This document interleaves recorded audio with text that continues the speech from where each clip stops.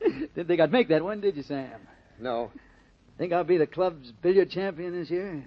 If you play this way, Roger. But will I? That's the question. Here, see if you can make the same shot. How silly can you get? Well, I'll try. This didn't look easy, and it wasn't. If you want to see a hard one, watch this. You're trying to make me feel worse than I do already. What I'm trying to do is make myself feel better. Watch.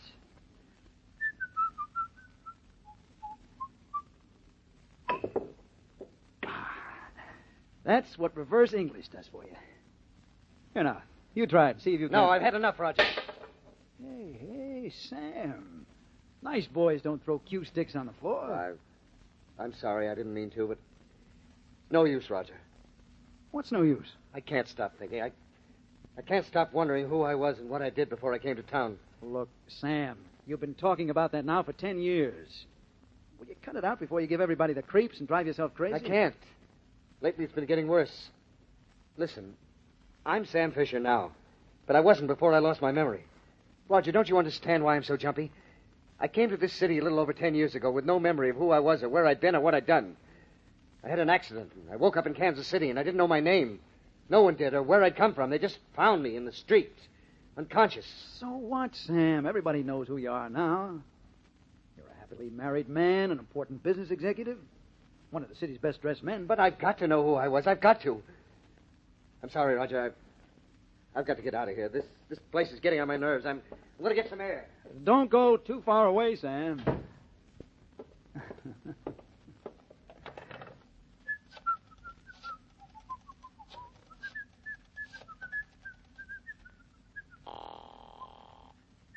Hello? Mrs. Fisher, please. Speaking? Oh, Rita. I didn't recognize your voice. This is Roger. Oh. I'm in the billiard room of the club. Your husband just walked out on me. Oh, is poor darling Sam upset again? Upset? That obsession of his is driving him out of his mind. Oh, the poor dear. Yeah. Isn't it a shame? Shame it's taken him this long to begin to crack. Pretty soon, Rita, we can do exactly what we planned.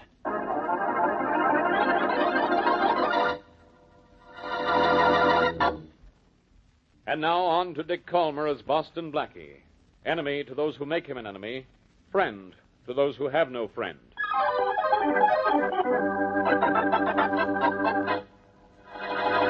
Now, let me get this straight, Mr. Fisher. You don't think you're really Sam Fisher? No, Blackie. How can I be? Just the name I gave myself when I came to after an accident in Kansas City 10 years ago. I see. But why did you pick that particular name? It might have some bearing on your past. No, I'm afraid it doesn't. You see, I call myself Sam Fisher because my doctor's name was Sam, and he was an excellent fisherman. Well, that takes care of that. Tell me this. How much effort have you made to find out who you were before you became Sam Fisher? None. I was afraid to. Afraid to? Why? Well, somewhere in the back of my mind, I had a vague memory that I'd done something wrong. Mm-hmm. But it was just a glimmer of a memory, so faint it never took shape, never gave me an inkling of my past. But it's always with me, always haunting me, poking at my conscience. Blackie, I just can't stand it much longer. So you want to find out who you were, where you've been, and what you did before you became Sam Fisher? Yes, I've got to. I've got to know no matter how terrible the truth is. Mr. Fisher, why are you so convinced that you did something wrong before you had that accident? Why do you think that? Just think it, that's all. I can't help it. It's there in my mind. Blackie, you've helped others. I know you can help me. I'll give you all the assistance I can. But how can you help me when your memory stops with that accident 10 years ago? Tell you something I've told only to Mrs. Fisher and a few of my closest friends. It's about a dream I have. Fantastic dream that I have almost every night. Excuse me. Hello. I'd like to speak to Mr. Fisher, please. I understand he's there. This is Mrs. Fisher. Oh, just a minute.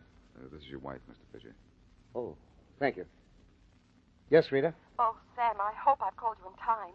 The maid said you left for Boston Blackie's an hour ago. How much have you told him? Well, not very much of anything, dear. You sound awfully upset. What's the matter? Well, Roger just phoned. He's found out something about you. Before the accident? Yes, Sam, and it's awful. Don't tell anybody anything, not until you've seen Roger. He's found out something about me. What?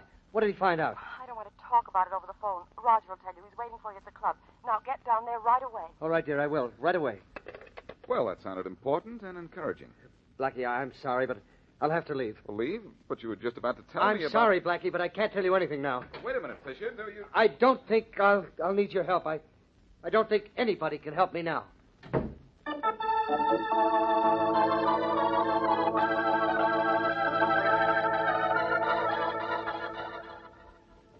So I was right about myself, Roger. I was a murderer before I lost my memory. Well, it isn't positive, Sam. There's only an indication that you were. I'm checking it further. Now, you get in a cab and go home to Rita. How can I? Murderer. Well, no, I don't know for sure yet, Sam. Don't you understand? When will you know? It'll take a little while. I want to check slowly and carefully. Here, there's a cab waiting at the stand. Taxi! Roger, let me help you check up on this thing. No, Sam, you stay out of it. If not for your own sake, for Rita's. Well, you let me know your progress, won't you? If I make any. Now, I'll get in the cab. Go on home and don't worry. Don't worry. I won't sleep till you find out the truth, Roger. Find it out soon, will you? As soon as I can. Night, Sam. Night, Roger. Thank you for everything. Bye, Sam.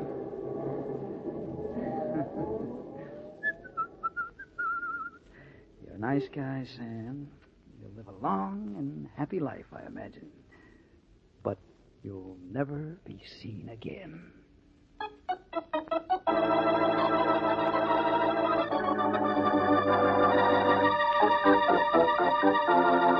But, Mrs. Fisher, the Missing Persons Bureau can't go out looking for every man and woman who stays away from home overnight. But you don't seem to understand, Lieutenant Martin. My husband's never done this before.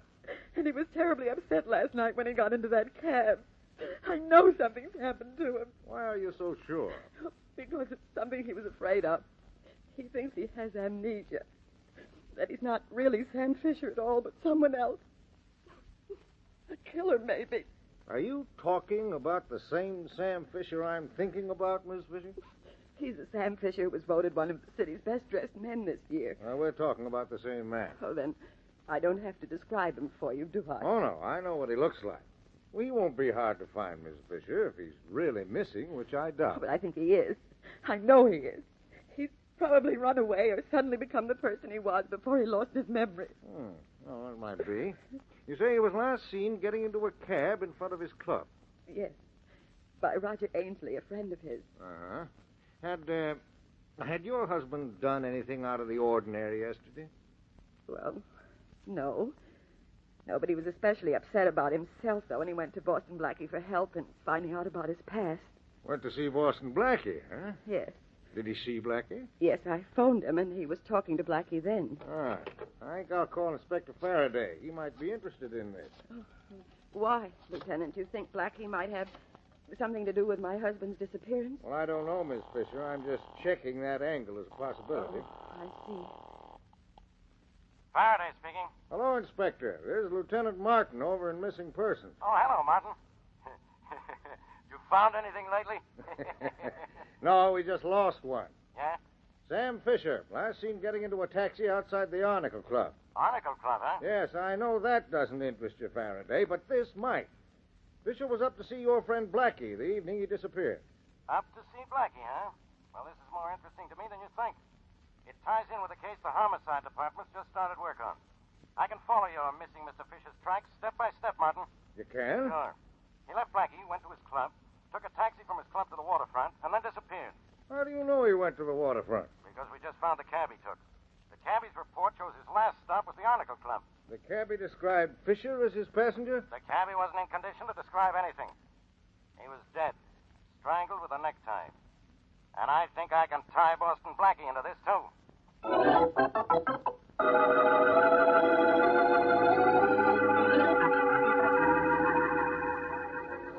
All right, you guys, finish with those pictures and let's get that body out of here. Maybe you guys like the salt air of the waterfront, but I get seasick on a park lake. So make it snappy. Hello there, Inspector Faraday. Hello, Lieutenant Martin. You find Blackie? Yeah, here he is. Yes, here I am, Faraday, and here you are, and here's a dead body, and here's where I solve another case for you. Ho-hum. I'll ho-hum you. I know who killed this guy, Blackie. It was Sam Fisher. The lovely red and green tie around the cabbie's neck came from around Fisher's neck. Only it fits the cabbie's neck a little too tightly, huh? Yeah. And you know why Fisher killed this cab driver and where Fisher is now. Well, do you or don't you? Don't I, Faraday? Say, by the way, Faraday, Keep away from the waterfront or you'll wind up mounted on some fisherman's living room wall. And don't try to get me connected with this. All I know is Fisher came to me for help last evening. He thought he was suffering from amnesia, and he wanted me to find out who he was before his mind went blank. And what else? There's no more else, Faraday. He got a phone call from his wife and then beat it out of my apartment. I haven't done anything on the case because I was out with Mary last night. Good. Now you can go out with her again right now. I just wanted to hear your story. I know what happened here. Fisher's run away. He killed his cabbie, so he couldn't tell Which way he went. That's a nice theory. Field Inspector shows remarkable logic. But as usual, it's wrong. Because you say so? No, because the green and red necktie says so. It was found twisted around the cab driver's neck, right? So? So somebody twisted it around his neck.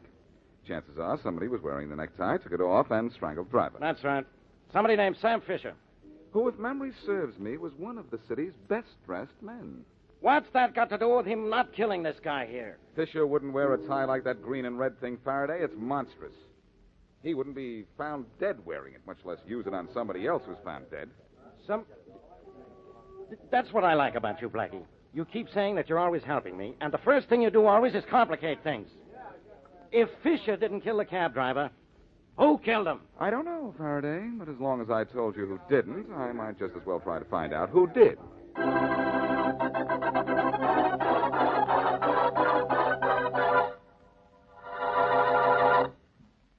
And now back to Boston Blackie.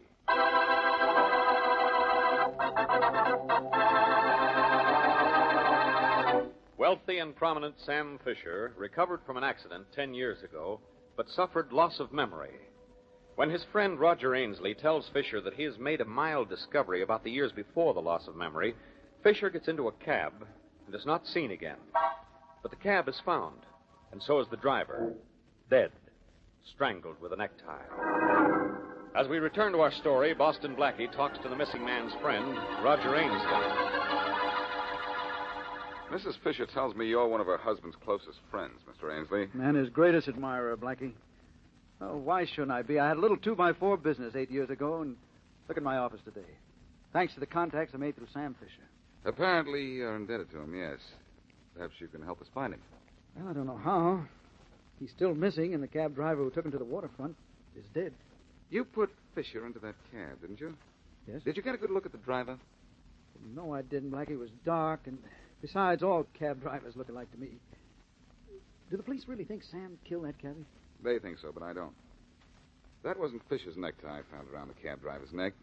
It wasn't his type of tie, and it wasn't expensive enough for him. Well, I will say Sam had expensive taste in clothes. And good, too.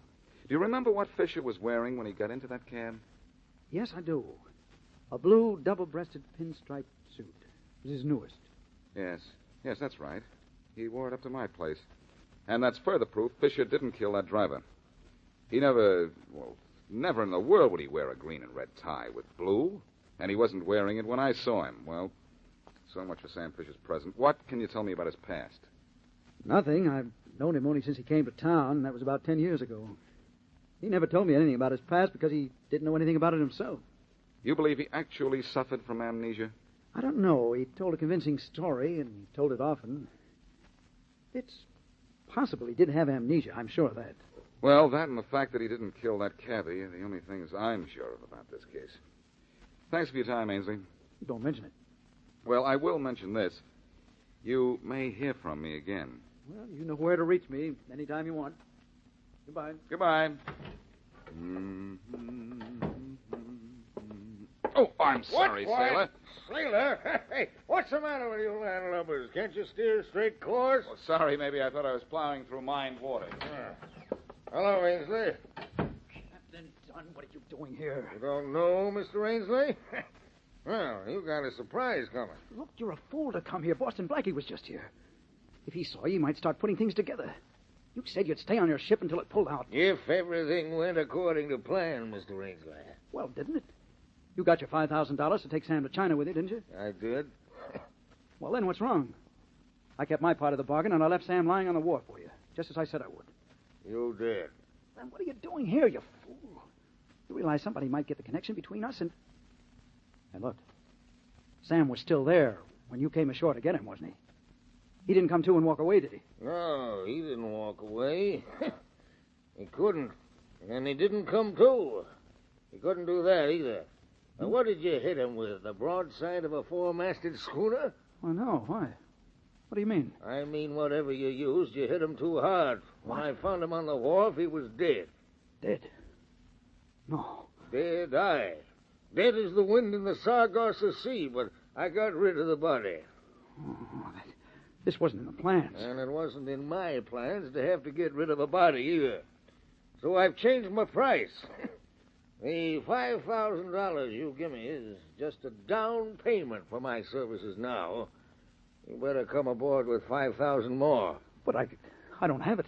You don't have it, eh? You better get it, landlubber. You better get it.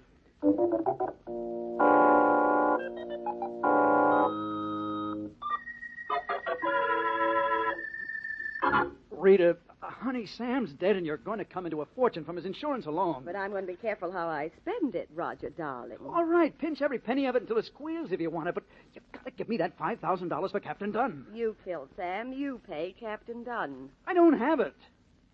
Besides, I didn't mean to kill Sam. It was an accident. I hit him too hard. You certainly did. Look, Rita, what's the matter with you? Why don't you stop? You trying to get rid of me, too? No, I'm not. I'm trying not to get rid of $5,000. Yeah. You're willing to do anything to get rid of Sam. You thought it was wonderful when I came up with the idea of telling Sam I knew something about his past. And then to see that he got lost for good, so it looked like he ran away. It was a brilliant plan, Roger. Brilliant. It was perfect. You were even going to write to him after Captain Dunn shanghaied him to China. You were going to tell him that we were sure he was a murderer, so we knew he'd stay away. I was, but I'm not going to have to write to him now. You killed him. He's not in the mood for letters. Look, Rita, give me that $5,000 for Captain Dunn.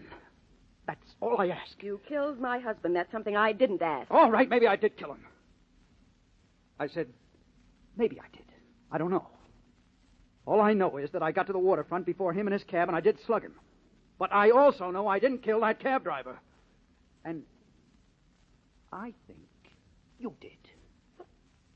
I did? Yeah. Why, Roger, yes, I don't know. You. That's it. You killed that driver. Only you and the cab driver knew my plans.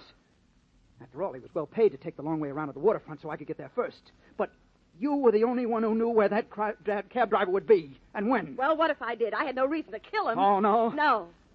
You killed him so he wouldn't tell that I paid him to drive Sam to the wharf. You killed him so that there'd be a murder involved in our scheme, and I'd have to keep my mouth shut forever about it. You get out of here, Not Roger. yet, I won't. You knew when that driver would drop your husband off at the wharf. You waited up the road until the cab passed, and then you hailed it. The driver and his cab were found just a little ways up the road from the wharf where Captain Dunn found Sam. You have a beautiful imagination, darling. Too bad it imagines all the wrong things. Oh, yeah. All right, go ahead. Deny it if you want to. But that won't stop me from getting your money to keep the words out of Captain Dunn's mouth and us out of a jam.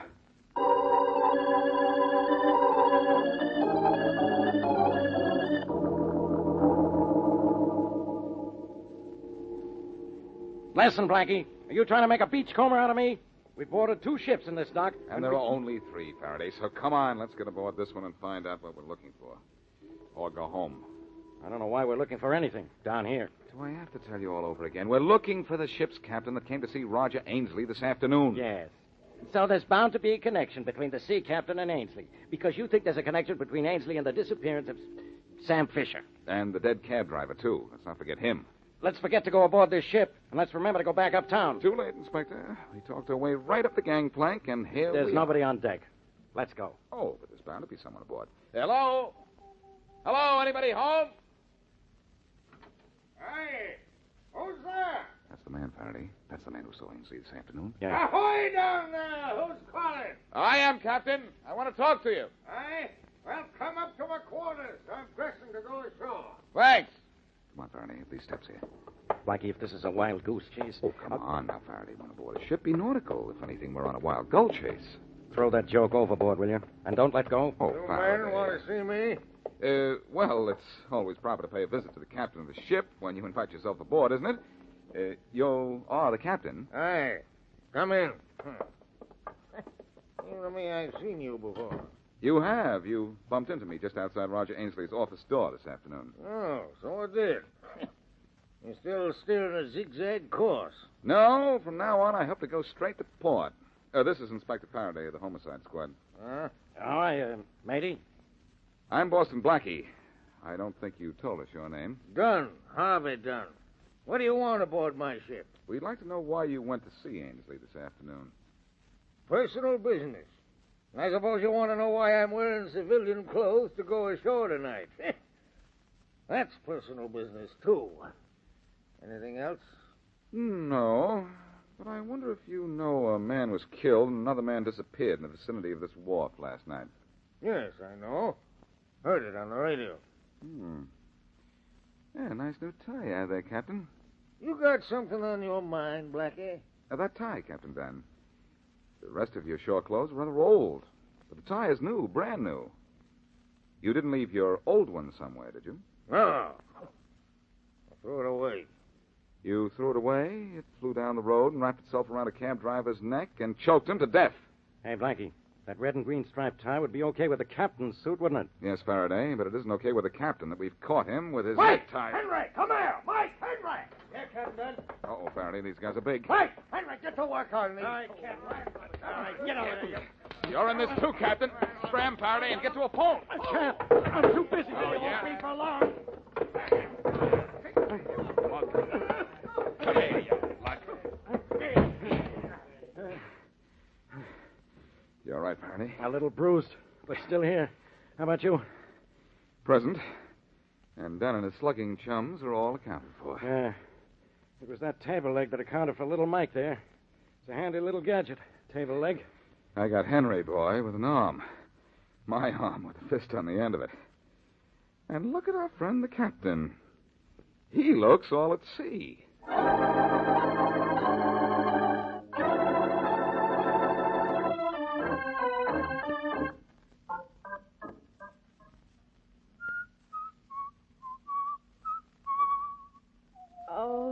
Oh, why don't you stop that? All right, Mr. Fisher, Mr. Ainsley. I'll see you in my office now. Oh, Of course. all right. Thank you, Inspector Faraday. Oh, stop whistling that turkey in the straw. Oh, of course. Come on. Oh. Well, what's the verdict, Inspector Faraday? I didn't kill anyone. Don't you let Roger say I did. He's lying. I am not lying. To save You're the himself. one. That's enough of that, both of you. you. Well, Blackie, shall I tell him the bad news, or would you like to? Well, I'll tell him this much, Faraday. Ainsley, Mrs. Fisher, we got a confession from Captain Dunn a moment ago. He killed both the cab driver and your husband, Mrs. Fisher. And you know I didn't do it. And I didn't. No, Ainsley. Fisher was very much alive when the captain found him on the wharf. Unconscious, but alive. You didn't hit him too hard. That's right. Now, here's what happened. Captain Dunn killed the cab driver first. He waited up the road near the wharf and hailed the cab. After it had been down to the dock to drop Fisher. The driver had brought Fisher to the wharf so that you could get a slug at him, Ainsley. Captain Dunn killed the cab driver to cover up the murder he was about to commit. A dead cab driver can't talk about his last passenger. But, why did Captain Dunn kill my husband? He thought he could get more money from Ainsley if Ainsley here thought that Sam had died from that blow on the head. Oh. It was a blow from the captain that killed him, though. So you two ought to be happy. You're not going to jail for murder. I know Well, I'm that's happy. something. Don't let that become a habit. Neither you nor Mrs. Ainsley is in the clear. But why? Well, of We course. didn't do anything. Well, of course not. All we did was... All you did was conspire to defraud and injure the person of Sam Fisher. There's a charge being placed against you for that. Charge. Why don't you whistle, Ainsley? Or is the turkey in the straw unhappy because he's going to be a jailbird?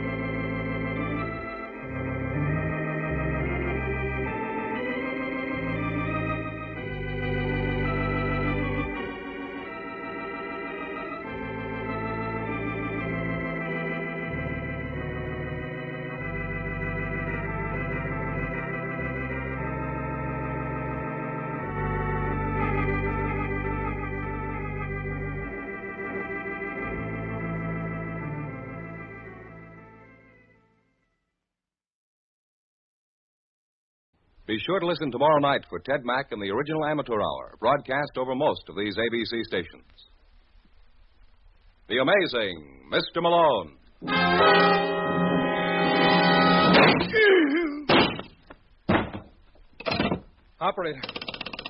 Operator, get me the office of John J. Malone.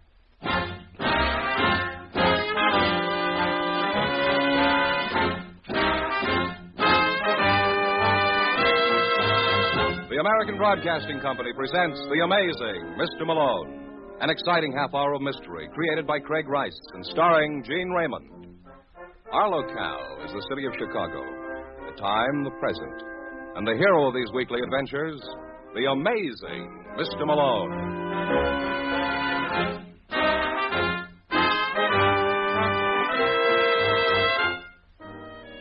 Malone is the name. John J. Malone, attorney and counselor at law. And before we get underway tonight, I'd like to thank all our old clients and welcome the new ones who came by. We'll be here every week at this time, so if you're in the neighborhood, drop in. You're always sure to meet some interesting people. Take Paul Conrad, for example. Mr. Conrad is the stocky gentleman marching down the fourth-floor corridor of the Benson building. You can tell from his walk that he's a man with confidence in himself. When he comes to a door marked Larry Hogan, Private Investigations, he doesn't hesitate for a second, but barges right in. Yes. Mr. Conrad is a boy who knows his way around. Hello, Hogan. Huh? I said hello. Oh. You know, it's a funny thing, Mr. Conrad, but I was just thinking about you. All right. Let me in on the joke. Huh? You said it was a funny thing, and I could stand a laugh these days. Oh, you know what I mean. Hey, why don't you sit down? What's the matter, Hogan? Don't you think I can take it standing up? What have you got for me? Well, it's like I told you on the phone, Mr. Conrad. You know, you can't rush these things. Now, do you take a dame, a lady like your wife? Now we're getting down to cases. Who's the boy Doris has been seeing? Well, we haven't been able to run him down yet, but I expect I'll have something for you by next week. That's what you told me 1 month and $400 ago. Just what kind of a chump do you take me for, anyway? No, I resent that, Mr. Conrad. Oh, don't get me wrong, Hogan. I don't blame you. I certainly acted like one. What's the man's name? Let me go. Come on, Hogan. I'm losing my patience. Well? You think you're smart? Not where my wife is concerned. Otherwise, I'd never let a gun-off like you bleed me. Now, who's the boy Doris has been seeing? Didn't you hear me, Hogan? Sherman. Jackie Sherman. Jackie Sherman, huh? Where'll I find him? At the Brighton Apartments. That's very kind of you, Mr. Hogan. Now, if you'll be good enough to make out a check for all the dough you've clipped me for, why, I won't trouble you again.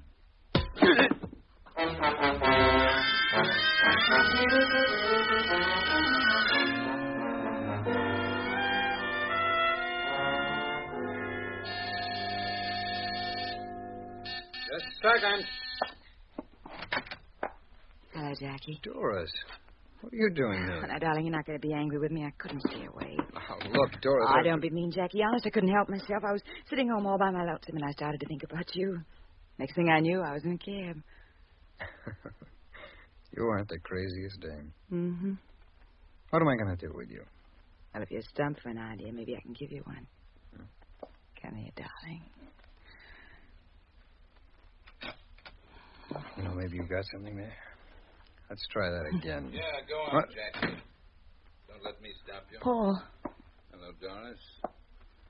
Why don't you introduce me to your friend? Listen, Conrad. Oh. You won't have to bother, darling. Obviously, he knows me. Guess that gives you the advantage. Mm-hmm. You see, Jackie, I didn't find out about you until this afternoon. Really? Uh-huh. Doris, suppose you leave us alone for a while so we can get better acquainted. No. Go on, darling. I'll see you later. No, I'm not going. You think I'm afraid of you, Paul? Well, I'm not. I'm glad you found out about it. I'm crazy about Jackie. Crazier than you were about O'Neill or Burton or Wilson? And what was that fellow's name in Springfield? Shut up. I just want to make sure that this is different. Well, it is. I'm impressed. All right, clear out. No. I'm warning you, baby. I'll call you later, Jackie. Did you hear that, Jackie? She's going to call you later. Look, Conrad, don't try and push me around. It's never been done successfully. There's a first time for everything, isn't there? Why don't you stop playing the outraged husband? You know your wife. Careful, friend. You're speaking of the woman I love. And she loves you, too. You mustn't forget that. Why, you... Yeah. She's crazy about you, Jackie. I don't know what you got, but it's a cinch you aren't going to have it long.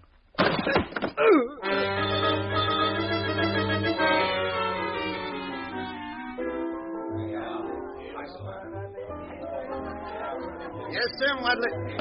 Hey, what happened to you, Mr. Shaman? None of your business. Yeah, but look at your face. Did you have an accident or I something? said none of your business. You know a boy named Daniel Seymour? Yeah? Is he here now? Well, look, Mr. Shaman, like you say, it's none of my business. Like I said. Now, where is he? In the corner booth. Send a bottle over to the table.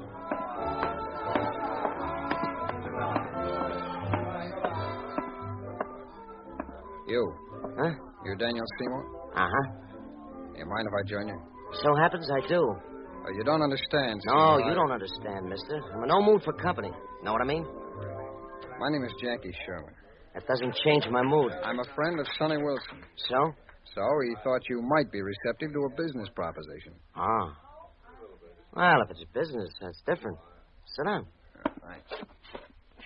Yeah? Seymour, how'd you like to make yourself $500? It's a pretty ridiculous question, Jackie. Well, all you gotta do is take care of someone for me. And what might this someone's name be? Paul Conrad. Oh, is Conrad the boy who roughed... Pardon, I shouldn't even ask. This wouldn't be the same Conrad who owns the Club 59 with Jerome Barney. Does that make a difference? Certainly. Conrad and Barney are big operators, and a kid like myself don't bat in their league. Unless there's a big incentive. Know what I mean? All right, what do you want? Another 500. Fair enough. You know, Jackie, I like a guy who don't quibble over a couple of pennies. Let me tell you, fella, you'll be happy with the service. Know what I mean?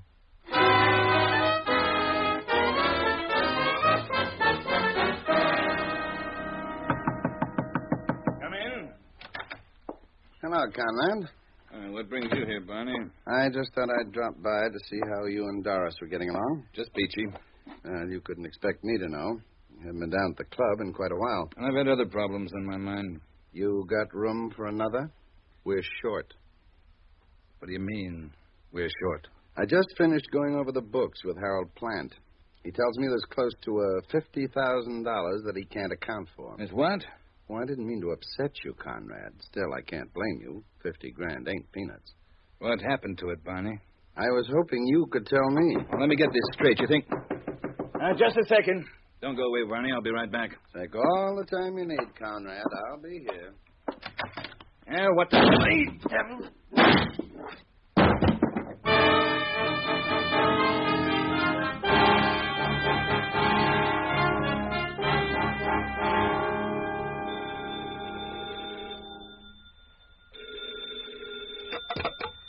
Yeah? Have I the pleasure of addressing the amazing Mr. Malone? Don't tell me. It can't be Lieutenant Brooks. Can't it? I know I'm asking the impossible, Lieutenant, but if you had a mind, what would be on it? You know, that layoff did you good. Before your vacation, I didn't think your jokes could get any worse, but you fooled me. You're wasting your time on homicide, Brooks. Have you ever considered radio? You like my delivery? I think it's the greatest thing since the U.S. mail. What's up? Ever hear of Paul Conrad? What about him? Got himself knocked off at 5:30 tonight. What's that got to do with me? Well, silly fools that we are, we're holding his partner for the murder. Jerome Barney? Uh-huh. You're crazy. Oh, I bet you tell that to all the cops. Barney couldn't have killed him. You didn't even know Conrad was dead. You already got it figured out Barney isn't the killer. That's right. That's my boy who said that. Unfortunately. All right, Malone, we haven't been amazed in months. Come on down here and get to work.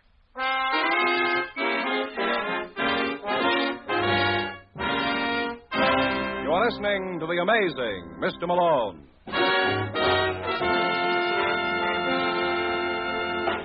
Today, more than ever before, Americans must be made to realize that freedom and the rights of the common man are a precious heritage.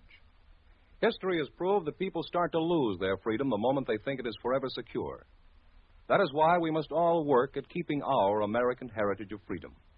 For freedom is everybody's job. Many nations of the world today are standing at the crossroads between free government and dictatorship. But there are those who still aspire to political, economic, and religious freedom, and they look to America as an example. Well, it goes without saying that what Americans do during the troubled months ahead can greatly influence the decision that the war-exhausted peoples will make. To win against the totalitarian idea, Americans must become more aware of their citizenship. As a good citizen, remember your American heritage and work to defend your individual liberties. Do this by taking a more actual part in the affairs of your community and in fulfilling at all times the duties of American citizenship. And now, back to the amazing Mr. Malone.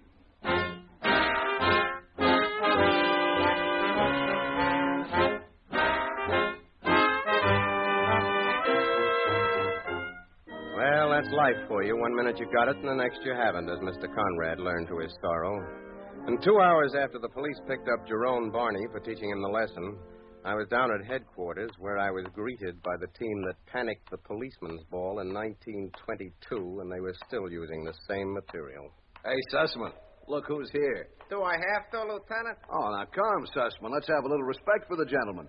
This is, you should excuse the expression, John J. Malone. Attorney and counselor at law. Oh, that's a great routine you got there, fellas. Do you do a repeat performance for the coast? Where's Barney? Oh, well, Malone, seeing that he's one of your clients, we gave him the best seat in the house. Of course, it doesn't compare with the one he's going to get at Joliet. Whatever happened to all the straight men on the force? We traded him to the straight cleaning department. That's enough out of you, Sussman. Only he can make the jokes. Personal jealousy, Hank. Come on, open him up. Malone? How are you, Barney? Fine. How soon can you get me out of here? What's the matter, Mr. Barney? Haven't we made you feel at home? All right, Brooks, knock off already. What have you got on him anyway? Where do you want me to start? At the top of the page. Okay, number 1, he was spotted leaving Conrad's apartment right after the murder. Number 2, the gun was in his pocket. Why did you do that, Barney? Because my fingerprints were on it. Say what?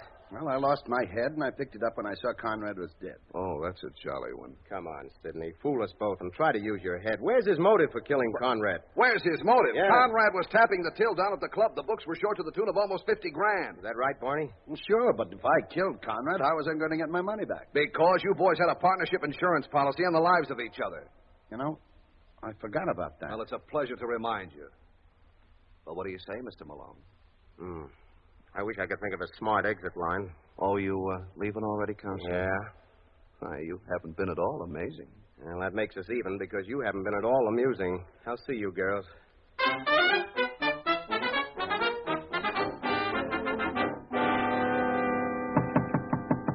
Just a second. Hello, Mrs. Conrad. Yes?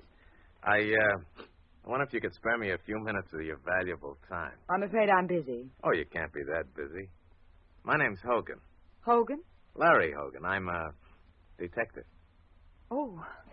Well, won't you come in? Thanks. Hey, it's quite an establishment you've got here, Mrs. Conrad. Can I offer you anything? I wouldn't be surprised. Of course, I told Lieutenant Brooks. Oh, I guess there's been a slight misunderstanding. I'm not with the police. But you just said... Yeah, I know. I meant I was a private detective. Hey, is that bar just for show? Or is Get it out. Oh, no. Let's not be hasty, Mrs. Conrad. I know you're upset about your husband, but then he was plenty upset about you. What's that supposed to mean, Hogan? Just what it sounded like. I was doing a little research for him. Get me? No. Well, a couple of months ago, he dropped by my office and asked me to do some checking on you. Well? Well, if I say so myself, I'm pretty good. Didn't take me long to find out about you and Jackie Sherman. The next time you do something like that, honey, you want to use a little discretion. I think I've heard enough. Good. Now, let's say, suppose I drop around, let's say, every Wednesday morning. What for? Well, to pick up my check. Though, actually, I prefer cash. You're wasting your time, Hogan. I don't intend to be blackmailed. Oh, now, baby, who said it was blackmail? You're just buying my services. I don't need them. You're making a serious mistake, Mrs. Conrad. Are you threatening me? Why, I wouldn't dream of it. Still, I got something to sell, and if you don't want to buy, I'll bet I can find myself another customer.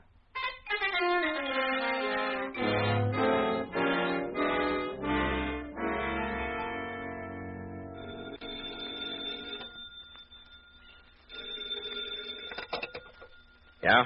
I'd like to talk to John J. Malone, please. You are now.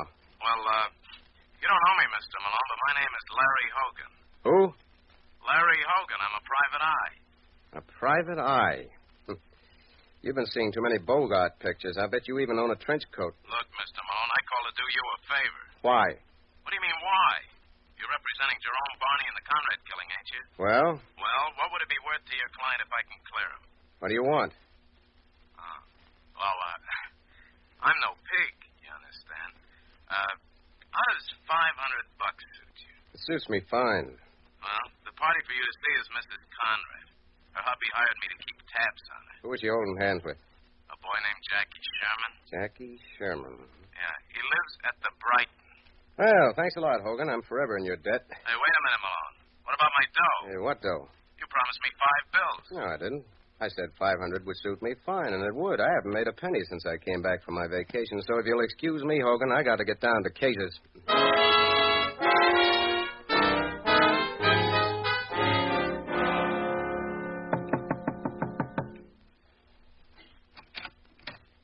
Yes? Mrs. Conrad?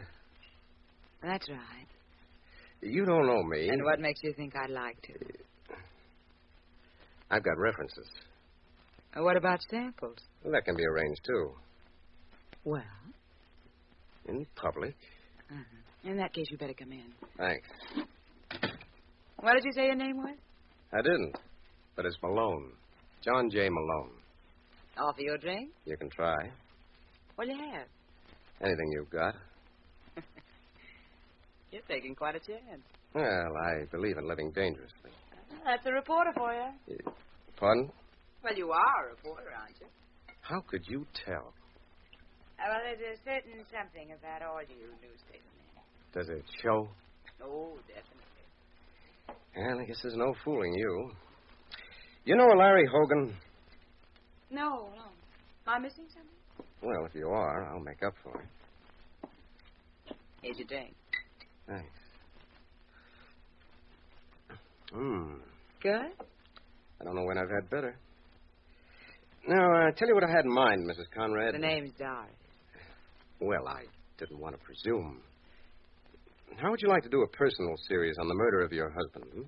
Oh, what do you mean, a personal series? Oh, what it was like to be married to a big shot. I'm afraid I couldn't. Why not? I never learned how to write. Now, maybe if I had someone to collaborate with, That's an idea. You'll be willing? No. But maybe Jackie Sherman would. What did you say? Well, let's face it, lover, you and Jackie are a natural. He probably knows more about this case than anyone else. How long have you two known each other? Get out. Out? I haven't even finished my drink. You're going to get out of here. Now, Doris, you wouldn't throw a glass at me. Hey, yeah, yes, you would. Get out. Now, don't be angry just because you missed. It's hard to hit a moving target. It's lucky your husband didn't present that problem. Don't say it. It's been grand, lover. Let's do it again real soon.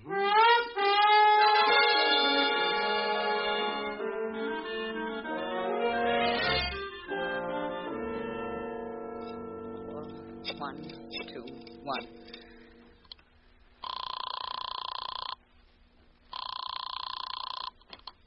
Hello? Is that you, Jackie? Yeah. Darling, you got to come over here. You out of your mind, You don't Doris? understand. A newspaper man named John J. Malone was just over here. Who? John J. Malone. He's no newspaper man. He's a lawyer. But he just told me... He's representing Barney. Well, that's even worse. What did you tell him? I didn't tell him anything. He knew about us. Oh, how? Hogan must have told him. Jackie, I got to see you. Don't be any stupider than you have to be, Doris. Well, I can't go on like this. Look, will you try and get this through your head, baby? We're through. Washed up. Finished. Oh, no, we're not. I say we are. And what about me? You don't have to worry.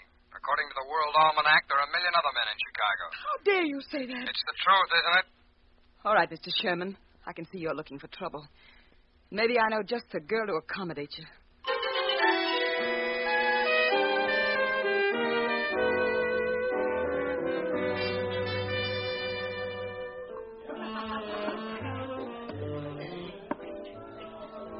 Hello, Seymour. Remember me? Well, the bandages look familiar. Squat. I was very surprised to hear you were still in town. Why? You expect me to leave, Jackie? I got nothing to hide. I disagree with you. Never seen it to fail. Look, Jackie boy, up to this point, my association with you has been very pleasant. You know why? Because you didn't tell me how to run my business. Know what I mean? Well, don't you think with Conrad dead that you... Conrad? Never heard of him. Now, look, Seymour, you... All right, look. I'm willing to pay you $500 more to get out of town. Well, if you're going to put it on that basis, Jackie boy, I'd be an ingrate to refuse. Know what I mean? I don't. What? That's what I hate about this place. They never keep out the riffraff. What are you doing here, Malone? You probably won't believe this, Seymour. Probably not. I had no idea you were here. I was following your friend. Imagine my surprise. Beat it, Malone. Say, what's the trouble with me today? Nobody seems to want me around. Maybe you ought to start reading the ads. That's a thought. And I got one, too. What do you suppose Lieutenant Brooks is going to say when I tell him that Mrs. Conrad's boyfriend has been consorting with a hired killer? Is that what you think I am, Malone? Uh-huh. Well, you're wrong. I never harmed a soul in my life. But you keep talking like that, and I might surprise myself. Know what I mean?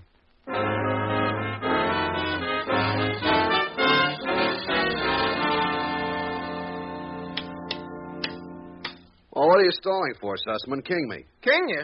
Wait a minute, Lieutenant. How'd that checker get there? It was in that box all along.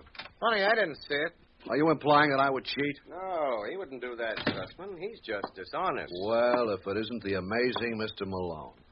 What do you hear from Perry Mason? Why don't you give up, Brooks? I don't think you boys will ever replace the Keystone Cops. What did you find out? Find out about what? Conrad's murder. Oh, haven't you heard, Mr. Malone? We've got the killer under lock and key. It's a fellow named Jerome Barney who, by an odd coincidence, happens to be your client. You mean you haven't done any more work on the case? Well, it seemed like such a waste of effort with you on the job. Shall we get back to our game, Sussman? Listen, you comics, you know darn well that Barney didn't kill Conrad. Well, enlighten us, Counselor. Where did we make our mistake? Mrs. Conrad was holding hands with a boy named Jackie Sherman. Do tell. 20 minutes ago, Mr. Sherman met with a fellow named Daniel Seymour, and you know what Dan Seymour does for a living. Yeah, I have my suspicions. Well, what deduction do you Hawkshaws draw from that? Now, you listen to me, Malone. As strange as it may seem, we occasionally get an idea once in a while. Yeah. Now, it's your theory that Seymour gunned Conrad on behalf of Jackie Sherman. Yes. Well, there's only one thing wrong with that. When Conrad was killed, Mr. Seymour was being questioned by the police 15 miles away. He what? So I guess you'll have to find yourself another suspect. It's your move, Mr. Malone.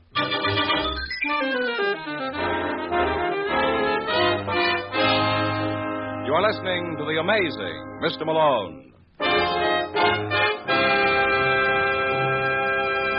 The United States Forestry Service has declared a state of emergency. Drought conditions across the nation have increased the danger of forest fires. Recently, 17 forest fire fighters lost their lives. Due to these unprecedented drought conditions, destructive forest fires are causing widespread damage in the West, the Rocky Mountains, New York, and in New England. The danger of similar disastrous fires elsewhere is rapidly increasing. The only obvious reason that 90% of forest fires are started is carelessness on the part of the average American. All persons entering wooded or forest areas, or even driving through in automobiles, are urged to exercise extreme care when smoking or using fire. Learn by heart these simple rules. Crush out cigar, cigarette, and pipe ashes. Break matches in two after using. Drown all campfires, then stir and drown again. And find out the law before starting any fire outdoors. Remember, 9 out of 10 forest fires are caused by people. You can help prevent them. And now, back to the amazing Mr. Malone.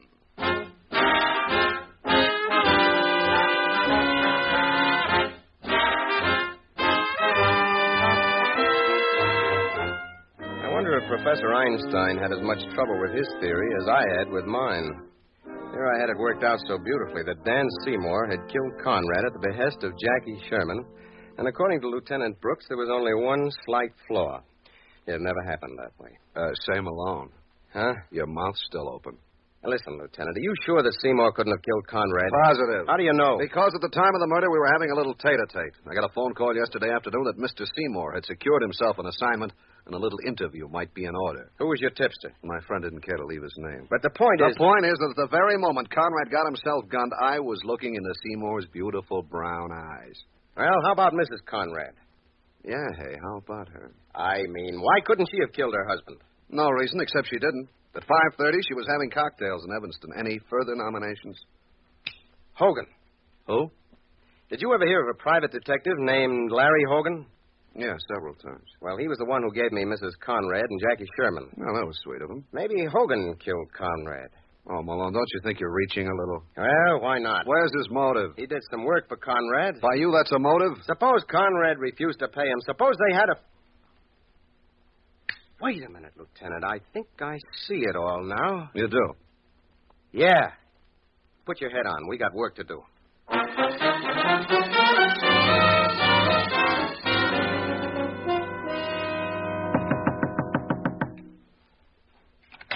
Hello, Jackie. Doris, I thought I told you on the now, phone sweetheart, you know you didn't mean that. You couldn't possibly. Couldn't I? No. You're crazy about me, and I'm crazy about you. You're crazy, period. You're wasting your time, Jackie. You can't make me angry. I know how much you care. But look what you did for me. What did I do for you, Doris? You know. Yeah, but we don't. So suppose you enlighten us, Mrs. Conrad. How did you get in here? Oh, I suppose we should have knocked, Brooks. Yeah, but they probably wouldn't have paid any attention. All right, Malone, what do you want? The party who killed Paul Conrad. I thought you were a lawyer. That's a common mistake. Actually, Jackie, I'm very bad in a courtroom, so I find it much easier if we never go to trial. All right, Lieutenant. Like they say in the police manual, do your duty. All right. And Mrs. Conrad, by the power invested in me, No, Lieutenant, not her. Him. What does that mean? You killed Conrad. Are you nuts? Now, there's no reason to be sore, Jackie. You went to a great deal of trouble to work out this plot. I'm just seeing to it that you get the proper billing.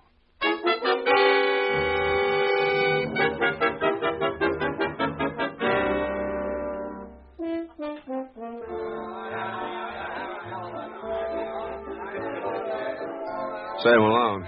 Huh?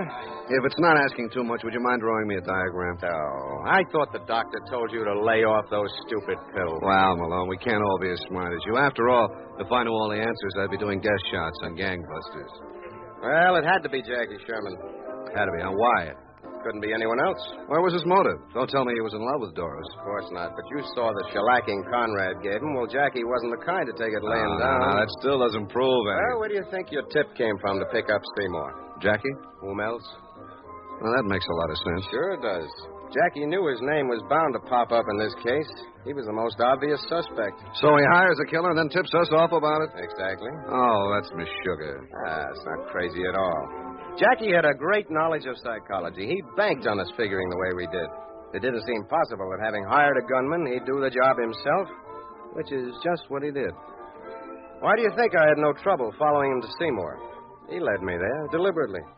And I can't get over it. Did you realize how unusual this case was? You mean I didn't wind up with a beautiful blonde? No, I've seen that happen before. Oh, what then? Well, I've been running around with you, man and boy, almost 3 years. And this is the first time I can remember where you didn't get your head parted in the middle with a lethal weapon. Say, that's right. Yeah, let's just hope it doesn't establish a dangerous precedent. Good night, Malone.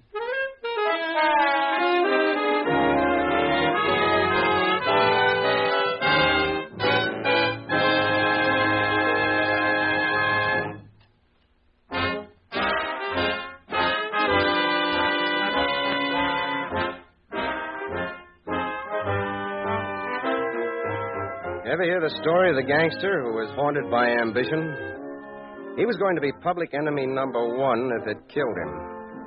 You got to give the boy credit. He made it. I'll tell you all about it next week, so why not pick me up in my office at the same time? I'll be waiting for you. Good night.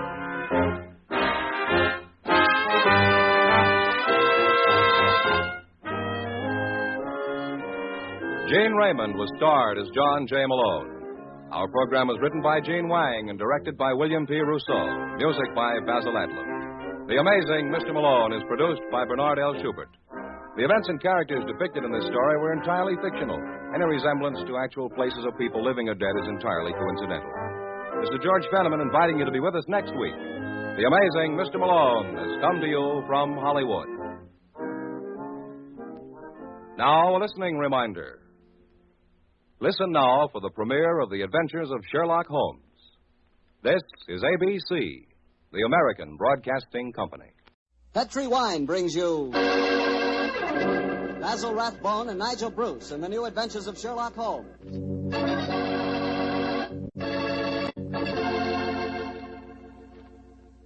The Petri family, the family that took time to bring you good wine, invite you to listen to Dr. Watson tell us another exciting adventure he shared with his old friend, that master detective, Sherlock Holmes. And if you will, I hope you listen to me for a second, because I want to tell you about a wine. It's Petri California Sherry. Any evening, well, let's say tomorrow evening, right before dinner, pour yourself a glass of Petri sherry. Just look at it. It's clear as crystal and a wonderful deep amber color. One sure sign of a good sherry. And if you need further proof of just how good Petri sherry really is, taste it. What wine? That Petri sherry has a flavor that you know comes right from the heart of the grape. And if you like your sherry dry rather than sweet, you'll really like Petri pale dry sherry. There's no doubt about it. Petri sherry is one of the most delicious before-dinner wines in this swell country of ours. Oh, and say, when you serve Petri sherry, serve it proudly, because those letters P-E-T-R-I on the bottle spell the proudest name in the history of American wine.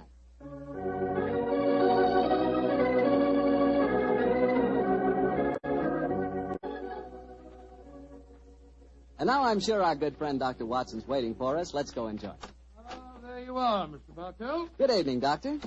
All alone tonight, huh? Yes, my boy, if you can call a man alone when he's got his pipe, his books, and a glass of good port at his elbow. Take your coat off. You're full of enjoyment. Thanks, Doctor. Help yourself to the port.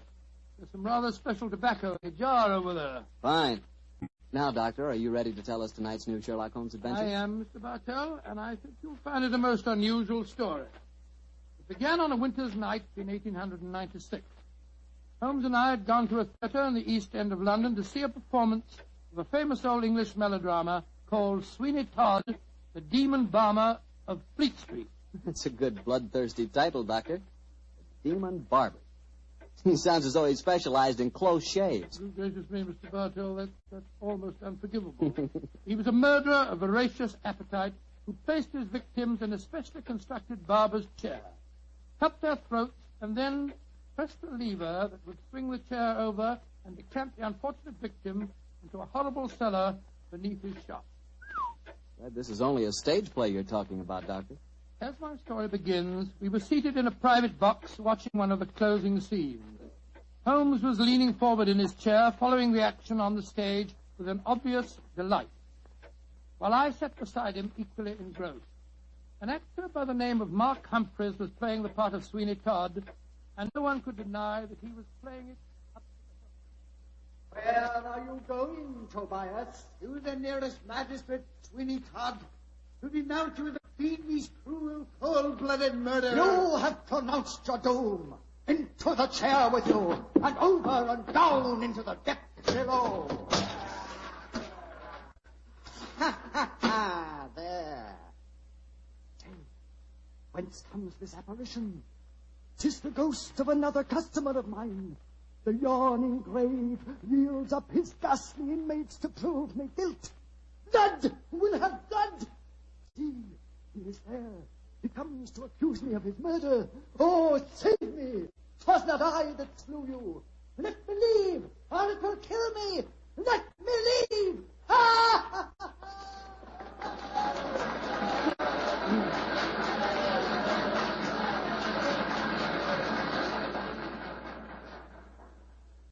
Oh, upon my soul, Holmes, that fellow Mark Humphreys is the most florid actor that I've ever seen on a stage. I find him enchanting, Watson. It seems to me he's really caught the flavor of this murderous monster piece. After all, a restrained performance of the barber Sweeney Todd would be unthinkable. Yes, I suppose it would. But I must say his makeup seems rather overdone. No barber would wear such an enormous beard. It'd be most impractical. Probably get in the customers' faces. By the way, I noticed from the program that Mark Humphreys, as well as being the principal actor, is also the owner of the company. Yes, the current trend towards the actor-manager is a healthy sign, I think. Come in. Excuse me, but is one of you gentlemen Mr. Sherlock Holmes? Yes, I am. Oh, I was asked to give you this note. Thank you. Now, who on earth knows that you're at the theatre, We'll Holmes? soon find out. Ah, this note is from Mark Humphreys, our actor-manager. What's it say? Dear Mr. Holmes, I recognize you in your box. Please come to my dressing room after the performance. My sanity, and even the safety of London, perhaps, depends on your compliance. Lord, my sanity and the safety of London. That, my dear fellow, we can only discover by going backstage to meet him. As it is, the curtain's going up in the last scene I see. For a little longer, we must possess our souls in patience.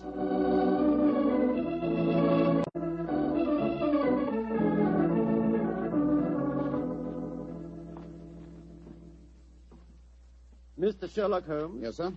Oh, my name is Lindsay. Derek Lindsay. I'm the business manager. Mr. Humphreys asked me to meet you at the stage door and take you to his dressing room. Thank you very much. This is my colleague, Dr. Watson. How do you do?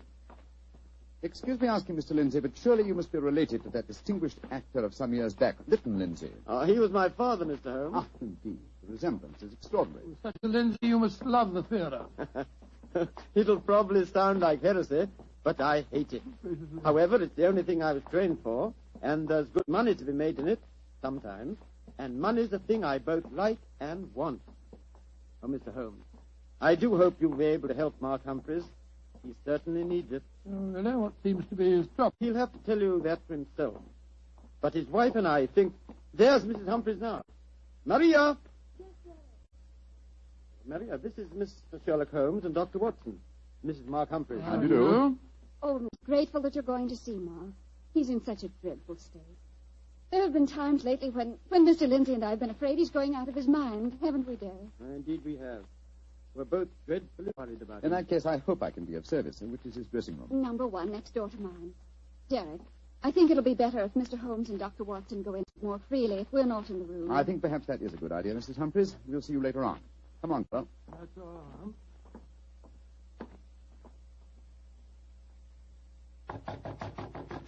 Come in, come in. Holmes, thank heaven you're here. Close the door. Mr. Humphreys, this is Dr. Watson. Watson, eh? Yes, I know of you, too. How do you do, sir? Sit down, won't you, gentlemen? You're wondering why I asked you to come back and see me, of course. Naturally, sir. Well, I won't beat about the bush and waste time. I come straight to the point. I'm going mad. Oh, come I know. It sounds come. fantastic, but it's true. I've often heard of actors beginning to live their parts off the stage. They play on it. Well, it's happening to me. I'm turning into another Sweeney Todd. The character I'm portraying on the stage. Are you suggesting, sir, that you're a potential murderer? Yes, I am. What reason do you have for holding that belief? Reason? Listen to this. 3 times in the past week, I've wakened in the morning to find my boots covered with mud and my razor stained with blood. You've had no recollection of any untoward events during the night? None. Have you ever been addicted to the unfortunate habit of sleepwalking, sir? Not to my knowledge, Doctor. And if I had been, surely my wife would have told me about it. Your wife? Where do you live, Mr. Humphreys? We have a flat here above the theater. Above the theater, eh? And Mr. Humphreys, you say that on 3 separate occasions on waking in the morning, you have found a blood-stained razor and mud-covered boots. Can you show us this proof? No, I can't. I was always so frightened that my wife would see that I cleaned them before she had the opportunity of finding them. Pity, sir. They would have been very valuable clues in a case like this. I couldn't risk my wife seeing evidence like that, Doctor. She'd know the truth. But at night times, while she's asleep, some devilish, unconscious urge has overcome me. An urge that causes me to prowl the streets of London, razor in hand, looking for a victim. Mr. Holmes, you've got to help me. I'm doing it. I've been committing murder, and if you don't help me, I'll go on and on. Mr. Humphreys, please. I'll undertake the case. It's a very unique assignment. In effect, I'm being engaged by a possible murderer to prove him guilty.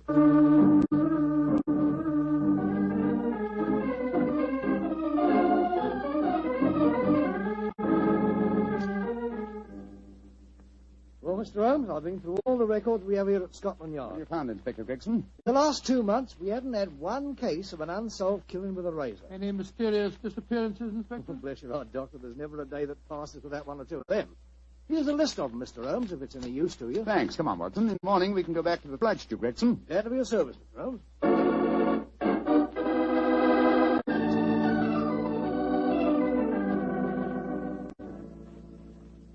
We examined the homicide records at Scotland Yard after leaving you last night, Mr. Humphreys. There have been no unsolved razor murders in London during the past fortnight. And therefore, I think you may rest easy on that score, sir. But it proves nothing. Remember that in the play, Sweeney Todd's victims are never found either. Yes, thanks to his singularly horrible indisposing of them. But this is real life, Mr. Humphreys. Then how do you account for the bloodied razors and the muddied boots? Well, now, are you sure that they aren't just in your imagination, sir? You admit that your wife's never seen them? The whole thing could be, or shall we say, an overdose of Sweeney Todd? Well, I admit that I'm suffering from a surfeit of that. And why not drop the play from your repertoire? Our manager, Derek Lindsay, won't let me. It's our best money maker. He's always got a keen eye to business. Mr. Holmes, I can see that you... So I've saved some evidence for you, evidence that I found this morning. Look at these. Now what do you say?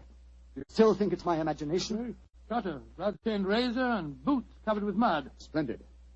At last, some real clues to work on. How can you be so calm, Holmes? It happened again last night. Do you realize that I'm a murderer? I'm a menace to society? For heaven's sake, lock me up before I do some more damage. No, sir. Don't get so excited. Mr. Humphreys, I should like to take these objects back to Baker Street where I can perform some chemical tests. You have no objections, I hope? Objections? Good heavens, no. Excellent. You've told no one of this fresh discovery of yours. Not even Derek Lindsay. Derek Lindsay, that's your manager, isn't it? Yes, the best friend I ever had. Except for his father before him. It was Derek who helped me back on my feet 2 years ago, when I put on that disastrous production of Macbeth.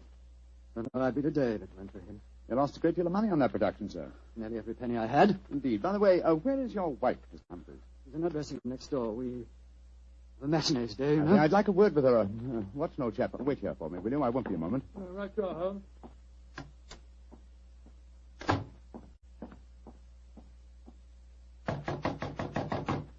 Who is it? Sherlock Holmes. You want to talk to me, Mr. Holmes? For a moment. May I come in, Mrs. Humphreys? Well, couldn't we talk on the stage? It's empty. I should prefer to come into your dressing room, if you don't mind. What I have to say is confidential. Very well, then. Come in. Mr. Holmes, may I introduce Signor Vanelli, our musical director? How do you do, sir? It is a great honor to meet the so great Signor Holmes. I have so admired you. Oh, often I have envied you. Many times I say to myself, Giuseppe... Signor Vanelli, if you don't mind, I wish to speak to Mrs. Humphreys alone. Oh, I quite understand. Excuse me, Signor. Adios, Cara Maria. Mr. Holmes, I'm really awfully glad of this opportunity to talk to you. What's your opinion of my husband? I haven't formed a definite opinion yet, except that it's possible that he's the victim of a fraud. I just wanted to ask you a couple of questions, if you don't mind. Of course not, Mr. Holmes. Has your husband ever shown evidence of being a sleepwalker? A sleepwalker? Oh, no, never. I see. Are you a light sleeper? Yes, I am. Exceptionally so. Why? Oh, just curious. You're being very mysterious, Mr. Holmes. Can't you tell even me what's going on? I promised your husband the answer to that question before tonight's performance. I'm afraid I can't tell you any more until then. Oh. And now may I ask a question? Oh, certainly. No, I won't promise to answer it. You said just now that my husband might be the victim of a fraud. What did you mean? Again, I'm afraid that you must wait for the specific answer to that question. There's another fraud being practiced on him that I can speak of now. What fraud? The fraud that you are indulging in, Mrs. Humphreys.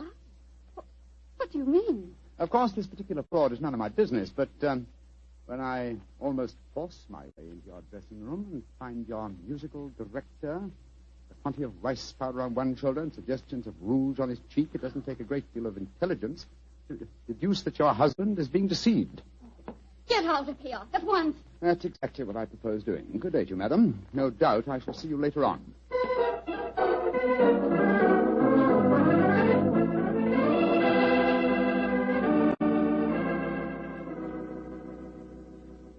Well, Holmes, what does the microscope tell you about the mud on the boots and the blood stains on the razor?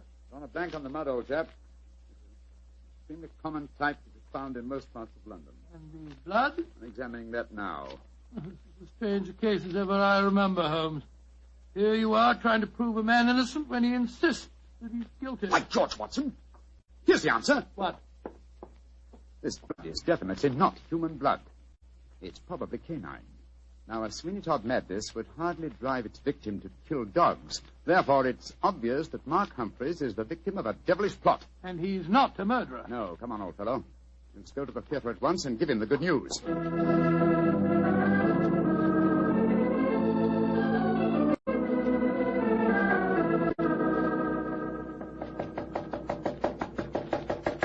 Why doesn't he answer? 3/4 of an hour before the curtain time. He must be in his dressing room. I'll knock again. Come on, Watson, let's go in. Holmes, look. Look, he's slumped over his dressing table. I hope we're not too late. Here, give me a hand with him. We are too late. His throat's been cut. Poor devil. I promised him a solution to his troubles before the night was over. Little did I think that the solution would be death.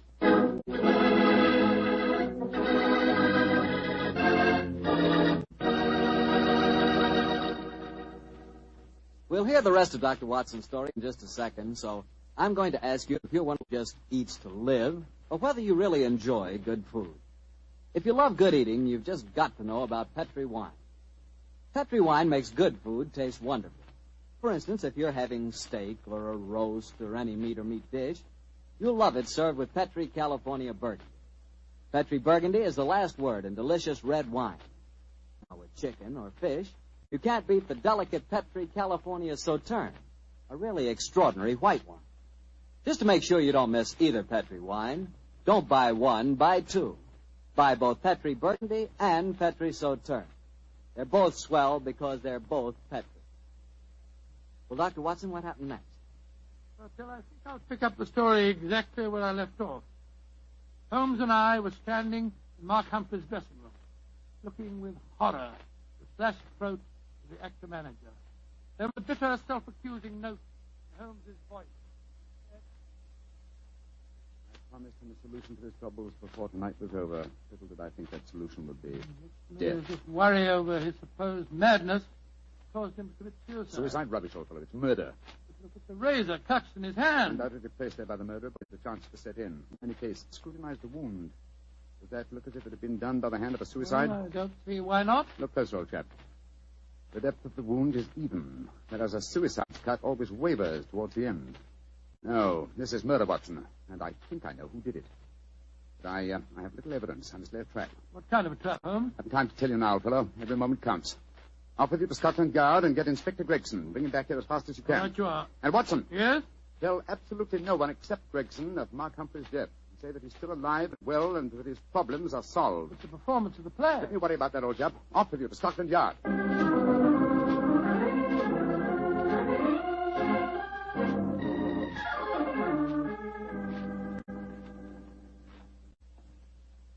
I'm sorry it took so long to find me, Dr. Watson. I was out on another case, you see. No, that's all right, Inspector. The performance, if there is one, must be nearly over by now. Here's the stage door, sir. Yes, here we are. Here, you can't go on the stage. Who says I can't? I'm Inspector Gregson of Scotland Yard. Oh, sorry. The performance is going on. I wonder who the devil's playing Sweeney Todd. Come along, let's just stand here in the wing. But this isn't possible. There's Mark Humphreys on the stage. I saw him with his throat cut. I don't believe in ghosts, Doctor. Great heavens, it's Holmes. Like that. Who's this? It's you, Mrs. Summers. Somebody seems to cut your full fine. Tell Sweeney Todd who cut your throat, Jerry, and you'll cut their throats, too. He'll revenge you while you burn down there in hell, Jerry. He'll revenge you.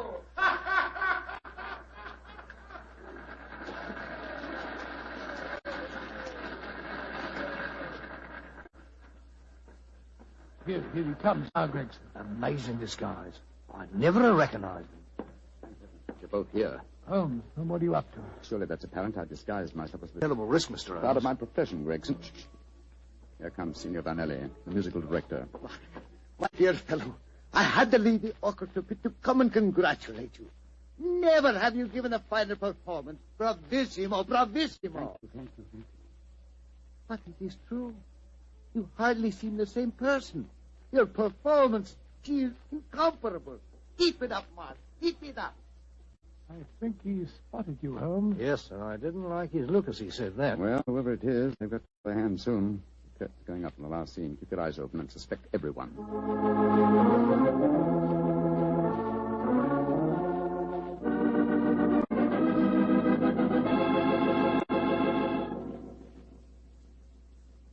Look, my lord, Judge. He's by your side. Do not disagree. Your ermine robe is stained with blood. Sweeney Todd, what dark deed presses on your conscience?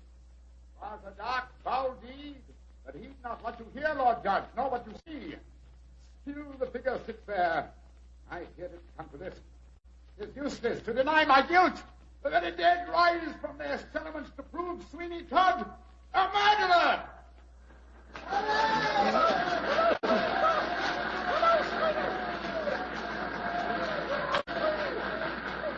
What an actor he'd have made, Doctor. Yes, what an actor he is, Gregson. I'll be hanged if I know how he remembers the lines, though, even if he has seen the play half a dozen times. Here he comes now. Bravo, Holmes. You did splendidly. But it didn't work, Watson. It didn't work, confound it. The murderer still hasn't dipped his hand. Have I underestimated him? And so I think you'd have been a lot wiser to let me handle the case as soon as you found his body, instead of going in for all this dressing up stuff. Oh, but of course. Now I see it. Only one person could have killed Mark Humphreys. Who, Holmes? Do as I say, and I'll show you. I'm going to Humphreys' dressing room now, alone. Give me a few moments' start, and then follow me. Out of sight, but with shot. Dr. Watson, why does Mr. Holmes always have to be so blooming mysterious? Why can't he just say who the murderer is and take us to him? Well, I've been with Mr. Holmes on a great many cases, Gregson, and yet I can't answer that question. Come along. You've got a big enough start now. Let's follow him. I'm very fond of Mr. Holmes, you know, Doctor, and yet there are times when I get so angry with him. He shouldn't risk his life like that. You know Mr. Holmes. He will never change. Well, if he don't, one of these days he's going to wake up and find himself dead. Shut the door. Someone inside with him. You devil, Listen. Humphreys! How many times do I have to kill you? Great Scott, it's Derek Lindsay, the business manager. Come along, Gregson. No, Lindsay! You succeeded in killing Humphreys, but you won't kill me. Grab his arm. Look out for that razor. Here, you. Let go of me! No, you don't. Ah, very neat, Gregson. Are you all right, Holmes? Perfectly, thanks, old chap, though I'm a little tired. Gregson, my dear fellow, will you take over from here? I think I've had enough melodrama for one day.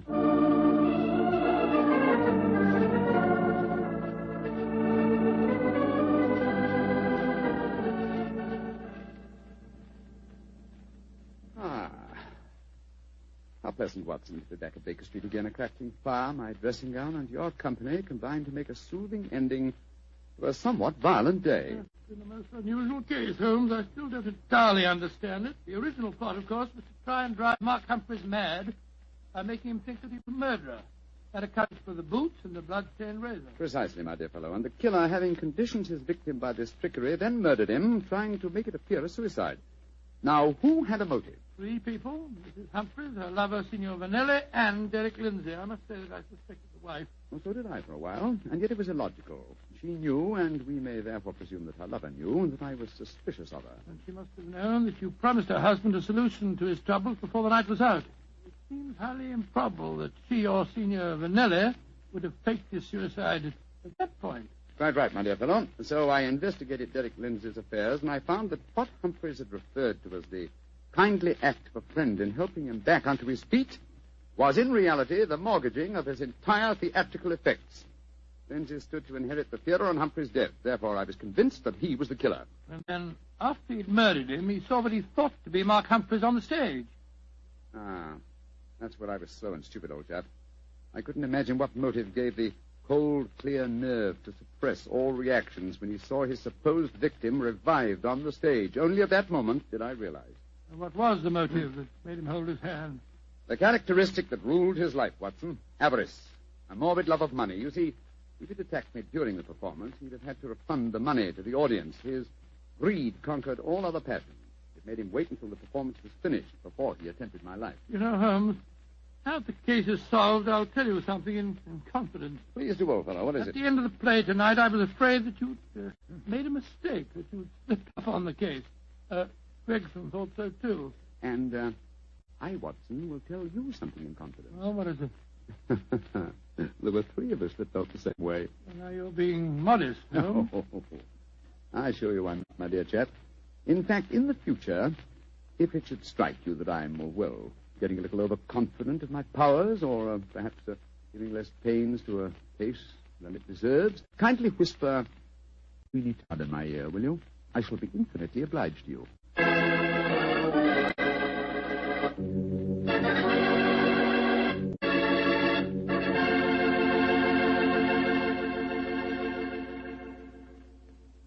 Doctor, that was a swell story. And a pretty narrow escape for Holmes. Yeah. He said he almost solved the case too late. Fortunately, it ended well. Mm-hmm. The thing that sticks in my mind is the fact that this was one of the very rare occasions when Holmes almost made a serious mistake. Well, we all make mistakes at times, don't we? I said we all make mistakes at times. I suppose so. You mean to stand there and tell me that you never make a mistake? Well, not when it comes to choosing a wine, I don't, because I always choose Petrick. Bartell. Could be. But honestly, Doctor, when you choose a Petri wine, you know it's as good wine as the only kind of wine the Petri family makes. And it's easy to understand why when you realize that ever since they started the Petri business back in the 1800s, the Petri family has handed on down from father to son, the highly developed fine art of winemaking. Yes, the Petri family's been making wine for generations. That's why you can't go wrong with a Petri wine, because Petri took time to bring you good wine. Well, Dr. Watson, do you care to give us a clue about next week's Sherlock Holmes Well, adventure? let me see. Next week, Mr. Bartell, next week now. Yes, I'm going to tell you a colorful story that took place in the Parisian circus in 1890. It concerns a very exalted personage, the Lady Bareback, a faint death. But fuck, without warning. Oh, boy, I can't miss that one, Doctor. I want you just to think for a minute. Think of how terrible it is to see helpless little children stricken by infantile paralysis. And then realize that infantile paralysis can be beaten. It can be beaten in very many cases. And your money, your dimes, can do it. Join the March of Dimes. Send your dimes to your local March of Dimes headquarters. Let's help little children walk. Let's help them live.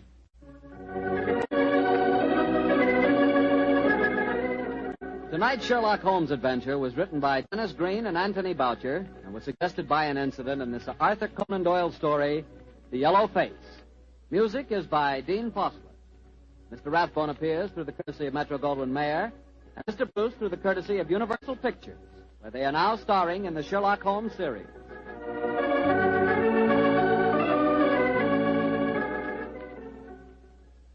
The Petri Wine Company of San Francisco, California, invites you to tune in again next week, same time, same station. Sherlock Holmes comes to you from our Hollywood studio. This is Harry Bartell saying good night for the Petri family. For a solid hour of exciting mystery dramas, listen every Monday on most of these same stations at 8 o'clock to Michael Shayne, followed immediately by Sherlock Holmes. This is the Mutual Broadcasting System. New wonderful Old Dutch cleanser, the only cleanser made with activated seismotite, invites you to stand by for Nick Carter, Master Detective. Today's Nick Carter adventure starring Lon Clark, The Case of the Vanishing Weapon.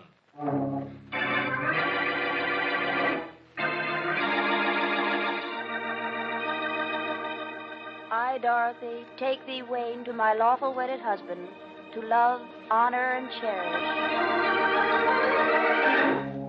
Wayne, darling, please, let's move back from the edge. High places always frighten me, and... Wayne, no! Don't, Wayne! No!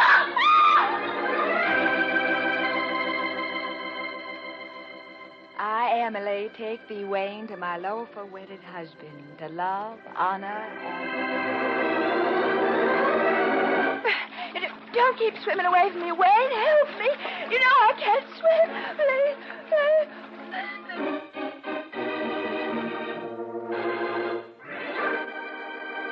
Now, Nick Carter and The Case of the Vanishing Weapon, brought to you by new wonderful Old Dutch cleanser.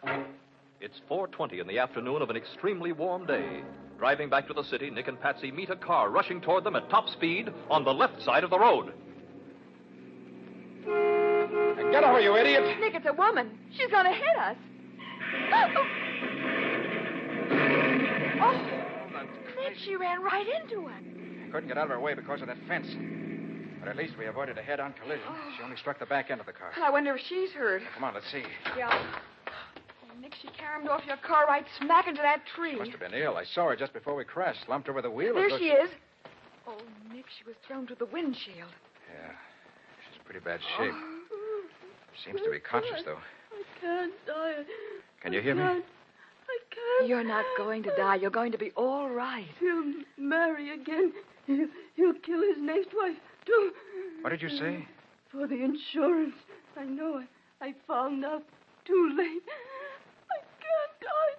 If I do, he'll do it again. He'll marry again. Oh, please, don't think about it now. Dead. Oh. Nick, she wasn't delirious. She knew what she was saying. Do you think her husband really killed her? I don't know, Patsy. But I'm going to make it my business to find out.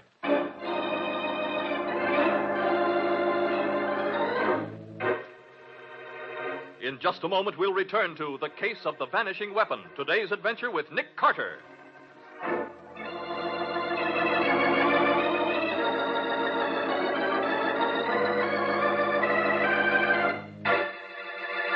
Yours, a thrilling new cleaning discovery. Yes, to give you faster, easier cleaning than any other cleanser, we've activated Seismotite in Old Dutch Cleanser. When there's a sink to clean, a touch of Old Dutch Cleanser works dazzling magic. Just see new sudsing Old Dutch Cleanser go to work. It dissolves grease on contact. Quickly, easily, its sudsing action sweeps away dirt and stains. Snowy white Old Dutch Cleanser cleans fast, safe, sure, leaves no gritty sediment, rinses away completely, doesn't clog drains. Get 2 cans of Old Dutch Cleanser, one for the kitchen, one for the bathroom. Old Dutch Cleanser, the only cleanser made with activated Seismotite.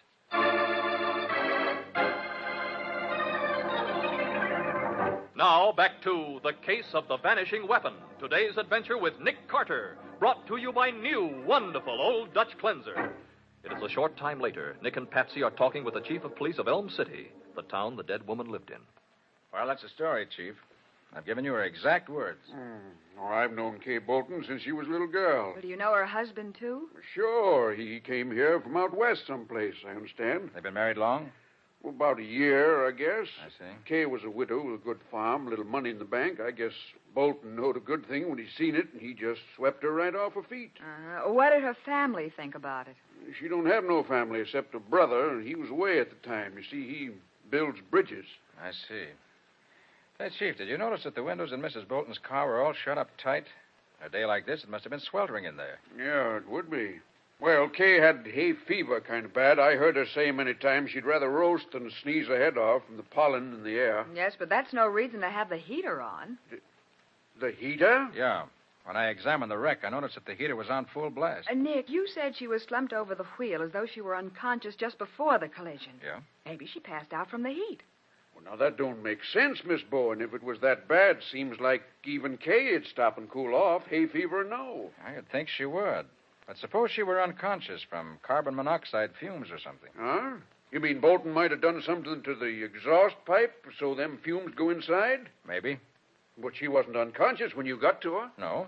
But the shock of the wreck could have snapped her out of it. Well... Look, Chief, suppose we don't say anything about our suspicions until after we talk to her husband. Yeah.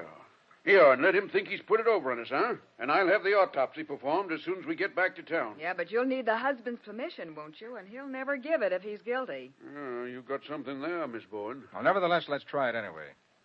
Maybe we can learn something from his reaction when we suggest that autopsy.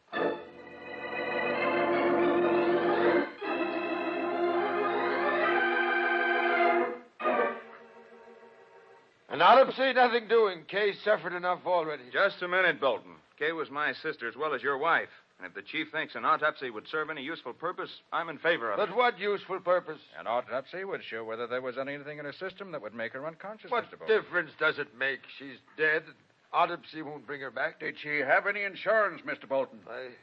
Yes, we had a joint policy for $20,000 payable to the survivor. And this farm, who gets that? Well, I don't know. We never discussed it. Well, you get it, Bolton. Huh? Kay wrote me she'd made a new will after she married you, leaving you everything. I didn't know. Well, there won't be any autopsy, and that's final. As Kay's brother, I have something to say about that. And if there's any suspicion that her death wasn't accidental... You have any reason to think that, Mr. McEwen? Well, why else would you want an autopsy? And why would you want to know who benefits by her death?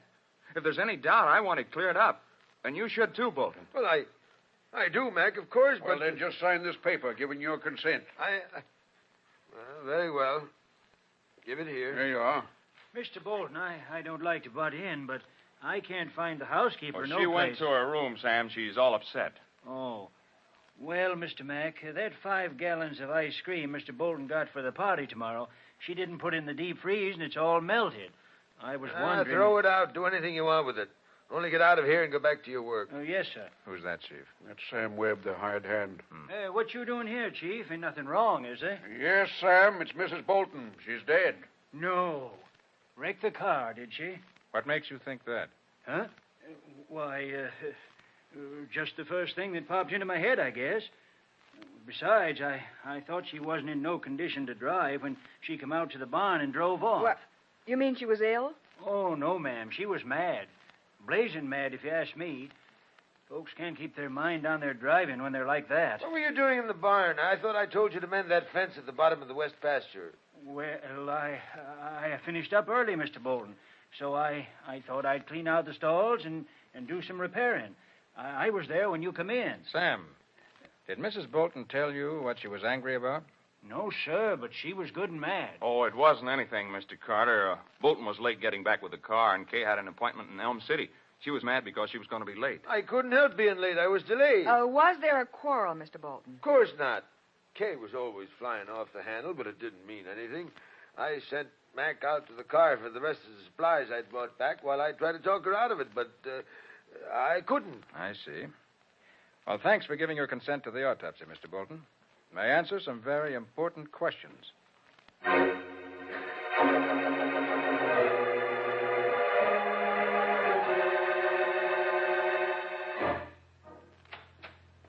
Oh, good morning.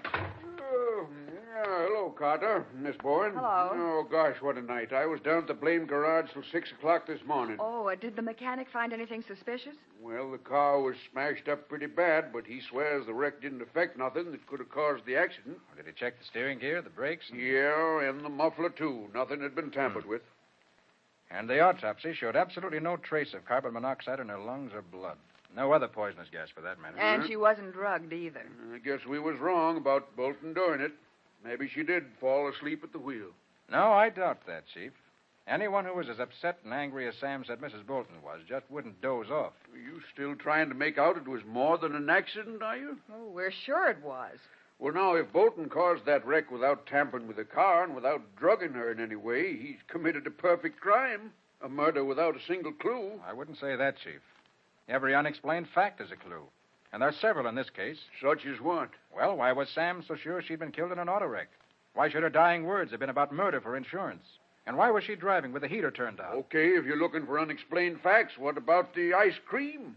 Well, what about it? Well, now, Bolton brought that back from town at 4 o'clock. Uh-huh. And when we was there at 7:30, it was all melted, according to Sam. Oh, well, that's only natural. The housekeeper forgot to put it in a deep freeze. Miss Bowen, we get them 5-gallon containers of ice cream for picnics and such. We get 'em early in the morning. And they're still as hard as a rock when we eat supper.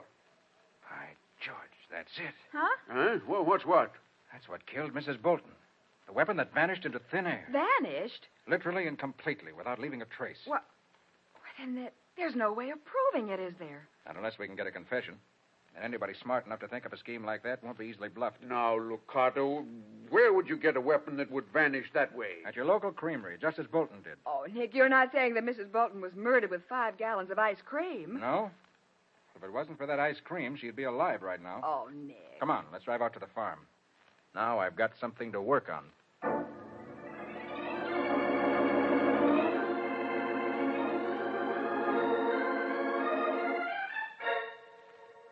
Why, no, Carter. I carried that container of ice cream into the house from the car without opening it. But Bolton... Yes, McEwen, were you going to say something? Well, only that when I went through the kitchen to get the other things out of the car, I noticed that the seal on the container was broken. Well, I didn't break it. Perhaps the housekeeper... No, Mr. Bolton. I asked her. She was upstairs at the time. Well, what's the ice cream got to do with it anyway, Mr. Carter? Plenty, McEwen. Those 5-gallon containers are in 2 sections. One for the ice cream itself, and one that holds dry ice to keep it from melting. So what? Did you ever notice how drowsy you get in the crowded room where the air's stale? Well, sure. That's because the oxygen in the air has been used up. And replaced with carbon dioxide, which people have exhaled. That's what happens when we breathe. Come to the point, Carter. All right, I will. When I examined your car just after the wreck, Mr. Bolton, I found a few small pieces of dry ice in the heater. Dry ice is nothing but carbon dioxide in a solid form. In the heater of your wife's car, it melted. Fast. and flooded the car with carbon dioxide. And with all the windows closed, it must have been 10 times as bad as the most crowded, stuffy room you ever saw. And that's why she went to sleep at the wheel. That's fantastic. You think somebody took the dry ice out of that ice cream container and put it in the heater of the car To make her wreck the car and kill herself. Yeah, Mr. Bolton, that's exactly what we think. Then it must have been Mac. Why, that's a lie. You went through the kitchen when I left the ice cream and then went out to the car for the rest of the things. You must have opened the package and... Are you accusing me of murdering my own sister? It had to be you. Nobody else could have done it. No? Well, who got her to take out that insurance policy? Huh? Who inherits this farm and everything else she owns? That doesn't mean... I don't get anything out of her death, and I don't want to. But you get now, plenty. calm down, I'll bet... Mac, calm down. She was all I had. And he killed her. He killed her. I did not. You did it yourself. And now you're trying All to... right, hold it. That's Hold it. I know how we can find out who put that dry ice in the heater. How? Ask Sam, your hired man. Sam? What would he know about it? He was in the barn from the time you drove in with the ice cream, Mr. Bolton, until your wife left about 10 minutes later. Dry ice melts fast, very fast. To be effective, it'd have to be put in sometime during that 10 minutes. Sure. You're right, Mr. Carter. Sam must have seen him putting that stuff in the heater. That's why he figured Kay was killed in a wreck. Yeah, maybe he didn't think nothing of it at the time, but afterwards he realized what he saw. And then maybe he figured he could get paid for not talking. Well, he'll talk now. He'll talk or I'll break him in two. All right, no, McHugh. You and Bolton will stay here with the chief. Patsy and I'll go talk with Sam. And after we do, Chief, I think you'll have a new boarder at the county jail.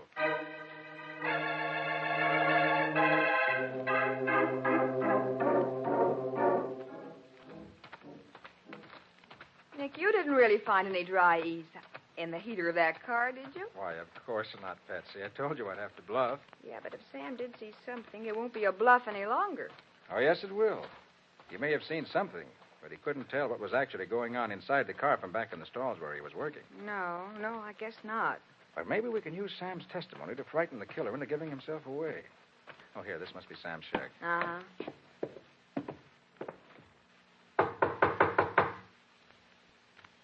He must be here. We know he's nowhere else on the farm.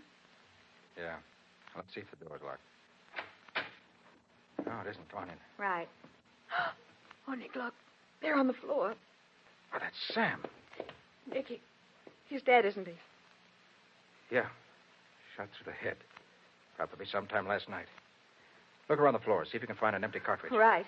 If he was killed with an automatic, there's a chance the empty shell's on the floor somewhere. Well, if it is, I'll find it. Here. Here's something. What is it? Somebody knelt down beside the body. There's a perfect knee print and a smear of blood. You can even see the weave of the material the trousers were made of. Some sort of coarse tweed. Nick, I found it. The cartridge shell? Yes, it was under the table. Here. Uh-huh. Now we can really get down to business. Yes, this time we've got a weapon that can't vanish into thin air.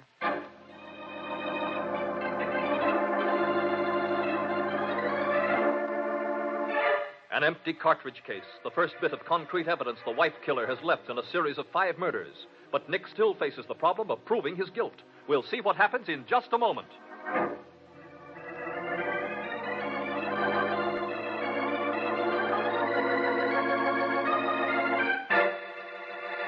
An important announcement. Coming next week on Nick Carter, Old Dutch Cleanser's big new contest. Listen so you can get an early start in this easy, fascinating contest that pays off with loads of valuable prizes.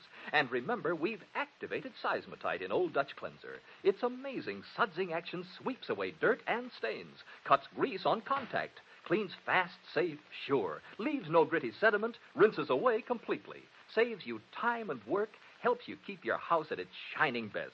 New sudsing Old Dutch Cleanser is at your grocer's now in the same familiar package. Get 2 cans tomorrow. 1 for the kitchen, 1 for the bathroom. Old Dutch Cleanser, the only cleanser made with activated Seismotite.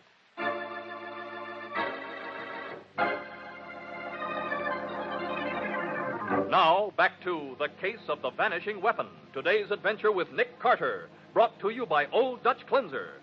At the farmhouse, Nick and the chief are trying to find the automatic with which Sam Webb, the Bolton's hired hand, was killed. Mac has admitted owning such a gun, and they've gone to his room to get it. There you are, Mr. Carter. But I swear I haven't touched that gun since I came back 2 weeks ago. Did Bolton know where you kept it, Mac? Well, I don't know, Chief, but it wouldn't have been hard to find. I didn't even know he had a gun. Oh, this is a 38. Sam was killed with a 32. A 32? Then Bolton must have used Kay's gun. What are you talking about? Kay didn't own a gun. Why, you're a liar. She had a .32 automatic for years, kept at her bedside table, and you know it. That's not true. You can come and look for yourself, Chief. Our room is right across the hall. But you won't find any gun there. No, don't expect to, not now. Oh, here's your gun, McEwen. Oh, thanks, Mr. Carter. But Kay did have a gun. Charlie must have seen it hundreds of times. Don't worry. We'll get at the truth. There, look for yourself. Do you see a gun in that drawer? Kay wouldn't have a gun in the house. All right, let's forget about that for a minute. Who owns a tweed suit? A tweed suit, Mr. Carter? Why? We found evidence proving that Sam's killer was wearing a suit of coarse tweed at the time of the murder. You have one? Why, no. Neither do I. Well, you shouldn't have said that, Bolton. I've seen you wearing a tweed suit 100 times. Well, I did have a tweed suit, but Kay gave it away last week. It was worn out. Who'd she give it to?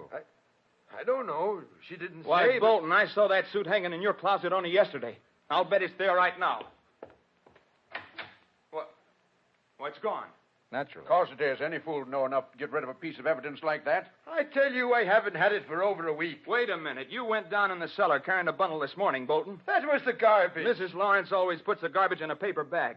The bundle you had was wrapped in newspaper. It was not. It was a paper bag. And then I heard the furnace door. I always burn the garbage in the furnace. You know that. Bolton, suppose we take a look in that furnace and see what else you was burning.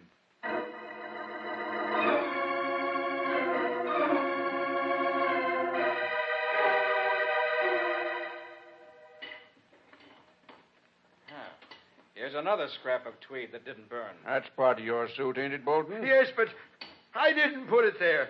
Mac did it. He's framing me. Oh, sure. He is, I tell you. Everything you found could have been done by him, couldn't it? He could have put that dry ice in the car heater as well as me. He could have shot Sam and put that suit in the furnace. And wore the suit to kill Sam, too, I guess. Why, you blame fool. Anybody can see that Mac couldn't get into your clothes to shoehorn. He's twice as big as you are. And I never owned a tweed suit in my life. Anyway, the knee print by Sam's body had exactly the same weave as this tweed that was burned in the furnace. Hey, wait a minute. Did you find something else, Nick? I'll say I did, down among the ashes. Look. That's it. That's Kay's gun. I never saw that gun before in all my life. Any fingerprints on it, Carter? Afraid not, Chief. The whole outside is burned clean. Yes, but a ballistics test will show if it's the gun that Sam was killed with. Won't it, Nick? Without a doubt. Even if it's the same gun, that doesn't prove anything. Well, here's something that does, Bolton. A perfect set of fingerprints. Prints? Well, I thought you said the gun was burned clean. The outside was, yes. But there's a fine set here on the cartridge clip. I thought they might have been overlooked. That's smart thinking, Carter. Well, how come the cartridges didn't explode in the fire, Nick? The clip's empty, Patsy. Oh. But the prints are nice and clear. They're not my prints. I never saw that gun. Yeah? Well, now, I'll just take that clip over to the county seat and let the fingerprint man there have a look at him. Oh, if you don't mind, Chief, I'd rather take this to the fingerprint lab in the city. Huh? What's the matter with Joe Parker over at the county seat? Well, he may be perfectly all right, but... Well, look, let me have my own way, will you, please? I'll stay at the hotel in Elm City tonight, drive into the city tomorrow, and have a report you can depend on before tomorrow evening. Okay, keep the blame clip. And you, Bolton, come on. I'm locking you up where you can't get out to commit no more murders.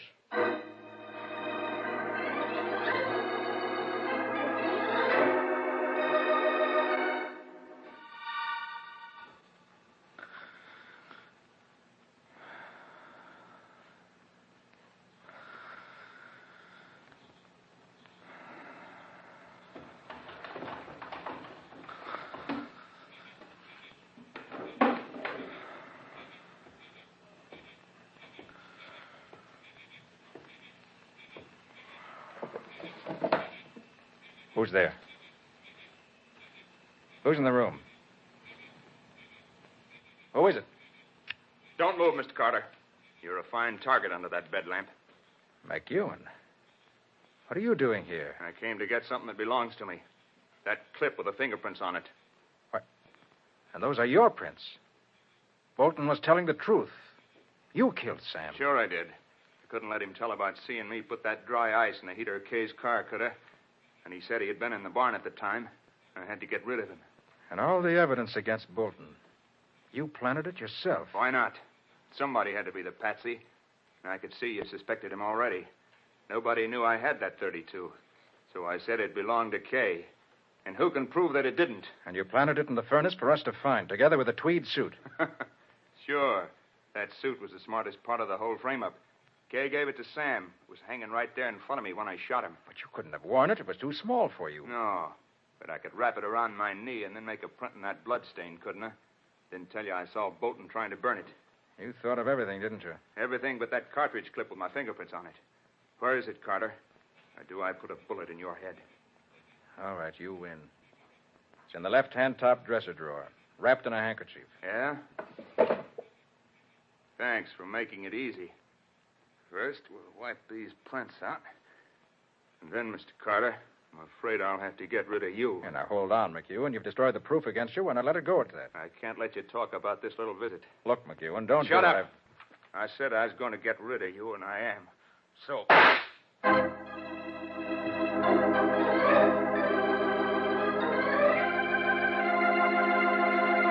As Mac points his gun at Nick's head and pulls the trigger, he stands only a few feet away, too close to miss. We'll see what happens in just a moment.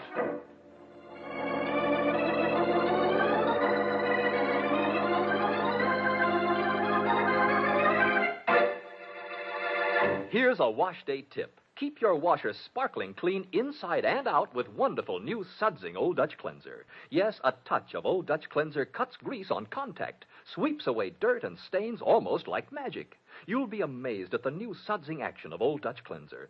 Snowy white, leaves no gritty sediment, rinses away completely. It's been granted the Good Housekeeping seal. Yes, ladies, for faster, easier cleaning than you've dreamed possible, switch to new sudsing Old Dutch Cleanser, the only cleanser made with activated seismotite. And next week, Old Dutch Cleanser's wonderful new contest starts. Easy to enter, easy to win. It's loads of fun with loads of valuable prizes. Hear all about this sensational new contest and how you may win next week on Nick Carter.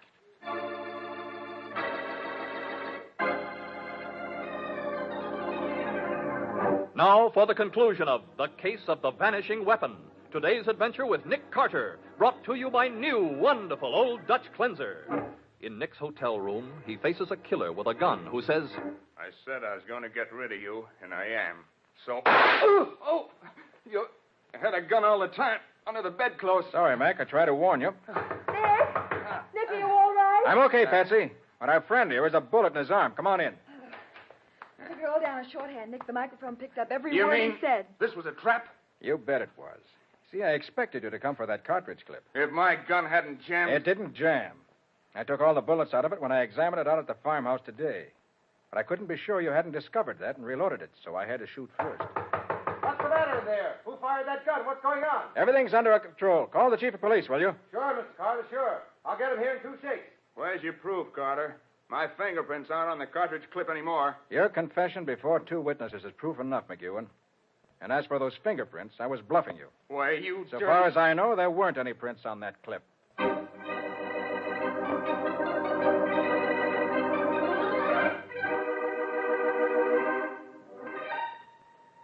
Nick, how did you know Wayne McEwen killed his sister and Sam Webb? Well, I was pretty sure of it from the moment we found out how McEwen's sister was killed. Done that. Mm-hmm. Furthermore, every bit of evidence we had against Bolton came directly from McEwen. Chief, did you find out why he killed his sister? Yeah, he told us all about it at the jailhouse. Seems his bridge building business ain't been so good these last few years, so McEwen drummed up a sideline of getting married and then killing off his wives for their insurance. Oh, then he was the one Mrs. Bolton was talking about just before she died. Right, Patsy. Yeah, but how'd you ever find out about this? McEwen says she was cleaning up his room the day before she was killed, and she came across some of his private papers that he'd forgotten to put away. Uh-huh. She didn't know he'd been married at all, so when she found a marriage certificate, she got curious. Oh. And what she found in the rest of the stuff gave her a pretty good idea of what'd been going on. Then that night she accused him of killing the 2 girls, and he admitted it. When he asked her what she was going to do about it, she said she hadn't made up her mind. Well, if I'd been in her place, I'd have turned him over to the police. Oh, she wanted to, Miss Bowen, but he was her only brother, and she couldn't quite make up her mind to do it. But Mac didn't dare to take any chances, so he killed her. Yeah, he was pretty clever about it, too. He almost got away with it. Yeah, but when he killed Sam, he outsmarted himself. Well, you know the old saying, Nick. Give a killer enough rope and he'll hang himself. So he will, Patsy. So he will. Every time.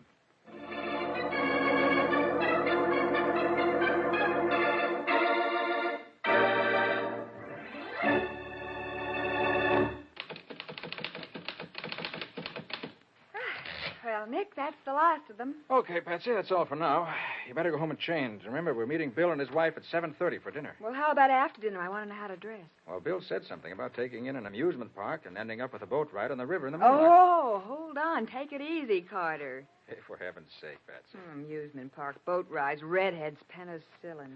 Okay, I get it. I don't want to end up at the bottom of the river just because the ticket seller was a beautiful redhead who posed as a Hey, model. hold on, Patsy. Let's tell about that adventure next week. We'll call it The Case of the Purloined Penicillin.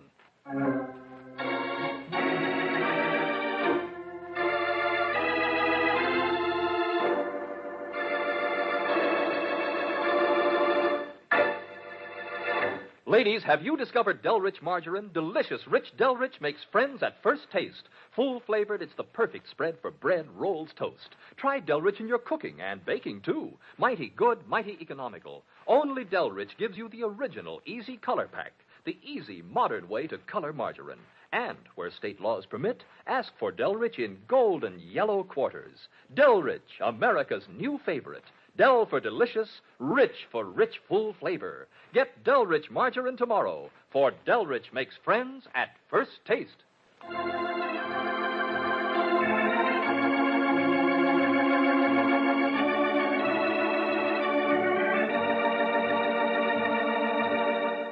Nick Carter, Master Detective, is presented each week at this same time by the Cudahy Packing Company. It is produced and directed by Jock McGregor and is copyrighted by Street and Smith Publications, Incorporated. Lon Clark is starred as Nick, and Charlotte Manson is featured as Patsy. Today's script was written by Jim Parsons, with original music played by Henry Silverne. This program is fictional, and any resemblance to actual persons, living or dead, is purely coincidental. This is Michael Fitzmaurice saying, when minutes count, use new, wonderful Old Dutch Cleanser.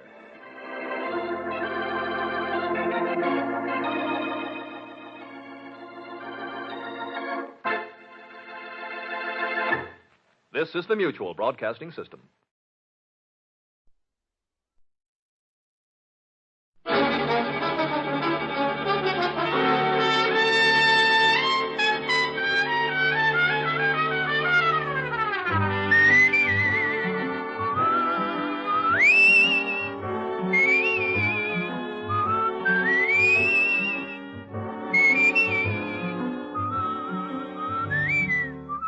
Here's Dick Powell as Richard Diamond, private detective.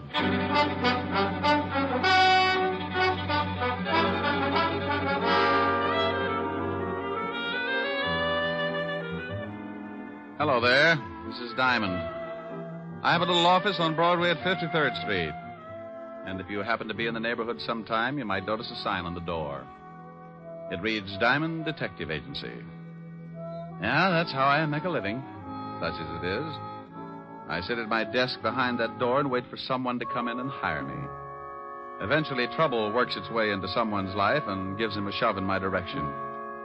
He tells me about it, and I listen with the attitude of a father confessor. When he's done, I dry my eyes and tell him what I think. What I think really doesn't matter, because it's just a shortcut to $100 a day in expenses. Sure, you can hire a guy for less money, but when I work, it's for a price I figure I'm worth. It's got to be that way because sometimes the work's a little dirty, and I have to swallow a lot of pride. I get mixed up in everything from simple divorce to muscle-bound homicide, and when trouble can't find me a client, it starts working on yours truly, and I wind up in a corner.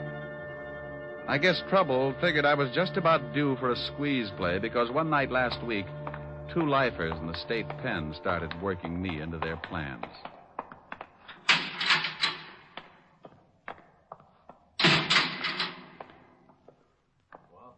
What about it, Walt? Shut up.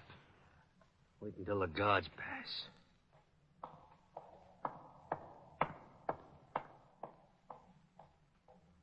Okay. Drag out the cards like we was playing. Sure. Is it set for the night? Yeah. I got the car and everything. Yeah. We'll head for Florida and get across to Cuba. Oh, I'd be glad to get out of this 3 lousy years. Yeah, I got 8 behind me. I used every minute figuring how I'm going to take care of a guy. Oh, Walsh, you're not going to start that again? Forget it. Be glad you're getting out. You knock off that guy and you'll never make it to Cuba. Now, look, I figured this whole thing out. I paid out a lot of dough just to make it come off. And when it does, I'm going to kill an ex-cop. And you're going to help me. Me? Yeah. Unless you want to rot here. Oh, you're out of your mind. If this break comes off, it'll be the neatest trick in years, and you want to louse it up by knocking off some guy on the outside? You can stay here and rot if you want to. The only way I take you along is you help me to get a guy named Diamond. Yeah, but you waste a lot of time in New York. They'll have the roads covered by then. Look, just because this Diamond guy knocked off your brother and that bank job, you bust out of here, it's on my terms. Now make up your mind. It's getting late. Okay. Give me the layout.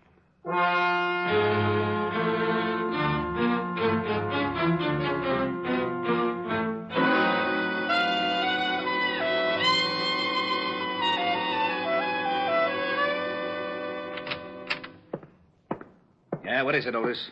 We just got a call, Lieutenant. 2 prisoners busted out of Sing Sing, killed 2 guards. Who are they? Big time. Bob Wells and Charles Walsh. Charles Walsh? Yeah, lifer. I know. Diamond helped send him up before I took over this department. Otis, get Diamond on the phone. Diamond? Yeah, Diamond. Who'd you think I meant? Little Red Riding Hood? Yeah, Lieutenant. Oh, Diamond, Otis. Bring me my bicarbonate, Otis. Someday I'm going to get good and sore. What did you say? Nothing.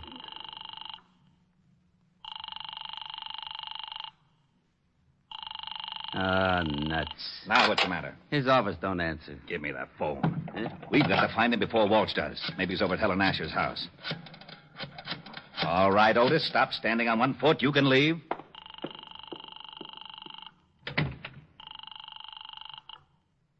Miss Asher's residence? Hello, Francis. This is Lieutenant Levinson. Is Diamond there? Why, no, sir, but Miss Asher expects him. Wait a moment, sir. Here's Miss Asher. It's Lieutenant Levinson for Mr. Diamond, Miss Helen. Oh, thank you, Francis. Hello, Walt. How are you, Helen? I was looking for Rick. Oh, I was just talking to him. He should be here in about 20 minutes. Why? Will you have him call me right away? Something wrong? No. Just tell him an old friend of his is in town, and I have to talk to him about it. Oh, all right, Walt. I'll tell him. Thanks, Helen. It'll be at least 20 minutes. He's walking over from his office.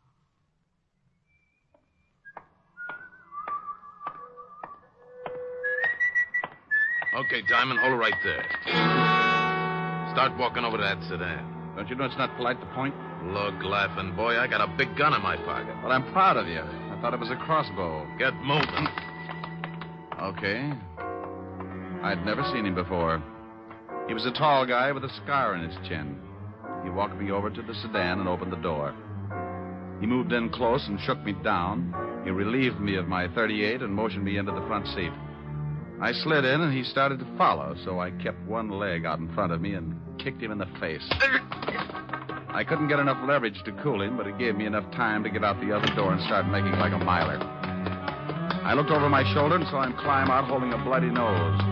I knew he wouldn't take a shot unless he got close enough to make it count, so when he started after me, I ducked into the subway. I found a dime and went through the turnstile. The train was getting ready to pull out, so I pushed my way on just as the gonnet came down the stairs. He said he wasn't happy to see me go. He didn't even wave goodbye. Wait a minute, you! Wait! Oh, nuts. That nose got away from me. How do I call like that?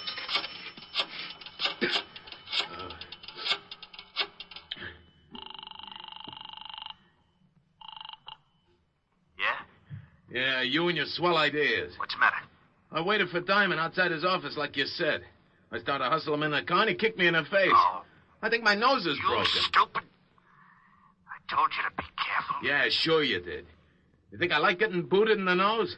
Look, if you want Diamond so much, you get him yourself. Maybe you can tell me how you're going to get to Cuba without me? Huh? Oh. Well, what do you want me to do now? I still want Diamond. Yeah, but he jumped the subway train. How am I supposed to find her? I found out he's got a dame over on Park Avenue. Pick her up, bring her over here. Pick her up? I'd give you the chair for kidnapping. I'll use her to get Diamond. Pick her up if you want to get out of the country. Yeah, but a now, snitch. Look, I busted you out of the store. I can bust you right back in. No. Now, pick her up. Her name is Helen Asher. She lives at 975 Park. Well, what if someone else is there? What if there is? You want me to stop over making a fourth for bridge? Get him out of the way and bring the dame to me.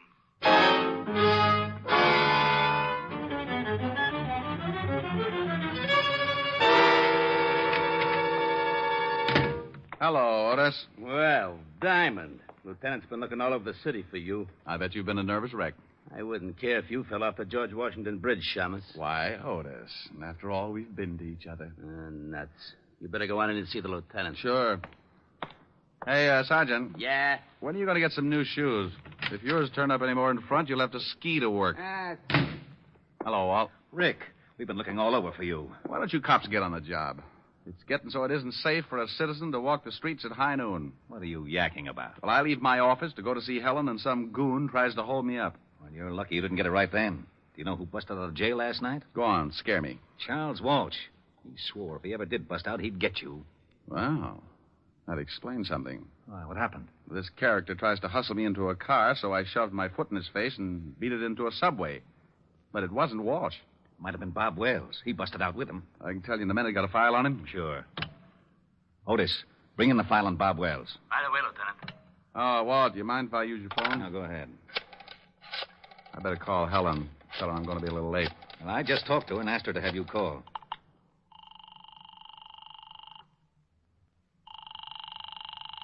Where is everybody? Yes? Francis? Oh, Mr. Diamond, please hurry over here. Something's happened to Miss Asher. What are you talking about? Miss Asher's been kidnapped. What? Yes, sir. A man came in and made Miss Asher go down to his car at the point of a gun. He also hit me over the head. Was he a tall man with a scar on his chin? Yes, sir. That's right. We'll be right over. Walt, I think the guy that tried to push me around has kidnapped Helen. Oh, no. He pulled a gun on her and slugged Francis. We better get over there. Now, if Charles Walsh is loose and he's trying to get me, then snatching Helen is a sure way to get me to come around. Hey, where's that file on Bob Wells? Wait a minute.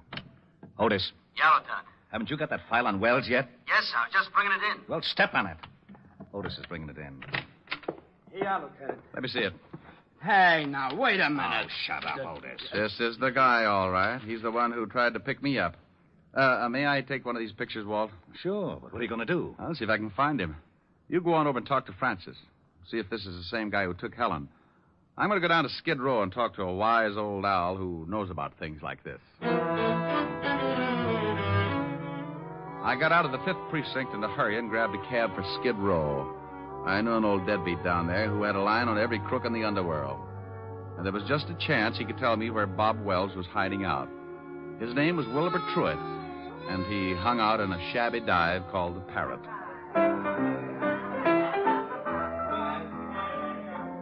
Hello, Wilbur. What? Egad, you at the piano, strike up a chorus of My Buddy, for the wandering boy has returned. Look, Wilbur. I would rise and bow from the waist as befits the occasion, but I fear that some sterno I accidentally came in contact with has rusted my spine, and I am forced to remain in a sitting position. I haven't got time to listen to the routine, Wilbur. I'm looking for someone. Here, take a look at this picture. Ever see this guy? Unless I have my morning constitutional, Buck, I can bring nothing into focus but a large bottle and a straw. Oh, waiter. Waiter, give me a bottle. You have arrived in the nick of time. I get that wonderful warm glow when you ask for a whole bottle. A snap comparison would be that of a happy mother smiling blissfully at a nursing babe. Okay, Wilbur, now tell me, do you know this man? One sip of strength, and I shall have the eyes of a carrot-stuffed feline.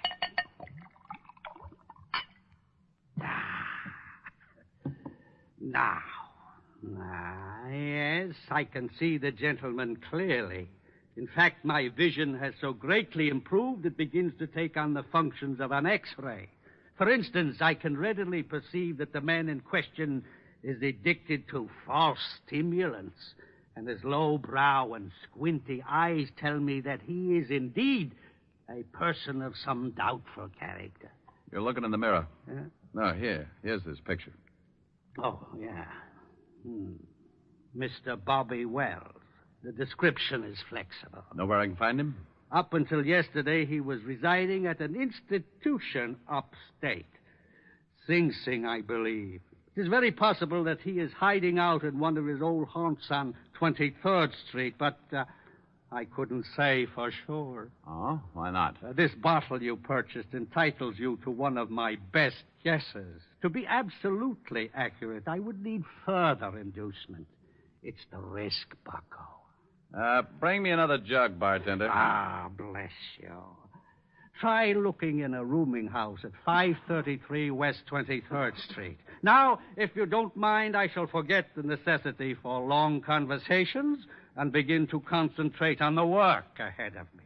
Goodbye, Bucko, and stop in again. Say tomorrow morning if you wake up feeling charitable. I left Wilbur trying to figure the best way to parlay the two bottles and headed for the address he'd given me.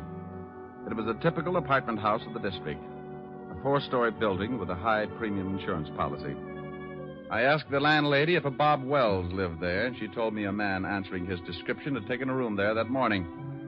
She told me he'd gone out a few minutes before, and she'd let me into his room. I told her to keep a lookout and warn me if he showed. Then I started looking. I tore the place apart, but I didn't come up with a thing. I spotted the phone and started to call Walt, and that's when I saw it.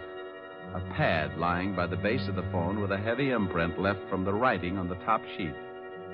I pulled an old trick. I took a pencil and rubbed the lead lightly over the imprint, and up came one telephone number. I dialed it and waited. Weinberg's Delicatessen. Oh, is Bob Wells there? Oh? Bob Wells. Never heard of him. Thanks. Well, it's like that. 1 minute you think you got a lead hot enough to melt your change purse, and the next you find yourself looking like a tree surgeon in Death Valley. But in my business, it takes a conventional 3 to strike you out. So I found the address of the delicatessen, and 15 minutes later, I was standing between a smoked herring and a 3-foot salami talking with Mr. Weinberg. What can I do for you, sir? Oh, I talked with you, say 20 minutes ago about a Mr. Bob Wells. Bob Wells? Oh, yes. Never heard of him. Take a look at this picture. Maybe you know the face and not the name. It's familiar. Yes, I think I've seen him somewhere. Think hard now. This is important. Are you a policeman? Detective. Oh. How about it? Oh, yeah. So long as you're a cop, sure, I remember him. He came to my store last night. I remember because I had already closed and he kept pounding on the door. Finally, I let him in. He was very rude. He bought a lot of groceries, but very rude. Have you seen him again? Sure, he came in this morning about lox and bagels. Stell Road. Where's your phone? In the back. Has this Mr. Wells done something? He left Sing Sing without saying goodbye to the warden. Now, look, I'm going in the back and use your phone. If Wells happens to come in while I'm back there, stall him and come back and tip me off. I'll do my best. But he better not be rude.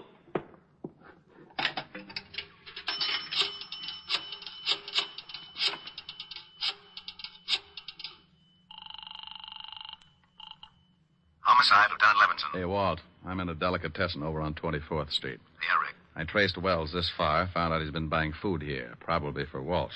You think Walsh is hiding somewhere in the neighborhood? Yeah, that's my guess. They probably took separate places so they could move in a hurry if one hideout got hot. I'll be over there right away. Good.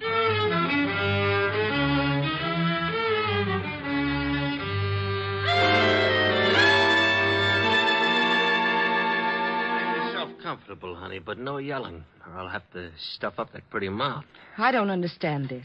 Why did you kidnap me? I've been having a hard time getting in touch with your boyfriend, Diamond. Figure if his girl's in trouble, he'll come looking. I don't have a boyfriend. Sure. Play it straight. But you watch. Tonight I call your butler and tell him we got you. If Diamond wants you alive, he comes to a spot I got picked out.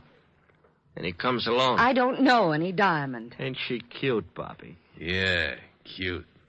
Want me to fix it so she forgets how to lie? No, I don't care if she claims Diamond's her uncle. Go on down to Delicatessen and get some food. I'm getting hungry. Okay. I still think we ought to be getting out of town. In 1 hour, I call this dame's house. At 12 o'clock, I meet Diamond in the park. Then we get out. Why do you want to see this Diamond? Oh, we're old friends, baby. He set me up for life. And he shot my kid brother full of holes. I just want to see that Diamond gets everything that's coming to him. You talk too much. You've got some bad habits yourself. Now get that food. And if you're too lazy to walk downstairs, I'll show you a shortcut. 3 floors, straight down. You can jump for it. Okay.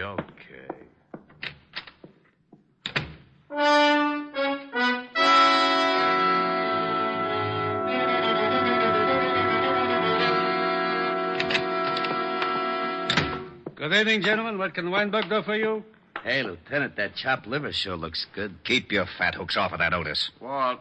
Oh, yeah, Rick? Back here. All right. The storekeeper is watching out for Wells. If he shows, he'll come back here and tip us. I parked the squad car 2 blocks over. I didn't want Wells or Walsh to think something was up. Where's Otis? Otis! I'll be right with you, Lieutenant. I'm just buying something to nibble on. His nibble would grind up a whole cow. If Wells comes in and spots a cop, he'll take off like a jackrabbit. Hold it, Walt. What's the matter? That guy coming across the street. Looks like Wells. Oh. Otis, get away from that door. Huh? I can't hear you, Lieutenant. A man's coming in the store. Get away from the door. He is? You want me to hide? No, you idiot. Just play it smart like you didn't know him. But get away from the door so he'll come in. Oh, okay, Lieutenant. Leave it to me. Walt, duck. Good evening. What can Weinberg do for you? I'll have a couple of sandwiches. Hey, try the salami. It's great. Huh? Oh, yeah, thanks. Yeah, make it salami. Coleslaw. Pickle beer. Nice night. Listen, that idiot. Yeah, sure. Mustard. He's doing fine, Walt. Relax. You live around here? Huh? No, just seeing a sick friend. Yeah. Maybe that salami ain't such a good idea if your friend's sick. You know, I had an uncle with ulcers. He couldn't touch the stuff. It's too much garlic. Ketchup? No.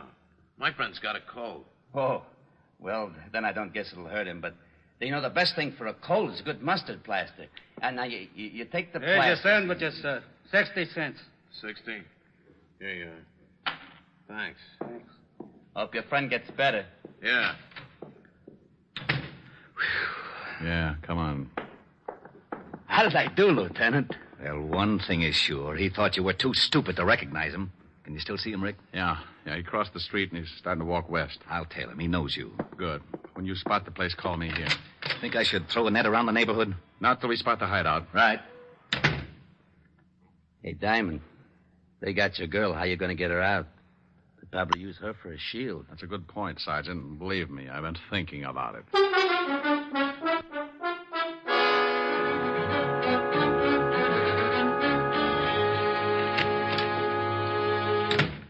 Here's the sandwiches. Swell. Hey, you only got 2. Oh, there was a cop in the delicatessen. A cop? Yeah, big stupid one. Listen, I told him I'm getting food for a sick friend, see, and he starts giving me all kinds of sure you weren't tailed? Tailed? No, who tailed me? Cop stayed in the delicatessen. Okay. Here, honey. Have a sandwich. I'm not hungry. Oh. Suit yourself. Here, Bobby. Oh, thanks. Hey, when are you going to put in that call to this dame's butler? Right after we eat. Then we go to the park and wait for Mr. Diamond.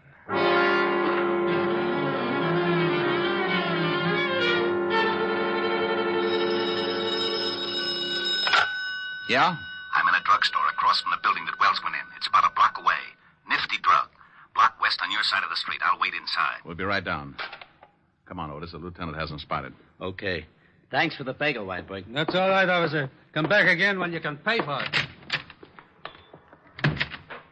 Come on, Otis. Move your big feet. Okay. Hey, you got any brilliant ideas how we're going to get Helen out of there in one piece? No, I gotta admit I'm stuck.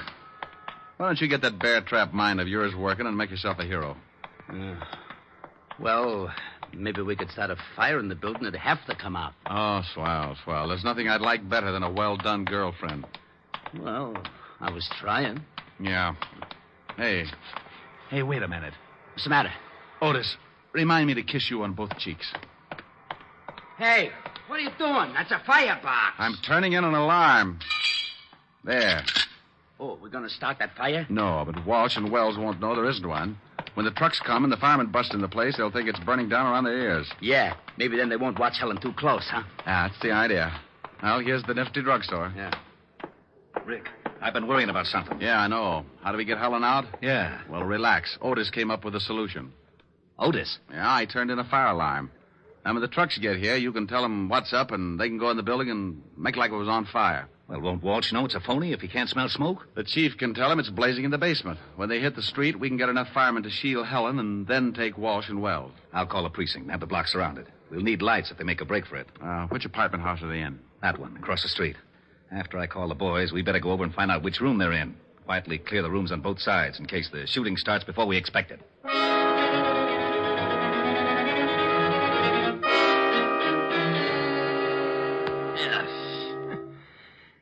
Like upsets my stomach. How about that claw? Yeah, right. What's your phone number, baby? It's in the book. Oh, she gonna be trouble, Bobby? He wants your number. Now, come on, we ain't got all night. All right. Evergreen 54308. Oh, that's better. Gotta be more careful, Bobby. Your lip's bleeding. Yeah. Hey, Walsh, what's that? Sirens. Maybe that's the cops. If somebody tailed you, I told you I wasn't tailed. Wait, I'll go see. It's fire trucks. They're coming down a block. I don't smell no smoke. Hey, they're pulling up in front of this building. The joint must be on fire. Let's get out of here. Maybe it's the building next to us. No, they're bringing the hoses right in front of the door of this joint. I'm getting out. Sit still. Maybe it ain't a big one. We can't go busting out in the street. Well, maybe it ain't a big one, but if it is, I don't want to end up like a pound of spare ribs. Shut her up. Why, you... All right, now, come on. Hey, what's that? Yeah, what is it? Fire department, we're evacuating the building. What are we going to do with the dame? Shove her in that closet. Just a minute. We'll be right with you. Hurry up. There's a fire in the basement. It's nearing a gas main. The whole place may go up any second. Did you hear that? Yeah, step on it. Okay. You better step on it down these stairs. We can find our way. Hey, there's a couple of prowl cars. Yeah. Separate. We'll meet at the other place. Okay, Walsh, that's far enough. It's the Shamus. Get him, Walsh. Don't reach for it, Walsh. I owe you something, Diamond. You all right, Rick? Yeah, Walt. He's a worse shot than his brother. Where's Wells? He made a break for it, but he won't get through. All right, Wells. You can't get through. Drop your gun. You won't take me, copper! Well, that's that. What about Walsh? He's pretty dead. Come on, I want to find out what happened to Helen.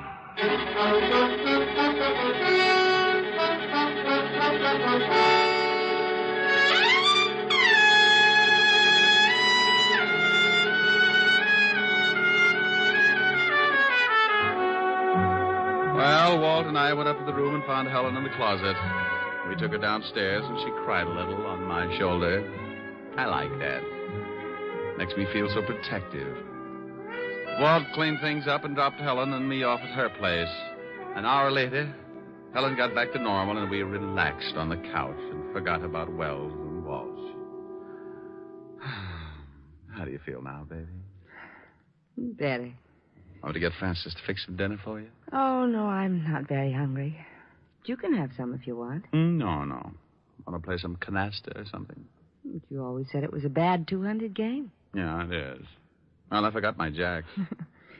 Silly. Want a neck? Ooh, what you said.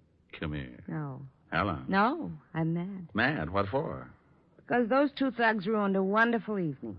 What's the matter? Want me to go? Oh, you idiot, of course not. I had a big surprise planned. You did? Yes. Believe it or not, I had 2 wonderful seats for South Pacific, and now it's too late to go. Oh, no. Oh, yes. Oh, well, I'm sorry, baby. I'd love to have seen it. Me too. Well, I'm not exactly Ezio Pinza, but I'll try to make it up to you. Oh, Rick, that's a wonderful idea. All right. What'll it be? Some enchanted evening? Oh, really? Me. A some enchanted evening. You may see a stranger. You may see a stranger across a crowded room. Rick. What's the matter? I was just trying to make like Pinza. But, honey, it's safer for you to make like Diamond. Oh. And somehow you know even then, that somewhere you'll see her again and again. Oh, you're not Pinza, but it's wonderful. Thanks. Some enchanted evening, someone may be laughing.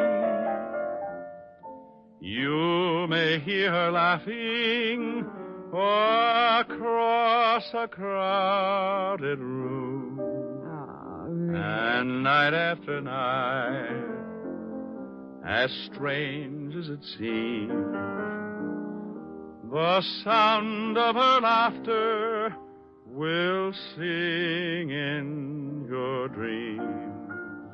Rick. Who can explain it? Who can tell you why? Ricky. Fools give you answers. Wise men never try.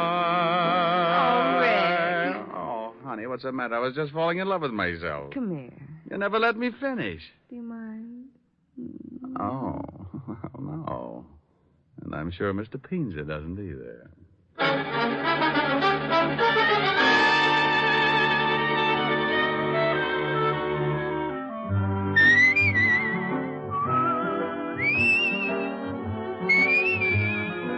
You have just heard Richard Diamond, Private Detective, starring Dick Powell. Helen was played by Virginia Gregg, Lieutenant Levinson by Ed Begley. Also in our cast were Wilms Herbert, Paul Frees, and Larry Dobkin. Music was under the direction of Frank Worth. Richard Diamond is written by Blake Edwards and directed by William P. Rousseau. Now, this is Eddie King inviting you to be with us again at the same time next week when we will again bring you Dick Powell as Richard Diamond, Private Detective.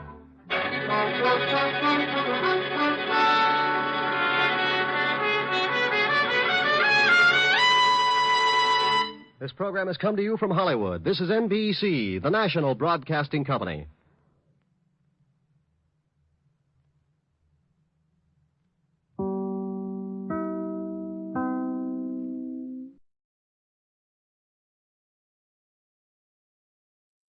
It is now 45 seconds past 8 o'clock Pacific Standard Time.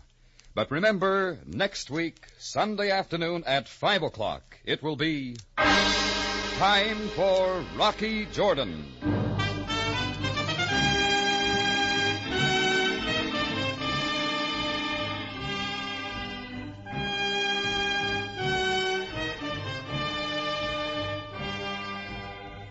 Not far from the Mosque Sultan Hassan in Cairo stands the Cafe Tambourine, run by Rocky Jordan. The Cafe Tambourine, crowded with forgotten men, alive with the babble of many languages. For this is Cairo, where modern adventure and intrigue unfold against a backdrop of antiquity. Tonight's story, The Man They All Loved.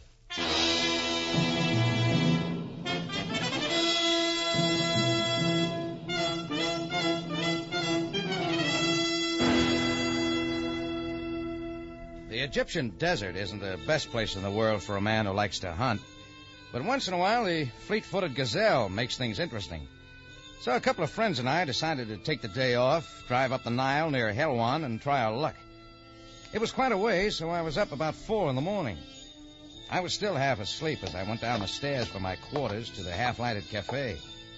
The tambourine still reeked with Oriental tobacco smoke from a few hours before. As I walked along the bar past the empty tables, I never felt so glad to get away from a place in my life. I was wondering what a little fresh air would smell like as I cut off the light by the front switch and threw open the latch on the door. When I opened up, I got some fresh air and a lot more. He plopped in with the door, spread-eagle, like a sack of overripe potatoes, and he didn't move. I bent over and got a quick look. First thing that struck me was his unusual dress. Frock coat, headdress, heavy shoes, all in black. Just then another figure moved from the shadows outside. A little beggar named Samak I'd seen a few times wandering the native quarter. All right, nothing here for you, Samak. But what is it? Imshi, move along. A man drunk with the liquor. Nobody's rolling him, Samak. On your way. But why not, Effendi? Anyhow, you're wrong. This guy isn't drunk. He's dead. Pale white. He's thrown by the knife. So now it does not matter. I said cut it, Samak. Get out of those pockets. But Effendi. Yeah, give me that wallet. I was first to find it, not you. Let go. Give me that. Effendi, look. There's a name in their wallet. Sure. It's his identification. Please let me see. All right, keep your hands off. Musquais! What about it? Hey, come back here.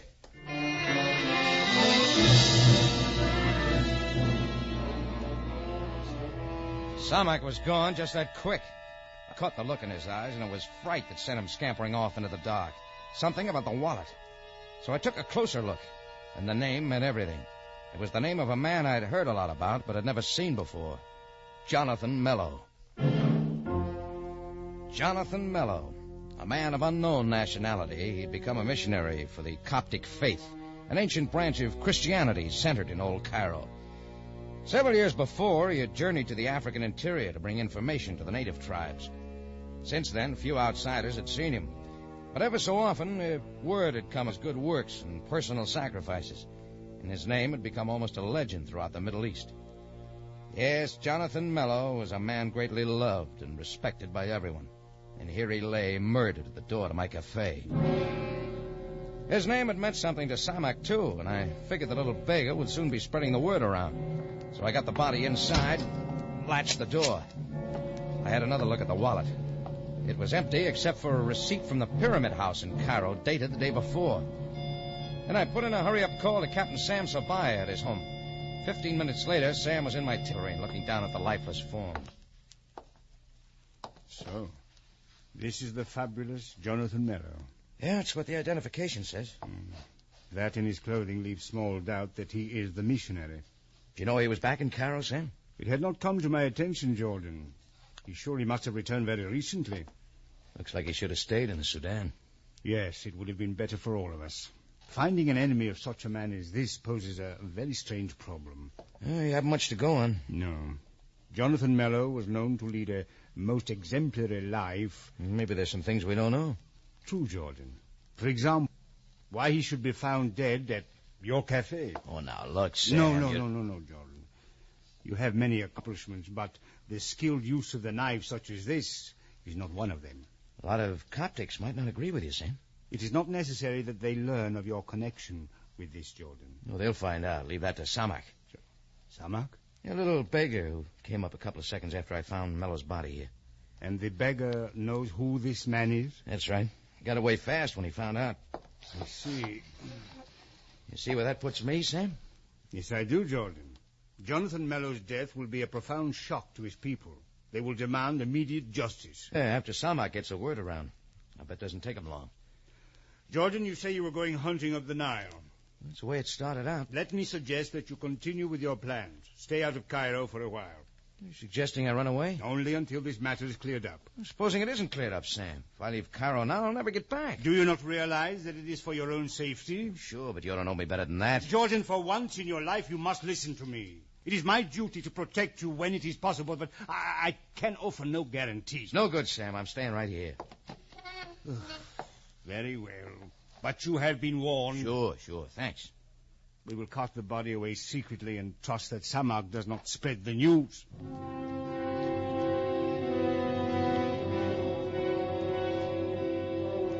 Well, Sam took the body, and along about 10 o'clock, I opened up for business. That's when I knew Samak had been real busy. Not a single person came in that morning, and the tambourine was just as empty at 2 in the afternoon. Even the Muslims crossed to the other side as they passed, which meant they sensed trouble and didn't want to be around. I got out on the streets and felt the unrest growing. When a knife sailed out from somewhere and almost parted my hair, I decided it was time to get busy.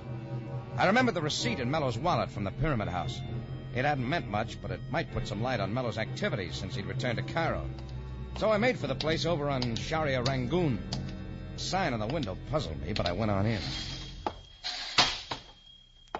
I can help you, mister? Yeah, with some information. Sorry, I don't sell that. Did you ever see this receipt? Sure, Mike. I wrote it myself for a customer yesterday. Hey, wait a minute. Where did you get it? That's not important. What did he buy? Liquor. What else? Maybe I don't tell you. You sold that man liquor? What do you think I sell here? Elevator shoes? What kind of liquor? Champagne, scotch, bourbon, arak, gin. The very best. 50 cases. What did the man look like? All in black. Headdress, frock coat, heavy shoes. Wait a minute. You don't tell me where you got that receipt. I don't tell you. Yeah, maybe you mixed up anyhow. You think I forget him? When I going to make him a special price for a big sale, but he pays me like that? All in cash for quick delivery? Delivery? Where to? His boat, the Delta Queen. Wharf 4 it was. Don't you ask me. All right. Thanks, I won't. Yeah, sure. I climb up for guys like you, mister. I don't gonna tell you nothing.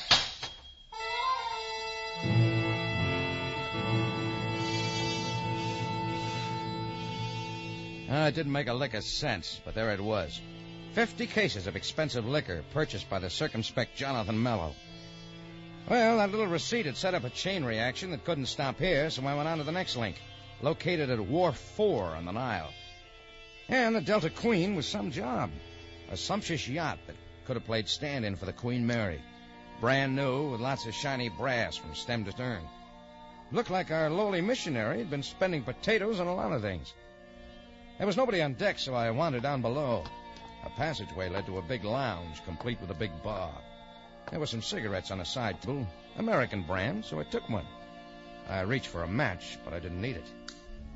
And I saw her walking toward me, the flame of the cigarette lighter glowing on her face, green eyes, tawny blonde hair, and round shoulders. The perfect piece of equipment to make a layout like this complete. I accepted the light. Thanks. Not at all. Was I expecting you? No, I'm an intruder. Suppose I start screaming. Suit yourself, lady. I'm a little out of practice. Well, how do you like it? Everything's real shipshape. The boat? It's nice, too. All the comforts of life, huh? Almost. But I liked it looking around, meet new people. Yeah. Your deal here looks good to me. Who comes with it? Bourbon? Sure, the expensive kind. Our tastes are alike, aren't they? Maybe we have a lot in common. Oh, money, boats. I like Americans, too. I've been trying to remember. They grow them like you in St. Louis or Chicago. You're right the first time. The name's Rocky. I'm Corrine. Here you are, Rocky. Thanks again, Corrine. Why don't we sit down? Over here. Maybe I ought to check the passenger list first. We're alone, Rocky, for a while. Okay. Now, why'd you ask me why I came here? Is that important? Makes good conversation. Wouldn't you rather just... You get on to sail fast, don't you? We like boats, remember? So does your boyfriend. Do we have to talk about him? Yeah. Tell me about Jonathan Mello. Don't you know about him? Only that he's passed up just about everything most men want for the last 20 years. Yeah, all this is quite a switch. He's been a good man. He's helped a lot of people. Now he deserves the good things in life. Yeah, he hasn't missed a trick. Where does it go from here? We're getting out of Africa. From now on, we're going where the bright lights are. See the world. Why don't you come along? Just the three of us? There'll be lots of people around. It would be easy. How about it, Rocky? Corrine, you know where Jonathan Mello is right now? He's settling some business. What kind of business? I don't know. It's with a Prescott exporting company, Jared Prescott. Jonathan says as soon as that's settled, we're leaving. Well, happy sailing, Corrine. Rocky, you could wait for him here. No, thanks. Why? 'Cause I don't like things that don't make sense. And none of this does. The liquor, the yacht, you, and especially... What, Rocky?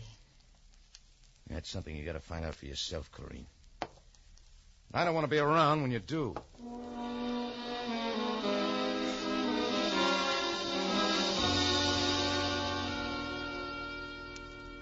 There was no place to go now but to the Prescott Exporting Company. It had a big layout of offices just off one of the Moosekeep Bazaars. I liked the taboo the girl at the desk was wearing, but I didn't like cooling my heels, so the next time she went out for a drink, I opened Prescott's door and went on in. He was on the phone. He was a big guy with a crew haircut. He smoked a fat cigar, the ashes falling in his white vest as he talked. Surely a man like Jonathan Mello can be found in Cairo. You'll find him, that's all. Maybe I can help you, Prescott. Who are you? The name's Jordan. Jordan? Jordan. Let's see here. I don't recall an appointment with you. You can get one now, if you don't mind. I do mind. What do you mean barging in here like this, Jordan? Came about the big deal. What deal? Get to the point. With Mello, Jonathan Mello. I understand he wants it consummated in a hurry. Why isn't he here? I had an appointment with him 3 hours ago. Have you seen him? Yeah, saw him early this morning. It's not doing me any good. Mr. Prescott, has it occurred to you that Jonathan Mello won't be here at all? That's ridiculous. Look, Jordan, I don't know what he's trying to pull on me, but you tell him ivory or no ivory. If he doesn't show up here before the... Wait a minute. Ivory, did you say? Certainly I did. Let's not beat around the bush, Jordan. And, by the way, what have you got to do with it? Maybe there isn't any ivory. Look, I'm nobody's fool. Why do you think I sent a safari to the interior myself to check on it? My mistake. Jonathan Mello discovered the hoard of ivory himself. He has a right to sell, and I'm ready to buy. For how much? $50,000, $100,000? We deal in Egyptian pounds here, Jordan. Besides, nobody's going to top my price. Mello knows that. Just how much do you know about Mello, Mr. Prescott? That's beside the point. Everyone knows about him. Yeah, I thought I did, too. A lowly missionary with a lot of high ideals. And get the picture now. Expensive liquor, a yacht, and a slick girlfriend to go with it. How he spends the money is none of my affair. But his own people will be interested. You know anything about the Coptics? I'm a businessman, Jordan. I'm not interested in Coptics or anything else except a perfectly legitimate deal. Okay, we'll leave it that way. Jordan, I don't know who you are or what you want, but you tell Mr. Mello I won't wait much longer. Either he shows up today or the whole deal is off. Sure, I'll tell him. Next time I see him.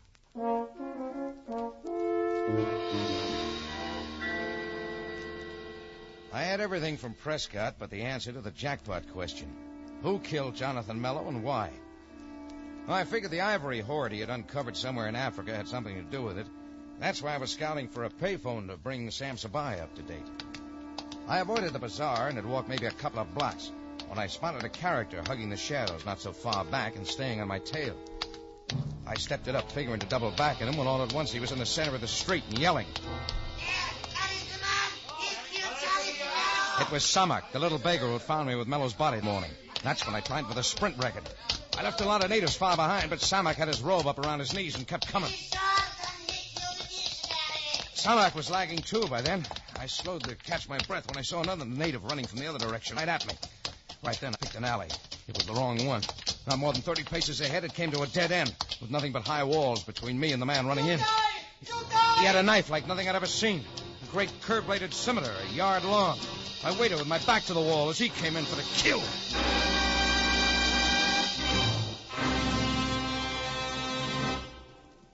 You are listening to The Man They All Loved, tonight's adventure with Rocky Jordan. Here's a special announcement for all you Rocky Jordan fans. Starting next Sunday, Rocky Jordan will come to you at a new time, 5 o'clock Pacific Standard Time. Make a note of it so you can remember to tune us in next Sunday. The new time for Rocky Jordan is 5 Pacific Standard Time.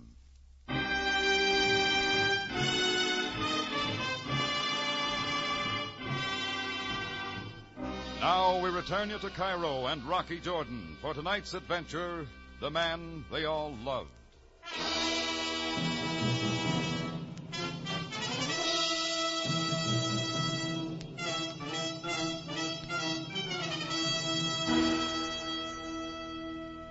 Imagine a man with his back to the wall at the end of a dirty blind alley in Cairo, facing a character with blood-red eyes coming at him waving a huge curb-bladed scimitar.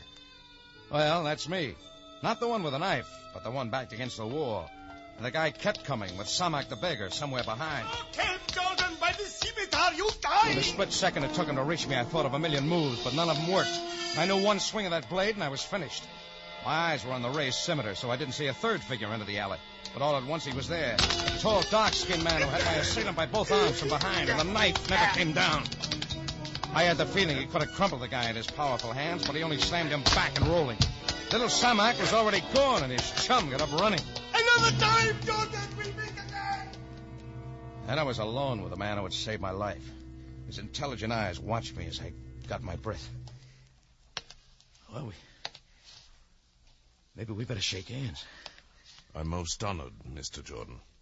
Oh, Abyssinian, aren't you? Yes.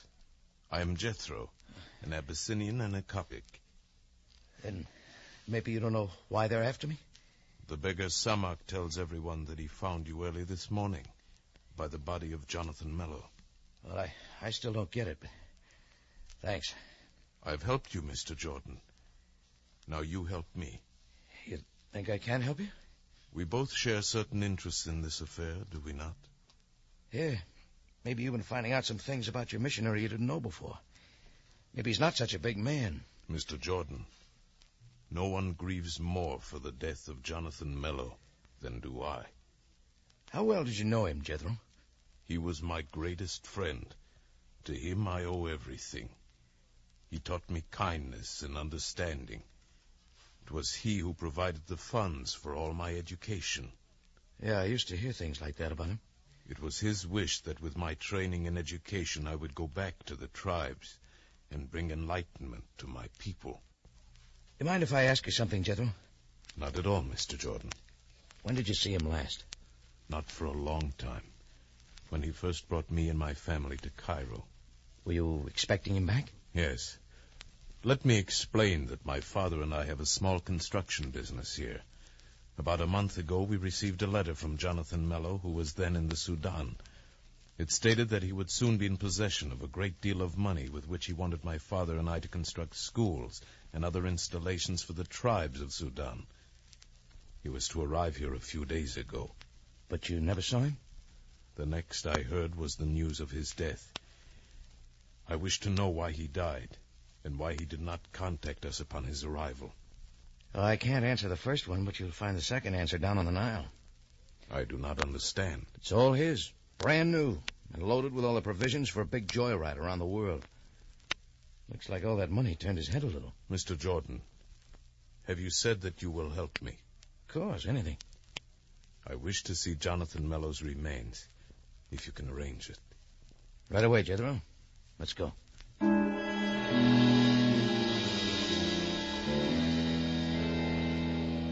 handsome young Abyssinian stayed with me, and I finally got to a phone and talked to Sam Sabaya. I briefed him real quick and then asked him about viewing the missionary's body. He said to come on down, and in another 20 minutes, Sam was leading Jethro and me down some steps at headquarters that led to the morgue. This way, gentlemen. Right behind you, Sam. I had the remains moved to a room off the main hall. You will understand why. Oh, sure. Every precaution was taken to conceal his identity, Jordan. However, many people already know of Jonathan Mello's death. Yeah, I found that out. You would still do well to take my advice and hide out for a time. No, not interested, Sam. In here. Was this the one? It is. Yeah. 3 stab wounds. Any one would have brought instant death. Somebody sure wanted him out of the way. Indeed. Would that be all, Jethro? Jethro only nodded his head, moved silently out. He had nothing to say to Sam, so we left headquarters.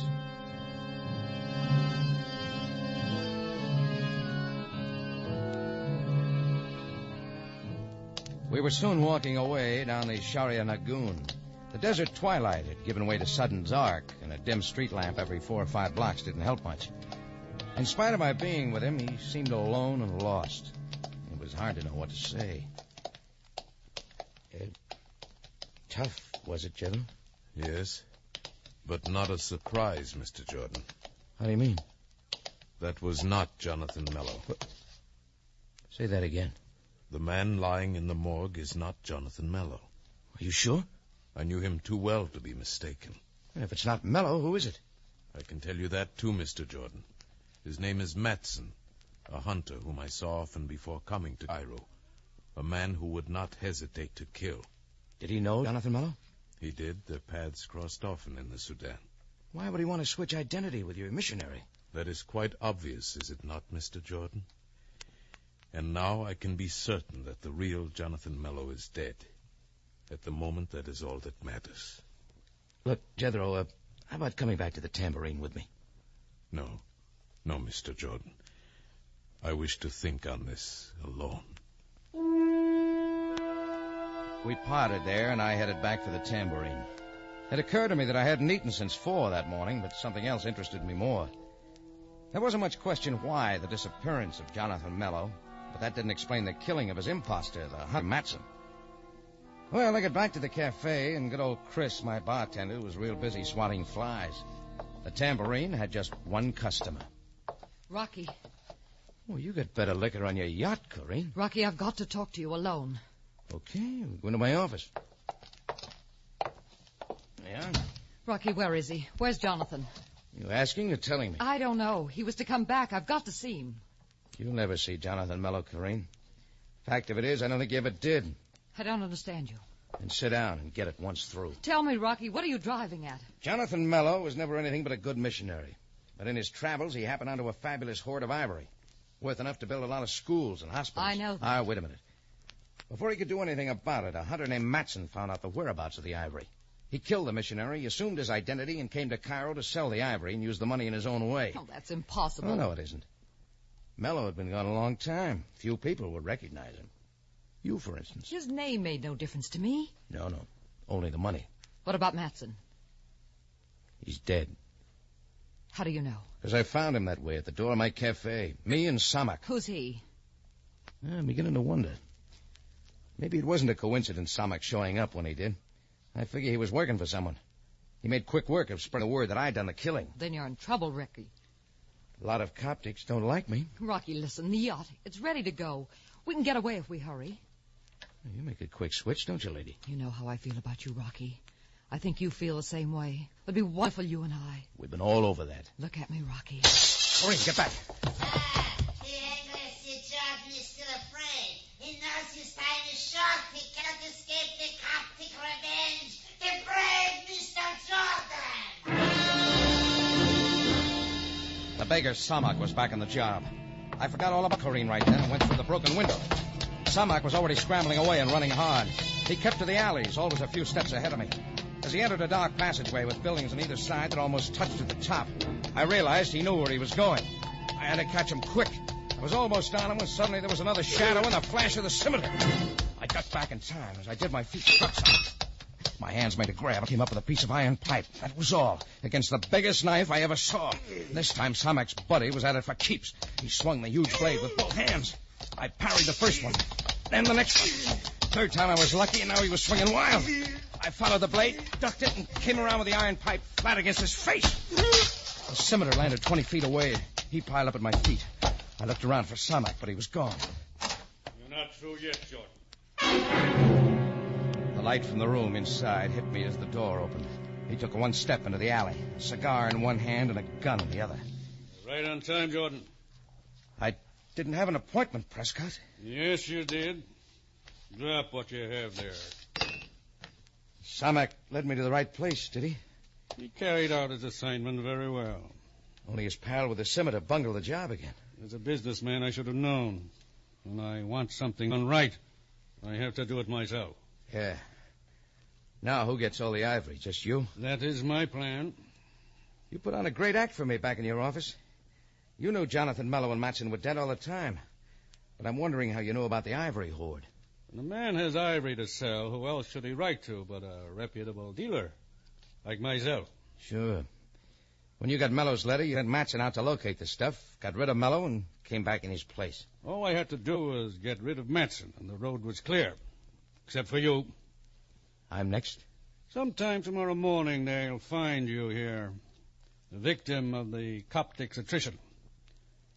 Come closer, Jordan. You see, I'm a very thorough man. I don't intend to miss.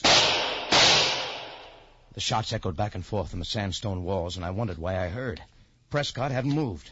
Then I saw the two spots in his white vest. The gun suddenly dropped from his hand. He pivoted slowly and fell back down into the dirt of the alley. You all right, Mr. Jordan? Yes. Thanks to you, Jethro.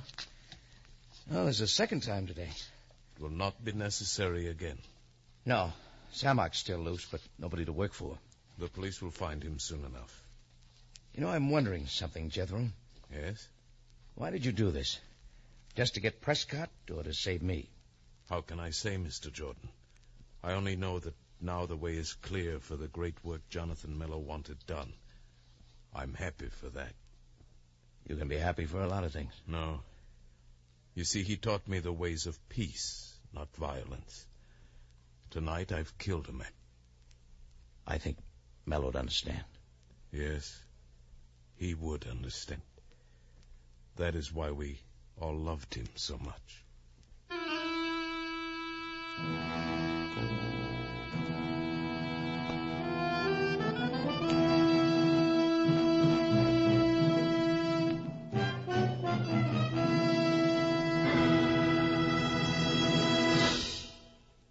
It's CBS at a new time next week, 5 o'clock Pacific Standard Time, for another story of adventure and intrigue when we take you back to Cairo and the Cafe Tambourine, run by Rocky Jordan.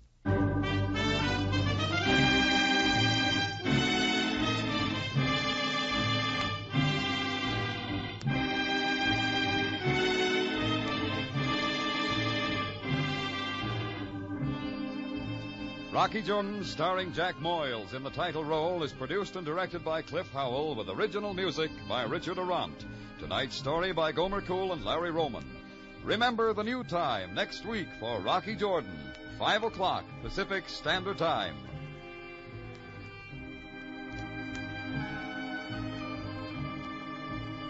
Larry Thor speaking. This is CBS, the Columbia Broadcasting System.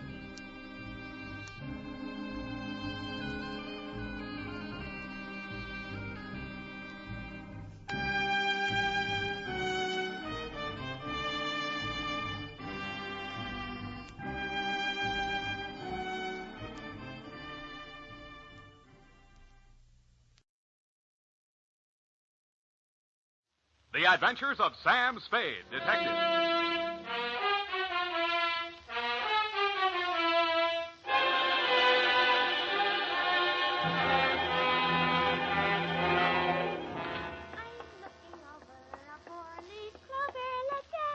Very funny.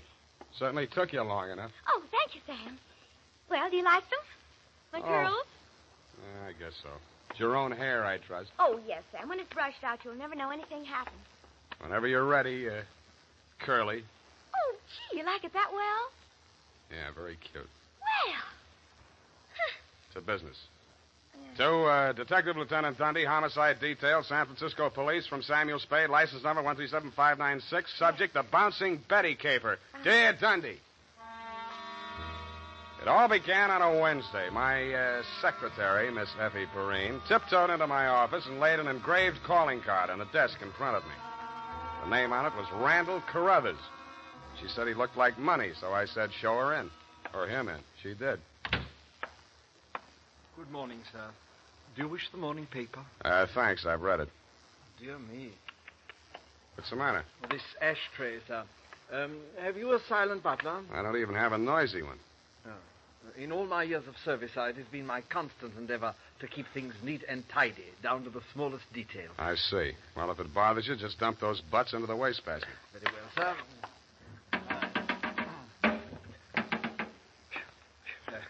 If you will pardon the presumption, sir, you could use a well-trained servant in this establishment. Waste paper baskets clean and empty at all times. Never allow refuse to accumulate. That's not refuse. That's this month's bills. So I noticed, sir. I also noticed that you have not opened them. From this, I conclude that your services are immediately available. Yeah, and I conclude that in spite of your glad rags and fancy handle, you are somebody's butler. Oh, that is correct, sir. I am first butler in the household of Dr. Mark McGraw. First? Yes. Bleakcliff is the name of the estate. It's near the village of Squid Beach, some 50 miles in a southerly direction on the Pacific coast. You know, I think I'm going to like you as a client, Mr. Carruthers. I mean, it's refreshing to get a few accurate facts without, shall we say, priming the pump. Oh, thank you, sir. You're welcome. To continue, not counting the staff, there reside at Bleakcliff 3 persons. Dr. McGraw, master of the house since the death of his wife, his stepson, Mr. Anthony McGraw, of whom more later, and Mr. Anthony's sister, Miss Cathy. It is on her behalf that I've come to you, sir. What is her problem, Mr. Carruthers? The correct form of address is Carruthers, sir, not Mr. Carruthers. Check. Yes, thank you, sir. Now, as to Miss Cathy's problem, sir, someone is attempting to murder her. Specifically, she has upon several occasions been shot at from ambush. Twice she has awakened in the night to feel the hands of an assailant closing about her throat. And only yesterday, she narrowly escaped death when her motor car went out of control owing to some blackguard tampering with the steering mechanism. And upon numerous other occasions... That's enough. You have convinced me that she indeed has a problem. What do the local police think? No one has been to the police, sir. Why not? It's a delicate situation, sir. Miss Cathy's brother, Mr. Tony, is undergoing treatment for nervous disorders. Mm-hmm. The family did not wish to place him in an institution, and since Dr. McGraw, his stepfather, is a psychiatrist, he is allowed to remain at home. I see. He's flipped, huh? Where do I fit in, Carruthers? Well, sir, if a reputable gentleman such as yourself were to come to Bleakcliff and witness these persistent attempts upon that girl's life, perhaps they could be forced to put the boy away where he belongs. It's possible. I'm willing to try. For money. Oh, splendid, sir, splendid. I took the liberty of drawing, in your favor, a draft upon the First National Bank of Squid Bay, 1 week's remuneration in advance of your services to the Bleakcliff estate in the capacity of chauffeur. Chauffeur? Yes, sir. I thought that might be a capital disguise. Have you a better suggestion, sir? Well, no, that's okay. This check, Yes, sir. $200. It's a pretty big weekly salary for a chauffeur, isn't it? Well, you will be allowed to shop for the vegetables, sir. Your cut has been added in.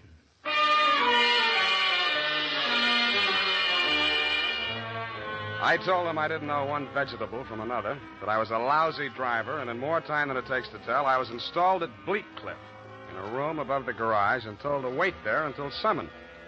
I put on my pearl gray uniform with the brass buttons and leather puttees, looked in the mirror, and decided I had missed my calling, but not by much.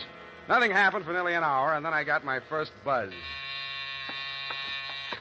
Yeah, I mean, garage. Phillips, the car, quickly. The main entrance. Keep your motor running. I have it locked in the living room, but it's breaking off. Okay. Yes, miss.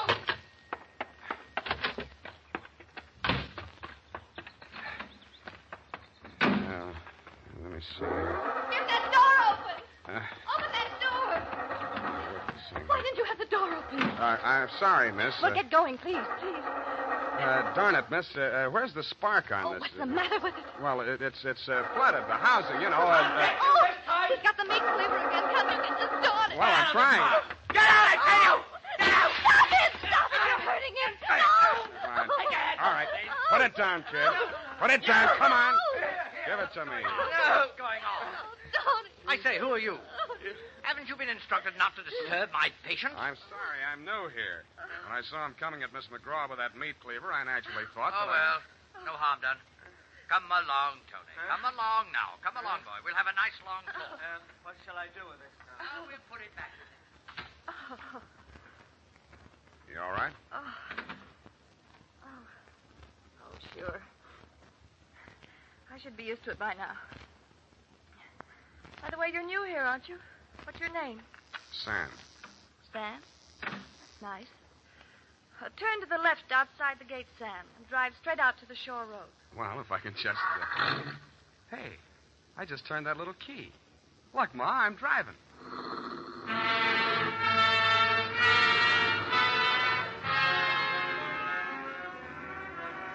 I adjusted the rear view mirror so that it showed more of her and less of the rear view. A mile from the house, she ordered me to stop, moved up to the front seat with me, and asked me to drive on. By the time we got to the shore road, she was driving, and I was resting my head on her shoulder. Where are we going? I've got a little hideaway down the coast. It's right on the beach, at the foot of a tall cliff. There's a fireplace, a little bar, some records. Got some bop? It's wonderful there with the surf pounding outside, hidden away from the world. You feel so safe. Don't stop. You'll like it there. You feel as if there's no one else on earth. Time standing still. Oh, if I could just be sure that Mother wouldn't worry about me. You're impossible. Okay, Kathy, I'll be serious. What's with that brother of yours? Tony? I'd rather not talk about that if you don't mind. Well, maybe I can talk about your stepfather. I really should know what kind of a man my boss is. I go for these drives to forget all that. Please don't spoil it for me. Okay, Kathy, okay. Please. The sharp turn into this driveway. Now, we get out here. Yes, ma'am. Down this path. Uh-oh. What's the matter? You afraid of high places? Yeah, you just pushed me off of one. Oh, Sam, don't be like that. You're pouting like a little boy. Come on, I want to show you my little house. What's so special about your little house?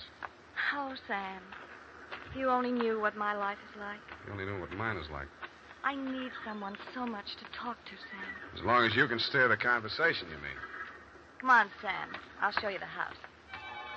The path led to a flight of wooden steps that clung to the face of a sheer cliff. There was something like the stairs you find yourself falling down in nightmares. They dropped maybe 200 feet to a crescent of white sand. Watch out for that one step. It's broken. Yeah. You have to make your dream house this hard to get to? Because of Tony. He has vertigo. What? When we were kids, he used to chase me, and I'd run down here, and he was scared to follow me. Afraid of heights. He still is. Oh. Well, you light us a fire, Sam. The wood's there in the box. I'll go make us a drink. Fire? Who needs a fire? I'm hot. What'd you do before you took up driving? Oh, I was a private eye for a while. how exciting. Nah, it's a sour racket. Tell me about it. Nah. Let's talk about you. Here's your drink. Thanks. Well, what do you want to know about me? Who, me? Come here.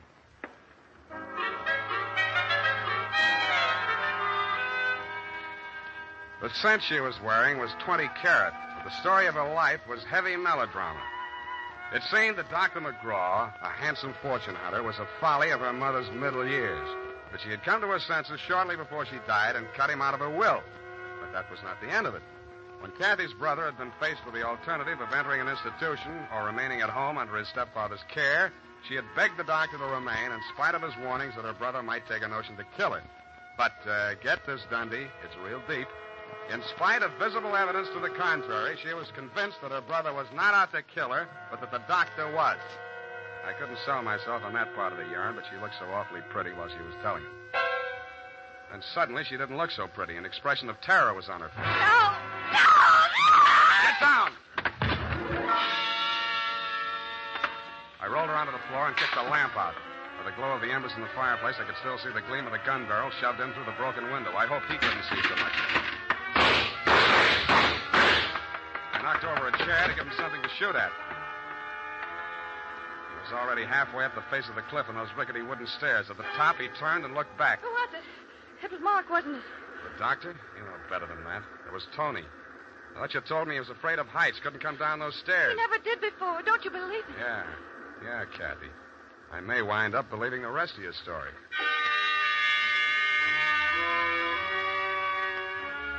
I took Kathy back to Bleak Cliff and stashed her in my quarters over the garage. Then I went into the main house via the back stairs, found her room, and shook it down.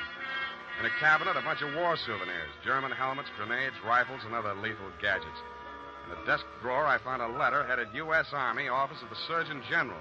It certified that one Anthony McGraw was unfit for military service. Vertigo. Origin, childhood injury to middle ear. Downstairs in the library, I found a shelf of medical books. Vertigo. Vertigo was almost incurable, and there was certainly no quick cure. But some patients had lost their symptoms temporarily under hypnotism. Then it said, see narcosynthesis. I did.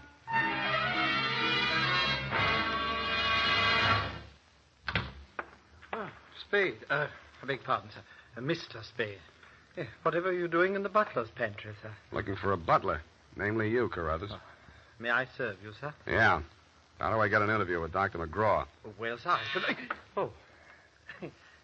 Strange, after all my years of service, I still start as a master summons. Hey. You did it again. Well, I'm sorry, sir. I'd better see what Dr. McGraw wants. Forget it. I'm answering this one. You're not going to drop your disguise, sir. Why not? Who am I kidding, anyway?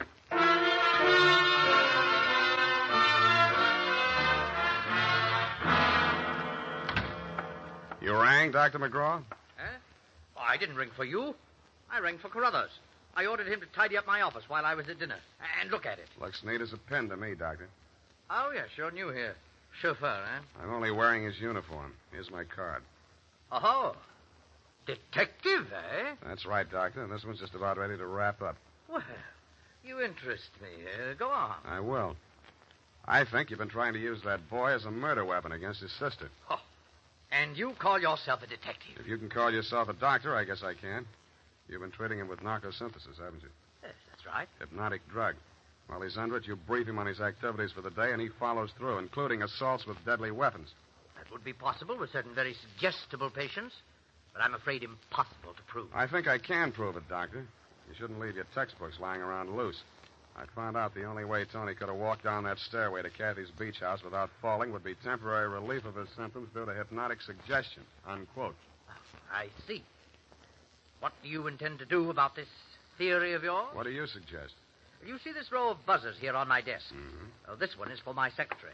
This is to summon Carruthers, and when I press this buzzer, two of the most hideous plug uglies you've ever seen will rush into this office, beat you to a pulp, and dump you outside the front gate. That's what I think of your theory. Buzz away, Doctor. I think I like them better than I do you. As you wish.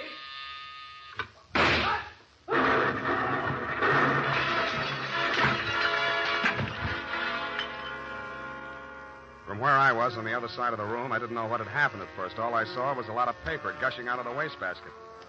The doctor sure was dead. His midsection was perforated like a shower drain. And in the walls, fanning out around the end of the room, about a yard up from the baseboard, there was a straight line of holes. I dug into one. What I took out wasn't a bullet. It was a perfectly round steel ball. Then I remembered the wastebasket, the paper flying out of it just before the explosion. In the bottom of it, I found the answer. The base of a steel mechanism with German lettering on it.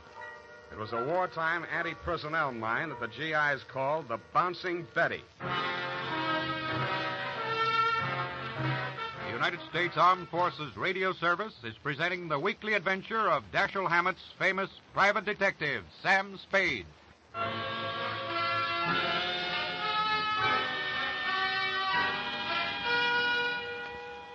I didn't wait for the Squid Beach law to arrive. Who could? I went straight back to San Francisco. You, Lieutenant Dundee, were waiting at my office. Morning, Sam. Hello, Dundee. About that McGraw killing, Sam. The chief down at Skid Beach has asked us to cooperate with the department down there at Skid Beach. Squid Beach, Dundee. That's right. They say you caught a bus at Skid Beach. Squid. That's right. At 1:45 in the company of a young woman answering the description of the McGraw girl. They say that, do they? They say they got a statement from that butler, Carruthers. Yeah, well, it's open and shut anyway. The butler hired you, the girl is wanted, and you're hiding her out. Why? Why not? Well, it's established that the girl hated the deceased and bickered with him constantly. The doctor and the boy were pals. That girl's guilty as You've been able to place her in the murder room? Well, no, but here's an item. She worked with an Army ordnance during the war in research. Subject, I made a note of that. Enemy landmines, anti-personnel. One of the reports she helped put out was on the Bouncing Betty. Yeah? Definitely. Hey, where you going, Sam?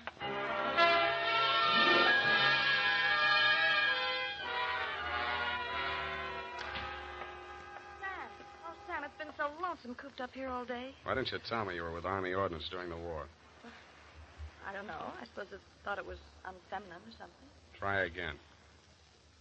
All right, I'll tell you the truth.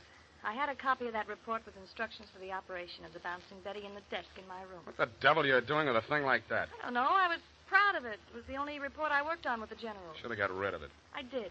I burned it in the fireplace as soon as I learned what had killed him. You didn't burn it good enough. Sam, they found it. Yeah. Have they arrested Tony? Not yet, but he's definitely sane. He'll have to take the rap for anything he's done. I see. Well, I guess there's no other way. Tony didn't do it, Sam. I did. I want to make a confession. Not to me, please. Not to me. After what happened down at the beach when I knew I was no longer safe anywhere, I realized I had to do it. For Tony's sake as well as mine. When we arrived back at the house, I looked into the dining room and I saw Dr. McGraw eating dinner. I knew it was my chance to get into his office. Yeah? Then what? Well, the Bouncing Betty was in my room. There was some wire in the tool chest, and I knew that Carruthers always went to tidy up while the doctor was at dinner. So I waited until I saw him come out, and then I went in. And I looked around for a place to plant it, out of sight. Then I saw the wastebasket full of paper. It was the perfect hiding place. The whole thing didn't take more than 5 minutes. Well, say something. Go on, say you hate me. Say it. I don't. Wish I did. Oh, Sam. Help me. Help me. I'm sorry, baby. I am sorry.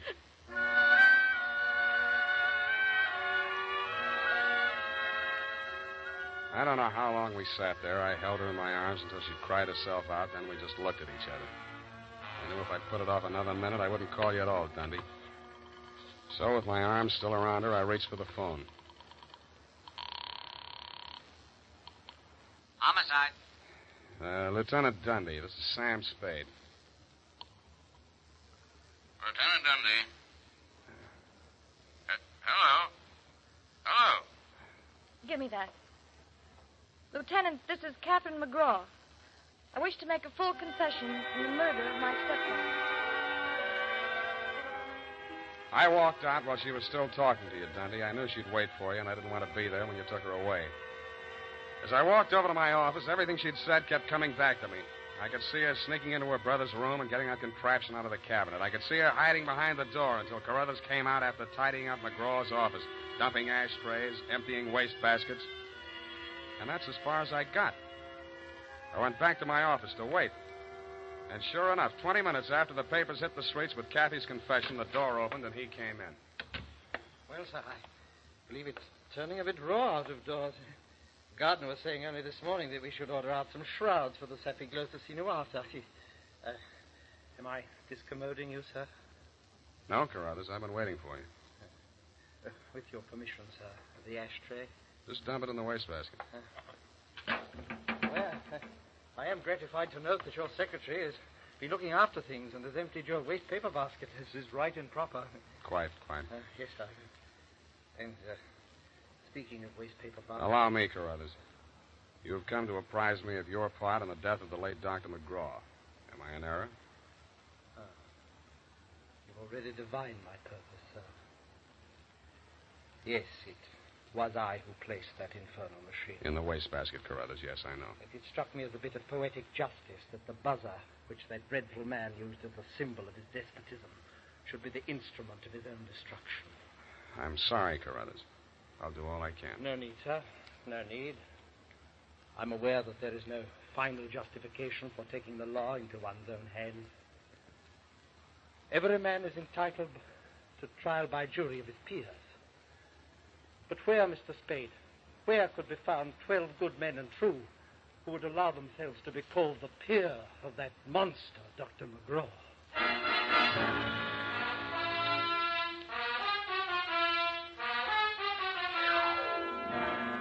Period. End of report. Sam, there must be some mistake. Mistake, Effie? Mistake? No? Well, the butler can't be guilty. That's old-fashioned. He was an old-fashioned butler, sweetheart. Where today can you get help like that? Somebody who empties the ashtrays, keeps the waste paper baskets clean, tidies up around the place. Well, I'd be only too happy to do the same for you, Sam. I know you would, Doc. Considering what happened to Mr. Carruthers' employer, Effie, you mustn't allow your mind to dwell on such matters. It's wicked. Sam! Who emptied an ashtray in that wastebasket that I just finished cleaning out? Pay it no heed, sweetheart. I'll buy you a silent butler. I'll go type that up. Here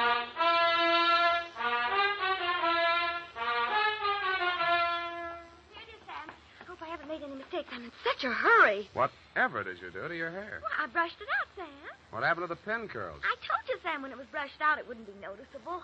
Hours of torture sitting under a hot dryer for something nobody will notice. But, Sam, it puts bounce in your whole makeup. I get it. The bouncing Effie caper. Oh. Eyeshadow, new shade of lipstick. You look real gone. Oh, no. Whom is it tonight? Well, it's this friend of Maud's, Sam. Of course, she's not really serious about him, so it's all right. Your conscience bothering you? Oh, no, Sam, no. He's definitely not serious about her. I mean, Well, have fun, sweetheart, while Maud burns. Oh, well, she won't. And I suppose you'll be seeing that girl, what's her name? Oh, yes, Kathy. Well, at least, F, I'm not playing in someone else's garden. No. Well, have fun anyway. Good night, Sam. Good night, sweetheart.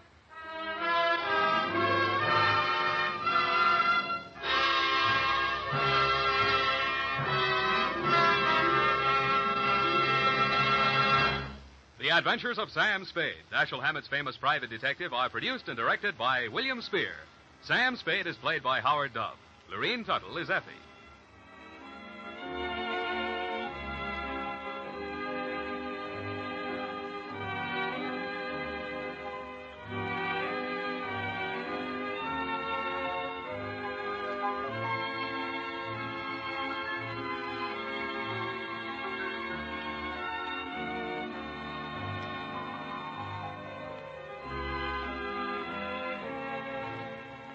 The Adventures of Sam Spade, Private Detective, is a presentation of the United States Armed Forces Radio Service, the voice of information and education.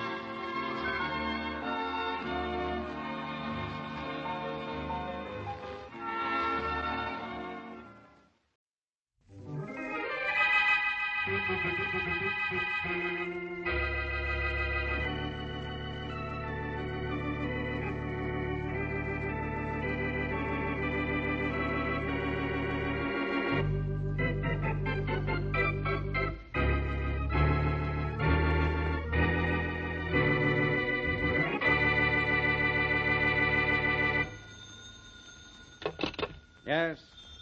600 on Calabash and a fork. Check. Yeah? Yeah. Only 200 on Wise Guy on the first. Yep. And Tommy G Okay. on the third at Meadow Ron Down. Robert, 150 on Mystic Yes. the second, Yeah, last I on the got 5. 1,000 on and Howard and the 8th to show. Got it. Check. Right. Okay, 50 on Mallow and the 200 on Calabash and a 4. Right. I got it. Another 100 on Yep. Mystic 500 in the on second Tellway to and the win. 5th. Yeah.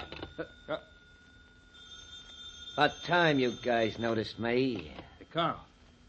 Guy at the door has a gun. It's a stick-up. I'm asking a gun usually means a stick-up, boys. Don't any of you move till I say it's okay.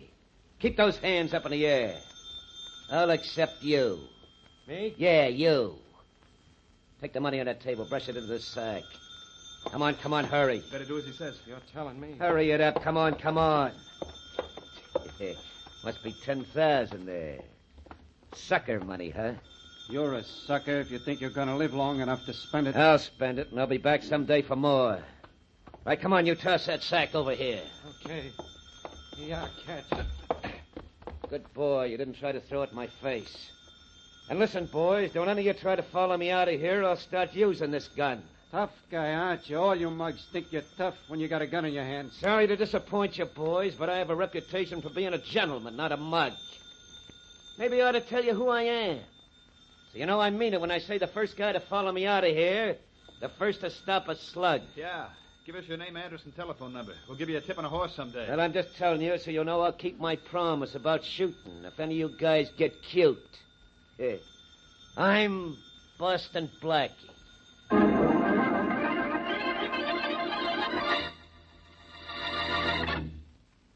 And now on to Dick Calmer as Boston Blackie. Enemy to those who make him an enemy. Friend to those who have no friend.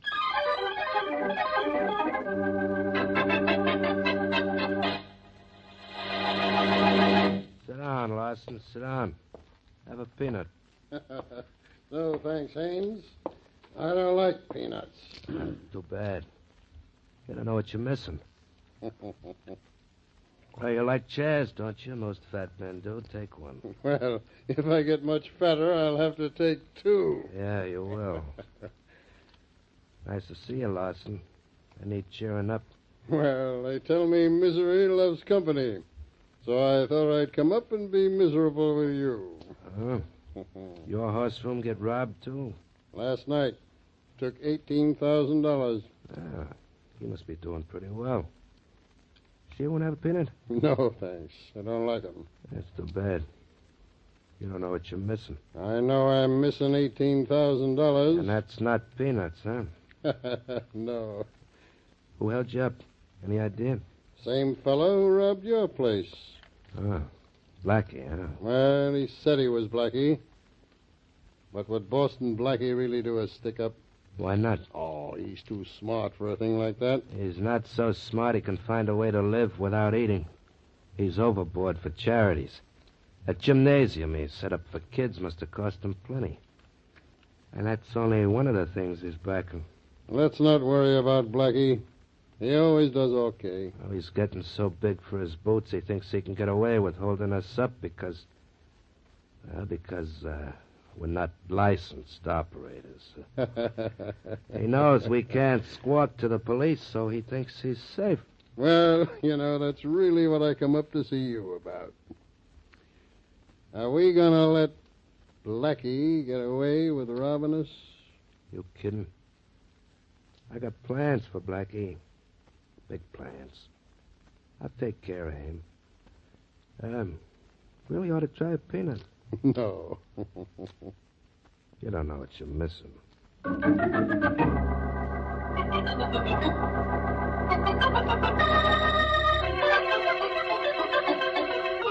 To whom do I make out this receipt, Mrs. Martin? To the Manchester Charities, Blackie. And also write, received from Mrs. Clara Martin. All right. This is Clara Martin. You're sure our organization wants to spend this much, Mrs. Martin? Yes, we all voted at the same time we decided you would head the purchasing committee. I'm very proud you selected me. Even though I have a hunch my friend Mary Wesley talked you into it. I'll work on this right away. We want to buy this home immediately, Blackie. The need is terribly urgent. Children's homes are miserably crowded. The real estate man said he'd hold the property only until tomorrow midnight. Good enough. Well, there's your receipt, Mrs. Martin. Thank you very much, Blackie. And here's the money in this envelope. $20,000. Oh, you didn't have to bring cash, you know. A certified check would have done just as well. I didn't know that. This is all very new to me. Well, it's all right. Mrs. Martin, I'll go out and see about the purchase of that house tomorrow morning. Fine. And I'm going to try to get it for less than $20,000, too. I'll phone you tomorrow and let you know how I make out with the real estate agent. Thank you. I'll be waiting to hear from you. Oh, you won't be nervous with $20,000 in cash in your apartment, will you? I'll put it in the safe right now and sit up all night long with a shotgun across my knees, Mrs. Martin. Thank you, Blackie. The children will appreciate what you're doing. Goodbye, Blackie. Goodbye, Mrs. Martin. Mm-hmm. Mm-hmm. Oh, back again, Mrs. Martin. Come in. Guess I ain't making an intrusion now, am I, Matt? Huh? Who are you? The guy the boss sent up to pay you an anti-sociable call. A what? A call with an expression of business. Sorry if this is making an intrusion on you, Blackie. I used my etiquette and stood out in the hall till the old dame departed. Look, who are you and what do you... Oh. I might have known. With every face like yours, there's a gun. Only the gun is always prettier. Sure am sorry to do this to you, Blackie. I know it ain't polite to point, especially a gun. But a guy's got to make a livelihood. And... Never mind the apologies. What do you want? First, I want to offer you a little friendly tip. The boss don't like the idea of you cutting in on his profits, and especially in such a crude manner. That's interesting. It's of great importance to the length of your longevity, Blackie. Oh? The boss says you ain't flashing no rod in any of his wagering establishments anymore, or else you ain't living anymore. Hey, now, wait a minute. I hate what do you... to talk to you like this, Blackie, but I'm only working for a livelihood and imparting to you the boss's sentiments. And I'm also taking everything you got to sort of teach you a lesson. Look, you don't think... Don't me, Blackie. I sure hate to do this, but I know. You have to make a livelihood. Yeah. And I don't want to have to impair your health in doing it. So keep your hands up while I see what's around. It's safe. And open, too. Nothing but papers in there. Maybe. Since you were so polite as to have the safe open, I'll be polite and take what's in it. Jewelry. Blackie, you should be ashamed. You were kidding me. And this envelope looks interesting. Look, that envelope isn't mine. And what's in it is... Money. United States currency. Thanks, Blackie. You're extremely generous. Look, take everything else in the apartment, but leave that envelope. That's charity money, and it doesn't belong to me. That's right. It belongs to my boss now. You take that money now, and I'm going to... Blackie, don't get angry. I don't want to be harsh with you. So let you be likewise with me. So long, Blackie. Wait a minute. I'm warning you. If you take that money, I'm going to... Blackie, be nice. Haven't I been nice and polite to you?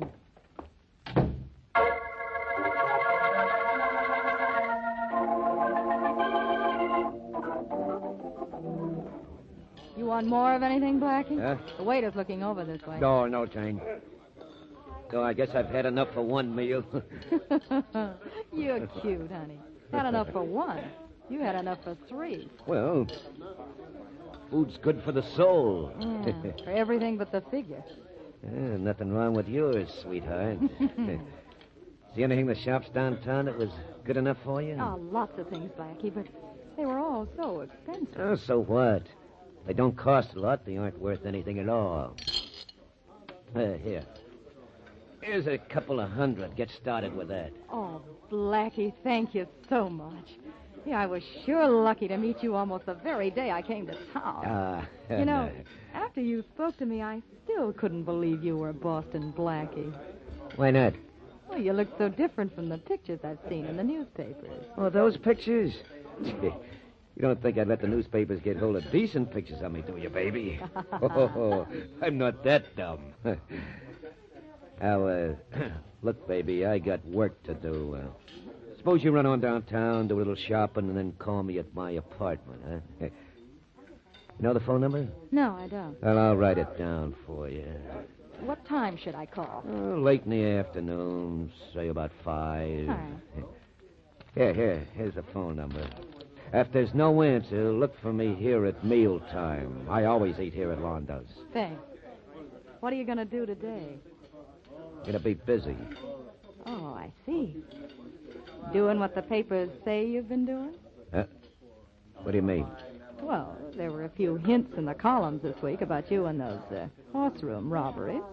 You don't say. Mm-hmm. The columns just hinted, Blackie. They didn't come right out and say you were the one. Well, I didn't see the columns this week. Well, maybe I'll have to catch up on my columns and with a few columnists.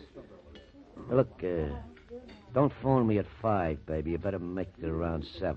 Oh, why so late, Blackie? Well, I have a special job to do this afternoon. A very special reason to get my hands on a lot of money.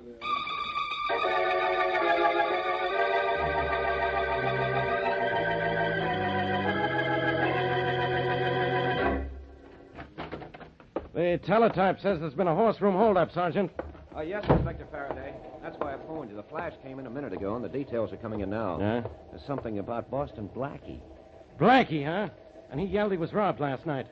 What does the teletype say? Never mind, I'll read it. It says, betting room, 1119 Elm Street. Robbed at 3:18 this afternoon by a masked and armed bandit who got away with an undetermined amount of cash after killing Joey Hester, bookmaker, of same address. The killer escaped, but his identity is known. Before the killing, he boasted that he was Boston Blackie. I can't believe it, Inspector Faraday. You can't, and I don't want to. Well, there's something crazy here. Blackie himself was robbed last night, wasn't he? So he said.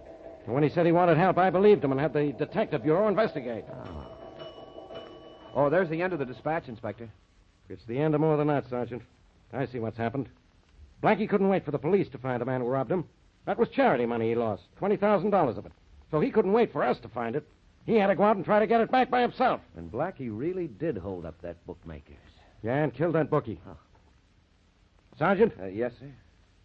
This is the hardest thing I've ever had to do. But get on that teletype and send out a flash to pick up Boston Blackie, dead or alive.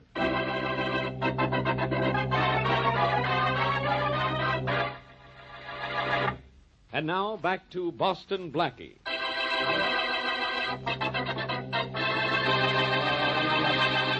A thief who boasts he is Boston Blackie successfully robs several bookmaking establishments. Afraid to go to the police for obvious reasons, one bookmaker tries to get even with Blackie by robbing him. In the loot taken from Blackie is $20,000, money belonging to a charity for which Blackie has promised to buy a children's home. Following this, another bookmaker is robbed and a bookie killed. The thief again brags that he is Blackie, and Inspector Faraday orders his men to capture Blackie, dead or alive. As we return to our story, Blackie is about to report on the missing money to the charity organization.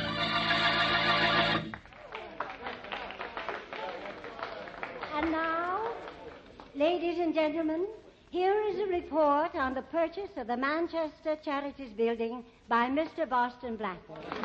One moment, please. One moment. As you know, Boston Blackie has been doing charity work of all kinds on his own, for a great number of years. Now I want him to acquaint you with the work he has done for us. Mr. Boston Blackie. Thank you. Thank you, Mrs. Martin, and ladies and gentlemen.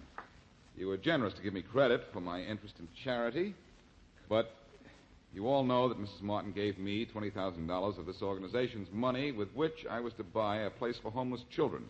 And you did it too, didn't you, Blackie? No, I'm sorry to have to report that I haven't purchased the property. Blackie, why haven't you bought the home? The man said he had to have the money by midnight tonight. Wasn't the $20,000 enough? It was quite enough, Mrs. Martin, but I didn't have the money. But I have a receipt proving I gave it to you. You did give it to me, Mrs. Martin. I don't deny that. But I don't have the money. It was stolen. But, Blackie, the police... The police, Mrs. Martin, don't believe it was stolen from me, I'm sure. In fact, they have other ideas about me. But I have until midnight to buy that house, and I'll have the money by then. Well, you'd better, or we'll be forced to turn you over to the police. Don't bother, Mrs. Martin. If I don't recover that money and buy that house, I'll turn myself over to the police.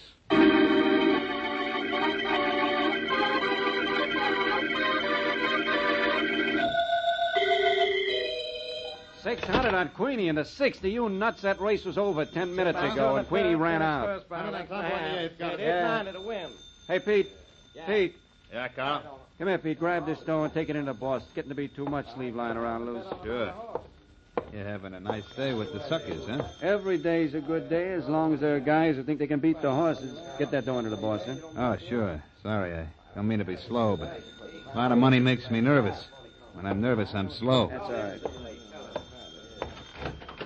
Excuse me, Mr. Haynes. Oh, come on in, Pete. Well, take for the day doesn't look bad. Now, have a peanut? No, thanks, Mr. Haynes. They don't agree with me. Oh, it's too bad. You don't know what you're missing.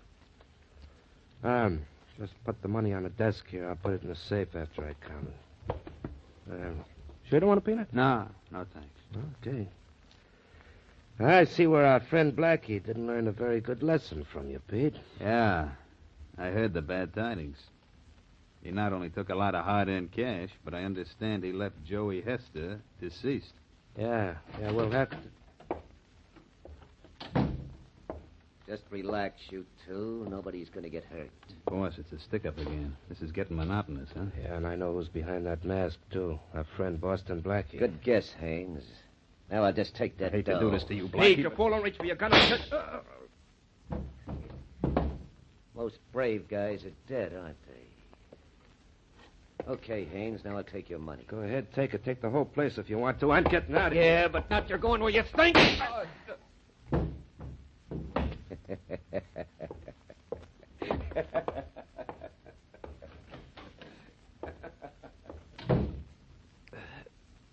The phone. I can only manage to get to the telephone.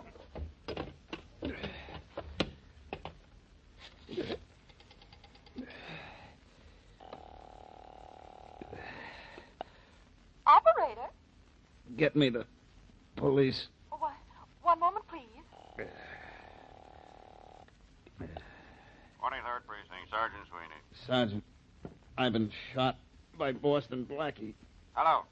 And all my Hello? life I Hello? tried to be so nice and polite to everybody, too.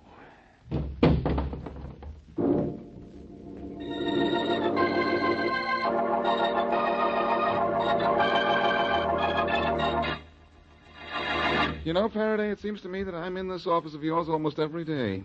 I must like it here. Blackie, this is not the time to fool around. You're in trouble, and you know it. Yes, I know it. And what's worse than that, I know it. When you know anything, that's news, Faraday. But as usual, you're wrong. I didn't rob those bookies, and I didn't kill anybody. Somebody's impersonating me. Will you stop trying to be funny? Faraday, that's the truth. You ought to know it. Look, Blackie, will you quit acting so innocent? This is tough enough as it is. I don't like any part of it. Well, I don't either, especially this part. But, Faraday, I can prove what I'm saying.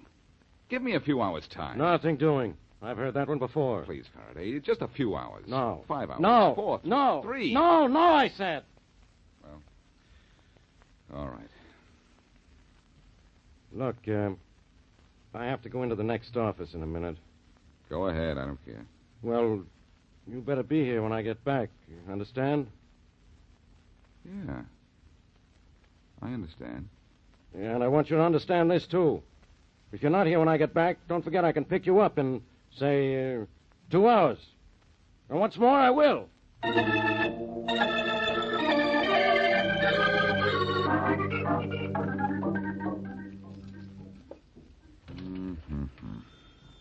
Uh-oh, the phone.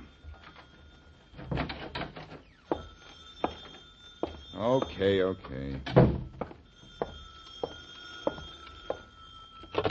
Hello. Hello, Blackie. Yes? This is Jane. Who? Jane Powers. You told me to call you at 7. I did? Blackie, what's the matter with you? Don't you remember? Well, So much has happened today that who'd you say this was? Jane. Oh, Jane. Well, why didn't you say so? I did. You did? Yes. Well, the connection must have been bad. I didn't hear you. I was hoping you'd call. Well, you asked me to. Oh, that's right, I did. Well, I'm glad you remembered something. Yeah, it was a funny thing about that paper with your phone number on it, though. The one you gave me in the restaurant today. Uh-huh. I thought I wasn't going to be able to call you. Why not? I lost the piece of paper, but I got your number from information. Wasn't I smart? Oh, I'm getting pretty smart myself. Where can I meet you? Well, do you think it's safe for us to meet? I mean, with the police and... Well, it isn't safe for me to go wandering around the streets, but I'm not far from the public library. Will it be safe for us to meet there? Yes, if we don't meet in the reading room. Tell you what, I'll meet you on the west side of the library between the second and third partition. All right. At what time? Between 8 and 9. Between the second and third partition.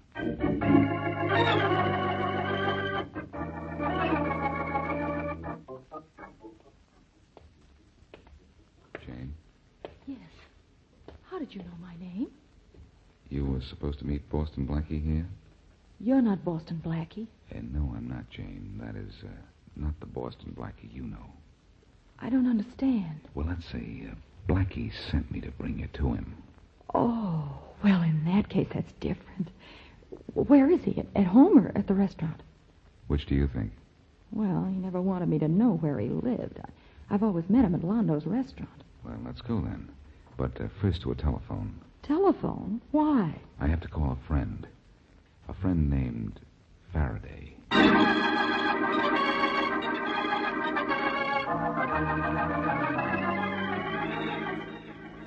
There's your Boston Blackie.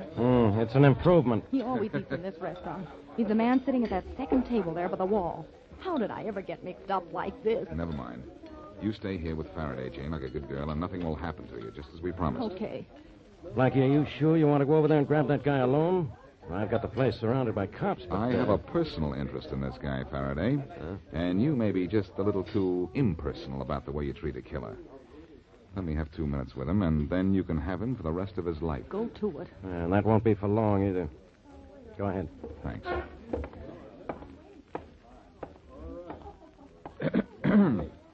Mind if I sit down at your table? No, go ahead. Thanks. Rather crowded in here, isn't it? Is it? Yeah. You know, your face is rather familiar. Do I know you? No. Oh, but I'm sure I do. I think you know me, too. Never saw you before. No? I'll bet you know my name. Never heard it. Oh, yes, you have. You've used it. Huh? My name is Boston Blackie. That's your name, too, isn't it? I don't fall for the table. No, but you fall for this. You mean you will? Oh, yeah, you punk.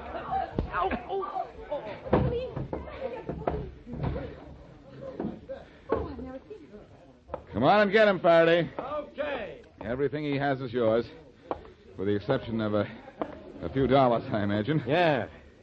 I think he ought to pay his check, even though he's checked out.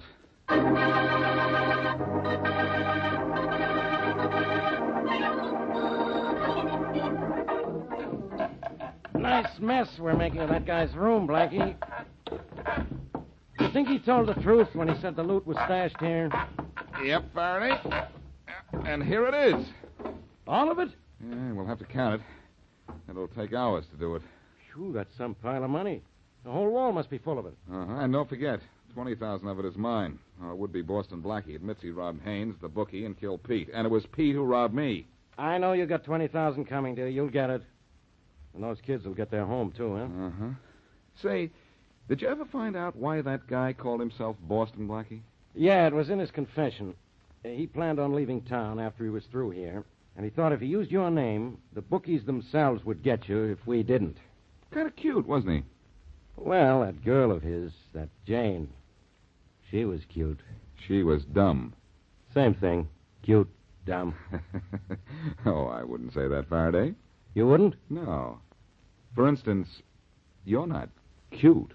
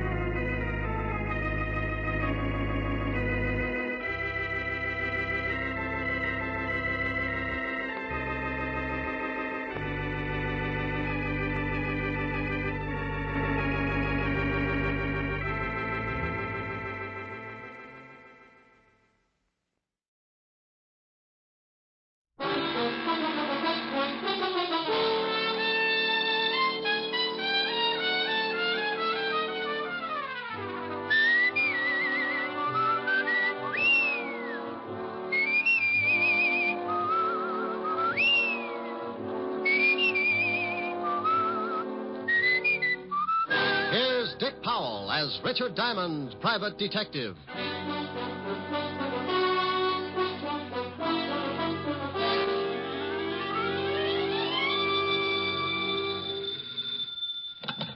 Diamond Detective Agency, handy hints on homicide. Oh, no. Oh, yes. Just pick a victim. All right. Got it? Yes?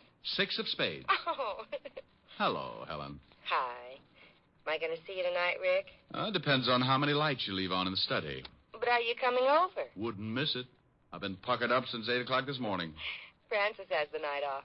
I'll have dinner for you in by the fire. Well, take it easy. The last time you built a fire, it got so hot I had to keep basting myself for a week. Oh, Rick. Sure. The next day I walked by Linda's and some guy grabbed me and shoved an apple in my mouth. Said he'd get fired if I didn't climb back in the window and lie down. Oh, I'll see you tonight. Bye. Bye. Now, let's see. Where did I put the soap? Mr. Diamond? Well, it depends on what you want him for. If it's the rent, he's being buried over in Jersey this afternoon. My name is Dr. Edward Gerson from Bellevue Hospital.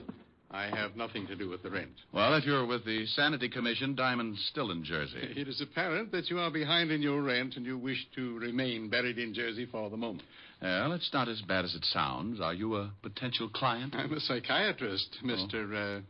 Well, pick a good one. How about Apple Knocker? All right. I'm in a rather peculiar position, Mr. Apple Knocker. Oh, I don't know. I always sit like that. For the past 4 days, I've been treating a young man for an unusual type of shock. What did he do? Run his electric train in the bathtub? You're quite an interesting case yourself. Are you always so unconcerned when someone comes to you with a problem? Look, Doctor, everybody's got a problem. That's why I'm in business. If you've got a big one, you'll get by my little remarks, and I'll be glad to see what I can do for you. Quite a philosophy. All right, then. Let's both get down to business, Mr. Apple Knocker. Oh, now, what's your trouble? This boy I mentioned, he disappeared 5 days ago. You said you'd been treating him for 4 days. He couldn't have been gone very long. A day and a night. He was found the next morning wandering through the Bowery. Unable to speak, unable to understand anything. I see. Someone took him to Bellevue. Luckily, the family's private physician is also on the staff at Bellevue. He saw the boy and called the family immediately. And you've been treating him ever since? Yes. Last night, the boy began to talk, make reasonable sense. Now, this would continue for perhaps a few hours, then he would lapse into a complete state of confusion. Each time he was given a sedative, and each time, as the sedative wore off, he talked for a while, knew who he was, started to tell about the missing night, and then lapse once more into this state of, well, confusion. And you think something happened during this missing night, and he doesn't want to remember it? Correct. Did you ever study psychology? Every day, Doctor. I get enough screwy cases in here to make your clientele look like a bunch of Einsteins. And now stop unlocking my mind. There's a draft.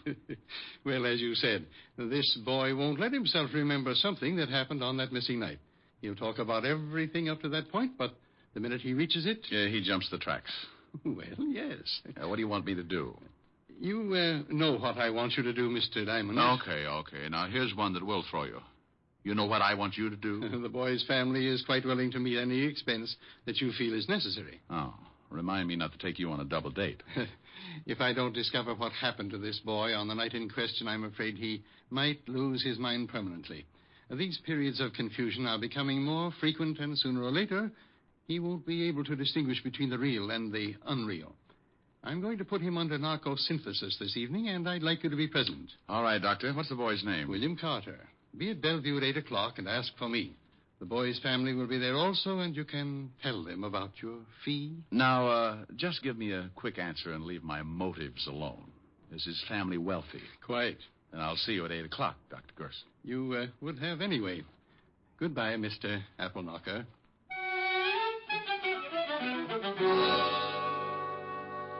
You know, you can feel pretty silly when a guy like that walks in and answers all your questions before you got time to think them up. Anyway, I remembered my dinner date with Helen and put in a fast call to the little redhead. She was unhappy, naturally, but she said something about me holding the pucker and to drop around whenever I had the time. At 8 o'clock, I was standing in the long hall at the Bellevue Hospital. Dr. Murray, report to the second floor desk, please. Dr. Murray to the second floor desk. Good evening, Mr. Diamond. Oh, hello, Dr. Gerson. What's the matter? You look a little nervous. The hospital's bothering me. That's very interesting. The family is at the end of the hall. Let's go down. Tell me, Doctor, just what exactly happens when you put William Carter under this narcosynthesis? It's an intravenous injection. It unlocks those little doors in the back of his mind. Gets him to talk. You'll see. It's really very amazing. Right here. Oh, good evening, Doctor. Mrs. Carter. How's the boy? Not much change. This is Mr. Diamond, Mr. and Mrs. Carter. How do you How do? do you do? How do you do? Mrs. Carter, Dr. Gerson wants me to find out what happened to your son the night he was missing. Have you any idea? He said he had a date, and when I asked him who it was, he wouldn't tell me. That's all we know. I think William will be able to recreate what happened for you, Mr. Diamond. Now, I'll leave you to discuss business. And when you are through, stop at the desk. They'll show you where I am. Well, I... Yes, Mr. Diamond. What is your fee? Oh, thank you. Believe me. $100 a day in expenses. And your retainer? 1 day's work. Mr. Diamond, can you help our boy? Mrs. Carter, I don't really know. I'll write you a check. Oh, thanks. Mrs. Carter, whatever it is that's strong enough to make your son lose his memory, it might You be... think maybe it's something bad? I know it's something bad. How bad, I've got to find out. I hope it's not more serious than I think. Oh, yes, I know. Here you are, Mr. Diamond. Oh, thanks. I'll keep in touch.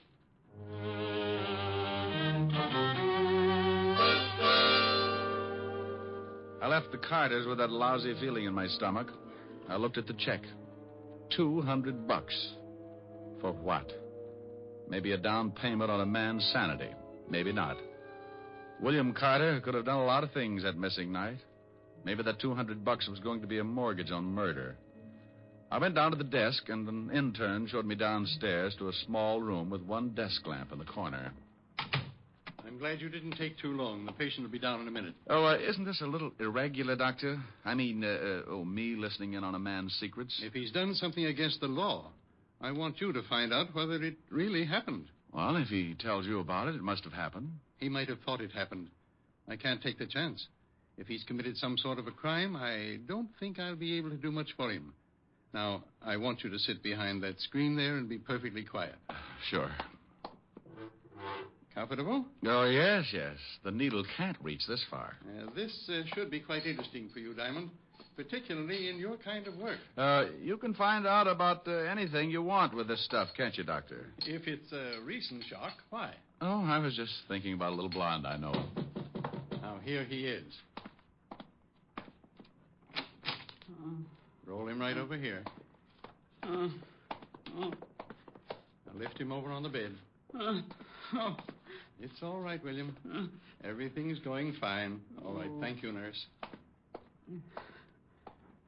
How do you feel, William? Can you understand me? Say it again. Say it again. Can you understand me, William? Yes. Yes, but keep talking. Say anything. Just make my mind stop jumping around. Sure, William. It's nice in this hospital, isn't it? Huh? It's nice in this hospital. Yeah. Oh, what's the matter with me? Just be quiet. Think about lying in a boat under the warm sun. Lying in a boat. Lying in a boat. Lying in a boat. Uh-huh. Just lying in the sun, rocking back and forth. What are you going to do? This won't hurt. You're going to have a nice, long sleep. Oh, yeah, please. I want to sleep. There. Now start counting. Do what? Do what? Tell me again. Start counting. 1. 1. 2. 2. You're doing fine. Keep counting. 3. 4. 5. 6. 7. 8. 9.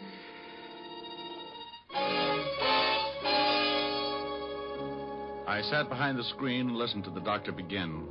At the start, Carter seemed almost glad to talk about it. He described the beginning of the evening. He had a date.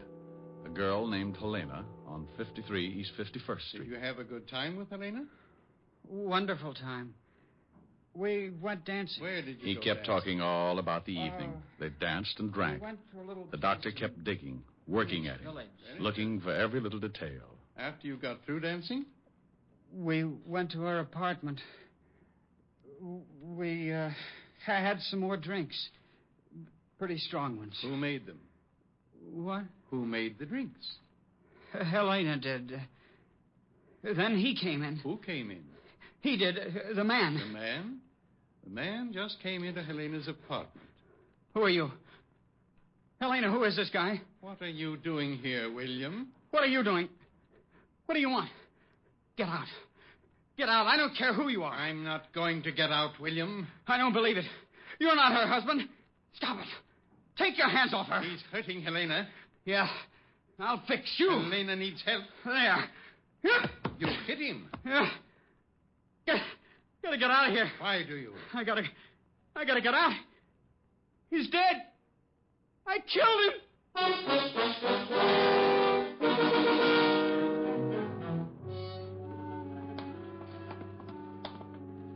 Well, Diamond, did you hear enough? Yeah. It's up to you. Find out if he really did it. Okay. Thank you. For what? Well, according to William Carter, he'd gone to a girl's apartment. The husband had come in, and he'd killed him. Cases like that don't make me a happy gumshoe, but I had a $200 retainer in my pocket, so I had to keep going. My first stop was the 5th Precinct Police Station and Lieutenant Walt Levinson. When I walked into the squad room, I spotted Sergeant Otis tying a square knot in his shoelace. I'll be right with you, Gumshoe. Hey, Otis, what happens when you break one of those shoelaces? Oh, what do you think happens? I get a new one. For those shoes?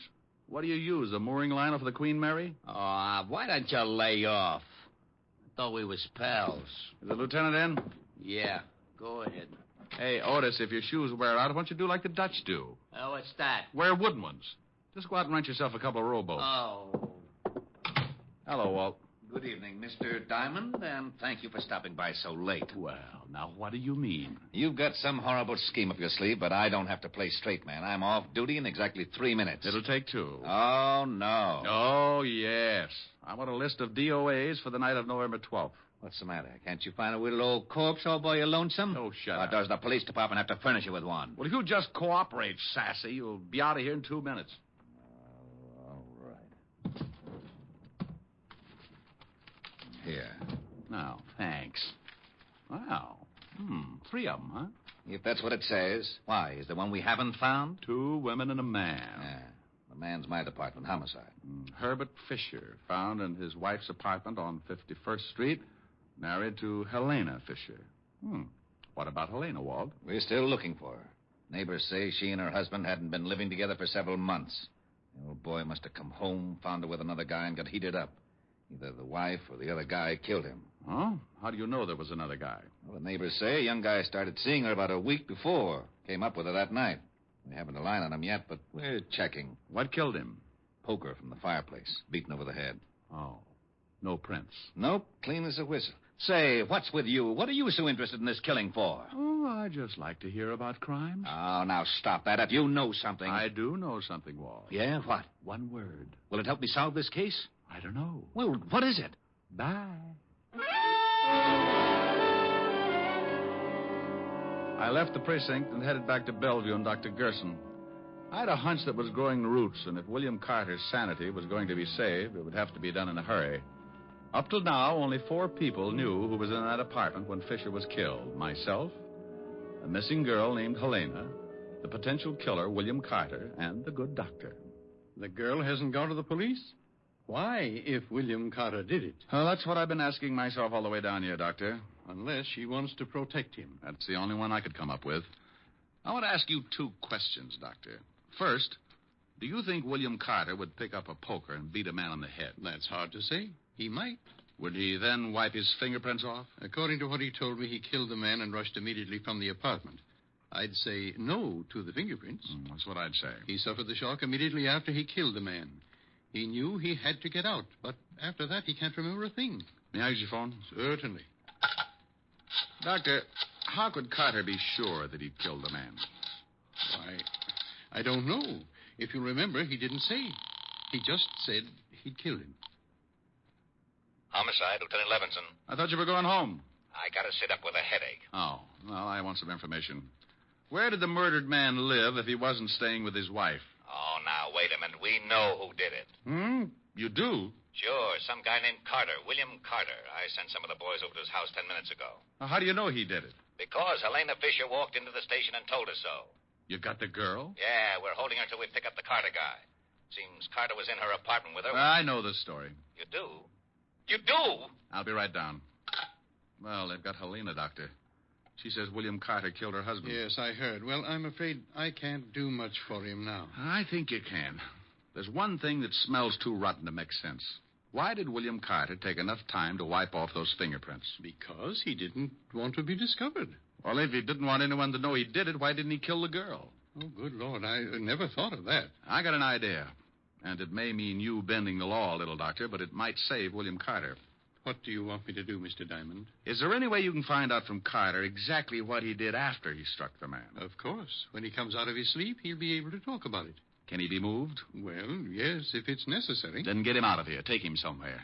Even if his family covers for him, it's just a matter of time until Lieutenant Levinson finds out he was picked up and put in here. Oh, this is extremely dangerous. Look, if he believes he killed this guy, the girl's story will hold water.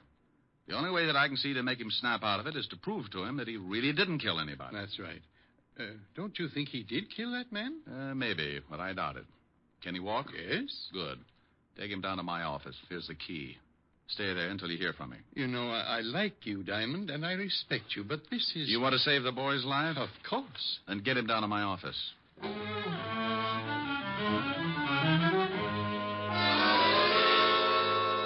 I left the hospital and grabbed a cab back to the 5th Precinct.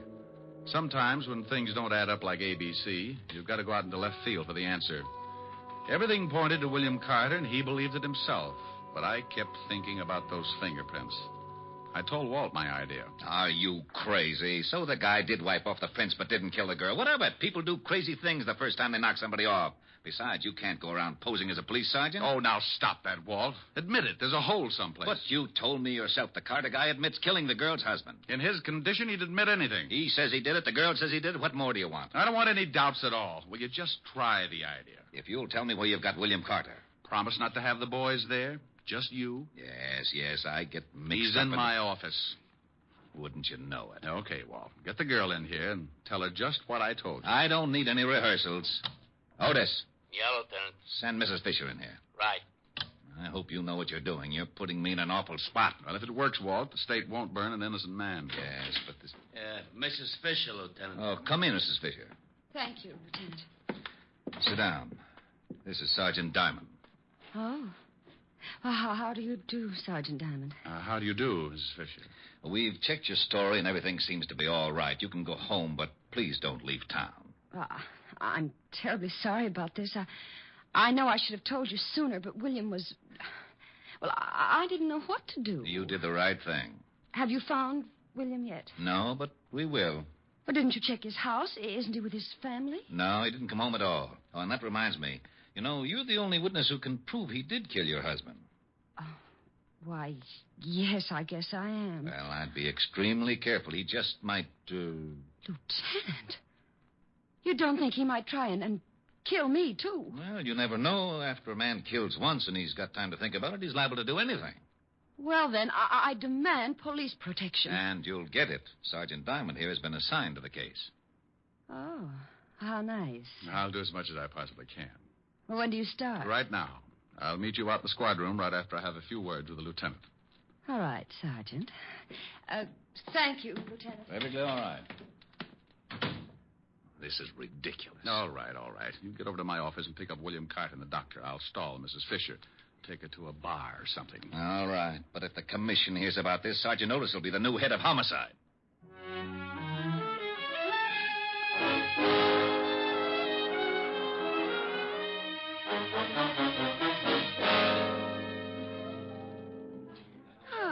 This is nice, Sergeant Diamond. Do you always guard people like this? Just the pretty ones. Oh, thank you.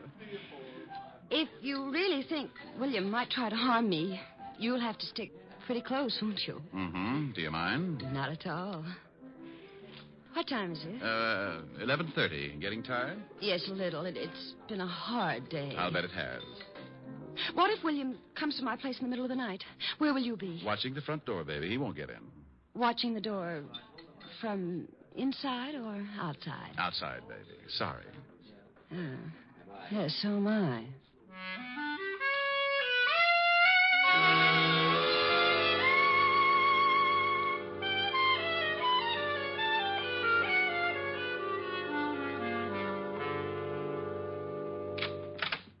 Here's my apartment, Rick. Oh, nice place. I don't like it very much since... Look, couldn't I stay in a hotel? Oh, no. Too many ways for a killer to get in. But do you really think William might try and get me? What's he hiding out for? Well, he could be scared. All the more reason. Men like that don't hide out for a week if they're going to give themselves up. And if William isn't going to give himself up, he'll probably try to get rid of the one person who knows he did the killing. But William isn't like that. He wouldn't... Wouldn't what? I was just going to say he wouldn't kill anybody. But he did. He knows he did. Yes.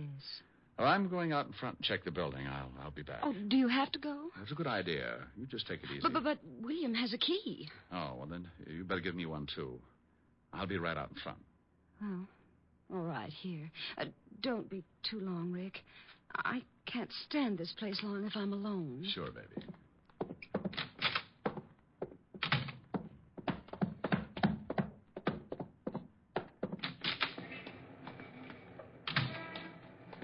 Over here, Rick. Yeah, I spotted you when you drove up.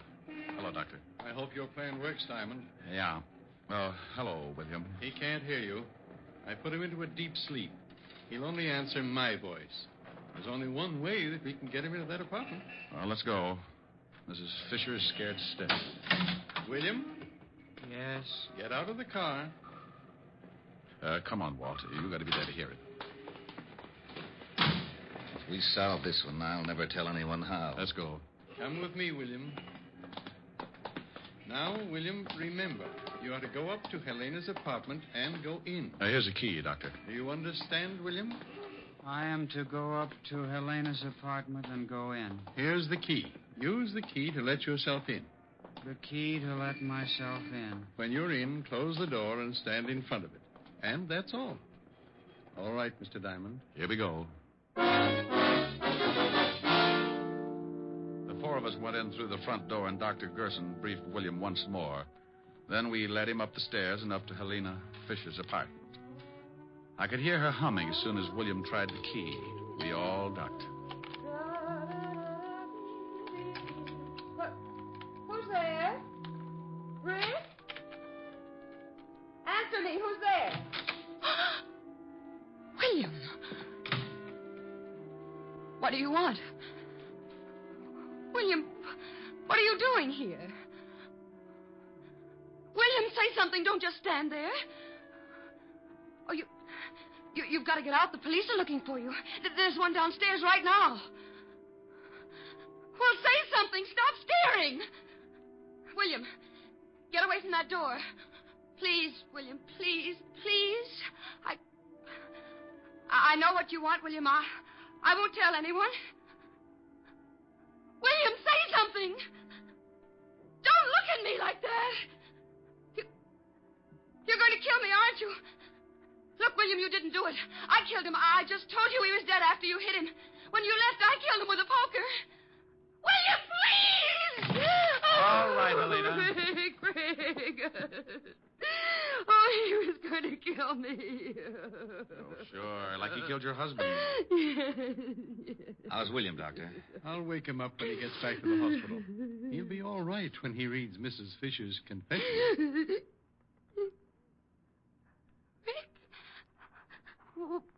What's going on here? You better go along with the lieutenant, baby. Why? We heard your whole confession from outside the door. What? Why, I just said he was going to kill me. Also, we found some of your fingerprints on the poker. You're crazy. I wiped them all.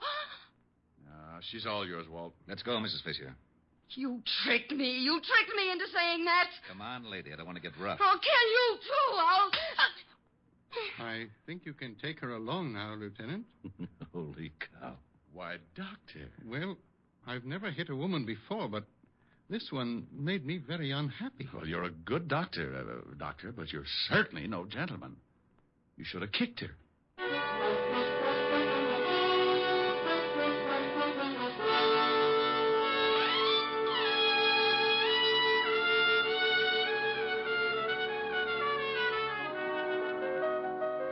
Rick, what kept you out so late? It's after midnight. Oh, I had to stick around and watch Otis turn into a pumpkin. Now, that's Cinderella. Yeah.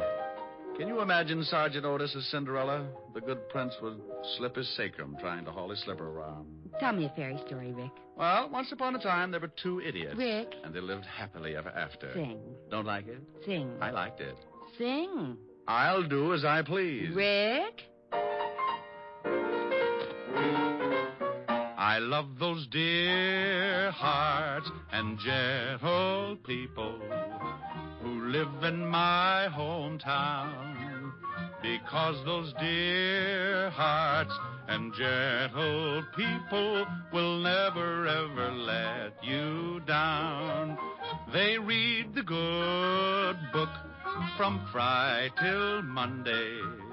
That's how the weekend goes. I've got a dream house I'll build there one day with picket fence and rambling rose. I feel so welcome each time that I return, that my happy little heart keeps laughing like a clown. I love the dear hearts and gentle people who live and love in my hometown. Well, how was that, honey? Well, Harold Appleknocker, where'd you pick up that there song? Well, my hometown, Mountain View, back up in the hills of Arkansas. Oh, that sure was mighty fine. Well, Lulu Bell, I'm glad you liked it. Mind if I bust you up with another 8 bars? Nope. Bust away. I love the dear heart and gentle people who live and love in my hometown. Da-da-da-dee. Well. Yeah, I think I did pretty fine that air song. Oh, yes, sir. You done busted me up right proper. Oh, you ought to come over to Mountain View sometime, Little Bell. Got dear hearts and gentle people all over the place. Oh, I'd like to make the trip. Oh, you'd love the people. You'd love to see them, love to greet them. How would you greet them, Lula Bell? How would you greet them? What would you say? Howdy. Oh, they'll love you, Lula Bell.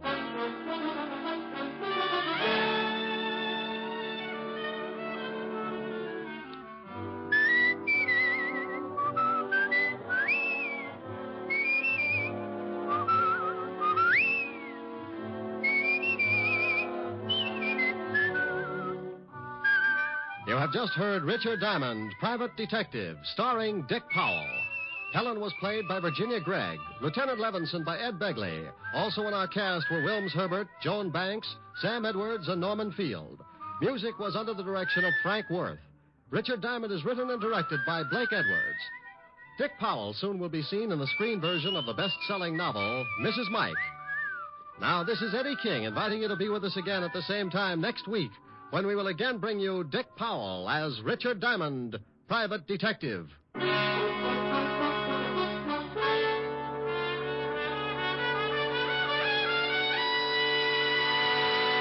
What's on NBC Sunday?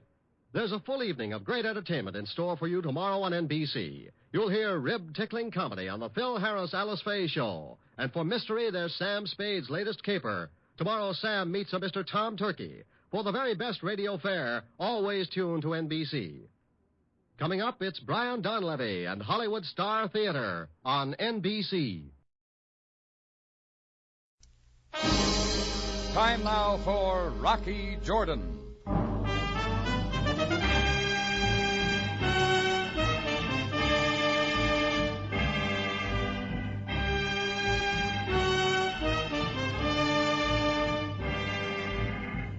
Not far from the Mosque Sultan Hassan in Cairo stands the Cafe Tambourine, run by Rocky Jordan. The Cafe Tambourine, crowded with forgotten men, alive with the babble of many languages. For this is Cairo, where modern adventure and intrigue unfold against a backdrop of antiquity. Tonight's story, The Man from Damascus.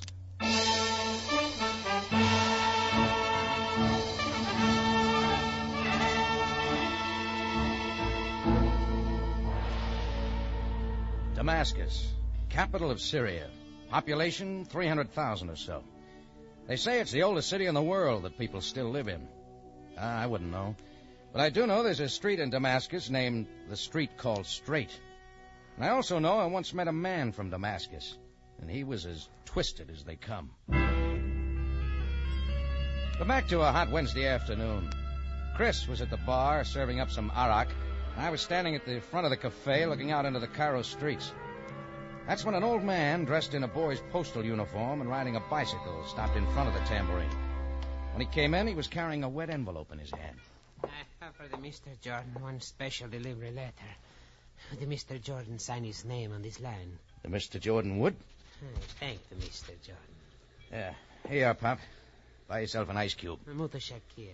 Mutashakir, then. It was a white envelope with some dirty finger smudges and a Cairo postmark. There was no return address. I looked at it for a moment, then tore it open. The first thing I saw, flat and crisp, was a pack of Egyptian pound notes. And I did a quick tabulation. 1,000 Egyptian pounds, 5,000 American dollars. And clipped to the money was a short note. Partial payment for services to be rendered, 1,000 pounds. I'm waiting for you at 16 Sharia El Nazar. 7 o'clock this evening will be fine. And it was signed, The Man from Damascus. Well, I don't take easily to somebody's bidding. If someone wants to see me, he comes to me. So I put the money in the safe, but figured that wasn't the end of the man from Damascus. Exactly 7 o'clock that evening, I knew I had figured right. Rocky? What is it, Chris? Fella to see you. Where? In your office. I tried to stop him, but Oh, that's all right. I'm sort of expecting him. Mean-looking guy. Want me to come with you? No, I'll handle it. Take over the till, will you? Sure, Rocky. Hello, Jordan. Make yourself at home.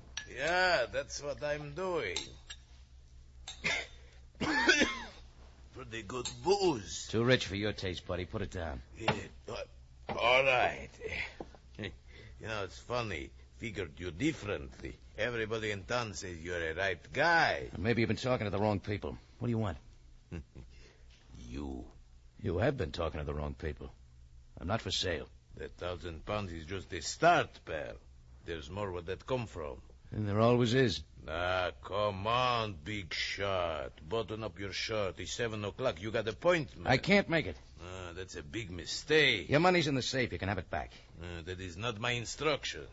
Oh, so you're just the leg man. Something like that. You and me were working for the same man. All right, buddy. You're through talking. There's the door. Get away from the door, Jordan, or I'll pin you to the wall. 7-inch blade, Jordan. Damascus steel. Got it? I got it. All right, put the knife away. You'll cut your hand. I'll come with you if your boss wants to see me that badly. I wasn't going to argue with a 7-inch double-edged blade, especially the way that monkey was waving it in the air. Well, we left the tambourine, climbed into his car, and drove through the Cairo streets, out one of the city gates. We ended up in front of a place called the House of Sand. Should have been called the Pile of Scrap, because that's what it looked like. But the knife man said it was a hotel. 2 minutes later, my pal knocked on the door of room 12. Who is there? Jordan. He's come for the rest of the dough. You're taking a lot for granted, Buster. Quiet, you. All right, you may let him come in. Go on in, Jordan, and meet your new boss. I walked inside. My pal with the knife shut the door behind me and stayed outside. Then I saw him. The man from Damascus. He was tall and big, but I couldn't tell what he looked like. His whole face was wrapped in bandages. And he reminded me of those pictures I once saw of the Invisible Man. Hello, Mr. Jordan. Nice of you to come. Sit down. I'll take it standing. Well, it's good to meet again. Is it not, Mr. Jordan? Again? You do not remember? But you should. Damascus, 1939. Well, maybe it's my new appearance. I had a face then. What do you got now? Let's talk about Damascus. All right. You wish a drink? No, I just gave it up. Mr. Jordan, you wronged me in Damascus. I did? Yes, you wronged me most severely. So severely that I've never forgotten. And I said to myself that someday I would come for you. Well, I am here. Welcome to Cairo. Jordan, I'm not just talking for pleasure. You sure you got the right guy? And do not try to tell me you do not remember. You are the right man and you know it. But you are fortunate, Mr. Jordan. Yeah, how's that figure? I'm going to give you a chance to erase our difference. And make a little money besides. You see, there's someone in Cairo that I want even more than you. So how do I figure? You are going to bring him to me. His name is Alex Zarko. Zarko, huh? It's a pretty big order. I know, but I think you can do it. The police have had a dragnet out for 2 weeks trying to track him down. And I want to get to him before they do. I think you can bring him to me. You know Cairo better than any man I know of. You know where men like Zarko would hide and how to get to him. Sorry, friend, you've got the wrong guy. Jordan, listen to me. I would find him myself if I could. I just do not know Cairo. I cannot go wandering around like this. I'm giving you a chance to square a dirty deal and make a little money on the side. I will double that £1,000 and call off our little difference. What have you got against Zarko? He took something from me. What? My face. Oh. I want to find him, Jordan. I must. You do not know what it is to feel that you can never walk the streets again without a covering and the thing you once called a face. Well, what about it, Mr. Jordan? No deal. You got a private vendetta with Zarko. Keep it that way. Yeah, there's your £1,000 back. Buy yourself another boy. I walked out of the house of sand, and the ninth man was gone. I found a taxi and headed back for the Tambourine. Alec Zarko. Yeah, an all-around no-good guy. The Egyptian police wanted him on an attempted assassination, espionage work, with an assorted killing or two thrown in. The police had all roads covered, the trains and the flights out of the city. They figured they had him bottled up pretty well, and it was just a matter of time before they bundled him. Well, back at the Tambourine, I drew myself a beer, found a back table, and did some thinking about the man in the bandages in the city of Damascus. What's up, Rock? Oh, nothing, Chris, just thinking. Say, did you ever hear me talk about Damascus? Damascus? Yeah, spent 9 months there once working for an oil company. No, I don't remember you saying anything about it. Why? Oh, nothing. Just trying to bring back a little memory. Drop it, it doesn't matter. Sure, Rock. I'll get back to... Excuse me, gentlemen.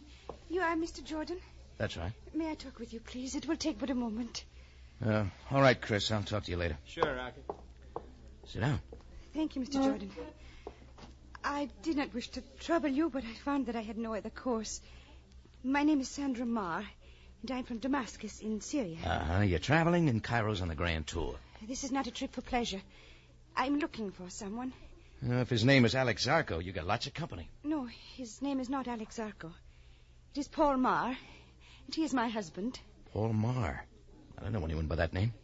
You may not know him by his name, Mr. Jordan, but I'm positive that you have met him. And how do you figure that? Paul said he had some business in Cairo. He left Damascus 4 days ago with a man whose name I do not know. But he was the same man who left the Tambourine with you earlier tonight. It is my belief that he took you to see Paul. Oh, I get it. I tried, but I was not able to follow you through the streets of Cairo, so I've waited outside your cafe till you returned. I must see Paul. Would you take me to him? Nope. Would you tell me then where he is? Mr. Jordan, Paul's business, as he calls it, it is trouble. Some terrible sort of trouble, I know. Oh, you're right there. He's a fine man, Mr. Jordan. A wonderful man, but things have not gone well since his face... He's in trouble, and I've got to help him. He's got a revenge on, lady, with a guy named Zarko and me. There's nothing fine about that. Revenge? Paul? Oh, no, it must be something else. He's not that kind of man. Well, then you don't know him very well. It is true. We have not been married for long. Uh-huh. Look, why don't you just go back to Damascus and forget it? You're in for trouble here. Something's going to happen. Where is Paul, Mr. Jordan? A place called the House of Sand. Out of the city, through the gate of the Bar El Nasser. Taxi will take you. Thank you, Mr. Jordan. I shall not forget the help you've given me. She walked out of the Tambourine, and I hoped that that'd be the last I'd see of her and the man from Damascus and Alex Zarko. How vain can your hopes be sometimes? Well, we rolled the last on-the-cuff customer out of the Tam about 1:15 in the morning. Chris threw the lock on the front door, and I doused the lights. I'll just scoot out the back way, Rocky. Oh, all right, Chris. Good night. See you tomorrow. Yeah. Rocky, look out! Find the guardians, quick! Vengeance, Jordan! Vengeance! Rocky. You hear me, Jordan? Quiet, Chris. Well, if you do and you are not dead, then I will come for you again.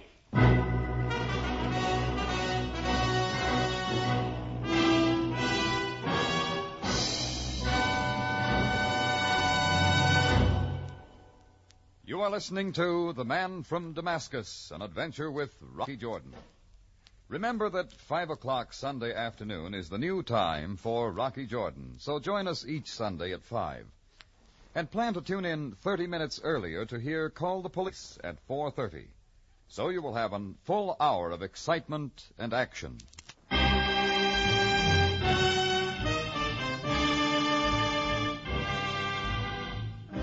And now we take you back to Cairo for another adventure with Rocky Jordan, the man from Damascus.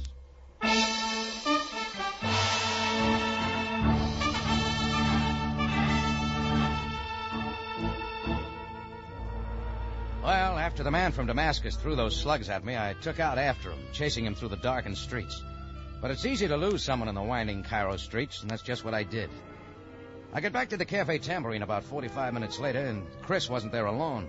Captain Sam Sabaya, Cairo Police, was there, too, waiting for me. Well, Jordan, so you've returned. Oh, hiya, Sam. What brings you here this time of night? I phoned him, Rock. I told him. I thought you'd be better.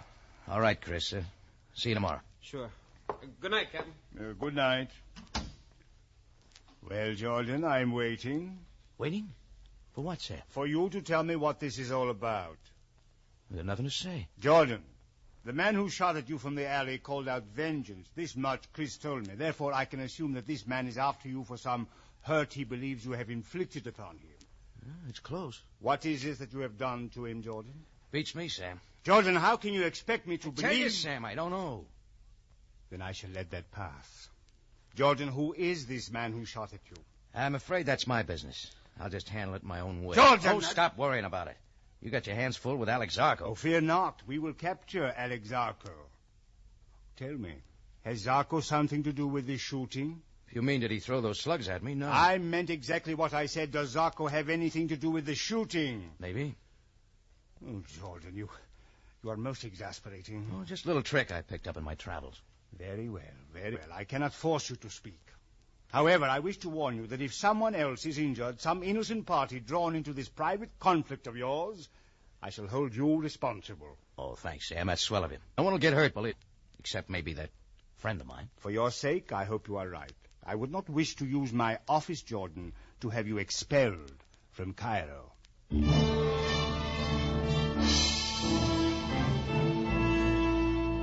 I started out bright and early the next morning to see if I could find the man from Damascus. Stop number 1 was the House of Sand, room 12. I pounded on the door, no answer. I rattled the doorknob, and the door came open. I went in. I could see why no one had bothered to throw the lock. The room was empty. Paul Marr, the man from Damascus, had done a quick checkout. I moved down to the front desk to see if I could get a forwarding address.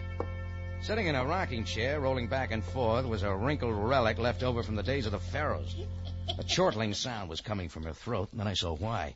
She was reading a U.S. comic book called The Phantom Menace. Lady, you got a customer. Oh, young man, you are observing an old lady being devoured by pleasure. Well, I'm certainly glad you're having fun, but could you give me a minute? Oh, the Phantom Menace has captured Brick Braun, thrust him in wire, and is dipping him head first into a barrel of pickle brine 100 times. Very funny. I am being consumed with joy. Well, if you can grab hold of yourself for a minute, you can earn a £1 note. My laughter has suddenly left me. Oh, fine. Look, I'm trying to get a forwarding address on number 12. That would be a short, fat man with a bald spot. A seller of fly paper. That'd be a big man with bandages on his face. A seller of death. Death comes higher than fly paper. Could you make it £2? I would. Alas, now that I find a fortune at my fingertips, I cannot claim it. What does that mean? I do not know where your friend has gone. And indeed, you are not the only one who is seeking him. A young lady came this morning. She said she was his wife. Where'd she go? I gave her room 10. She said she would wait to see if her husband returned. If you wish to see her, I can call her. No. What time did number 12 leave? 6 this morning. How? By taxi. I called one. Do you know the driver? Do I know him? A kelp, a no good evil dog. Has he got a name? Ali Amar. Residence 303 Sharia Shaman. It is worth £2 just to mention his name. Here. Keep it. And thanks. Go on back to your reading. I shall once again bathe in ecstasy. And she did. I left her sitting there wetting the pages, looked up Holly Amar. It cost me £2 more to open him up. Then all he could say was that he left Mar off at an all-night dive called the Harem. So that was my next stop. A couple of 100 pounds of fat was pushing a wet rag over the counter in slow motion. A red-headed Englishman, deep in his cups, was throwing darts at a picture of a dame short of clothes. But what I was looking at was a guy at the end of the bar tilling a bottle of beer. It was the knife man who had first taken me to see Paul Marr. I moved his way, but he saw me and lit out for the back door. I took out after him fast, like the super chief on a downgrade. He took me through the backyard, over a fence, across an empty lot.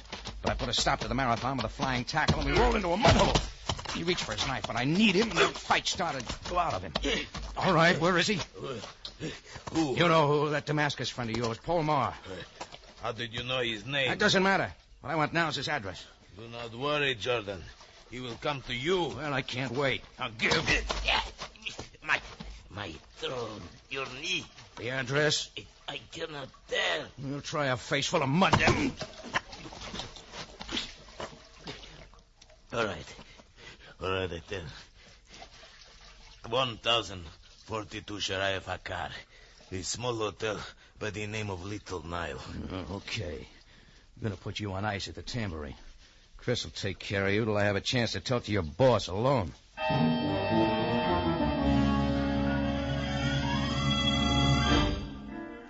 The Little Nile was a termite trap on Shariah Fakar, and Marr was holed up second floor back. I stood in front of his door a few minutes later, listening, trying to catch any sounds from inside. I didn't hear a thing. I tried the doorknob easily. The door was locked. So I took a deep breath, kicked at it, and all the rotten wood gave way. The first thing I saw in the darkened room was the figure sitting in a chair across the room facing the door. The second thing I saw were the bandages around his face, so I knew it was Paul Marr. And the third thing I saw was the Italian-made gun in his hand, pointing toward me. What has kept you so long, Jordan? Oh, sorry, I didn't know you were waiting. I would not advance toward me any more steps, Jordan. That is wise. Well, you have come. I had assumed that if I did not kill you last night, you would come to me. It saved me parading my conspicuous appearance through the Cairo streets. So you have found me. But unfortunately, I have the gun. You're not going to kill me here, Marr. Sabaya knows you're after me. You'll never get out of the city with those bandages. You may be right, Jordan. Perhaps I will not kill you. My original proposition still holds. Bring Alex Zarko to me, and our little difference shall be forgotten. I've forgotten it already. Jordan, I want Zarko. I want him more than I want you or anything else. Bring Marr. him to... Sandra's in town. Sandra? Your wife. She's in Cairo looking for you. She's at the House of Sand right now, waiting for you to come back. No. I saw her. She came to me to ask about you. You know, she thinks a lot of you. She doesn't believe you're the kind of a guy to have a vendetta on. She doesn't believe you could kill me or Zarko, regardless of what he did to your face. Stop it, Jordan. Do not unnerve me. And do not attempt to change the subject. I want Zarko even more than you. I will let you go if you help me. Here. I shall show you my good faith by throwing my gun into the corner. That was a mistake, Marr. You know I can't help you. I told you once already, and that still goes. I'm not butting into a private feud. But I am, Jordan. Sam. Well, you get around, don't you? I know you well enough, Jordan, to realize that you would not allow someone to shoot at you and then forget it. So when you would not tell me who had done it, I knew, too, that if I followed you long enough, you would lead me to him. You always do. Look, Sam, this is a private thing between Marr and I myself. have told you once, Jordan, violence is not a private matter. I will not allow killing if I can help it. And I will not allow you, Jordan, or Mr. Marr to interfere with the police capture of Alex Zarko. Then you haven't got him yet, huh? No, but I shall have him in time. Mr. Marr shall not. Mr. Marr, you will please remove the bandages from your face. What? I said that you will please remove your bandages. Better do it. Sam's not kidding. Very well. Very well, then I shall remove my bandages. I shall step into the light, gentlemen, so that you may see all. So that you may see what was once a face. I watched Paul Marr unwind the bandages, uncovering first what once was a chin, then the battered skin around the cheeks, the nose, over the forehead. Then I noticed his stare, a peculiar, hard kind of stare. Then I saw where it came from. A left eye that couldn't blink. There. There you have it. Now you can see why I feel as I do about Alex Zarko. I am most sorry I had to subject you to this, Mr. Marr, but I still cannot allow a personal revenge to interfere with my execution of the law. It is customary in Cairo in affairs of this nature to use the following procedure. There is a train leaving Cairo for Alexandria in 1 hour and 5 minutes. You will please be on the train. Sam. And you, Jordan, shall remain in my custody until Mr. Marr has left the city. And what about Alex Zarko? He is and shall remain my problem. You have then 1 hour, Mr. Marr. I will meet you at the Cairo station to make certain you have boarded the train. Now you may put the bandages back on your face.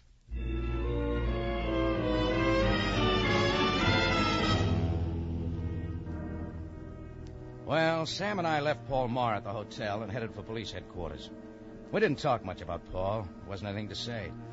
I was still trying to figure out in my mind what I could possibly have done to him in Damascus, but nothing came. And seeing him, or what was left of him, stirred no memory. At headquarters, Sam had a few things to do, so did I. I put in a call to the House of Sand and asked for Sandra Marr. Yes, this is Sandra Marr. Miss Marr, this is Rocky Jordan. Who? Oh, how did you know I was here? Never mind that. There's something I want to tell you. About Paul? Sort of. Throw your clothes in a suitcase and go back to Damascus. Oh, I thought you had some good news for me. I thought you understood I will go no place without Paul. Well, you're not going to find him in Cairo. The police are moving him out. The police? What have the police to do with Paul? Paul will tell you if he wants to. Now go on. You got a better chance of seeing him again in Damascus. But, Mr. Jordan... And see if you can keep him out of trouble, huh? Good luck. Well, that was that. All that remained was to see Paul Marr climb on the train for Alexandria and hope he could straighten himself out. And hope, too, that he and his wife Sandra would get together. Well, a little while later, I drove to the train station with Sam, still in police custody. There weren't many people there in the hot of the afternoon, but standing near the end of the platform, next to a large sign of the Flying Red Horse that accented his white bandages, was the man we were looking for, Paul Marr. Sam and I walked up to him, and he glared at us through the slits in his wrappings. Well, Mr. Marr, you will be leaving Cairo in a few moments. If after a year has passed you wish to return to our city, write me a letter explaining your reasons, and I shall see what can be done to make Cairo available to you once more. Marr nodded, climbed on the train, and it headed out of the city. Sam and I turned and started back to his car. That's when it hit me, and I took off in double time. Jordan, where are you going? For a train ride. I think you better come along.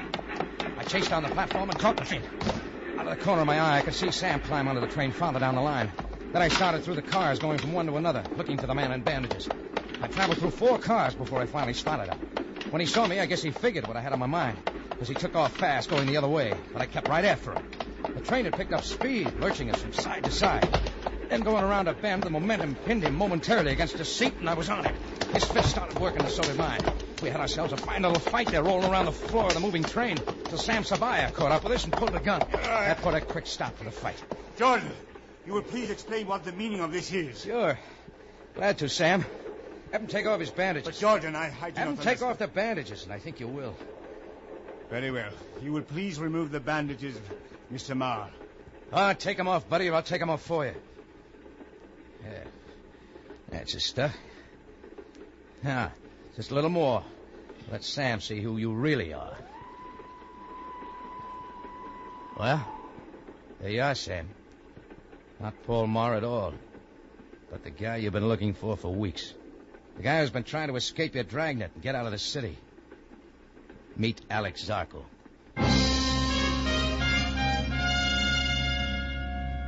Well, the thing came apart at the seams. It was all an elaborate plan of Zarko's. The police had him trapped in the city. He needed a way out. So he got his knife man to dig up Paul Marr in Damascus and bring him to town. Then he had Marr, all wrapped up in bandages, create a fuss, like his revenge against me, which was strictly a phony. Nothing too serious, just enough to get himself run out of Cairo. Then Zarko takes his place, wraps himself in the bandages, and starts to leave, almost with a police escort. It would have worked fine, except for one thing. Marr's disfigured face and his left eye that couldn't blink. Zarko couldn't control his, and standing on the platform of the train station, he blinked his eye once. And that was once too often. Well, all that remained was Paul Marr, his face, and Sandra. And later, in Sabaya's office, we got to talking about that. Jordan, where do you suppose Paul Marr is now? The House of Sand. I told him Sandra was there waiting for him. You realize, of course, that I must send some men to apprehend him. Yeah. Why do you suppose he allowed himself to aid Alex Zarko? Put yourself in his place. A face like his and a lot of desperation. He was working a business deal, getting money any way he could, figuring he'd use the dough in a plastic surgery job. It'd make him look like a human being again. Yes, quite so. You understand Ma will have a jail sentence to serve for aiding a criminal. Mm-hmm. And it may be possible for me to confiscate the money Zarko gave him. Sure, if you worked on it, you could possibly take the dough from him. That is, if you don't forget that he's got it. Are you suggesting, Jordan, that I deliberately allow myself to forget that a financial arrangement existed between Ma and Zarko? That's right, Sam. Jordan, I have always suspected you are an unscrupulous man. Sure I am. Remember the time I tried to sell that Monte Carlo swindler a half interest in the tombs of Memlooks? Remember? No, I guess I've forgotten. Yeah. Perhaps I am getting old. My memory is not what it used to be. Thanks, Sam. See you soon.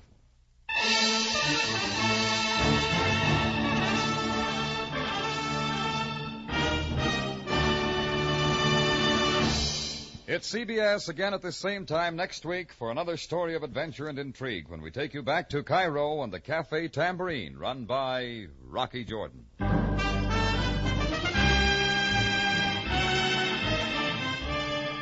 Rocky Jordan, starring Jack Moyles in the title role, is produced and directed by Cliff Howell, with original music by Richard Arant. Tonight's story by Adrian Jandot and Larry Roman. Life with Luigi will be heard tonight at 8 over most of these stations. Larry Thor speaking. This is CBS, the Columbia Broadcasting System.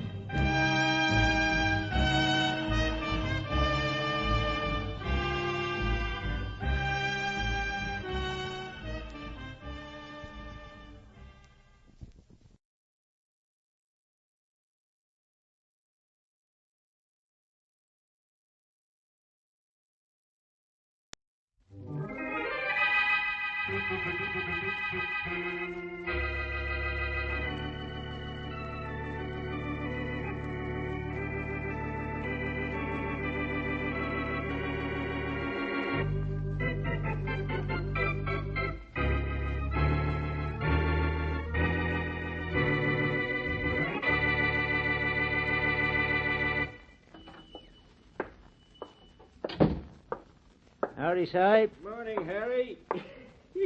How's that bus of yours? Still all in one piece, huh? Well, as far as you can tell in one look, it's all in one piece.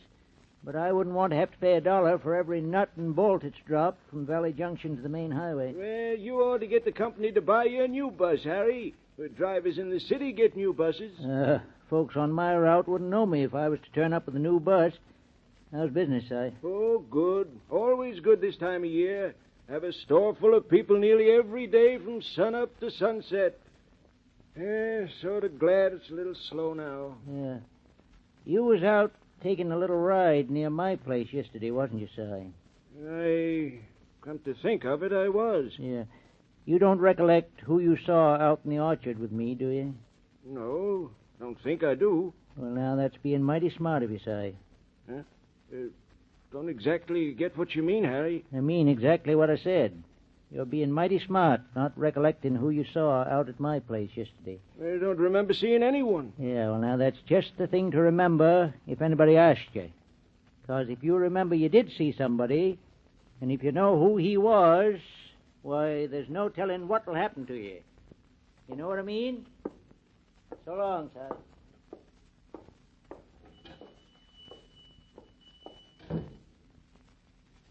Telephone. That's what I'll do.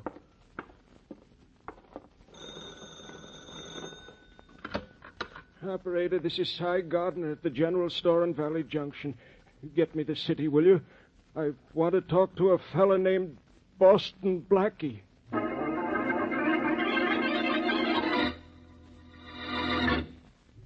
And now meet Dick Calmer as Boston Blackie. Enemy to those who make him an enemy. Friend to those who have no friend.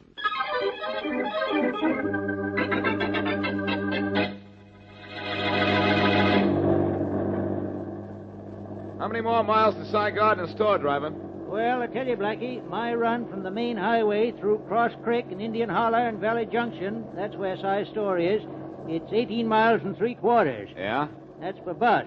But as the crow flies, it's only 6. Only 6, huh? Yeah. Well, next time I think I'll come by crow. Per bus or crow, Blackie, what's taking you to Valley Junction? Ain't there enough excitement for you in the city, or is it too much? Well, I had a phone call from Cy Gardner yesterday afternoon. Said he was in some kind of trouble. I would have used my car to come out here, but it's in the garage. Well, it's just well you didn't use it, Blackie. After this bumpy road, like Snot would be in the junkyard, where this bus of mine ought to be. Cy Gardner in trouble, eh? Well, he sounded as if he were. Sure is mighty peculiar. Why, I've known Cy Gardner for, 18 years come green up. He ain't never been in any trouble I heard of. But then, of course, Cy's the sort of fellow that keeps his trouble to himself, Blackie. Pardon me, sir. You speaking to me? Yes. Did I hear the driver refer to you as Blackie? Uh-huh. That's Boston Blackie, of course. Yes? Well, allow me to introduce myself. I'm John Jeffrey Wells, president of the Farmers Finance Corporation. Traveling on business, of course. How do you do? I didn't expect to meet anyone so famous on the bus to Valley Junction.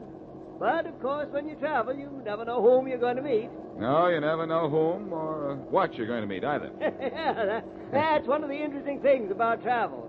One of the reasons I like to travel, of course. Coming into Cross Creek. Anybody that wants out at Cross Creek gets off here. Well, looks as if we're picking up another passenger, and a pretty one, too. Another of the interesting things about travel, Blackie. Of course. Is this the bus to Valley Junction? Yeah, sure is. As long as it's going in this direction, it's going to Valley Junction. Okay. How much? Oh, you pay when you get off. Next stop, Indian Holler.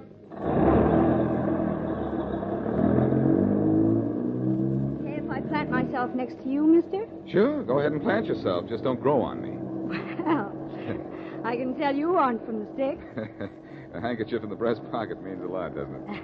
Well, my bandana's at the cleaners. Yes, you have an answer for everything, don't you? Well, don't try to give me an answer for this, because it isn't a question. You're getting off the bus right around this bend in the road, Boston Blackie. Oh, really? Who says so? Take a look at the two of us, me and this gun. Both of us mean business. Come on, Blackie, we're getting off this bus now. Hey, driver. Yeah? Stop the bus. We're getting off. Hey, now, wait a minute. I don't... Blackie, don't be stubborn. I'm reasonable, but my gun is restless. Well, what have you got to say? Driver, stop the bus. Okay, if you two want to get out in the middle of nowhere, it sure ain't none of my affair. Passengers get on and off where they want. Says so in my franchise. So long, Mr. Wells.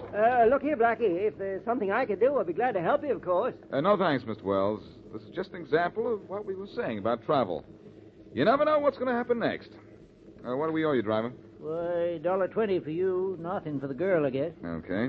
There you are. If you see Cy Gardner in Valley Junction, tell him that I'll be there, all right, but a little late. Yeah, I'll tell him. Well, now what? Now, thanks, Blackie. Thanks so much for getting off the bus. Don't thank me. Thank your gun. I'm sorry I had to do that, but I just had to make sure you got off with me. Oh, I'll put the gun away. How's that? It's better, but still not so good. What do you want? Come on, let's walk up and get my car. It's parked near here, and I'll tell you on the way. My name's Marjorie Cleland. Nice name, but it means nothing to me. Look, Blackie, I want you to listen how I got myself in a jam. I'm listening. Well, now, you've got to help me, Blackie. The reason I got on that bus is because I knew you were on it. How'd you know that? I was inside Gardner's store when he phoned you. Told you what bus to take and when to take it. So that's the background for us on a bus, huh? Yes. All right, let's have it. Okay, listen, sirens. Yeah. Look, police cars, and are they rolling? And we better start hopping. They're not slowing down for anything. We better jump for the bushes. All right. Bushes are ruining my stockings. Well, that's nothing to what those police cars would have done to them and you. They didn't even see us. My best nylons, too. And my best friend is the reason you ruined them. What? Inspector Faraday of the Metropolitan Police was in the first squad car. Those were city police? Yes, men from the Homicide Bureau. Wonder if they're going to Valley Junction or just late for a picnic. Well, I'll find out pretty soon. Let's have your story now, Marjorie. I don't think I'll bother you with it, Blackie. Why not? Oh, I don't know. I just changed my mind. Okay, get moving, Blackie. Oh, no, not a gun again. You wouldn't want me to prove it was a gun.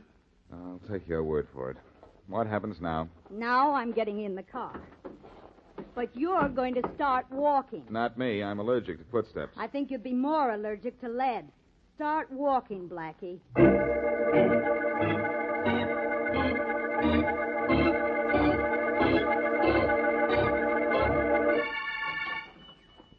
Just been around the village, Inspector Faraday. Yeah? No one in Valley Junction heard the shot that killed Gardner. Thanks, Guggen. No one heard the shot, huh? Well, that could be. The sheriff figures Gardner was killed about 4 hours ago, so I guess everybody in town was taking a noontime nap, huh? Yeah, I guess so.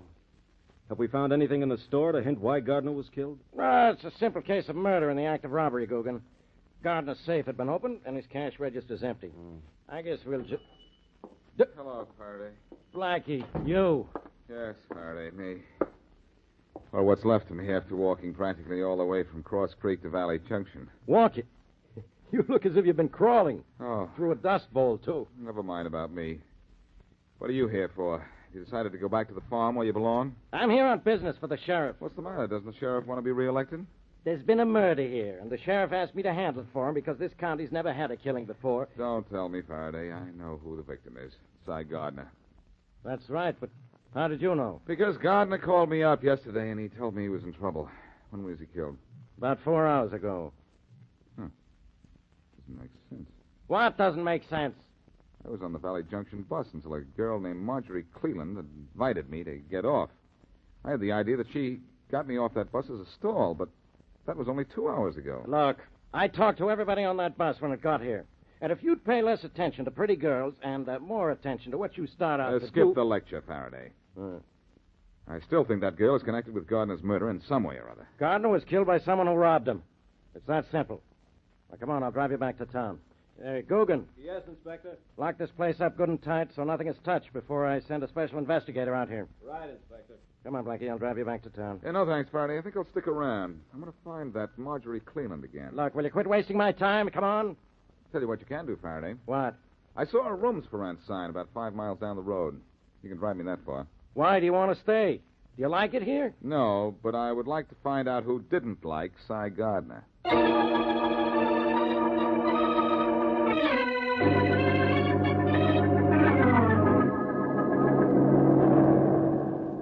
Oh, driver. Oh, hi, Mr. Wells. When do we make our next stop? Well, let's see. We left Valley Junction an hour ago. Next stop's Northville. Be there in about a minute or so. Thanks. By the way, I noticed the police questioning you back at Valley Junction. Yeah, they sure did. Poor Cy Gardner. They questioned you, too, didn't they, Mr. Wells? Yeah, they questioned everybody on this bus. Though why they questioned us, I don't know. We were going toward Valley Junction, not away from it, as a murderer would be doing. Yeah, I guess that's so. Poor Cy Gardner. Nice fella? Oh, the best. Well, I'm glad the police didn't hold us up too long. Yeah. Like to keep this bus on schedule. Yeah, of course. Who did it, Harry? Who killed Gardner? I don't know, Biggie, but I didn't, if that's what you're thinking. Are you sure? Sure, I'm sure. In fact, I was thinking you did it. Well, all out for Northville. Passengers for Northville, all out.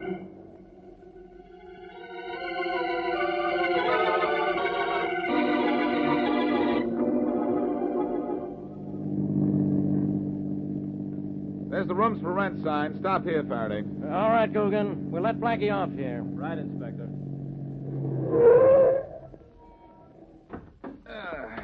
Thanks for the lift, Faraday. I'll solve a murder for you sometime. We'll wait for you, Blackie. There might not be a room. Then you'll have to walk all the way to the main highway. Don't bother. I understand it's fun sleeping in a hayloft anyway. It must be. The mice never complain. Yeah? You have rooms for rent, don't you? I'm particular who I rent to. Who are you? Boston Blackie. Well, I have rooms for rent, but not to you. Well. What's the matter, Blackie? Did she like your references? Go ahead and laugh, Faraday. How could I help laughing when she slammed that door in your face? Come on, get in. I'll drive you to town. No, I'm staying, Faraday. Only this time by request. By request? What are you talking about? The 3 words on this little slip of paper right here that the woman just gave me. Maybe she slammed the door in my face, but look what she wrote on this piece of paper. Huh? Let me see it. Now, I'm sure you can read it, Faraday. It's just 3 simple words. It says, "Don't go away."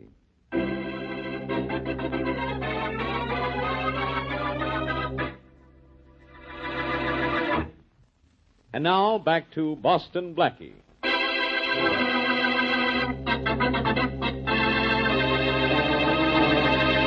Blackie receives a phone call from Cy Gardner, storekeeper in the rural town of Valley Junction.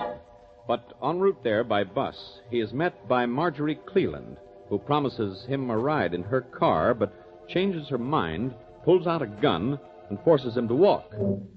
Blackie arrives in Valley Junction to learn that Gardner has been murdered. He feels the girl had something to do with the killing, tries to rent a room in a farmhouse, and is refused. But the woman owner passes him a note telling him to stay. As we return to our story, Marjorie Cleland is in the farmhouse talking to the owner. You were a smart cookie, Mrs. Davis, sending Blackie away just like I told you.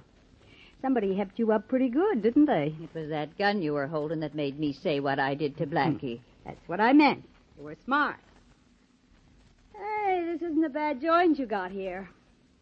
This is the kitchen, isn't it? Yeah. Is the kitchen so difficult to recognize? Well, gals like me don't ever have to know what a kitchen looks like. Where's your telephone? We don't have any. What? Nearest one is down at Cy Gardner's store at Valley Junction. But the police have that store padlocked since Cy got knocked off. Now what do I do? I'm sure that's no concern of mine, young lady, but I have my chores to do, and I'm going to do them. Oh? This I gotta see. Hey, what was that? What was what? Noise at the back door. It sounded like somebody fooling with the lock. I didn't hear a thing. Oh. Must be getting nerved. Well, go on, Mrs. Davis. Go ahead with those chores. You were... Hello. Nobody at the door, huh? It's you, Blackie. This gun... Come get her, Blackie. I've got her arm. Thank you very much. I'll take that gun, young lady. I've got it. There we are. Thank you. How did you know to come back here after the stain sent you away, Blackie? She held a gun in back of me, Blackie. That's why I had to tell you to go away when you knocked at the door. I figured that from the note. Well, Marjorie, what goes on? What's the score? You're supposed to be smart. Figure it out. Okay. Let me see. You got me off the bus so that you could keep me from getting to Gardner's store. Then, while I was talking to you, the police cars came by, heading in the direction of Valley Junction. How am I doing? The mouth is moving and words are coming out, but they don't mean a thing. I think they do. Yeah, I'm beginning to like this now. When the police cars came by, you knew they'd get to Valley Junction in a hurry, so there was no reason to keep me away. You didn't want anybody there, did you? Why don't you turn around? I don't want to yawn in your face. Oh, I'd like to fetch her a slap where it would do the most good, Blackie. Not now, please. I want to get on with this. I think you wanted the bus to reach Valley Junction before anybody got there. And the reason could be that you and whoever murdered Cy Gardner are working together. What do you mean, talking Blackie? about? Yeah, this is making sense. The murderer dropped something at the scene of the crime, realized it later when he was away, and then had to get back to Valley Junction before the murder was discovered, and had to make sure nobody got there first. But Faraday didn't find whatever he left. So I'm going back there right now. You. Where are the keys to your car? Here they are. Catch. Thanks. You're being very cooperative. It's being smart. Try driving the car and see what happens, Blackie. There isn't a spark plug in the engine. I took them all out and hid them. Thought maybe you'd try something fancy. Cute kid. Why don't you try forcing me to tell you where I hid them? The idea sounds like fun, but I've got work to do, right? Mrs. Davis. Mrs. Davis, where's your telephone? Oh, I don't have any, Blackie. The nearest one is at the Gardner store. Oh, fine. How do I get there? Oh, that bus you were on comes back this way in about an hour. That isn't too bad. I'll wait. I tried walking there once, and I didn't like it. But the bus driver will be going in the opposite direction, Blackie. That's what he thinks. And if the driver doesn't want to turn around, we'll find out how he likes walking.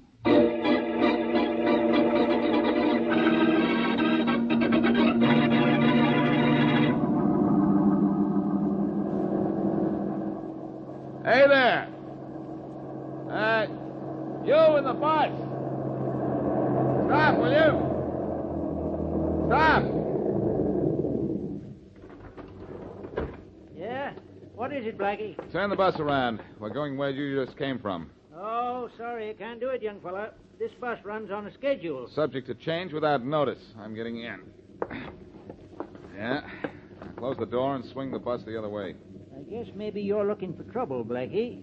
Well, I'm glad to convenience you that way. I'm going to knock you halfway. Are you kidding?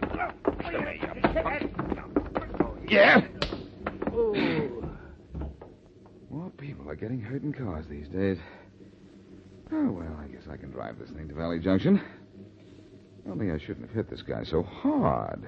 Now I've got nobody to talk to.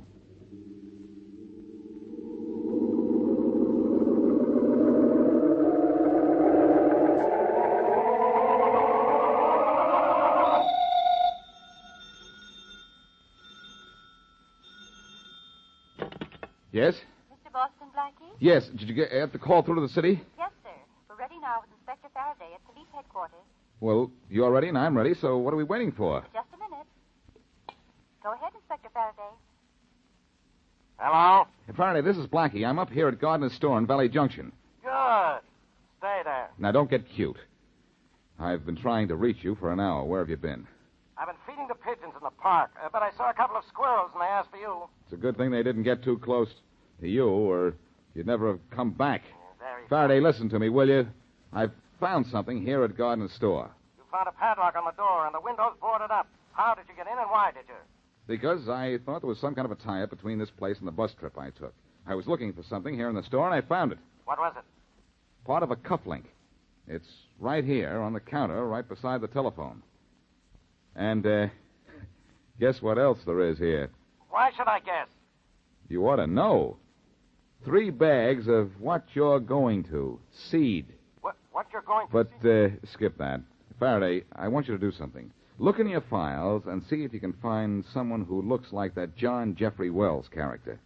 That cufflink belongs to him. Now, hurry. Hurry, he says. If I listened to you, Blackie, I'd be hurrying the rest of my life. Good. Then it wouldn't last so long. I don't know why I do these things. Maybe, Blackie, one of these days I'm going to stop doing what you ask. Hang it up or I'll give it to you right here. Hello, Wells. You'll be doing exactly what you Want me to hang up the that's phone, nothing. huh? Are you Okay. listening to me?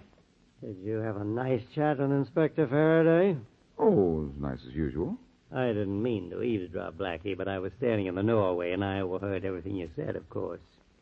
Does everybody in this neighborhood carry a gun? What's the matter, Wells? Don't you want me to know what Inspector Faraday is going to find out about you? I can tell you everything Faraday can tell you. But will you? Why not? Now move, Blackie. Well- I'll tell you what Faraday's going to find out. But it's not going to do you any good. Uh-huh. Just knowing you killed God, won't make me happy. I'm such a curious fellow, I always want to know why. I'll tell you why. Because he recognized me. Any crime in that? I went to prison for a crime once. I didn't like the place, so I left it without benefit of parole 15 years ago. Well, you've been in hiding a long time, haven't you? I've been hiding as an important and legitimate businessman for 15 years. But when I came to visit my brother the other day, Cy Gardner saw me and recognized me. I had to kill him to keep him from talking. And I robbed the store as a cover-up. You came here to visit your brother? Yeah, me, Blackie. Oh. So, Mr. Wells, you and the bus driver are brothers. Don't tell me Marjorie is your sister. No, Marjorie's a girl from the city I hired for the occasion. What occasion? The occasion of your arrival in Valley Junction. You knew I was coming? Oh, yes. And on what bus, too? See, I was listening at the window when Harry here talked to Cy about recognizing me. Oh, I see. Or do I? You didn't try to keep me away before the murder. It was after the murder. Was that because you knew you'd dropped this cufflink? Uh-huh. And I wanted to get here before you did. I get it now. When Marjorie saw the police cars go by, she realized there was no use in stalling me. Too bad the police locked up the store after they left, or you could still have picked up the evidence I found. Well, instead, I'm picking you up. Bus all ready, Harry? Yeah, it's ready, Biggie. Oh, Biggie, is it? Yes. Or do I still call you Mr. Wells? You won't call me anything in a little while. Harry, we're taking a special passenger for a special trip to the main highway. Yeah, a special delivery. Well, thanks. Thanks a lot to both of you. Nice of you to give me a lift. I hope you like it, Blackie, because it's the last thing you're going to get from anybody.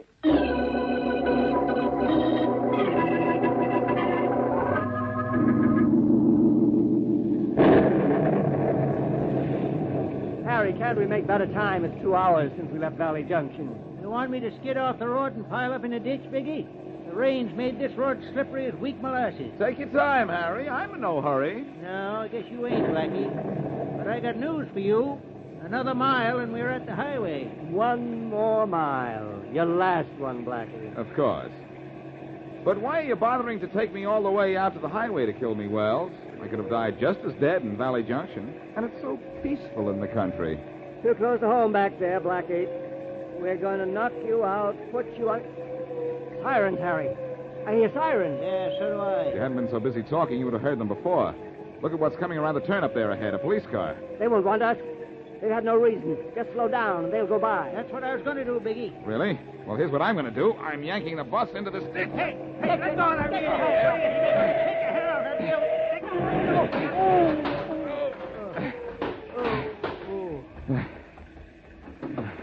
That bus was pulled into the ditch on purpose, son. Look out. Biggie might be in there with a gun. He's in here with a gun and a bump on his head, Faraday. Relax. Blackie, you all right? Yes, as long as you don't take my driver's license away from me for this. I dumped this crate into the ditch. Nice going. But look, it's a lucky thing for you. There was something wrong with that phone in Gardner's store. There wasn't anything wrong with it. There wasn't. Now, how could I hear everything you and Biggie said after he made you hang up? How? You remember those bags of seed I told you were on the counter next to the telephone? Yeah, so what? So instead of hanging up the receiver, I just leaned it against one of the bags so you could hear what was going on. Biggie thought I hung it up when he told me to. Well, I checked our files and found Wells was Biggie. Now we've got him and his brother. But where's the girl? Probably still at Mrs. Davis's rooming house.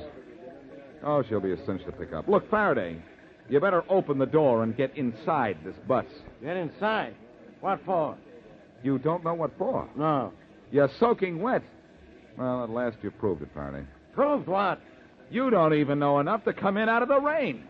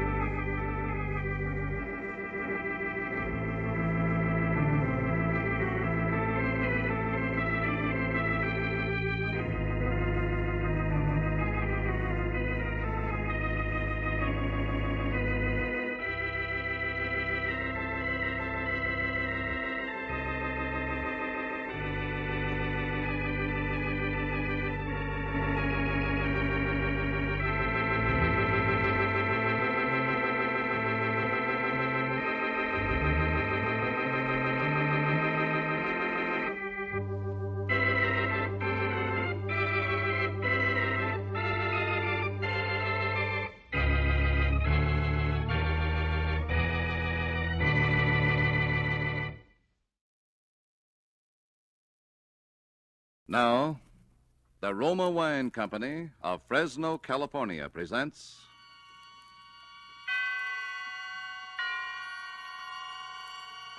Suspense. Tonight, I Had an Alibi, starring Keenan Wynn.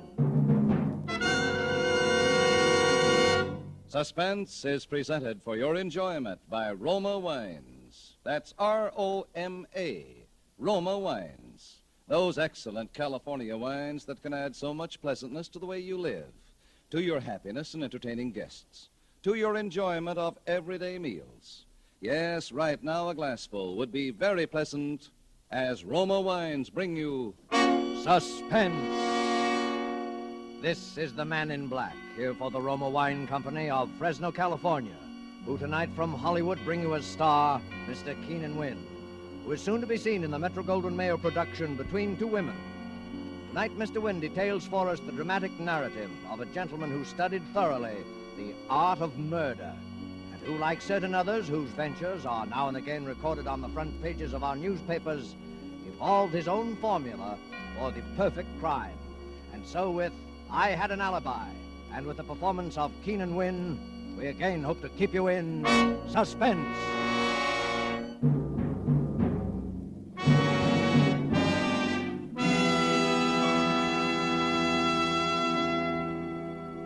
Miss Lamson? Yes? Come in. Sit down. Ever take dictation for a writer before? No. Well, that's okay. I've never written a novel before that I finished. I hope you don't mind working in a place like this. I don't mind working anywhere that I'm paid to work. Oh, don't let that worry you. I came into quite a piece of change not long ago. Maybe you heard about it. Yes? Well, you're not exactly the talkative type, are you? I didn't think you'd have much time for talking, Mr. Eichner. Yeah, I checked. 11 days to make my deadline. Ready to start? Yes? Title: I Had an Alibi by Joseph Eichner. Oh, by the way, this will all be in the first person. Yes? Chapter 1. I first met Belle Schaffner when I went to work for the Herald. She was a sob sister and a good one. I was a police reporter and no bum in the business myself.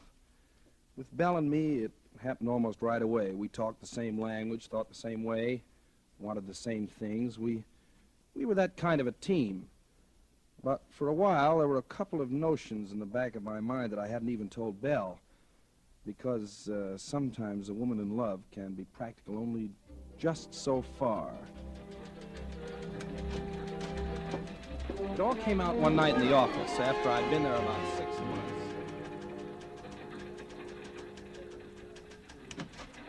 Hello, handsome. Hi, Sugar Puss. Busy? Uh-uh. Can I see? Why not? Dimly through the gray curtain of fog, Alice saw the phantom figure. It was closer now. She tried to scream, but her throat... Is Alice still having trouble with her throat?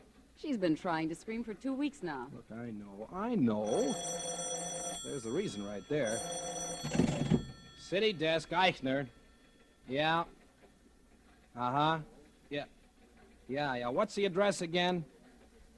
Okay, I'll go right down. Well, what did I tell you? President want to see you? Some guy carved up his wife. If I have to cover one more family brawl ends fatally for this sheet... Well, what's the matter? You like to write about murders, and here they pay you for it. Well, not the kind of money I want, they don't. Have you any idea what they pay a guy like James M. Cain? A James M. Cain girl never has any trouble screaming when she wants to. Hey, listen, Joe. You'll never write a decent book until you get down to something you know about. Well, this stuff sells, doesn't it? Agatha Christie sells. Leslie Charteris sells. Yeah, but that's not your racket, Joe. You've seen plenty of the real thing. Write about that. Stick to your trade. Oh, yeah? Well, look what it's got me. You just can't be a writer and a newspaper reporter at the same time, Belle. That's all. All right. Quit. On what, relief? Well, darling, it isn't leap year, but I'll always support you. Oh, I can't even live on my own salary. How are we going to both live on yours? Oh, listen, Belle, You know how I am about you. Oh, a girl always thinks she has ways of knowing. Well, I've given you plenty of ways of knowing. But before we do anything like that, we've got to have money. Lots of money. We're that kind of people. And there are ways. Like what? Well, like marriage, for instance. Oh, you're going to marry the boss's daughter, huh? Well, why not? If the boss has left her $1 million and she has a bad cough. Well, I don't have $1 million, but... All right, you think I'm kidding. But they exist. You read about them in the papers all the time. That's right, you do. Well, what's that? Just a picture of a girl. Mm-hmm. And what about her? I'm supposed to go out and interview her tonight. It's a very, very sad story. Yeah? Uh-huh. She's got not $1 million, but 5. And she's an orphan. And she's got something the matter with her heart. So they only give her 6 months to live. And she's just come out here to spend her last days in the glorious sunshine of California. It's a very sad story. Yeah. You want the assignment, Romeo? It's yours. Hmm? Oh, say, loan me a couple of dollars, will you, Belle? What? Poker? Oh, no. Flowers.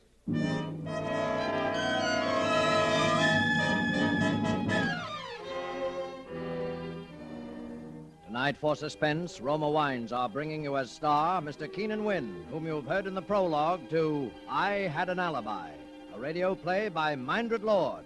Tonight's tale of suspense.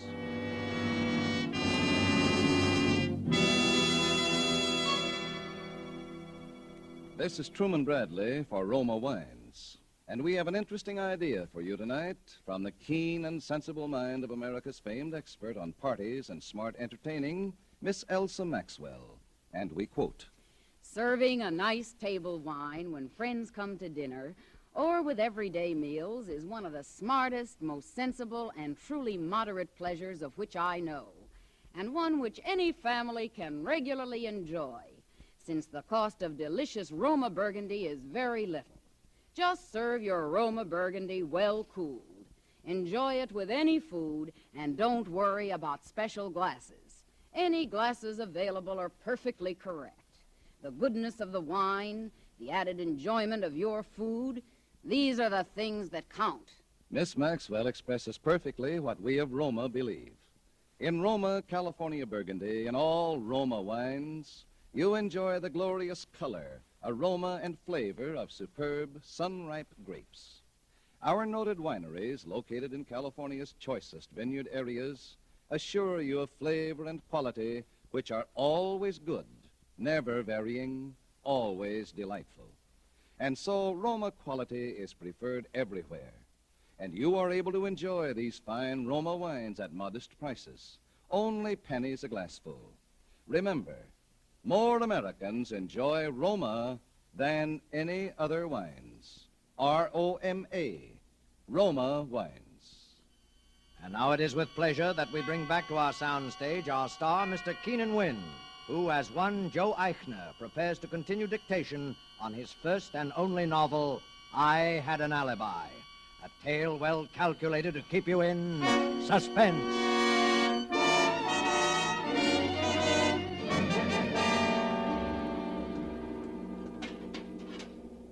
You're, sure you don't mind coming here, Miss Lamson? No. Well, we'd better go on with the dictation. I've only got 9 more days. I'm ready. Chapter 4. Belle Schaffner was a good sob sister, all right, even if she did have one weakness, which was me. The story she'd given me about the girl was the real McCoy. Her name was Linda Vale, and she did have $5 million and just 6 months to live. I went out to her house that night. She was living in a big place in Beverly Hills that she'd taken over from some broken-down movie star. You know, swimming pool, tennis course, riding stables, the works. And not a soul around. I'd been worried about that. I thought maybe she might be having a last fling and working at it 24 hours a day, you know, with a lot of nosy spongers hanging on to her all the time. There was just one light on in a room upstairs and a hall light. I went up to the door and knocked and waited. Yes, sir? I'd like to see Miss Vale, please. I I'm sorry, sir, but Miss Vale has given orders that... Well, would you just give her these, please? I'll wait. Very well, sir. A press card will break the ice with almost anyone, and I knew the flowers would do the rest. What a surprise. Pretty soon I heard steps and a voice. Sanders, the flowers are simply lovely, but who... Miss Vale? Yes? Well, my name is Joseph Eichner. Yeah, she was a nice enough kid and lonely. Because, like a lot of people on a spot like that, the thing she was afraid of most was having anybody pity her. That's the mistake that nearly everybody made. But not me. I played it for a switch. I'd figured every move for days ahead. Joe, Yes? what's the matter? Oh, nothing. You've been awfully subdued lately. You've always been so gay. Well, Linda, Well, I've got to go away. Go away? Linda, I've been trying to keep it from you, but... Gee, you must know how I feel about you, and seeing you every day and knowing that... Oh, Joe. Well, it's not fair to you, Linda. And, well, I can't take it anymore. Joe. Yes? I don't want you to go. I don't want to. I don't want to, Linda, but... Then promise me. Promise me you won't leave me. Just for the little time that's left. Oh, Linda. For my sake. All right, Linda. For your sake. After that, it was quick and easy. 3 days later, we went to see her doctor, the best heart specialist in California. Dr. Lawson, you must be frank with us. Doctor, we're in love. I see. And we want to be married.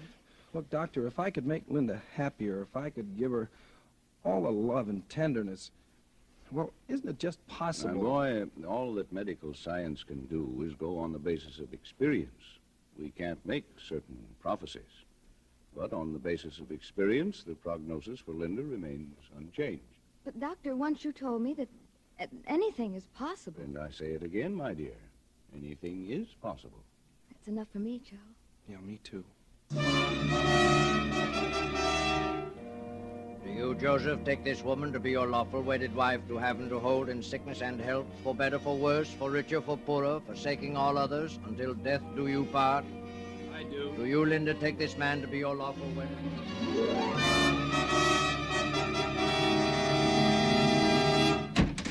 Hello, baby. Oh, hello, Romeo. Oh, now, Belle, lay off, will you? I'm sorry. I'm just nervous, I guess. Well, is anything wrong? Well, that ex-husband of mine is loose again. Well, what of it? What of it? You remember the song and dance he led me the last time, don't you? All right, so he gets rough, you just haven't committed again, that's all? Yeah. Yeah, I suppose so. Belle. No, please. I don't feel like... Well, what's the matter? Well, what do you think? Oh, now, Belle, you know I come around here as often as I can. Oh, sure. Sometimes as often as twice a week. Well, I see you other places. Anyway, I can't help it. And then when I do come, well, gee, you might at least... All right. Skip it. How's the writing coming along? Oh, I don't know. I just can't seem to get started. So you're not even getting that done? Well, how can I get down to work when all I'm thinking about is... Joe, how long is this going to go on? Well, how do I know? It's bound to happen soon. That's what you said a year ago. A year ago. But, Belle, it's all set. She made out the will in my name and everything. All we have to do is wait. Just wait for the heart of hers to quit, that's all. Well, I'm tired of waiting. Now, what do you think of that? Well, what else can we do? If you mean what else can I do, there are a few guys around loose with $5 million, too, you know. Oh, now, Belle. Oh, you... For all we know, she's liable to live to be 100. Now, that's impossible. A doctor said Yes, that... and doctors have been wrong. Well, what do you want me to do about it? Well, you think you're a mystery writer. What do you mean by that? I mean, if you're supposed to be able to think up mysteries, start thinking one up. Oh. And don't think about it too long, either. Say, Belle... I mean it, Joe. Okay. Because I'm not going to wait like this forever. Okay.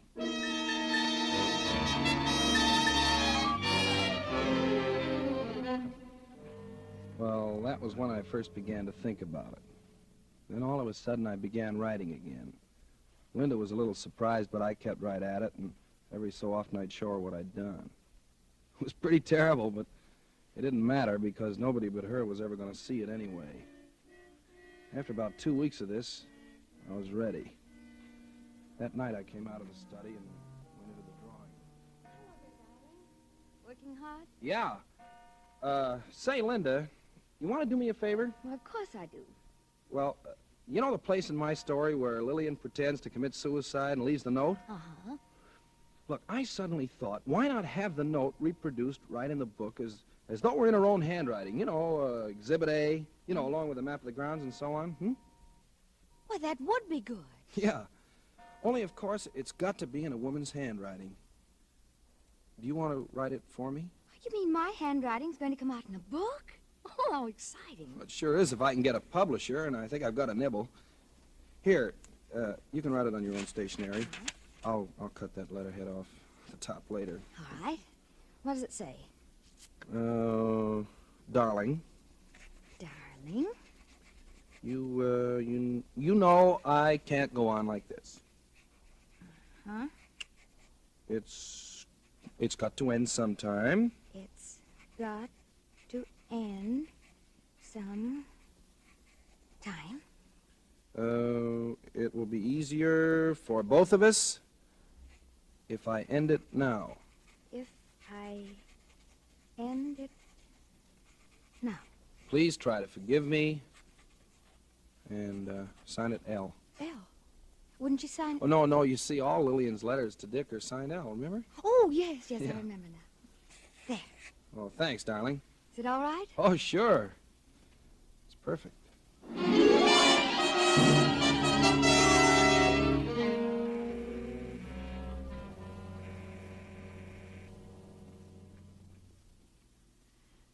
Hello?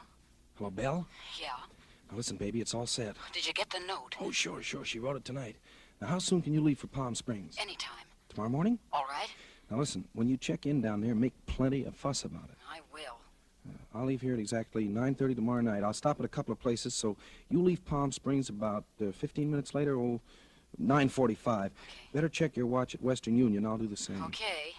Hey, be sure to bring plenty of stuff. Everything you can lay your hands on. Oh, don't worry, I will. You remember the place, don't you? Remember? You know, the second turn after you leave Riverside. Well, how far is it about? Well, it's exactly halfway between the springs and here. Say 60 miles. I'll be there. Okay, baby. Tomorrow night.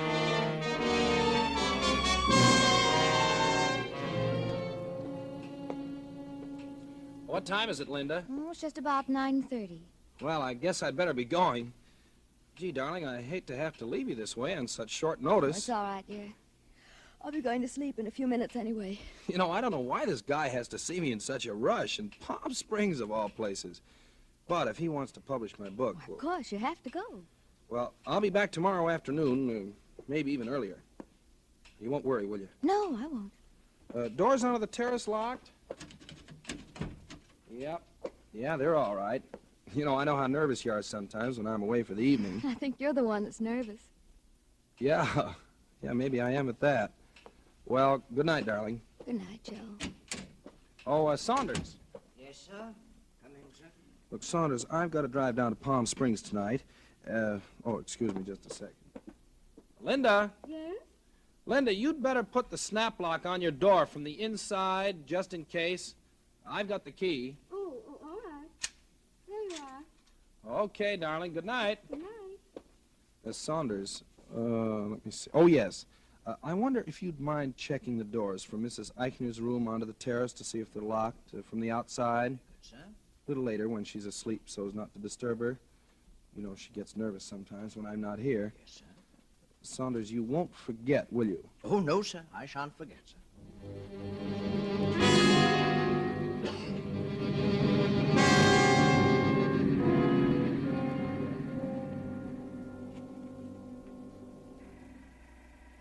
5 gallons? Yes, sir. Say, that ought to get me to Palm Springs. Oh, should easy. By the way, have you got a road map for Palm Springs? I think I got one inside here. Oh, thanks. Say, I don't suppose you'd cash a small check, would you? I missed the bank today. Well, the boss might, but he ain't here. Well, I got identification, plenty of it. See, Joseph Eichner, license, Social Security card. Joseph Eichner. Yes, I see, son, I see. But unless the boss was here, I wouldn't cash a check for Henry Morgenthau.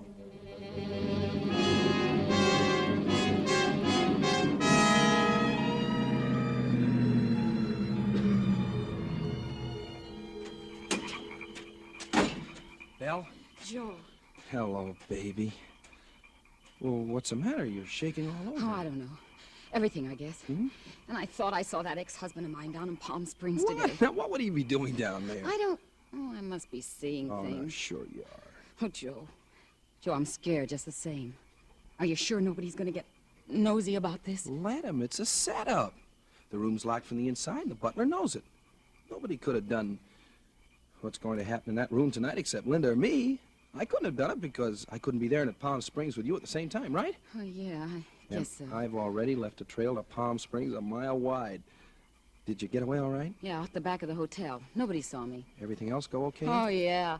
I got the maid in this afternoon and raised a fuss. Then I gave her $5 and made her polish everything till she was blue in the face. She'll never forget it. Swell. You got the stuff? Yeah, my big suitcase in the trunk rack. All packed in cotton. Okay, let's take a look at it.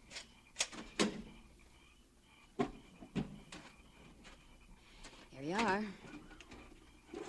Look at this. Mm-hmm. Glasses, water pitcher, ashtrays, and look at this. I even got doorknobs. I unscrewed them with a nail file. Hey, what do you know?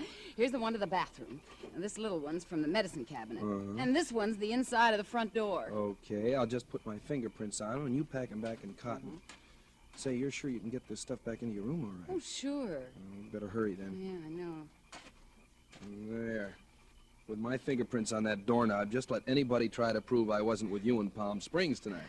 Oh, I told you that when you got down to something real, you'd hit the jackpot. Remember? Yeah, and you know what this pot is worth, don't you? $5 million.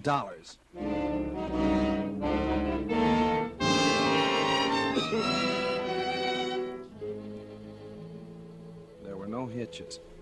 I got back to town a little before 2. I drove the car into a little side road about a half mile up the canyon and walked back.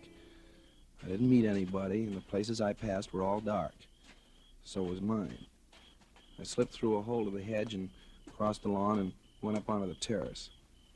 I checked to see if I had the suicide note in my pocket, and then I pulled on a pair of gloves and opened the terrace door with my key and went inside. The gun was in my overcoat pocket. It was hers. I had the flashlight in my hand. I went over to the bedside and I flashed it on just for a second. She was lying on her side, turned away from me. I put the gun against her temple and pulled the trigger. She didn't make a sound. I reached over to put the gun in her hand, and then it hit me. Her hand was stiff and cold as ice. I flashed the light in her face. It was blue. While I was away, she'd had her heart attack at last. For the last 3 or 4 hours, she'd been dead. Well, for about 10 seconds, I didn't know what to do. Then I realized I had to get out of there. Saunders might have heard the shot. Before, it wouldn't have mattered one way or the other because the coroner would have established the time of death anyway. But now it made all the difference in the world.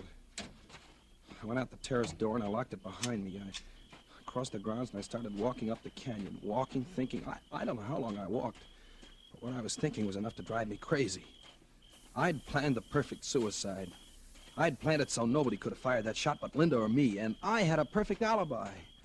But now it had to be me that shot her. Because any fool of a doctor could tell she'd been dead when that shot was fired. And then it came to me. What was the difference? Let the Palm Springs alibi go. Let them think the shooting was an accident. Let them think anything they wanted to. I had the money. And what can you do to a man for shooting a dead body?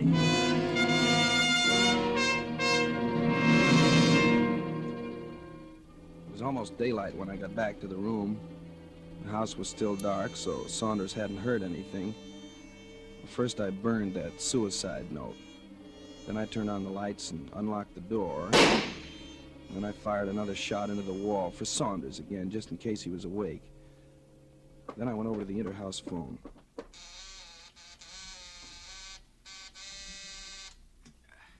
Hello? Saunders. Oh, yes, sir. Saunders, there's been an accident. You better call the police.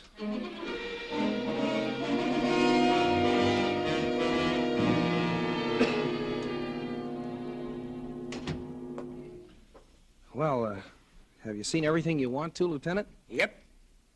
Well, you're living kind of different than you used to when you were a police reporter downtown, huh, Joe?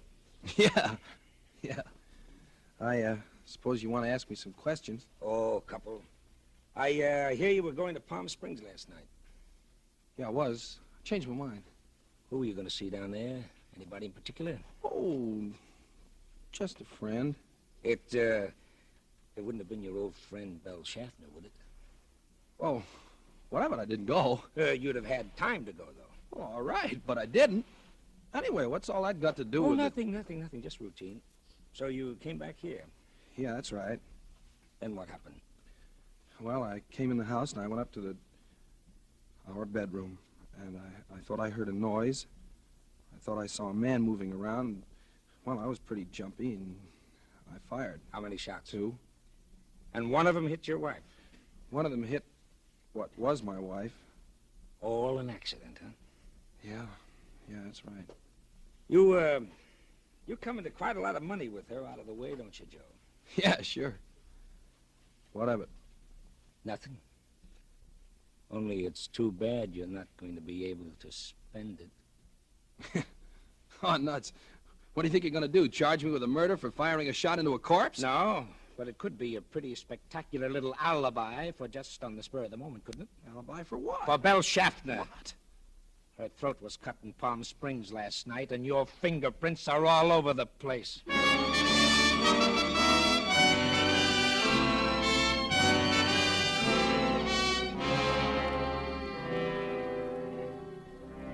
It was her ex-husband who killed her, of course. But what's the difference now? Bella was right about one thing, though. You can't write a decent story unless it's something real. I know. The end. Well, Miss Lamson, we made it. Just. Yes. Do you believe it? Yes. Gee, that's funny. Nobody else did. The judge, the jury, not even my own lawyer. Maybe they believed what I believe. You ought to die for it anyway. Yeah, check. And I got a date for that right now. Right, Warden? You ready, Agner? Yeah, let's go.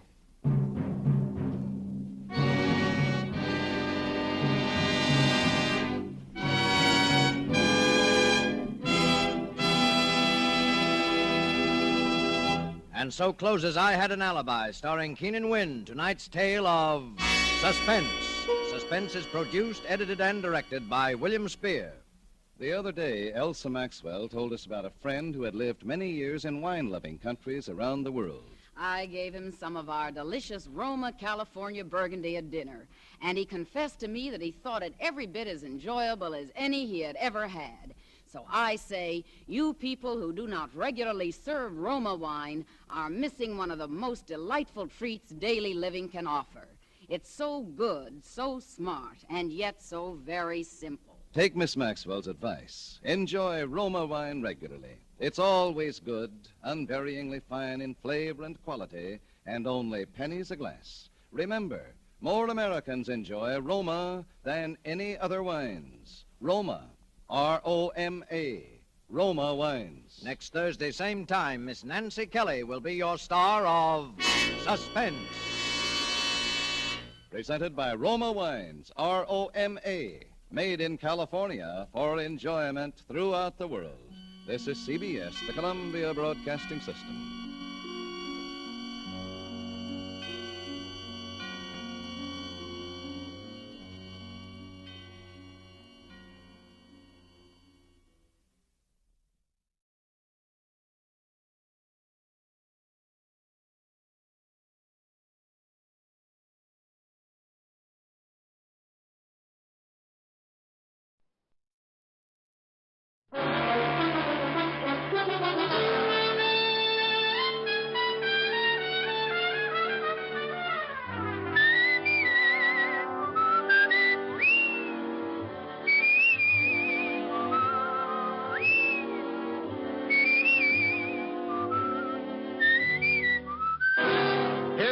Powell as Richard Diamond, private detective.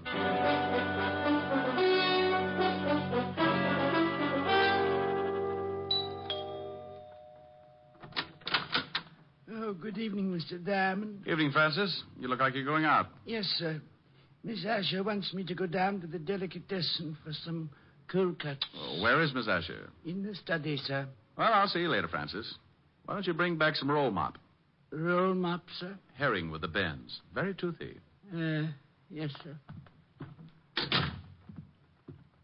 Ollie, ollie, oxen free. Red. Hi. Hi. Well, get the silk thing there. Lounging pajamas. Yeah. I guess we're going to stay in, huh? Uh-huh.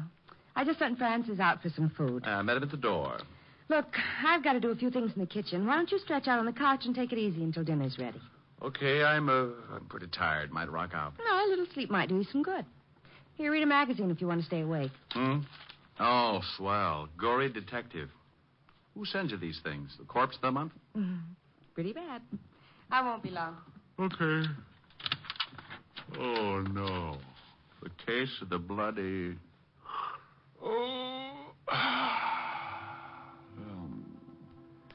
It was going on 11 o'clock, and the fog encircled the old house like a thin, wet blanket. Oh, swell. The figure of a man crept stealthily across the gravel of the garden path. These riders really dream it up. Miss Diamond? What? How did you get in here? I followed you from your office. Shh. You left the door unlocked when you came in. Well, now, look. I know I shouldn't have come into someone else's house, but this is a matter of life and death. Hey, stop pulling down the blinds. I don't want anyone to see us talking. Well, you're on the 8th floor. Who's chasing you? A herd of monkeys? Please, you must listen. Now, look, if you got troubles, come to my office in the morning. Tomorrow morning may be too late. I'm supposed to die tonight. Try breathing. You expand your chest, take a lung full of air. No, Yes, it does wonders. Keeps you around for days. You better get out of here. Please, Mr. Diamond, don't give me away. Please. Yeah, baby. Wait a minute. Duck under that desk. Oh, bless you, Mr. Diamond. I thought I heard you talking to someone. Talking? Oh, no. Must have been reading out loud. This is swell literature. The case of the grisly ghost. Oh. I like to keep up on the exploits of a private detective. You don't tell me anything about your cases. I'm modest. Hey, you got your coat on. Where are you going? Oh, Francis just called. He's had a flat tire. I'm going to pick him up in the other car. Don't you want me to do it? Oh, I'm not going to let you out of this house. I'll be right back. Okay. Read The Grizzly Ghost. It's not bad. Bye, baby. Bye. Okay, Spider-Man, you can come out now. Oh, thank you. Now, what the devil's going on? I told you my life's in danger. I need help. Tell me about it. I haven't time now. Come to this address in about an hour. My name's Leeds. Leland L. Leeds. Oh, for Pete's sake. I must get back before they miss me. I don't want them to know I got out. Say I called you and told you to come over. Here's the address on this card. Please don't fail me, Mr. Diamond. Now, wait a minute. My fee's $100 a day and expenses. Of course. I'll have a check for you. Goodbye.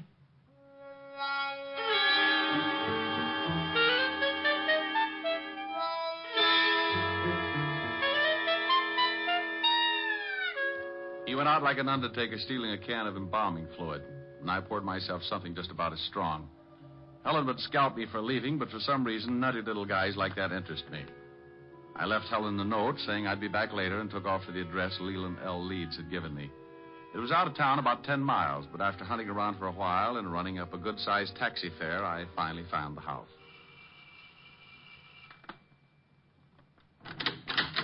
Yes? Yes. I got a call from a Mr. Leeds at this address. He asked me to come over. My brother? I don't know. Well, it couldn't have been. He's very sick. He's upstairs sleeping. Well, he was just coasting off to Dreamland when he called me. I think you'd better let me in. Oh, a detective. All right. Just, what did my brother tell you, Mr. Diamond. He said his life was in danger. I'm Nina Leeds. I think you'd better come into the living room, Mr. Diamond. Dr. Miller can explain things better than I can. Sure. Roger? Hmm? This is Mr. Diamond. He's a detective. Oh? Lee just called him.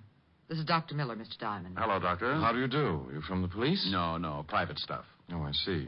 Now, Mr. Diamond, I'm afraid you made a trip for nothing. Well, here are the drinks.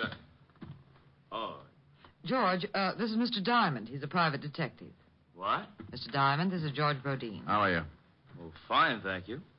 Anything wrong? I don't know. Lee phoned Mr. Diamond and told him he was in danger. How did you know that, Doctor? I told Miss Leeds what he said, but not you. I'm Mr. Leeds' doctor. He's having a nervous breakdown and suffers from an extreme persecution complex. If he called a detective, I'm sure he must have said something like that. That's quite correct, Mr. Diamond. What do you do, Mr. Brodeen? Why, I'm with the New York Museum. I'm a friend of the family. I've been watching Lee break up for the past month. Mm-hmm. May I talk to your brother, Miss Leeds? I don't think you can. I gave him a very strong sedative. Let me get you a drink, Mr. Diamond. When Lee wakes up, you can talk to him. Sure.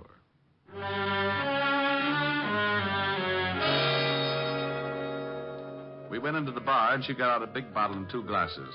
I forgot all about Leland L. Leeds for a while and started concentrating on his lovely sister. It was easy. Champagne? Sure, but I've run out of slippers. I've got a small foot. Might take you a long time to get enough. I drink fast. It's the open toes that bother me. I like the patter. Where'd you come from? Same place you did, lover. Experience Alley. What do people call you after they get to know you better? Oh, different things at different times. For now, you can call me Rick. And later? Oh, you'll think of something easier. It's like that when you haven't got much time to talk. Here's to later, Rick. Yeah. What does a doctor specialize in? Roger's a brain specialist. Mental disorders mostly. It's Lee. He's off again. Maybe he's been listening to Sam Spade. Come on. You'd better stay down here, Nina. I'll take care of it. I'm going up. Lee needs me. George, get my bag. It's in the hall. Right. You'd better not come in, Mr. Diamond. I think I'd better. Lena. Lee, what is it? I saw the blood again. Oh, Mr. Diamond, I'm glad you came. Now, calm down, Lee. Everything's going to be all right. Get away from me. He thinks I'm insane. You all do. You want my idol, and you stop at nothing. Now, there's no sense in this much self-indulgence. Here's your bag, Roger. Thanks. What are you going to do? Just give you something to make you sleep. I don't want to sleep. I'll wake up and see the blood again. There's no blood. It's just your imagination. You're overwrought. You think I'm crazy. But I saw it. I tell you, I saw it. Now, this won't hurt. No, I don't want to sleep. Please, Mr. Diamond, help me. Lee, do what Roger tells you for my sake. Come on. The injection should take. I'll get up. Just a minute. I won't go to sleep. Lee, please. Then leave Mr. Diamond with me. I want to talk to him. Well, I guess it'll be all right. Don't stay too long, Mr. Diamond. I want him to rest. Okay, Doctor. Remember, he's not at all rational. Come on, Nina. I'll see you downstairs, Mr. Diamond. Hey, what's the idea, Leeds? I'm locking the door. I don't want anyone coming in. Pardon me for walking around in circles. I got to stay awake. Uh-huh. Those people downstairs are trying to drive me crazy. They must have been working overtime. They're after my idol. Your what? My idol. That carved image standing on the night table. Oh, yeah. Here, look at it. Look at it. Well, that's dandy. How many box tops did you have to save? Mr. Diamond, at this moment, you are holding $100,000 in your hand. I am? Last month, my grandfather passed on and left his entire estate to my sister and me. Among the effects was that idol. It was left to me. What is it, platinum? Oh, no, Mr. Diamond. That is the lost idol of King Tut. I always wondered what happened to it. Oh, then you know the legend. Well, I'm a little hazy on it. Maybe you'd better bring me up to date. Oh, of course. It was supposed to have been buried with King Tut. However, the story goes that a slave absconded with it before they sealed the tomb. And that makes it worth $100,000? I guess so. You guess. You don't know? I only know what my grandfather told me before he passed on. He told me its value and said there was a curse on it. What does it say? Crime doesn't pay? Well, Mr. Diamond, it seems that on the first night of the new moon, after one has gained possession of the idol, he will die. Next week, Tom Swift and his electric grandmother. You don't believe me? Oh, sure. No, you don't. You're just like the rest. But it may interest you, Mr. Diamond, to know that 1 month after the idol was uncovered and my grandfather gained possession, he died. It was a new moon. How old was he? 74. Oh, well, that couldn't be it. Now, relax and tell me why you came to me. What about your fee? Oh, forget it. You can just buy me a broom to ride around on. Good night, Mr. Leeds. Remember, Mr. Diamond, it's a new moon. You don't have much time.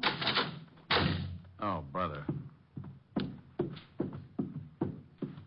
Did you talk to her, Mr. Diamond? You might call it that. Now do you understand? Your point's well taken, Doctor. What about that hunk of stone? Maybe if you gave him a teddy bear? Oh, the idol he's got is absolutely worthless. His grandfather had the same unusual ideas about it. Is there such an idol? Well, there's a legend, but no one has ever found even the slightest clue that it's a fact. Now, I've examined Lee's idol, and it's certainly not worth more, any more than the granite it's carved from. Well, I'll be saying good night. I hope he gets better. Can't I get you another drink, Mr. Diamond? You certainly deserve something for your trouble. No, thanks. Goodbye, Doctor. Mr. Rodin. Thanks, Miss Leeds. I wish I could make this up to you. I'll take a rain check. It'll be raining a lot this month. Yeah. Well, good night, Miss Leeds. Good night.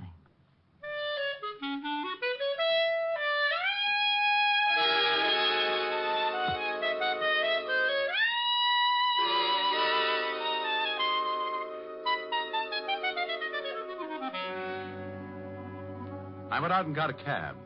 As far as I was concerned, the frightened little man in the nightshirt was going to end up modeling straitjackets, and the private detective would only add to the confusion. It was 8 o'clock, and I told the cabbie to take me to 975 Park Avenue. Helen would be angry, but it was worth going back to. A couple of hours with her could make a guy as contented as a bear that had just cornered the honey market. We pulled up in front of Helen's apartment, and I paid the cabbie.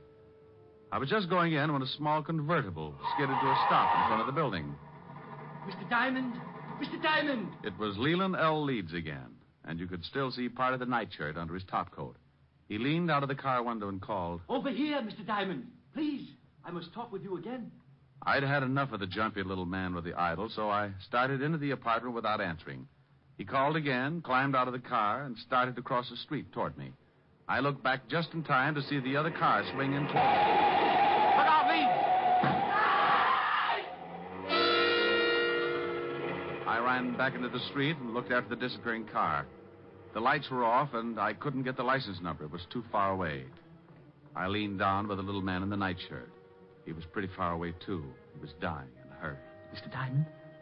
Yes, Leeds? Take the idol.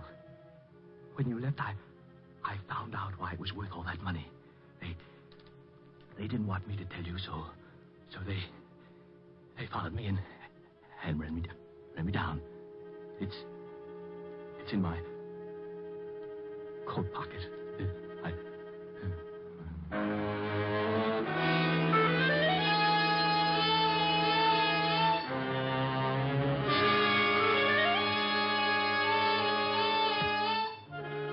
He died lying on his back in the street. Several people were coming out of the building, so I reached into his pocket and pulled out a chamois bag. I guess the idol was inside, so I put it in my coat and went in to call the police. Oh, Mr. Diamond. Miss Asher's been worried. Hello, Francis. Tell her I'm back and let me use the phone. Certainly, sir. She's upstairs.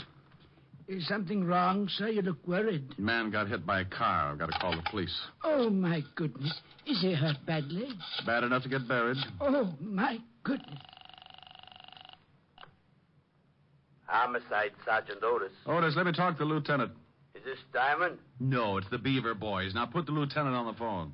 What do you do with all those tired jokes? You can't keep using them. I give them away to idiots. Want to start a collection?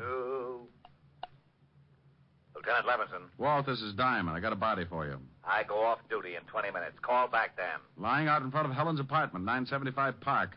Rick, my stomach is bothering me. Why can't you be a good boy and stay out of trouble? Take some soda and get over here. Take some soda? Every time you call, I end up taking enough to give an elephant the hiccups. Well, you're a fine one. Oh, I'm sorry, Rick. I didn't know you were on the phone. Wait a minute, Walt. Hello, baby. I'm talking to the lieutenant. Aren't you afraid you'll catch cold in that thing? I'm mad at you. Oh, you're cute. Hey, what's going on? Just Helen. If you could see her, your ulcers would start popping like chestnuts. Say hello. The law sends you his greetings. Hello to the law. She says... I know. I heard it. Now, what about the stiff? His name's Leland L. Leeds. He got belted by a car. It was too far away to get the number. What makes you think it's a job for homicide? Get over here, and Helen will give you the story. I've got some work to do. But wait a minute, Rick. Oh, you're getting lazy. What's the matter? Don't you want to find out things for yourself? Rick, what happened? Francis told me some man got hit by a car. Right on your doorstep. Oh. Let's go into the other room, baby. I'll tell you all about it.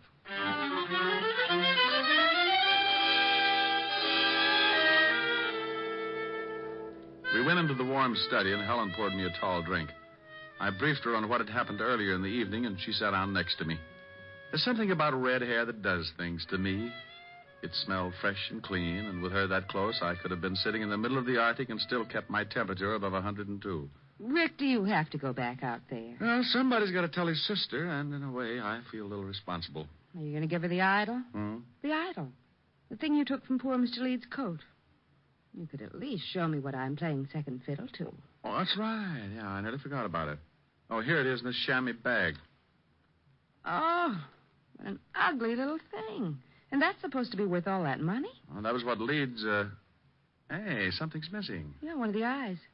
Must have come loose when the car hit him. Probably in the bag. Yeah, there it is. Rick! Yeah. It was painted over. You'd never guess it unless you pried it loose. That's as big as a marble. Is it real? Well, you've got enough of them around, you tell me. It is. Rick, I think it's a pigeon blood. Why, it's worth a fortune. What are you doing? I'm scratching the other one.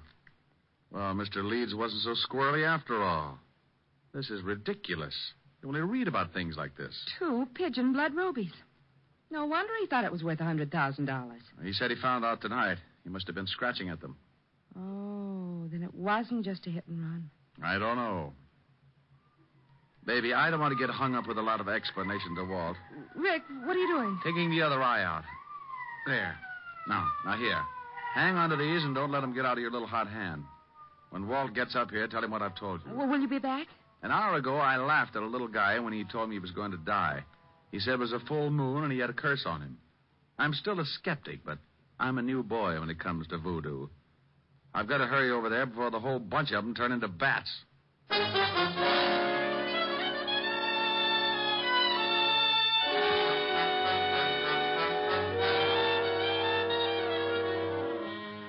I went down in the service elevator and out on the street.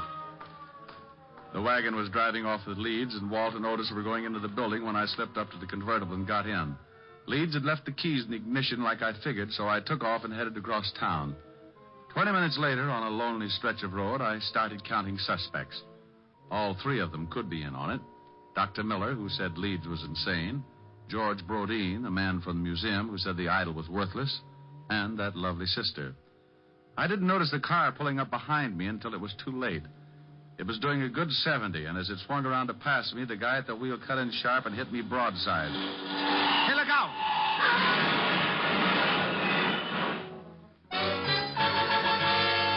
I went through a white fence and over an embankment.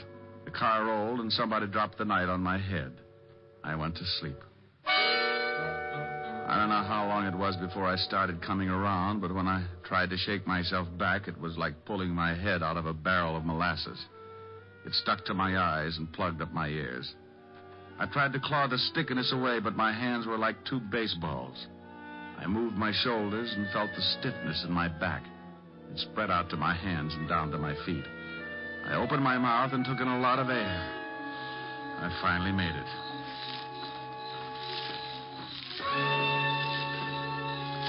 Someone was trying to get me from the highway, so I pulled myself clear of the wreck and started moving in a circle, keeping whoever it was at a good distance. I was too pushed around to put up a fight, so I made it back to the highway and walked along until I found a little gas station on the road. The joint ain't open. And then your lock's busted. No, it ain't. Then I floated through the wall. Where's your phone? It ain't for public use. Try isn't. Okay, wise guy. The joint isn't open. The phone isn't for public use, and you isn't so big you can't get tossed out on your face. And you isn't so wealthy, $5 won't make a difference. Oh, why didn't you say so? Phone's on the wall. Thanks. You know the Leeds family? Yeah, they get gas here sometimes. Hello. Evergreen 34369, operator. How far is the house from here? I'm a little turned around. About a half a mile. Hello, Francis? Is Lieutenant Levinson still there? No? Well, just tell him to get out to 19319 Jackson Heights Boulevard. I've got a killer for him. Yeah, oh, my goodness. Now, hurry it up. You a cop? Shamus. What'd you take for the use of your car for an hour? My wife would kill me. I'll drive you wherever you want to go.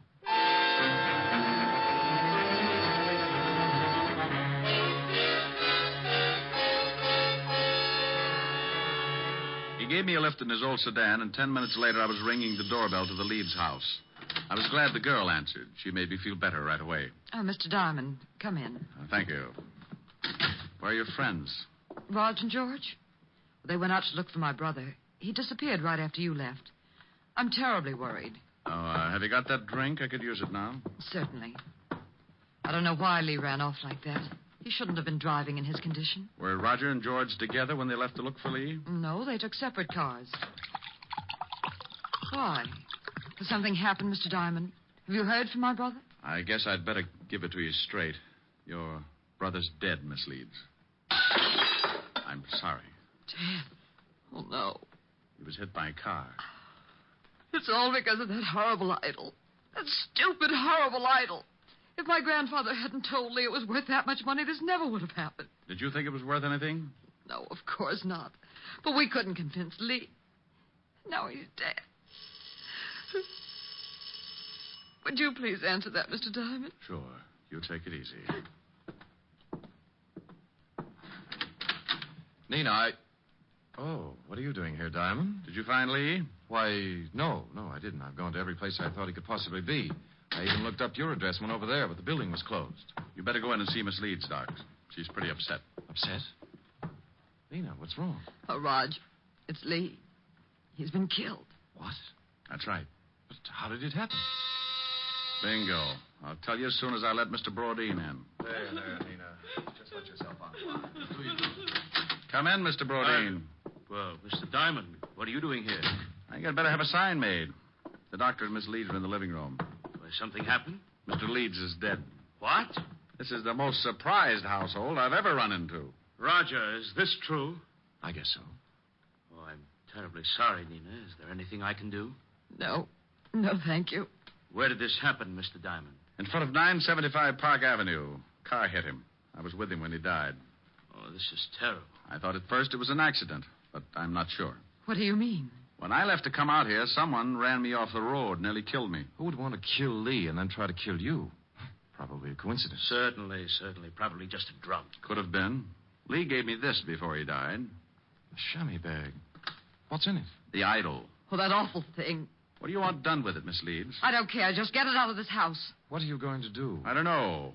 You want the thing, Doctor? Why, what for? That's a good question. How about you, Brodeen? You want it? Oh, well, what would I want a worthless piece of stone for? Well, as long as no one wants it, may I use this fire poker, Miss Leeds? What are you going to do with it? The idol is worthless. It's caused a lot of trouble for you and your family. I'm going to break it up. No! Give me that, George! Well, Brodeen, you're sure getting grabby. All right, now all of you stay right where you are. Well, for a museum collector, that's a pretty modern gun. Yes, and I know how to use it. George! This is the hokiest case I've ever been on. Even the dialogue's bad. I suppose you think you're pretty clever making me show my hand like that. I read Gory Detective. I found that the idol was really worth all that money, but I had to make the killer tip himself. You did. Mr. Diamond, do you mean my brother was really right all along? In a way, yes. He believed what his grandfather had told him. But it wasn't until tonight when he scratched one of the eyes of the idol that he knew for sure. Scratched one of the eyes? That's right. Pigeon blood rubies, painted over. Well, now I'm leaving you. Well, that's good, but you're minus something. Minus what? A couple of rubies. I took them out of the idol. You're lying. Take a look in the bag. What? They're gone. I'll kill you for this. Give me the gun, George. Look out. He's going to shoot. Give me the gun. All right, everyone. This is the police.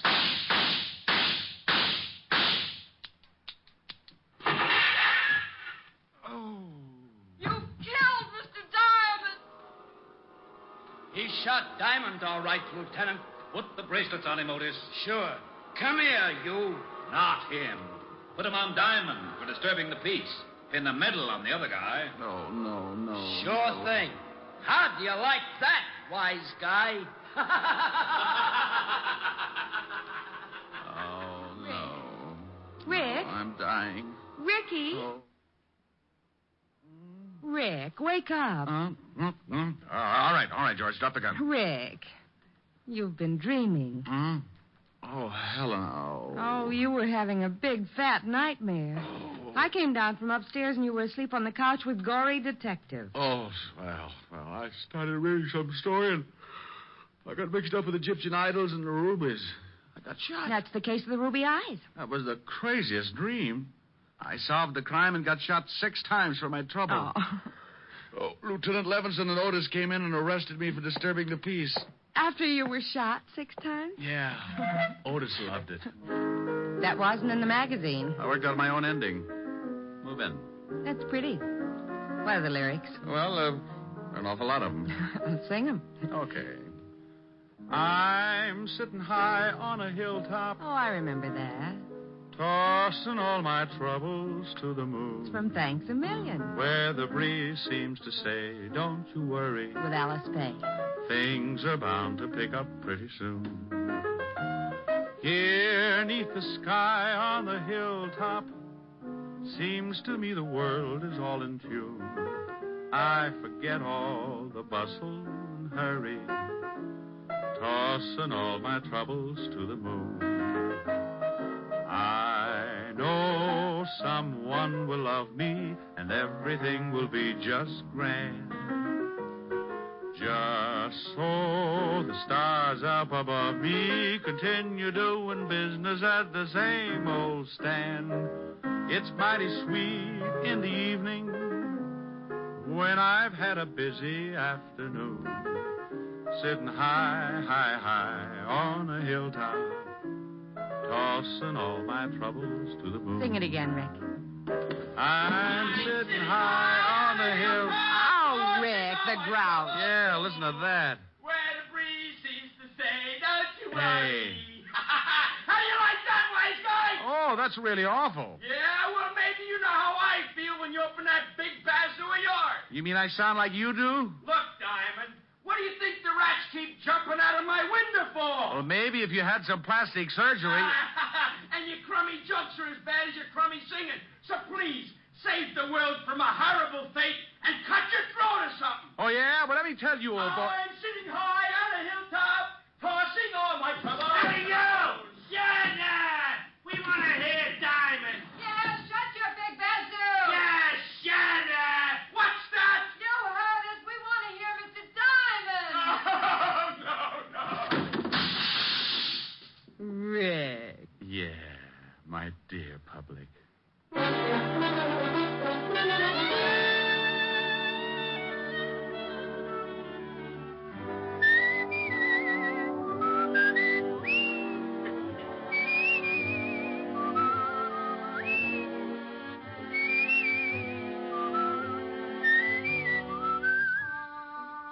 You have just heard Richard Diamond, Private Detective, starring Dick Powell. Helen was played by Virginia Gregg, Lieutenant Levinson by Ed Begley. Also in our cast were Wilms Herbert, Peter Leeds, Yvonne Patey, Stephen Dunn, and Jack Crucian. Music was under the direction of Frank Worth. Richard Diamond is written and directed by Blake Edwards. Portions were transcribed. Dick Powell soon will be seen in the screen version of the best-selling novel, Mrs. Mike.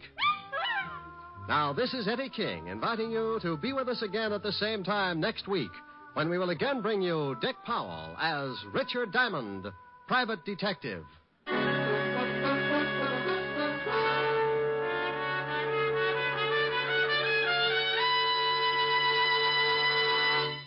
What's on NBC tomorrow?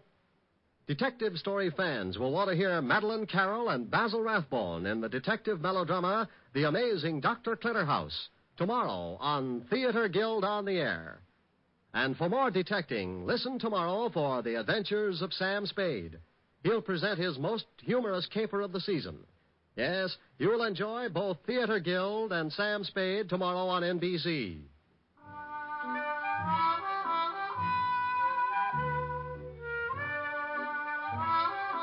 Next, it's Free Ride to Danger with Dorothy McGuire on NBC.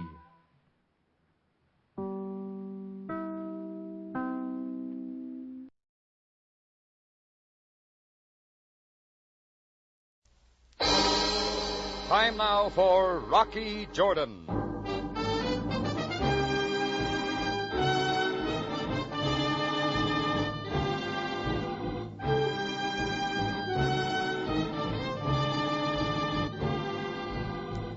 Not far from the Mosque Sultan Hassan in Cairo stands the Cafe Tambourine, run by Rocky Jordan. The Cafe Tambourine, crowded with forgotten men, alive with the babble of many languages. For this is Cairo, where modern adventure and intrigue unfold against the backdrop of antiquity. Tonight's story, The Big Ditch.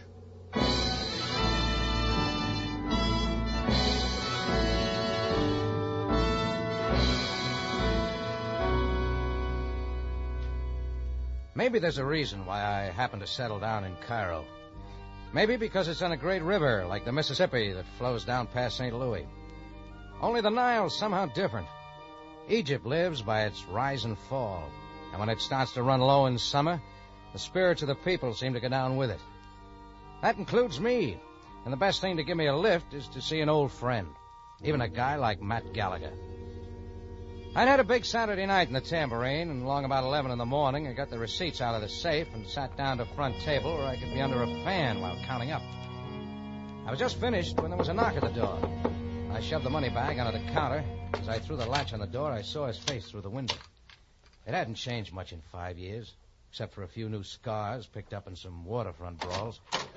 He'd barged in like a big battered freighter riding out a storm.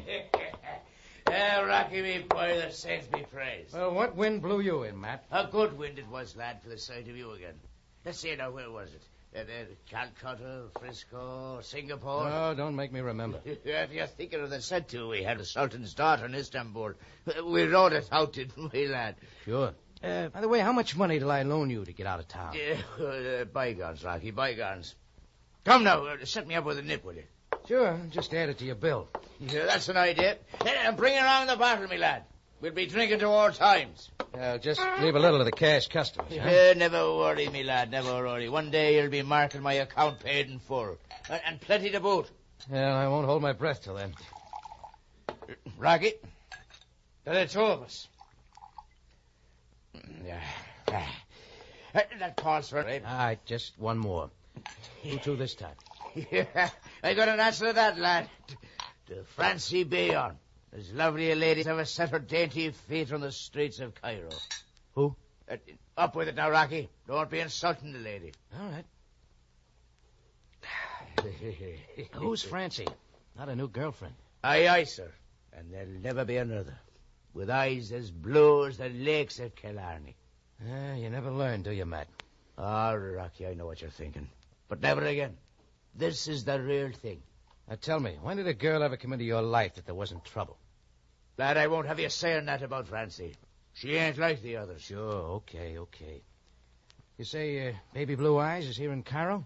At the Shadrach Hotel, pining her heart out for me at this very minute. Oh, there's nobody like her, me lad. You got it bad again. Aye, and we'll be settling down if all goes well. And that's what I'm wanting to talk to you about. Okay. How much? Well, the fact of the matter is this, that I will be needing a little money. I wondered when you'd get around to it. But you don't understand, lad. I'm cutting you in. On what? Rocky, how would you like to own the Suez Canal? Great. How about it, lad? The Suez. Sure. I put it right alongside the Brooklyn Bridge. You think I'm lying to you? No more than usual. But I'm telling you, Rocky. Look, Matt, this is a touch, and we both know it. It's nothing to the kind of You only show up once every 4 or 5 years, but every time I end up with less money. Now, come on, how much do you want? No, that's more like it, me lad. 150 pounds will swing it. I don't know I'm doing this, but I'll let you have 20. Only 20 pounds? But the deal, lad. You're lucky I had a good night. I tell you, it ain't a touch now, Rocky. All right, call it a wedding present, then. Here. Well, you want it or not? I'll take it. But there's a phone in my office. I'll be right back. I'll be waiting, Rocky. You can later that.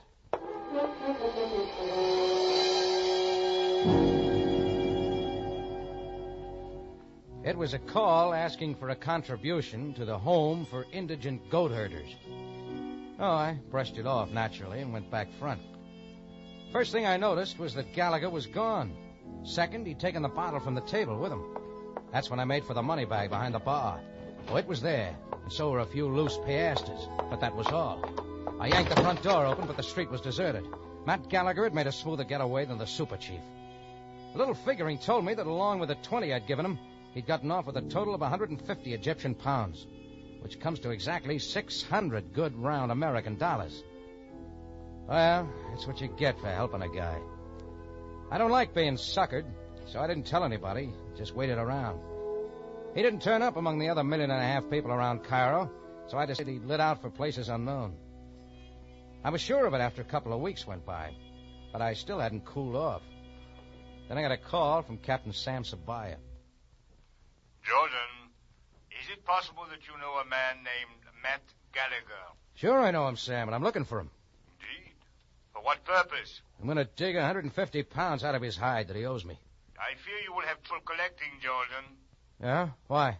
Come to the morgue and you will see. Matt Gallagher is on a slab. Well, you can't stay sore at a guy on a slab. I wanted it over with and forgotten, so I caught the first cab that came along for headquarters. Sam was waiting for me and led me downstairs to the morgue, where he drew back one of the sheets. Gunshots, as you can see, Jordan. Where'd you find him, Sam? Lying in some out-of-the-way ruins near the old Babylon Roman fortress in the old part of the city. He had been dead for several days. How'd you happen to call me? A match pack from the Cafe Tambourine was in his pocket. There was the small chance you might have seen him there. I've known Gallagher off and on for a long time. When did you see him last? A couple of Sundays ago at my cafe.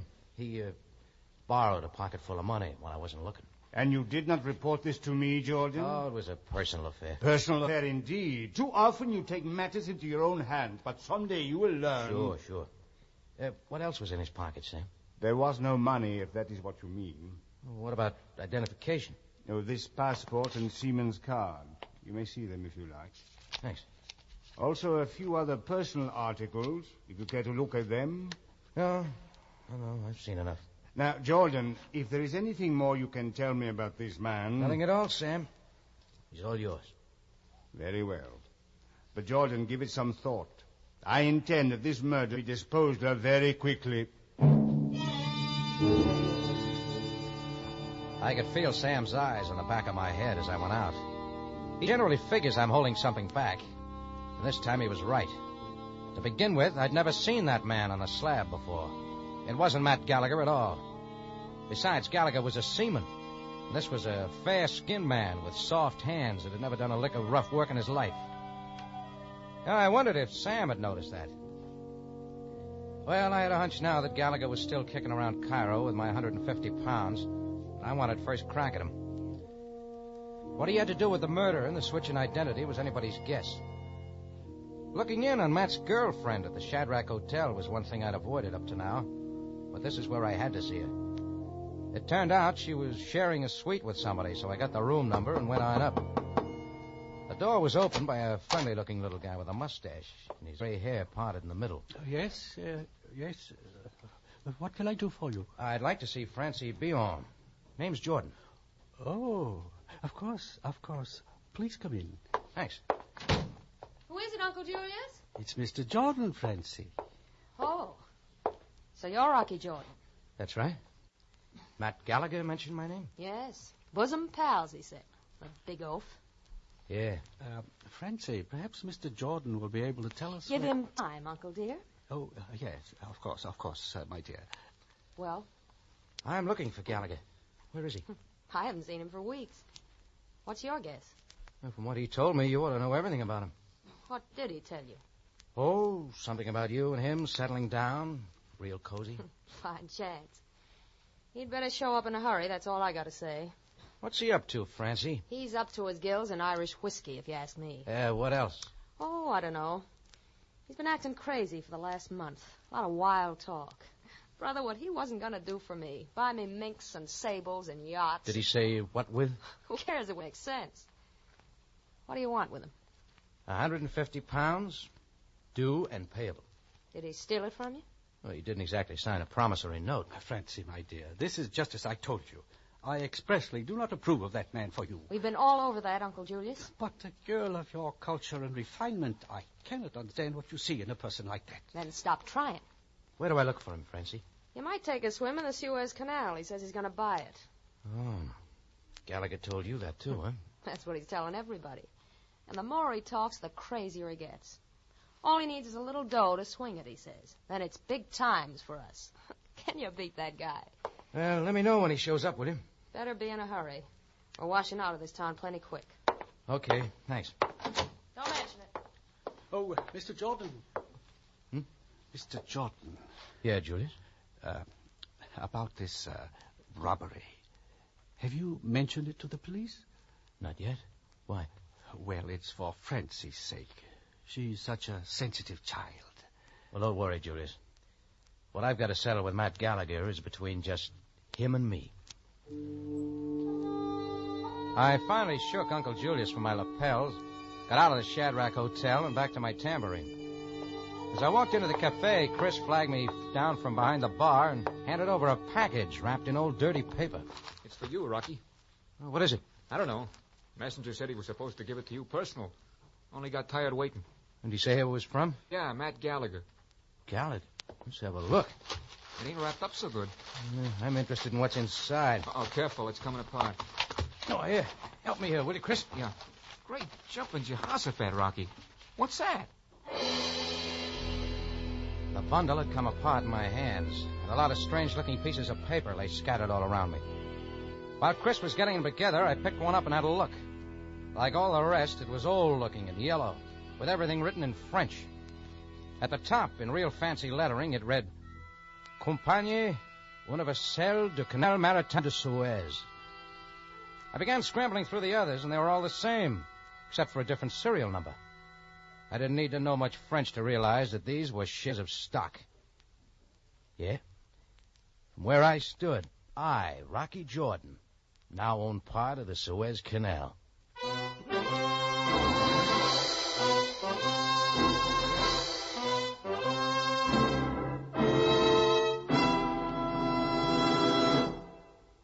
You are listening to The Big Ditch, an adventure with Rocky Jordan. You'll find mystery to your heart's content on CBS, fine yarns woven by some of radio's top mystery writers. But you can also vary the fare with music and comedy. Here's a comedy you won't want to miss. Monday night, on CBS Radio Theater, Mickey Rooney stars in Merton of the Movies, a satire on the movie-making industry. Remember, CBS Radio Theater tomorrow, Monday night at 6.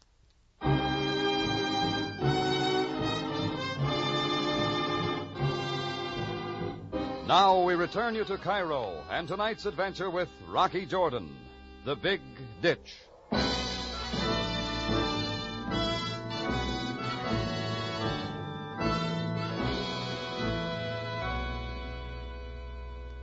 What would you do if somebody sent you a whole stack of shares in the Suez Canal? Paper the wall with them or ask a few questions first? Well, my curiosity got the best of me, too, so I wrapped up the bundle again and headed for the Cairo Securities Exchange. I didn't expect to find the answer there to why a murdered man was found with Matt Gallagher's identification on him, or why Gallagher had sent the shares to me. That was something else.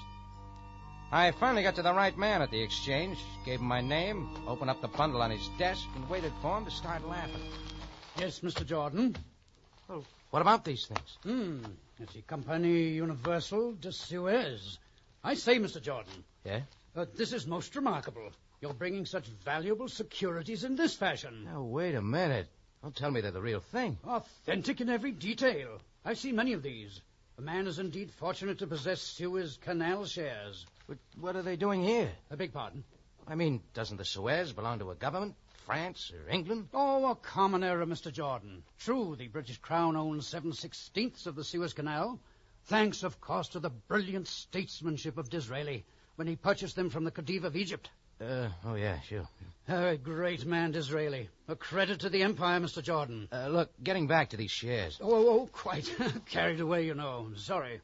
Are you trying to tell me that private individuals can own shares in the Suez Canal? Most assuredly. Many people are fortunate to own stock in the Suez. The fact of it is, thousands of shares have been lost through the years. The company is nearing its century mark, you know. Well, how much are they worth? They sold originally for £250 a share. They now run as high as £20,000. Each? Yes, you have 200 shares here. It's possible that dividends have accumulated. All in all, these are worth, in your currency, approximately $16 million. May I ask where you got them? I bought them for £150. Oh, I say, Mr. Jordan, you're pulling my leg. No, I wouldn't dare. Now, of course, these must be transferred to your name. Oh, yeah, sure, but some other time. You mean you're taking them with you in this manner? Yeah. Thanks for everything. But why? I've decided to get my money back.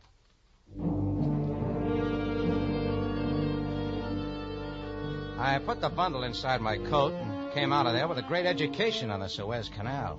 Enough to know that there was a sweet setup for a neat little racket. Only it gets too big when a man's murdered and the stuff's planted on me. And right then I knew I had to find Gallagher and shove the whole bundle down his throat. It was already evening, and I moved along the street, not noticing the beggars or anything else, till a little native water salesman started getting under my feet. Effendi, I have the pure fine water for you. Water like crystal. All right, move along. Him, she. Oh, but it is not of the Nile, Effendi. My water is from the hidden springs of the desert. 1 piastre is all. Alayatik. What's good now? 2 centimes, then. Only for you. No water. Him, she. Mr. Jordan. Where'd you learn the name? This concerns another matter. The Afranki would be wise to listen. All right, get it out. Mr. Jordan, there are certain people with money. They will bargain well. What people? What do they want? I cannot tell you who they are, but they are interested in certain pieces of paper. Well, you tell certain people that certain pieces of paper aren't for sale. Get it? Alwa Effendi. You know where Matt Gallagher is? The name I do not know. Yeah. This help? But perhaps there is another who can help you. Who? The Street of Many Knives, up the hill past the rug weaver's hut. I'll need more than that. I have the water. Hey, wait a minute. Very pure water, like fine crystal water. I could have followed the water cellar, but already night was setting in, and I had another errand. It took a lot of asking around and some strange looks, but I was finally in the Street of Many Knives. Nothing more than a passageway that winds up through the desolate native quarter to the east. It's a place a foreigner doesn't go around even in daylight, much less at night. And I could guess how it got its name. The wild dogs were out, but they'd found something else and didn't bother with me. Just before the street ended at a hill, I found the rug weaver's hut and a door just beyond. There was no light, but I knocked. Thought I heard a quick movement inside. So I knocked again. I tried the knob. It was locked. I put my shoulder against the door, and one shove was all it took. The lock snapped, and I was inside just as a hulking figure lunged from the shadows. He had powerful arms around me, and we went down. My knees came up, and we went on over. Then I was on top with my hand in his face. And that and the smell of Irish whiskey cut it short. Matt. Rocky, lad, I didn't know. How'd you find me? Yeah, we'll skip that. Let's get some light in here. There's a candle on a corner table. But you have to light it now, lad. Why not? Oh, Rocky, boy, am I glad to see you. Yeah, you won't be, Matt. Not till you hand over my money. Oh, now, Rocky, lad, go easy on me. I've been in for a rough time of it. Why the hideout? Well, I'd admit it to you, Rocky. I'm scared. Of what, the police? Well, not exactly. But I'm in a bit of trouble. Why not run to Francie? She's getting out of Cairo. Well, I tell you, lad, I'm giving her up. Francie's too good for the likes of me. Anyhow, I've learned my lesson, Rocky. There's been a bit of strike north of Johannesburg. I'm going there and dig for gold. Come on with me now. I'll start clearing it up, Matt. What about the guy down in the morgue? In the morgue? You know he's dead. He was carrying your seaman's card and your passport. Sure, I know. But you don't think I killed him, lad. You couldn't think that. I value life too much. Spit it out, Gallagher. Who was he? Walter Logan. He used to work for the Suez Company in Paris. You get all those shares from him? Right, me boy.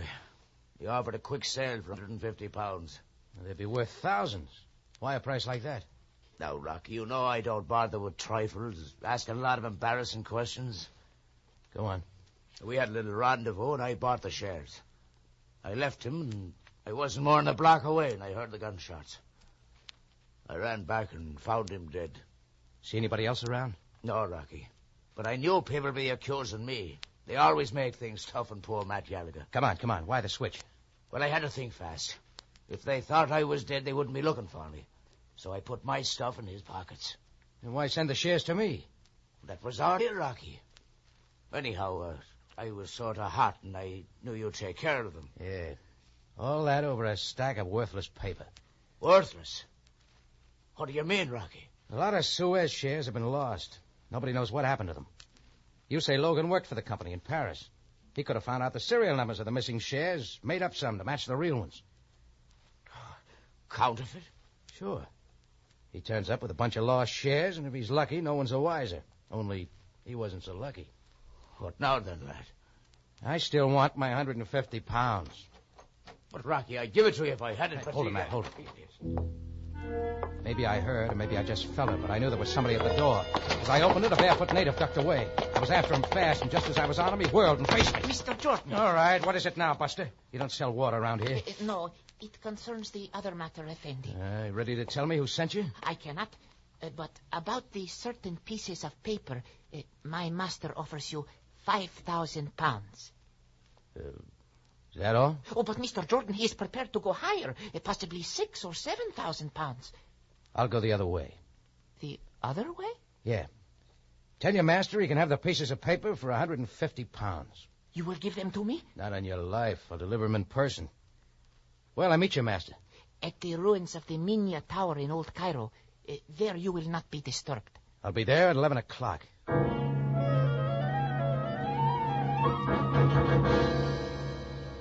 The little water cellar vanished in thin air, and I was back dragging Gallagher into the street and down the hill.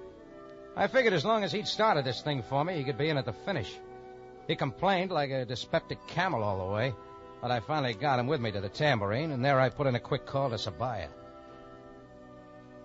What are you trying to say to me, Jordan? I told you. The guy you have in the morgue isn't Matt Gallagher. But you saw him yourself. Why did you not tell me? You didn't ask me, Sam. I didn't. Of all the incredible... Then who is this man? His name's Walter Logan. Jordan, listen to me. You have completely upset my investigation. You have come dangerously close. Sam, do you want to find Gallagher or not? Indeed I do. Then put on your snowshoes and mush on out to the Minya Tower in Old Cairo. Jordan, you will first explain this to me, Jordan. See you there, Sam. Gallagher heard every word of the conversation, and he was crying real tears as I tucked the pieces of paper under my arm and shoved him into a taxi out front. Between him and the lazy taxi driver, I had myself a time as we rolled south into Old Cairo. Finally, we drove through what once, centuries ago, was the gate to the Roman fortress called Babylon. A little farther on, the cabbie pulled up, and he wouldn't go an inch farther for all the fish in the Nile. So we walked it from there. In another quarter hour, we were nearing the crumbling Minya Tower, surrounded by ruins, just a few minutes before 11. A full moon was out now, almost white against the ancient sandstone walls. It was quite a sight, but Gallagher wasn't impressed. Rocky, I don't like it at all. We're early. There's nobody here. It's right there that Walter Logan was killed, don't you see? Yeah.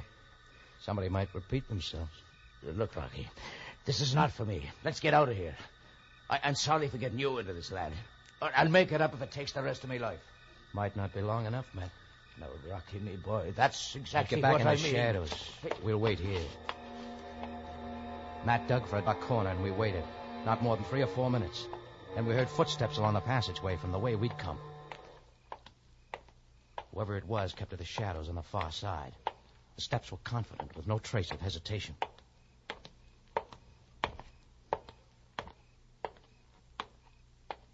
They passed. And then the figure stepped out into the moonlight beneath the tower. Francie! Matt, what are you doing here? He came with me, Francie. Gallagher's in on the deal. All right, let's get it over with. Oh, I don't understand it. I don't understand it at all. When'd that muddled head of yours ever understand anything? But all this time you've Yes, playing you for a sucker. Francie, darling. Oh, no. Let Rocky explain it. He's the smart one. Later. Your little water boy mentioned an offer for certain pieces of paper. 5,000 pounds. Why did you make it 150? I'm satisfied. Do you have them? Yeah. All right, give them to me. Oh, let's keep it honest, Blue Eyes. Here's your money. Now hand them over. They're all yours. Thanks. Now we'll get a few things straight. Skip it, Rocky. Come on out, Julius. Yes, I'll take over now, Francie. Julius. It's Uncle Julius. I've been wanting... Careful, Matt. That gun in his hand, he'll use it. You're quite right, Mr. Jordan. Oh, I'm getting it now. I should have known why you didn't like me, Uncle Julius. Always come between Francie and me. What's bothering you, Julius? Matt and I know too much. You've still got a lot of phony shares to sell. You could quite well interfere with our plans. So I'm going to kill you. Just like you did Walter Logan. Yes. Well, he fixed you up with his stuff. Why drop him? He was a little man. Our mess frightened him. He began trying to dump the shares at quick prices. There was no telling what he would do next. I had to kill him. That leaves just you and Francie. Great team. I give her full credit. It was she who masterminded our plan. It ain't true. It ain't true at all. I'll not have you saying that about Francie. Shut up, you stupid ox. You forced her into it. You never liked me. And I don't like you either, Julius. Matt, keep back. You'll be poisoner of mind against me no more. Stop, you fool, stop! You or nobody can stop Matt Gallagher. Matt stopped 2 slugs head on and kept walking in. Then his big gnarled hands were on the man's neck and driving back. Julius had no more chance than a day-old kitten. All at once there was a snap, and he dropped like a wet bar rag. Matt stood over him for a full second, and then he piled on top.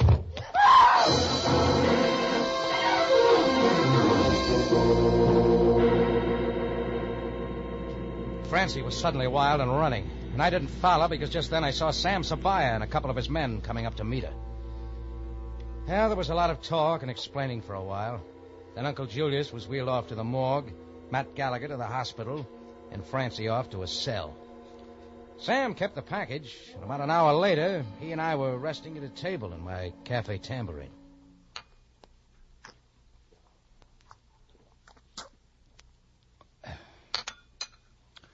Jordan, you make very good coffee. Sounds that way, Sam. You should confine your activities to just such things as this. Oh, I'm willing. But when a poor sucker like Gallagher comes around, what are you going to do? It is possible there will not be another time. Takes a couple of slugs to knock out a guy like him. What Francie did to him will hurt him worse. Perhaps. By the way, Jordan, I'm wondering now what I should do about you.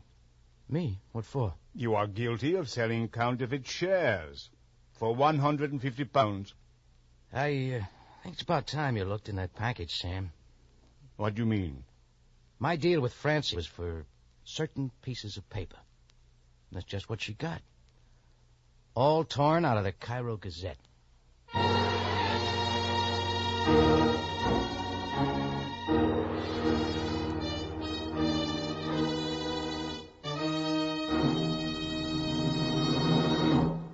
It's CBS at this same time next week for another story of adventure and intrigue when we take you back to Cairo and the Cafe Tambourine, run by Rocky Jordan.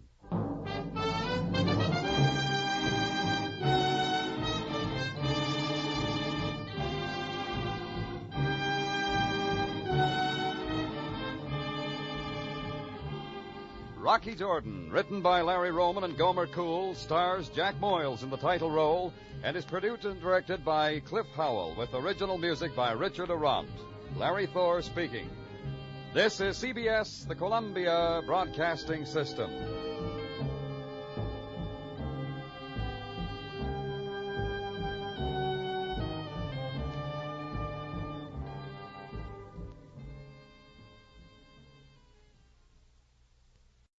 Petri Wine brings you Basil Rathbone and Nigel Bruce in the new adventures of Sherlock Holmes.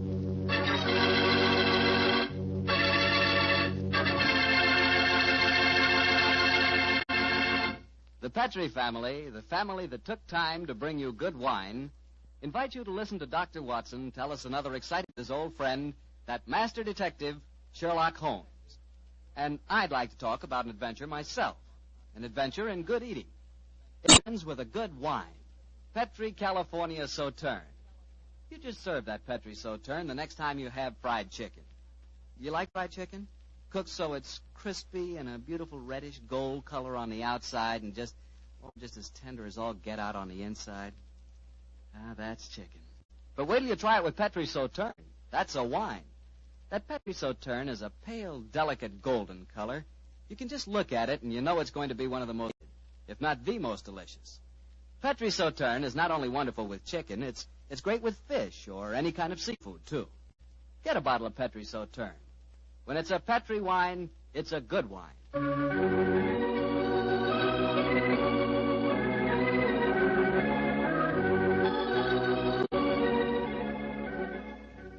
And now I'm sure Dr. Watson's expecting us, so let's go in and join him.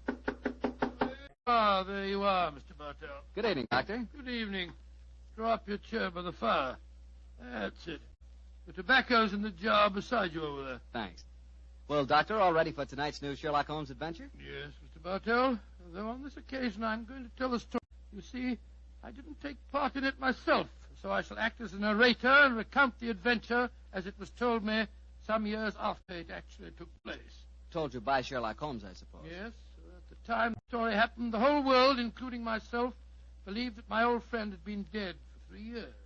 What did he do with himself during those 3 years, Doctor? Wandered about the world, Persia, Egypt, the south of France, and 2 years of his time was spent in Tibet, where he disguised himself as a Norwegian explorer by the name of Sergerson, his object being to visit the forbidden city of Lhasa. The story began as Holmes stood on the outskirts of a tiny encampment, high in the Tibetan snows, disguised as a Norwegian Sergerson. Surrounding him was an excited group of native guides, their fur-capped faces and shaggy sheepskin coats making them appear like strange, wild animals, gesticulating wildly. The freezing wind whirled great clouds of snow away from the mountaintop that loomed above them. And Holmes told me that he felt a premonition of impending disaster.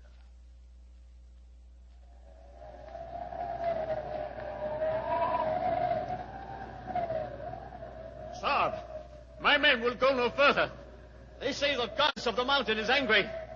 If we climb further, she will swallow us up. She will bury us. But we cannot go back now.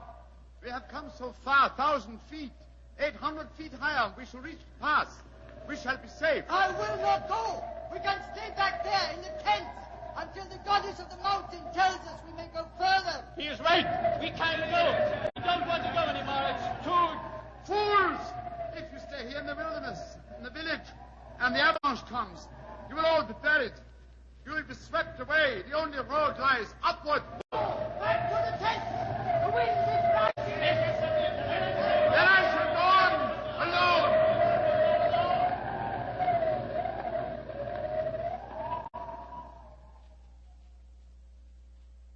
Holmes was the only one who survived. He struggled up the pass that led to safety, the icy gale whipping round him in a frenzy. A few moments after he reached the top, the avalanche occurred. The tents, the guides, and all their equipment were buried beneath hundreds of feet of hurtling, thundering snow. The way behind him was closed. He could only forge ahead. Alone, unaided, he descended the path that led to the plateau beyond. But the goddess of the mountain was still angry. Through the knifing wind and snow he battled on, without food and without, as he told me later, much hope. Even Holmes was helpless in that battle of man against the elements. What happened in that 36 hours he never really knew, except that the wind howled and the driving snow slashed at him without mercy. Finally, his mind began to wander, and he became delirious.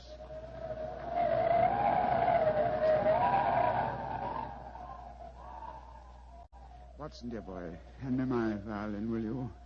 Moriarty, I want to introduce to you the goddess of the mountain. I think you will have a lot in common. 221B Baker Street, cabby. For heaven's sake, get me as fast as you can. I think I've caught a chill.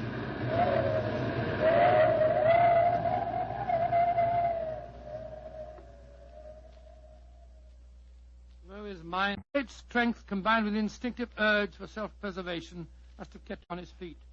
But finally he returned to normal consciousness to find himself jogging along a rough road in a primitive cart, the sun shining on him, and a white girl feeding him warm broth from a cup. For a moment the girl looked at him with a comforting smile, and then she spoke.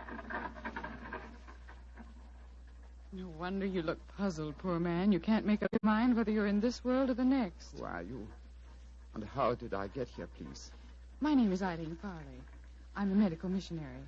I found you wandering out of your mind 2 days ago, and I've taken you under my wing. We're going to the monastery of Panchapushpa. I'm most grateful to you, Miss Farley. You have saved my life. Permit me to introduce myself. My name is Sigerson, Olaf Sigerson. I'm a Norwegian explorer. Oh, no.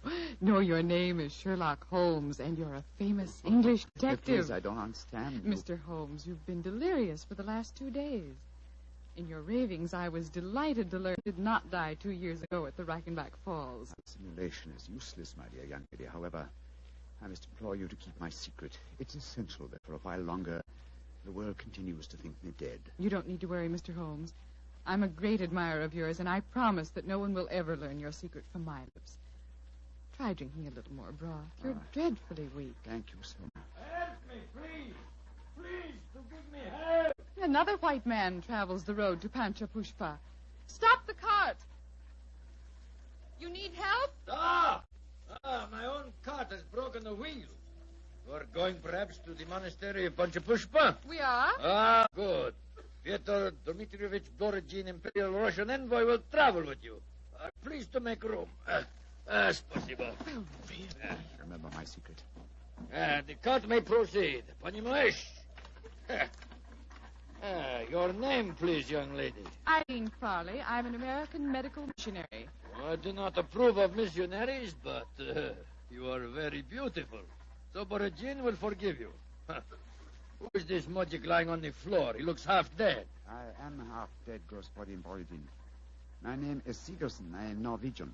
What is a Norwegian doing in Tibet? I have been exploring the mountains. And what, may I ask, is a Russian doing in Tibet, Господин Borodin? What is a Russian doing? You shall see, my friend. To Holy Mother Russia shall belong Tibet. But now let us be gay. We have some hours ahead of us. You like vodka, Miss Farley? I'm afraid I don't drink. Borodin will teach you to drink. Then he will sing you songs of his native Russia. We shall be happy. Ay, chiki, chiki, chiki, gor, vashnie more, Singing. Holmes told me that every note jarred his aching, weary head. After a few hours, the strangely assorted trio arrived at the gates of the monastery. An edifice, as Holmes told me, of great antiquity and of breathtaking beauty, and built in the shadow of a giant mountain. He was fed and bathed, and shortly afterwards he found himself together with his two companions in the presence of the head abbot himself, a man of great age and infinite wisdom. The faint chanting of religious music could be heard coming from another part of the monastery. As the old man spoke,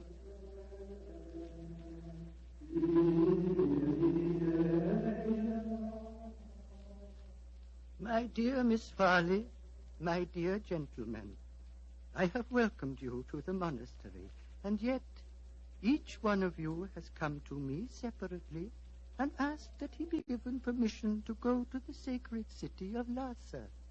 I cannot give that permission, my children. Borodin has traveled a long way. Russia will be most unhappy if he does not get the permission. I am an explorer, Reverend Sir. Will not that fact entitle me to some consideration? I, too, have traveled a great way, sir. My children, I realize your claims, but the permission is not in my power to grant. Tibet is ruled by our Chinese overlords. In any case, I will ask you to turn your heads. The gentleman approaching us has preceded you in residence here. He also wishes to tread the road to Lhasa. You have new visitors, I see. Yes, my son. Permit me to introduce you. Sir Harvey Forrester, and this is Miss Eileen Farley. How do you do? How do you do, Sir Harvey? Господин Borodin from Russia. How do you do? One cannot travel the world without meeting an Englishman. Как вы поживаете? And Mr. Olaf Sigerson from Norway. God dag, Sir Harvey. How do you do? Please be seated. My children, the Chinese ruler in this province has heard of your presence here. He has announced his intention of visiting you. Before he arrives, I should like to ask you each a question. 4 of you, all from different countries, have traveled here to the mountains of Tibet. At this monastery, I can offer you refreshment, the opportunity of acquiring wisdom and peace. What more do you seek in life? I shall ask you each that question in turn. You, Miss Farley, what do you seek? I seek the opportunity to bring both God and health to your Tibetan people. And you, Mr. Sigerson? I seek to chart the true course of your mountains, and so to bring knowledge to the world. And you, Господин Borodin? I seek to bring about complete understanding between the great peoples of Tibet and Russia. If I succeed, Tsar and his family may consider turning to Buddhism. Indeed. And you, Sir Harvey, as representative of the British government, what do you seek? I shall not join in this contest. I merely remind you, sir, that your government has signed a treaty with mine. And was not that treaty forced upon us by our Chinese overlords? No. You have advanced brave reasons, but I cannot help remembering that the streams of Tibet bear gold nuggets the size of hazelnuts. You foreigners, in your pitiful ignorance, esteem gold. That signals the arrival of Watson, the Chinese emissary. Your problems will soon be settled, my children. I will acquaint him with your request. Why are you smiling, Mr. Holmes? At the name of the Chinese overlord, Watson. Must avoid falling into old habits and saying, elementary, my dear Watson. Shh. He's going to speak. Silence! Silence! The abbot has told me your wishes. I will hold conference. American lady and Norwegian will not be allowed. Only Great Britain and Russia have treaties with my country. I insist that I have prior right over the Russian representative. Short me. I represent the Tsar, and Russia is your neighbor. I demand my diplomatic privilege. Follow me. I will decide these things, not you. I shall inform the British consul in Peking if proceedings... This is an insult to the Tsar. Holy Mother Russia will never... Well, Mr. Holmes, it looks as if you and I, at any rate, don't get to Lhasa. No. You look worried. Does the journey to Lhasa mean so much to you? It isn't that. I'm worried about the potential danger that hangs over this monastery. Violent forces are at work. What do you mean, Mr. Holmes? As you know, Miss Farley, I have some specialized acquaintance with these matters, and I tell you that I have rarely seen more clearly exemplified that emotional tension which leads to one thing, murder. That is what I'm afraid of, young lady. Murder. That was what Holmes was afraid of. Later that day, as the sun was setting over the mountaintop, the old abbot walked slowly in the monastery gardens as he talked to the man who he thought to be Seegerson. Mr. Seegerson, what can I do to help you? Our conversation has pleased me. You are a man of rare perception and knowledge. I grant you one worthy to enter Lhasa, but I can offer no hope. Mr. Wa has already rejected the applications of both the Englishman and the Russian. He did that? He did, my son. He told me they were both very angry and threatened him. If anything were to happen to the Chinese emissary, would you have the right to grant permission for the journey to Lhasa? Yes, until the new envoy arrived from Peking. But what are you suggesting, my son? This monastery is a haven of peace, a backwater far from the troubled stream of life. No violence has ever occurred here. I hope it never will. Yet, the Chinese envoy was threatened, you say, Reverend Sir? Yes, my son. He has left the monastery, of course. No, those who come here, even for a short visit, must break bread with us and sleep at least one night. Mr. Wa is quartered in the cell you see before us. Then do you mind if we call on him, Reverend Sir? Of course not, my son, though you will waste your breath in talking to him. He will not give you permission to take the road to Lhasa. He sleeps, son. Let us not disturb him. If you don't mind, Reverend Sir, I must waken him, if he can be wakened. What can be wrong? I think I know. I'm going in.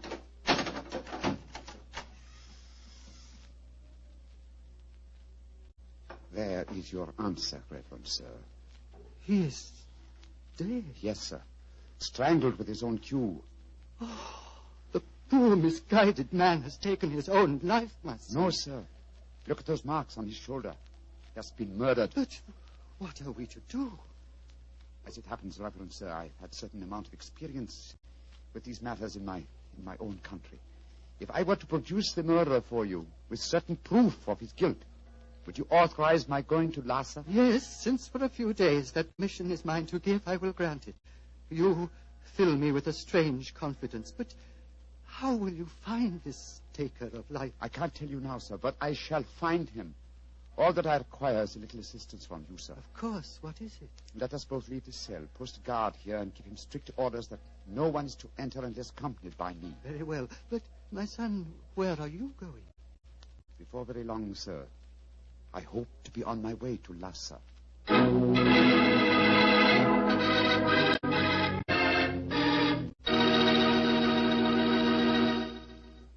Dr. Watson will tell us the rest of his story immediately, so I'll just take a second to remind you that hamburgers, hamburgers, are practically an all-American food. We all love a good hamburger, but wait till you taste a juicy hamburger together with a glass of Petri California Burgundy. Boy, that Petri Burgundy is a hearty red wine that's just the best friend a hamburger or steak or any kind of meat dish ever had.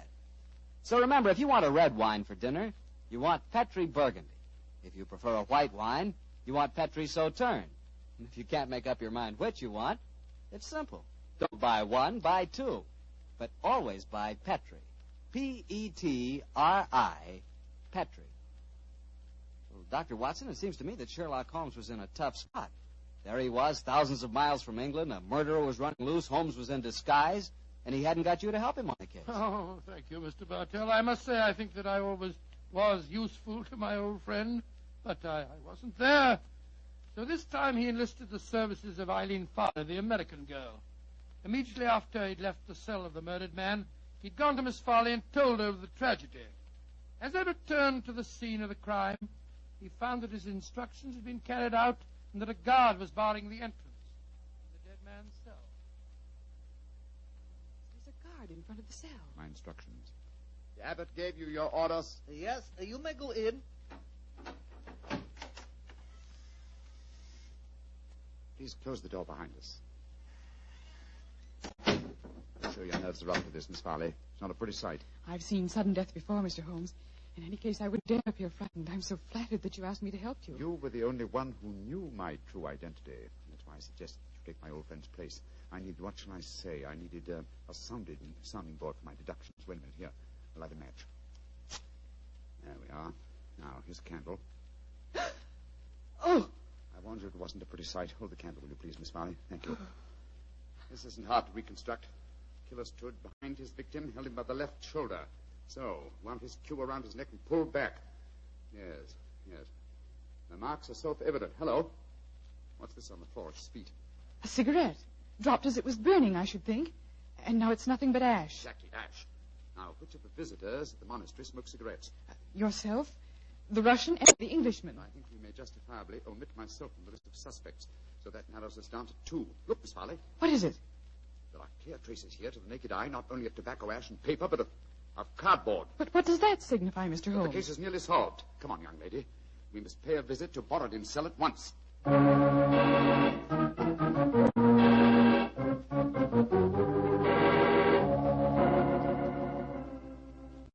Arguments. Always, Sir Harvey Forrester, you give me the arguments. But, my dear Borodin... I am not your dear Borodin.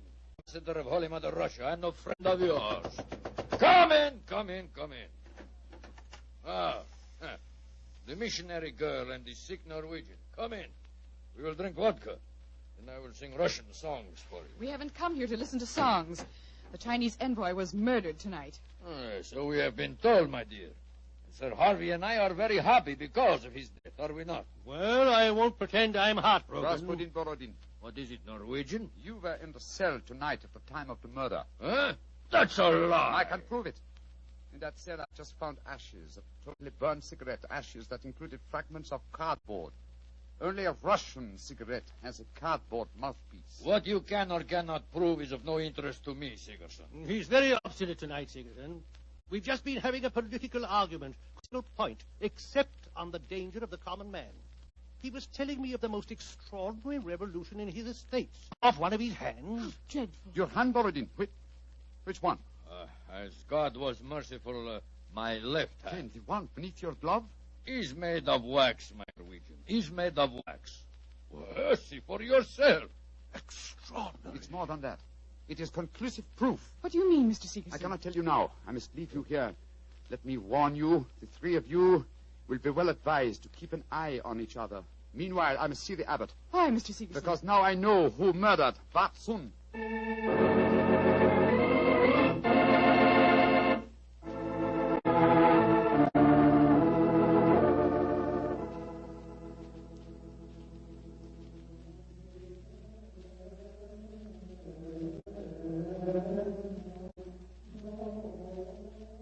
Pink fingers of dawn are stealing across the mountain top, my son.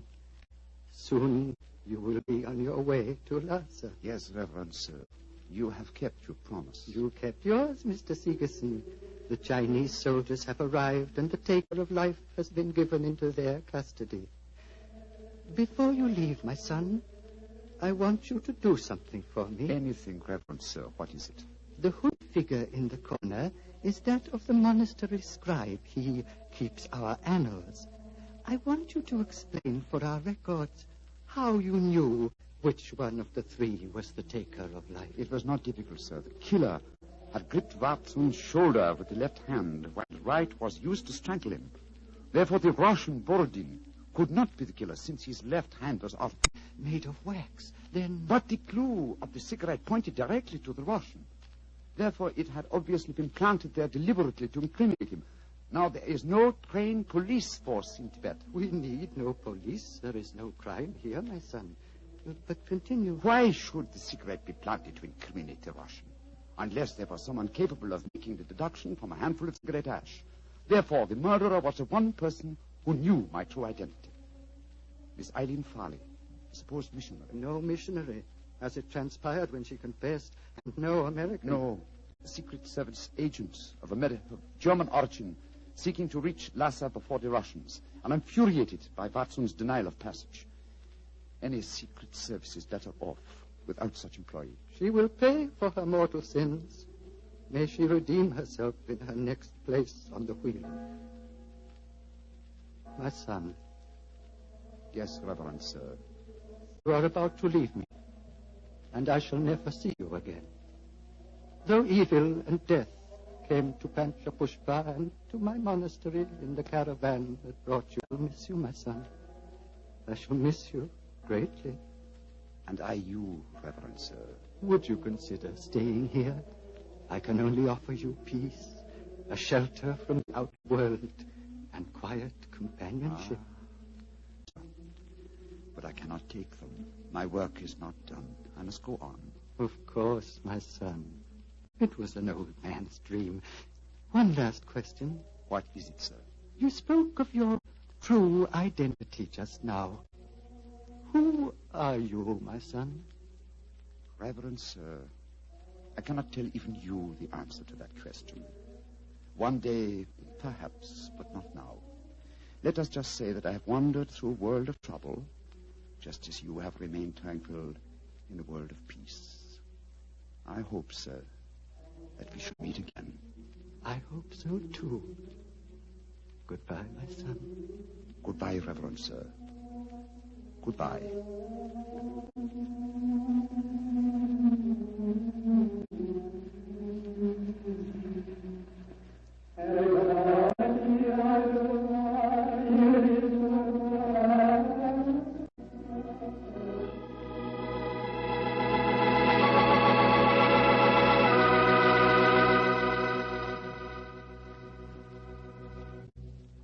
Doctor, that was really an unusual story. You told it so well, I felt you were actually a part of it. No, my boy, as I said, the story was told me by Holmes. I've never been to Tibet. Been to India, of course. I never really wanted to go to Tibet. Horrible mountains, terrible weather, lots of bandits on the roads. Sort of dangerous place. Doctor, you're not afraid of danger, are you? 10 years ago, Mr. Bartell, a question like that had been an insult. Today I realize that all of us, unless we're stupid, have some fear of danger. I would say that I'm definitely not a coward, nor am I a thrill seeker, but I've done with searching for something new. Me too, Doctor. I'm through searching for something new also. Now that I've found Petri wine, I'm going to stick to it. Mr. Bartell, no matter what we talk about, when you say it, it always sounds like Petri wine. Well, why not? I can't think of a more delicious wine. And no wonder. The Petri family has been making the fine Petri wine for generations. Ever since the 1800s, they've handed on down from father to son, the fine art of turning luscious, sun-ripened grapes into fragrant, delicious wine. And because the making of Petri wine is a family affair, you can rest assured that the Petri family takes pride in doing a good job. They won't put that name Petri on any wine that isn't up to the high Petri standards. Yes, if it's Petri wine, you know it's good wine. Because Petri took time to bring you good wine. Well, Dr. Watson, what new Sherlock Holmes adventure do you plan to tell us next week? Well, now, next week, Mr. Bartlett started off in a very light-hearted way and ended on the same note. And yet it involved Sherlock Holmes and myself in serious danger and caused us intense humiliation. I call it The Adventure of the Pigeon Feathers. Sounds swell, Doctor. Oh, thank you very much. And before you go, I want to remind the families of our returned veterans that their sons are more than heroes.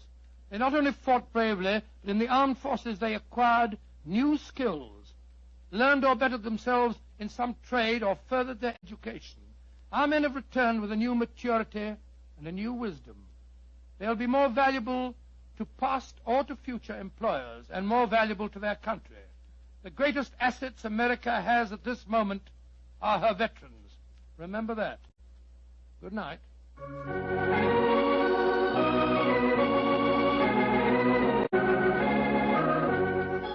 Tonight's Sherlock Holmes adventure was written by Dennis Green and Anthony Hunt in the Sir Arthur Conan Doyle story, The Adventure of the Empty House. Music is by Dean Fossler. Mr. Rathbone appears through the courtesy of Metro-Goldwyn-Mayer, and Mr. Bruce through the courtesy of Universal Pictures, now starring in the Sherlock Holmes series.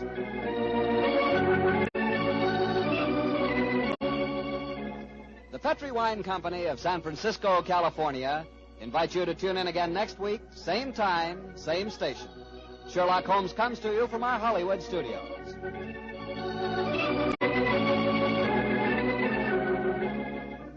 This is Harry Bartell saying goodnight for the Petri family. For a solid hour of exciting mystery dramas, listen every Monday night on most of these same stations at 8 o'clock to Michael Shayne, followed immediately by Sherlock Holmes. This is the Mutual Broadcasting System.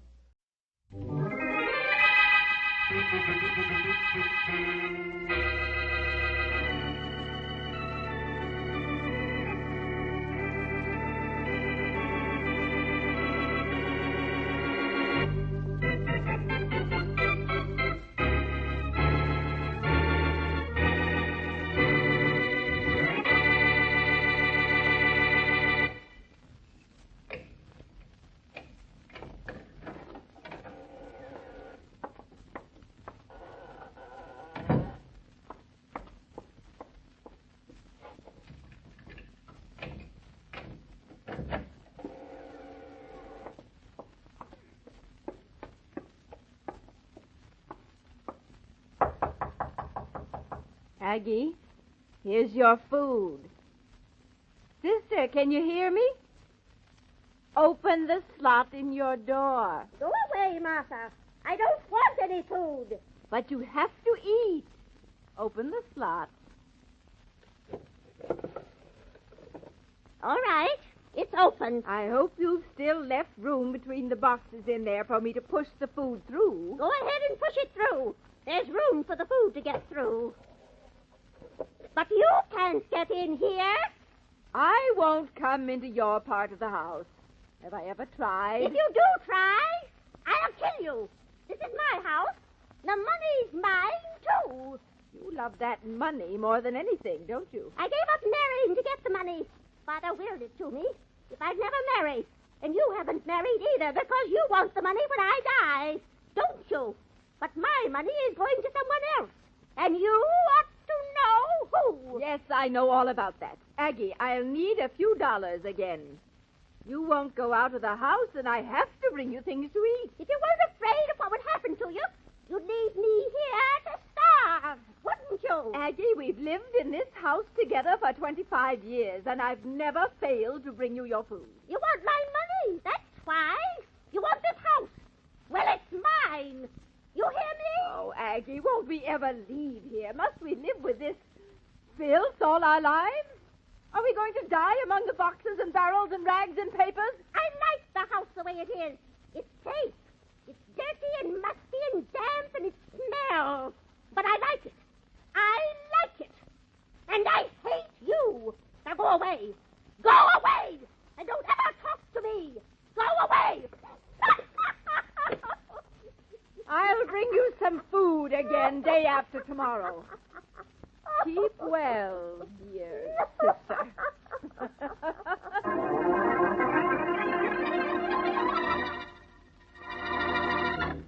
And now on to Dick Calmer as Boston Blackie. Enemy to those who make him an enemy. Friend to those who have no friend.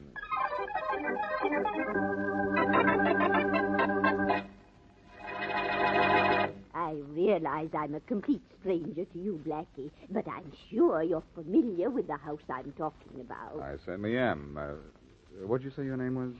Oh, yes, Crane. Well, Mrs. Crane, I think the Rogers Mansion is one of the most famous eyesores in the city. You say you heard one of the sisters moaning this afternoon? Yes, Blackie. I was coming home from the grocery store. Oh, it was loud moaning, too, because, you know, the windows are boarded up, but I could still hear it. It was eerie. Well, you shouldn't have come to me, Mrs. Crane. You should have contacted the police. Oh, no, I want nothing to do with the police. Nothing to do with them. But I was sure if I came to you, you might investigate. You could creep into the house at midnight. I have no right to break into the Rogers home just because you heard one of the sisters moaning, Mrs. Crane. Oh. But I'll do what you should have done. Call the police. At what time did you hear this moaning? Oh, about an hour ago.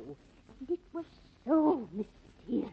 Well, if one of the sisters is in trouble, I don't suppose it's too late to help, huh? Oh, isn't this exciting, Blackie? Not very. I suppose you don't want me to mention your name to the police. Oh, I'd rather you didn't. It's more mysterious this way. Oh, fine. Hello, Faraday speaking. Hello, Inspector. This is Blackie. Goodbye. Wait a minute, Faraday. This isn't for your department, but I thought you might want to contact the right one. What? There may be trouble in the Rogers mansion. There may be. There's been trouble in that house for 25 years. There's been nothing but trouble in there since those two sisters locked themselves in. Well, one of them might be in trouble, Faraday. I happen to know someone heard moaning in the building a couple of hours ago. Moaning, huh? Say maybe one of the old girls is dying. That's what I think, too. You better contact the emergency squad and maybe get out there yourself. Don't tell me what to do. Oh, I wouldn't think of it. But pick me up on your way out, will you?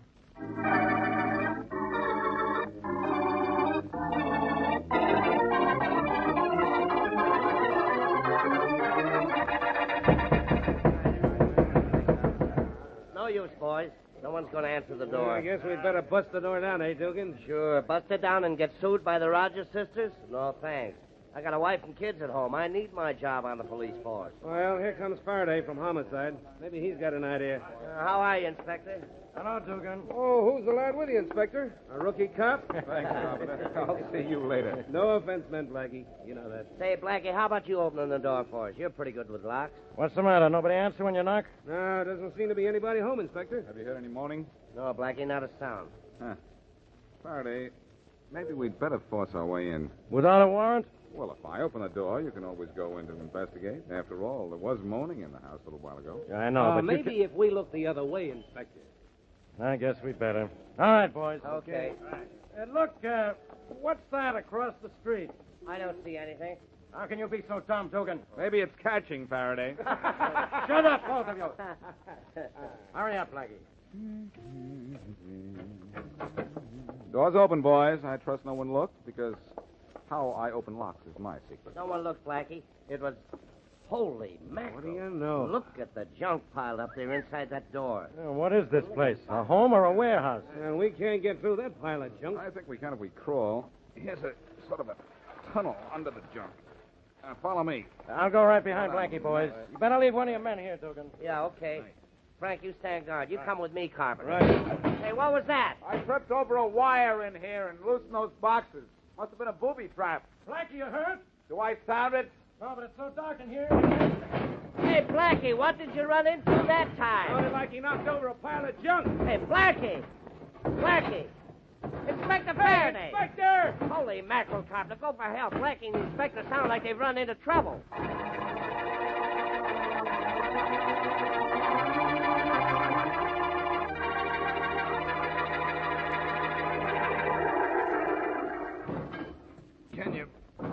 Can you get out this way, Faraday? Yeah, I think so, Blackie. Brother, what fell on us? The whole house? No, but a room full of junk did. Guess I was knocked out for a while. I know I was. Hey, where are we now? Huh. We're right on the other side of the pile of junk we first crawled under. Hello! Hello! Hey, that's Dugan's voice. Hello? Faraday, Yeah? you all right? Blackie with you? Yes, we're both all right. Where are you? The other side of the house. We couldn't get through that way after everything fell down. You find anything where you are? Nothing but more junk. Well, keep looking over there. Blackie and I will see what we can find over here. Meet you later. Okay. Here's the door, Faraday. Shall we try this direction? Yeah, might as well. There's nothing but barrels and boxes on either side of us. Oh, nuts. Locked. Yeah. Turn away, Faraday. Okay. Brother, you sure made that fast. Oh, it's just a simple door lock. Well, I'll be. Another door. And locked. And more junk. Well, keep looking at the junk. Look, it's so dark in here, I can hardly see anything anyway. Hey, at least we're coming to where it's lighter. Yeah, but the junk is getting heavier. There's another door. Look, Faraday. There's a sliding panel in it. Slide from this side? No, from the other. All right, go ahead. I'm not looking.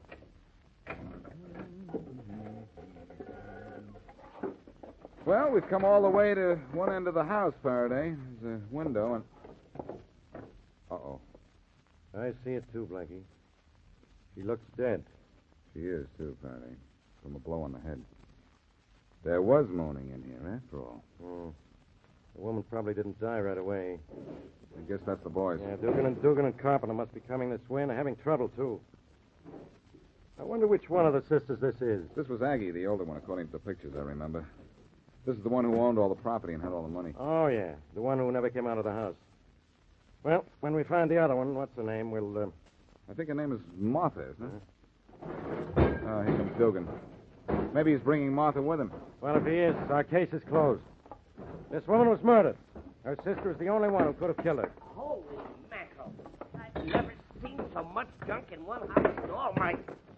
Hey, is that woman dead? Yes. Did you find the other sister in your part of the house? No, but we've been through an awful lot of junk trying to get here. The other sister isn't in the house? Not unless she's about a foot square and hiding in one of these boxes. I know why, too. Blackie, coming up here, you said a woman told you she heard moaning in this house. Why didn't you bring that woman with you? Because while I was talking to you on the phone, she skipped out. Oh, no, she didn't. You didn't bring her with you because there's I know what you're thinking. She called herself Vivian Crane, but I think if we find her, we'll find not only the missing sister, but this mystery's missing link.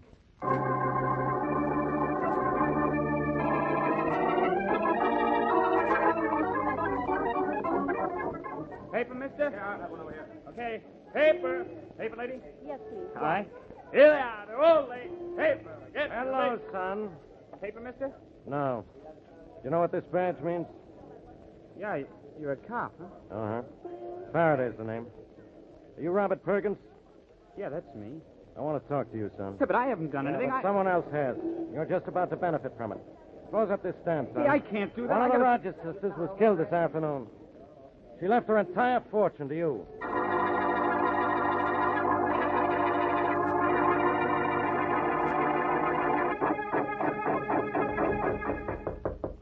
Yes, who is it? Telegram from Mrs. Perkins. Oh, I thought you were one of those reporters. I'm sick and tired of talking to newspaper men. Mrs. Lawrence Perkins? Yes, where's my telegram? Oh, there isn't one, Mrs. Perkins, but there's my foot inside the door. Oh, another report. No, I'm Boston Blackie. and Oh, I just- get out of here. What? After just this minute getting here? I don't want to answer any questions. Everybody's been asking me questions today, ever since the police discovered Agatha Rogers' will. You want to know why that Rogers woman left everything to my son? That's it. Well, she was in love with my late husband before I married him. Now, will you get out? If you'll just answer one... You first, Oh, now the police. Well, oh, dear. Faraday. Blackie, do you have to beat me to everything? Well, I don't have to. I just do. Who's the boy? Mother, this policeman says I've inherited a lot of money. That answers my question. Yes, you have, Robert. But we're not going to accept it. I won't let you take money from that crazy old woman. But, Mother, I... No, Look, Robert, Mrs. Perkins. Of course we can. Martha Rogers is missing.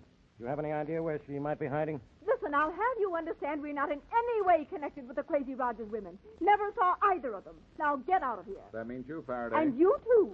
I see what you mean.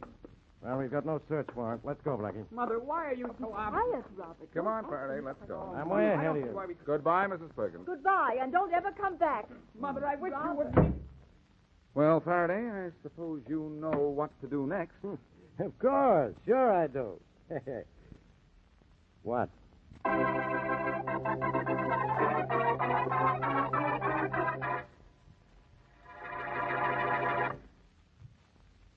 And now, back to Boston Blackie.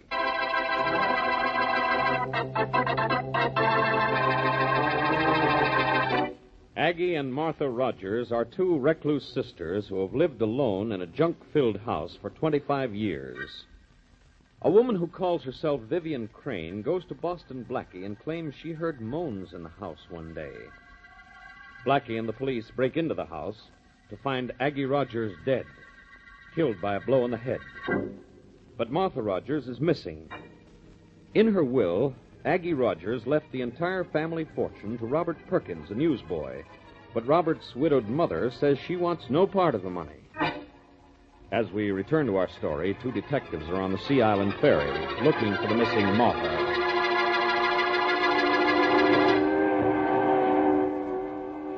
They're going to search the Rogers home we busted into yesterday, Carpenter. You think they'll find the missing sister? I wish they would, Dugan, or I'm going to get picked up for staring at middle-aged women. We've been riding this ferry for hours, and I've been eyeing them all day. Fine job for a couple of cops. Yeah, we would have to be looking for a dame in her 50s, wouldn't we? Holy mackerel, why couldn't Martha Rogers be 19? Huh? I know what you mean. Holy mackerel, Carpenter, look. Huh? There's a dame starting to jump off the ferry. Let's get her. Hey, I noticed her looking down at the water. Yeah, and then up at us. Yeah, let's grab her, quick. Oh, no, lady. Oh, no, you don't. Holy mackerel, Carpenter, we're going to be too late. Oh, no, we're not. Get her. Gotcha, lady. Go on, please. Let go. I'll give you a hand, Carpenter. It's okay, No, Dugan. please. I got her. Let me jump. You don't right. No. Holy mackerel, Carpenter. You know who this is? I got an idea. She's Martha Rogers. Now, will you lady. stop struggling if I let you go, lady? Oh, yes. Yes, I might as well now. Okay. Makes you say you might as well, lady. Oh, because you know who I am and the police are looking for me. I called myself Vivian Crane, but I'm really Martha Rogers.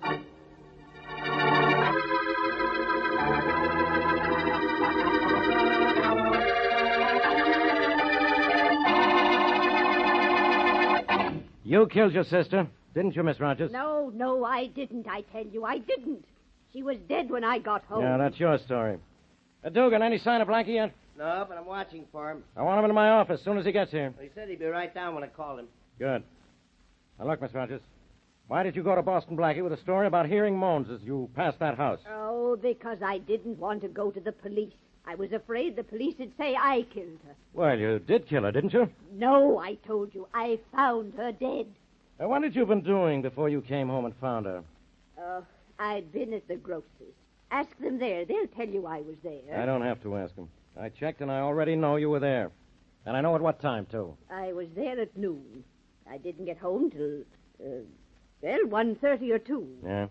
I bought a great many things. Oh, so many. And the store was crowded. Very crowded. Here comes Blackie, Inspector Faraday. Oh, thanks, Dugan. Come on in, Blackie. You found the missing Miss Rogers, I hear. Yeah, and I want you to have a look at her. Is this the woman who came to you and told you she heard moans in the Rogers house? That's right, but she called herself Vivian Crane. Oh, I had to, Blackie. I didn't want to get mixed up with the police. Yeah, so you told me. Blackie, she's got an alibi for the time Maggie Rogers was killed. Of course I have. I've done nothing wrong. Well, it was foolish to try and run away, but now I'm rich. You'll have to let me go free. I get all of Aggie's money now. You don't read newspapers, apparently, so you wouldn't know about your sister's will, huh? Faraday, don't release the news that you found Miss Rogers. Huh? And as for you, Miss Rogers, I'm afraid you're due for disappointment, and the rest of us are due for a surprise.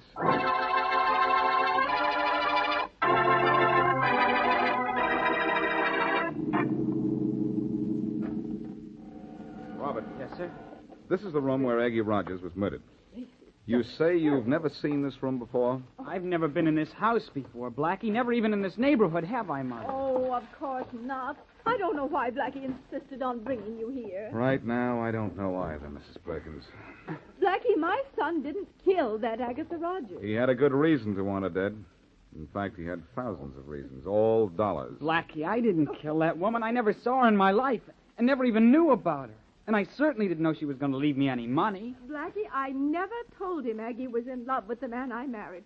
I didn't want him to know about the Rogers girls or about any of this or anything. Well, he knows all about it now. Let's go into the next room. Be careful where you step, Robert. Oh, be careful. Why? Well, one false step and a barrel of junk falls down on you. This way. This passageway between these barrels. Careful. Right. Don't wander away, Mrs. Perkins. Well, I won't be far. Let's get this over with and go home. And to think people lived in filth like this. Oh, gosh, I did it. Robert, I told you to be careful. Are you all right, Mrs. Perkins? Oh, certainly. You can see I'm all right. Oh, Robert, now really, you're so clumsy. I'm sorry. It wasn't his fault, Mrs. Perkins. This whole place is booby-trapped. Oh, look at this. But let's keep moving. Ridiculous women they must have been. To have a house all littered with junk like this. Blackie, let's get out of here. We'll get out, Mother, but I can't get through this stuff, too. Oh! Gee whiz. What's that? Just another booby trap. I stepped on that one. Oh, my. Well, we're almost out. It's getting dark. We'd better call this off till tomorrow. Oh, now must you drag my son through this horrible place again?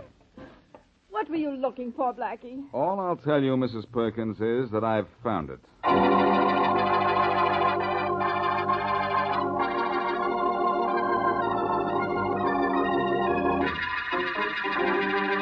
Blackie, if Mother and I aren't being held for anything, why have we had to sit in Inspector Faraday's office for so long? Sorry to inconvenience you, Robert. We're waiting for Faraday to bring in a certain woman. Oh, here they are now. Come on in, Miss Rogers. Maybe this time you'll talk. But I've told you everything. Everything. This is Miss Rogers, the missing sister, Blackie? Yes, Mrs. Perkins. But the police withheld the news at my suggestion. All right, Blackie. Here's Miss Rogers. Now, what makes you think facing Mrs. Perkins and her son will make her talk? I'm sure what's about to happen will make Miss Rogers talk, Faraday. But I'll have to talk first. Now, go ahead, Blabbermouth. Miss Rogers, have you ever seen these people before? No, I haven't. Should I have? Well, this is Mrs. Lawrence Perkins, the woman who married the man your sister Aggie was in love with. Oh. And this is her son. By the terms of your sister Aggie's will, the entire Rogers fortune went to Lawrence Perkins at his death to his heir. The boy here is his heir, Robert Perkins.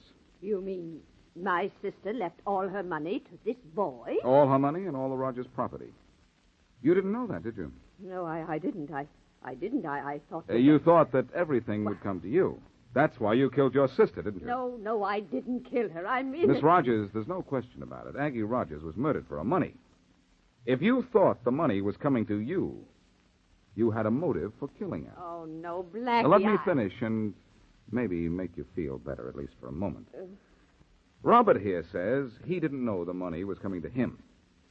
But he may be lying. Robert. Yes, sir? You had a motive for killing Aggie Rogers, too, you know. But I didn't kill her, Blackie. I'd never been in that house until this afternoon, and I didn't know the money was coming to me. He might be telling the truth, Blackie. I think he is, Faraday. And I think Miss Rogers is telling the truth, too. Well, partly, anyhow. What? Just whose side are you on? The right side, Faraday. And with Robert and Miss Rogers eliminated as suspects, only Mrs. Perkins is left. What? Oh, well, now you're being utterly ridiculous. I'm being utterly logical, Mrs. Perkins. First of all, as Lawrence Perkins' mother, you might have known that he was going to inherit from Aggie Rogers. Well, how could I have known that?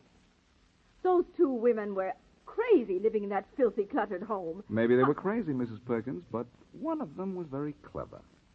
Clever enough to kill the other and almost get away with it. Well, then don't look at me.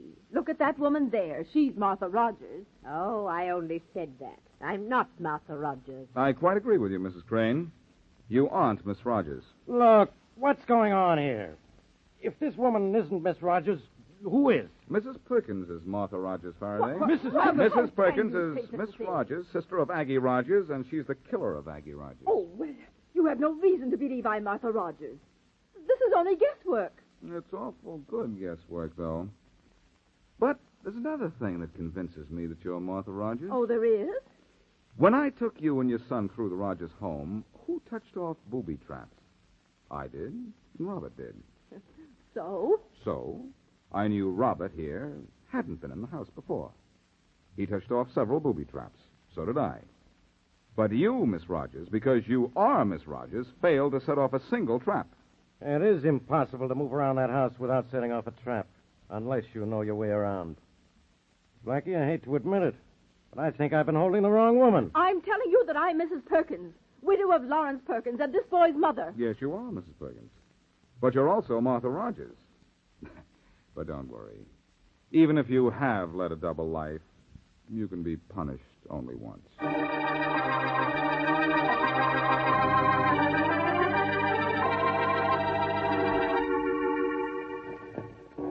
Hey, Dugan. Yeah? Remember last night when we were on this same ferry? Holy mackerel, do I? I'll say I do, Carpenter. That woman tried to jump overboard and then tried to tell us she was Martha Rogers. Smart dame. When she heard Martha Rogers was missing, she got the bright idea that she'd be Martha Rogers and collect her sister's dough. And if you ask me, the smart dame was that real Martha Rogers. Because she killed her sister? What's smart about that? Well, holy mackerel, it was almost genius. Yeah? For 25 years, she's been known as Mrs. Lawrence Perkins. Nobody knew she was Martha Rogers, too. She never lived in the house with Aggie. Just came 3 times a week to bring food. Well? She knew she wasn't getting any dough as Martha Rogers. But as Mrs. Lawrence Perkins, she was getting all the dough through her son. She tried to throw us off by pretending she didn't want the money. Listen, if you ask me, Dugan, the only smart person is Robert Perkins. He didn't do anything but tell the truth, and he got Aggie's dough. Holy mackerel, that's right.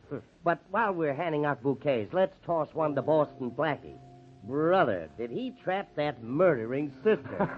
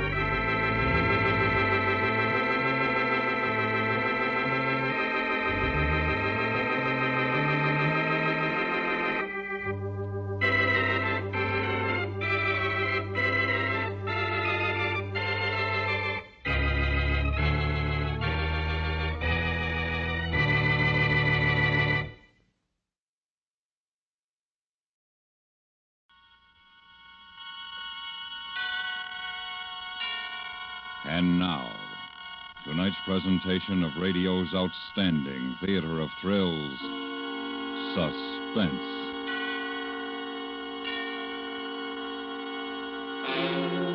Tonight, we bring you a story of the death of a postman and the search for a missing letter.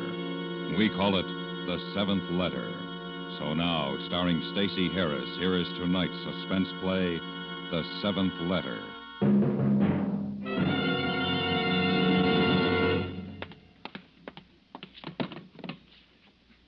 7L32, request detectives at corner Hatteras and Roblar Streets. Notify the coroner.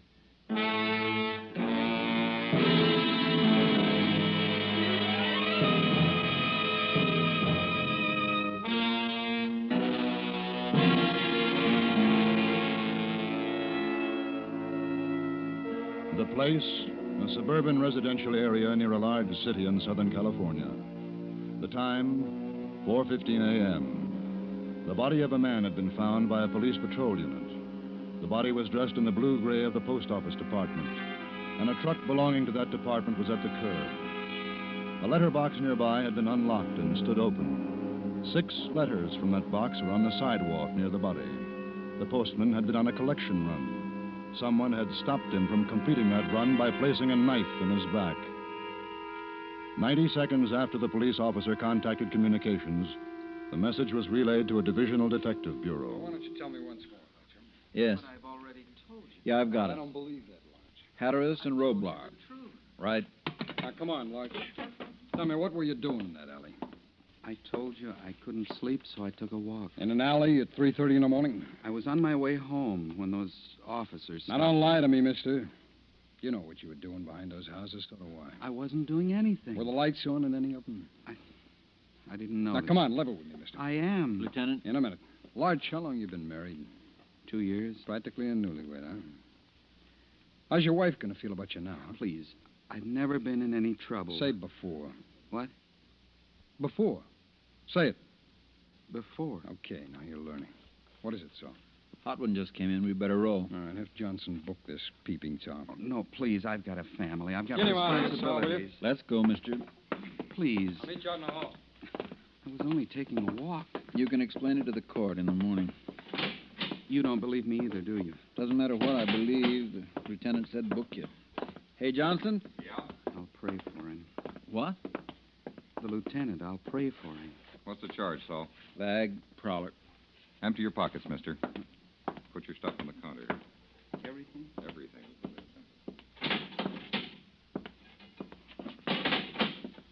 Saul, what do we got? 32 found a body. Mm-hmm. Lieutenant, you really think you should book that man? He wasn't on private property. No one called in a complaint. Tomorrow morning, he'll walk out of here congratulating himself. And tomorrow night, he'll be back on his window route. What makes you so sure?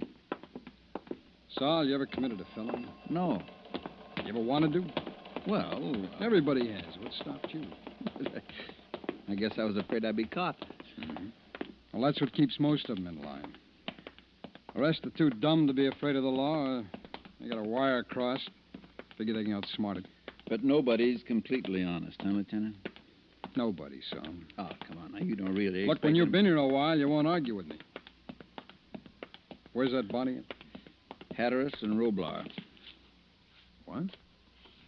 What's the matter? I live on Hatteras, just a block from that corner.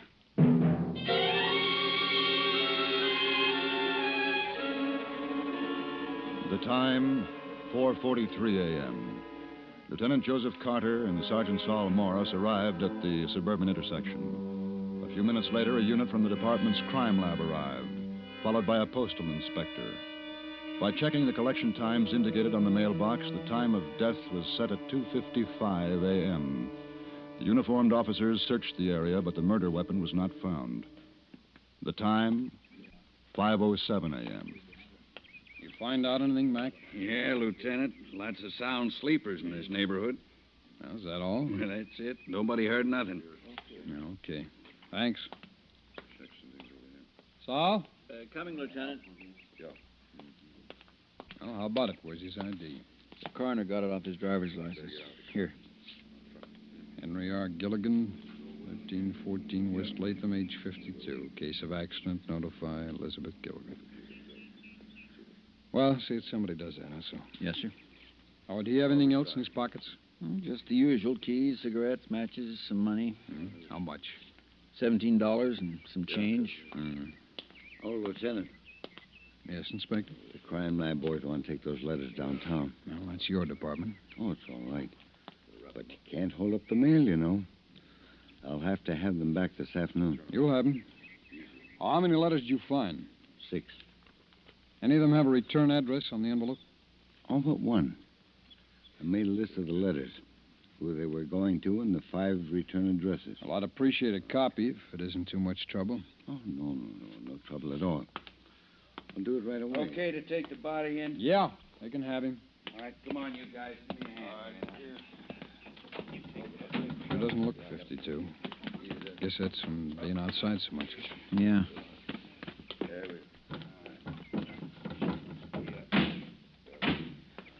Neither snow, nor rain, nor heat, nor gloom of night stays these couriers. What's that? Something a Greek historian wrote. Oh.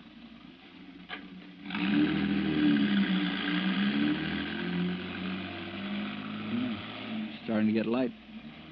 Yeah. You want a cigar? No, thanks.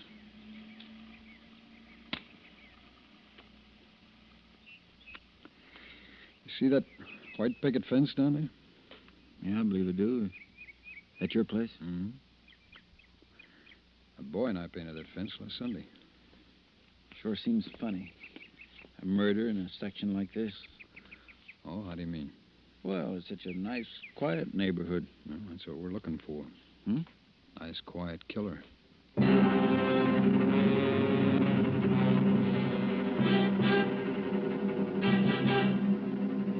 After a final word with the postal inspector, the 2 detectives drove slowly through the nearby streets.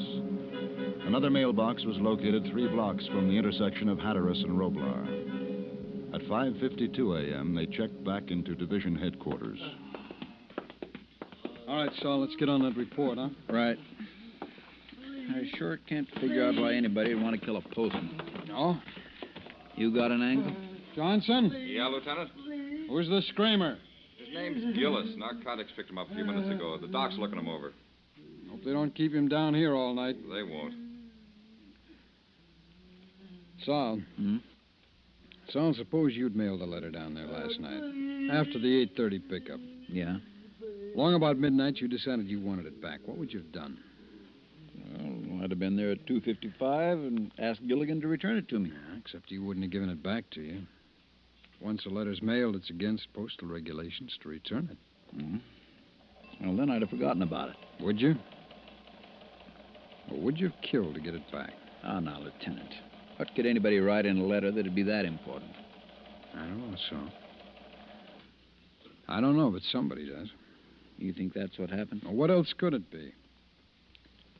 7 letters were mailed, Saul. The person that mailed the 7th was waiting there when Gilligan arrived. Saw Gilligan take the mail out of the box, and he approached him, asked him for his letter. Gilligan refused to give it to him. They argued, and one thing led to another, and the knife ended the argument. The mail was rifled, the letter found. Whoever did it went home to bed. It sounds good. It is good. Look, we know 6 people mailed letters in that box. We got the letters, right? Yeah. Okay. We find the person that mailed that 7th letter. We got our killer.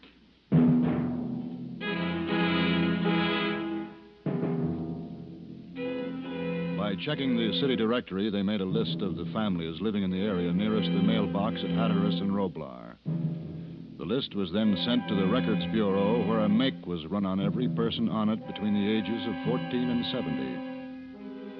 After being relieved by the day watch, Carter reported to his superior and advanced his theory concerning the death of the postman. He was told to check it out. The time, 8:24 a.m. Joe? Yeah, Louise. We're in the kitchen. Pop, we heard all about it on the news. Oh, that's so? Yeah, boy, a murder right in our own block. Are you going to catch him? I'm going to try. You know who did it? Bobby sit down and finish your breakfast. Oh, golly. You want to eat before you go to bed, Joe? Not going to bed this morning. You're not? Oh, when you going to sleep? Tonight. I've been put on days a while. So you can catch the murderer, huh? Boy, I hope you get it before money so I can kill all the kids at school. Bobby, if you finish, go outside and play. Huh? Oh, Pop. Bobby, Jimmy's out in his backyard. Okay, Mom. If you promise you'll look around for my scout knife. All right, dear, I'll look. See you later, Pop. Maybe Jimmy and me will go down to the corner and see the blood. Here's your coffee, Joe. Thanks. You want anything besides the cereal, you'll have to fix it. Oh, what's the matter? Same old thing. Another one of your headaches? Mm-hmm. Did you call the doctor? Yeah, I have an appointment at 9. Margaret's taking me. Margaret Richards? Yeah. Joe, if you're going to take off your coat, take that gun off, too, will you? Put it somewhere. All right. Well, what'd you do last night? Bobby and I went over to Mrs. Gaither's for a while. She was having one of those cooking-ware parties. What time did you get to sleep? About 3. I was reading. You better start getting more rest, or you'll wind up back in that sanitarium. What do you want me to do, Joe? Just sit here every night with my hands folded? I'm tired of looking at these walls. Okay. You're never home except to sleep. Even when you are, you don't take me out. All right, forget it, huh? Hand me the milk, will you?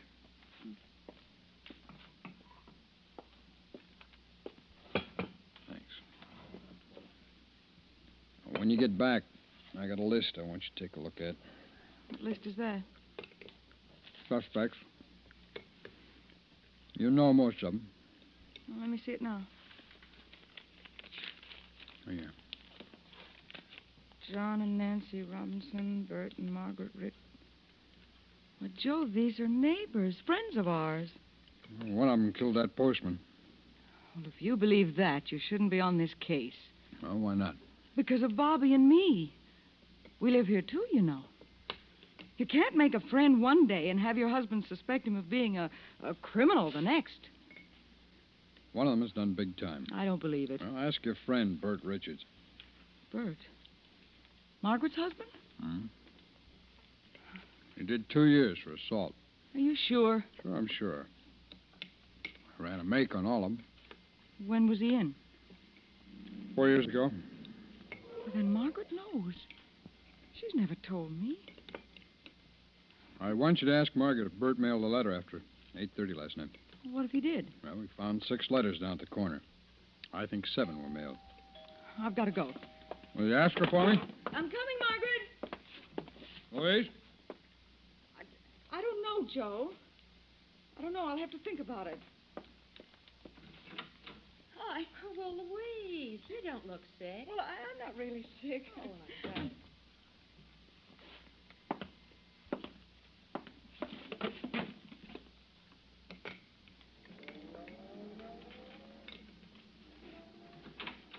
Pop, Come in here, Bobby. Jimmy Claymore and me went down the corner. There wasn't no blood or nothing. I know. How you figure you're going to catch that murderer, Pop? You got a plan? Yeah. Boy, I sure wish I could help you. Well, maybe you can, Bobby. If you really want to. If I want to. Pop! Okay. Now, you got to promise not to talk about any of this to anybody. Well, I promise God's honor. Okay, that's fine, Bobby. What do you want me to do first? Well, I got to find out a few things about our neighbors, Bob. Like what? Well, like... Jimmy's father worked nights or days? Days. He switched over a couple months ago. Mm-hmm. Well, why don't you ask Jimmy if his father mailed a letter late last night, huh? A letter? Why? Because I got to know the name of every person who was near that corner between 8:30 last night, 2:55 this morning. Oh. In case somebody saw the killer, huh, Pop? That's right, son. Well, if somebody did, don't you think he'd come and tell you? Might not. Might be afraid to. Oh, yeah. Okay, I'll ask him, only... Only what, Bobby? Well, I already know somebody who went down to that corner late last night. Oh? Who? Mom. Your mother? What'd you go down there for? To mail a letter.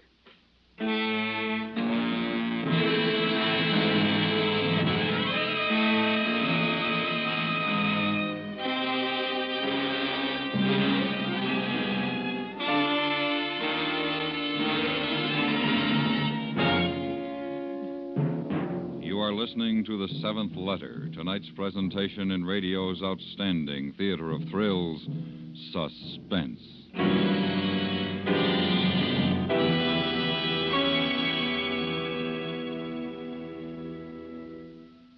Wednesday night is your night for excitement with the FBI in Peace and War, and tomorrow night is no exception, since a police chief is all set to use his information as the inside man to expose the bosses of a gambling ring.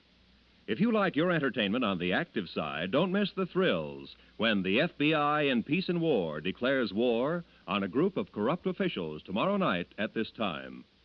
Remember, the FBI in Peace and War is yours to hear every Wednesday night over most of these same stations. And now we bring back to our Hollywood soundstage Stacey Harris, starring in tonight's production, The Seventh Letter, a tale well calculated to keep you in suspense.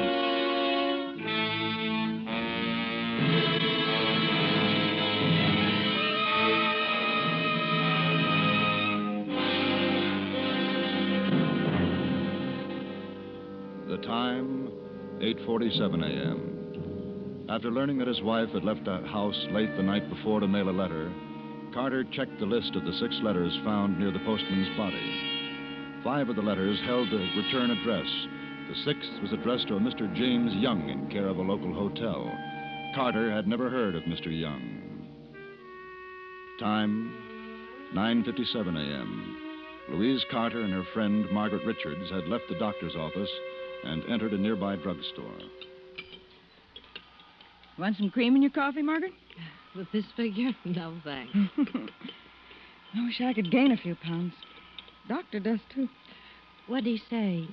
Are you all right? Yes. He says I worry too much. Yeah, don't we all? Yeah. Louise, is Joe investigating that murder? Yes. He's working with the homicide department on it. Well, Bert wanted me to ask you. He's got a crazy idea that he might be a suspect. Bert? Well, for heaven's sakes, why? Well, Look, Louise, I never told this to another soul in our neighborhood. And if you weren't my dearest friend, I'd never... You can trust me. You know you can. Well, a few years ago, Bert got into a fight. When he was getting the worst of it, he picked up a bottle to defend himself. Of course, he didn't hurt anybody with it, but they arrested him just the same. How long was he in? Oh, just overnight. Just as soon as they knew all the circumstances. But they even apologized. Oh. Well, if it wasn't serious. Of course it wasn't. But try and convince Bert. See, he's afraid Joe will find out about that and, get the wrong idea.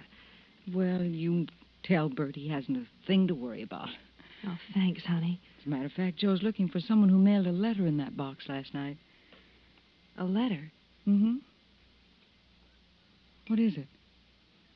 I sent Bert down to mail a letter just after midnight.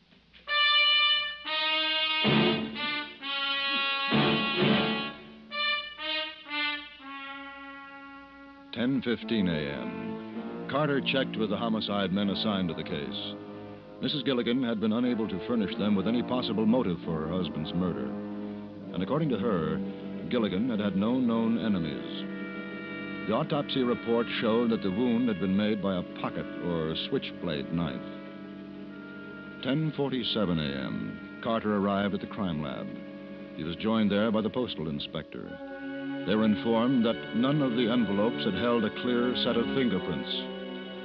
11:05. They examined the letter addressed to James Young. Certainly nothing distinctive about the envelope, is there? No. Inspector, could you open it, please? Oh, sure. Looks like a greeting card of some kind. I hope it's one of those funny ones. Here you are. Happy birthday from Uncle Bert and Aunt Margaret. Well, that isn't very original. Is it any help, Lieutenant? Lieutenant? No, it's not very original. Is it any help? Oh, no. Well, that's the way it goes. I might well put these letters in my briefcase. I didn't know Gilligan, but some of the boys who did thought the best of him. They can't imagine why anyone would want to kill him. No. Neither can I. We're all hoping you catch the person that did it. Yeah. Are you ready, Inspector? Yes, indeed. You call us anytime.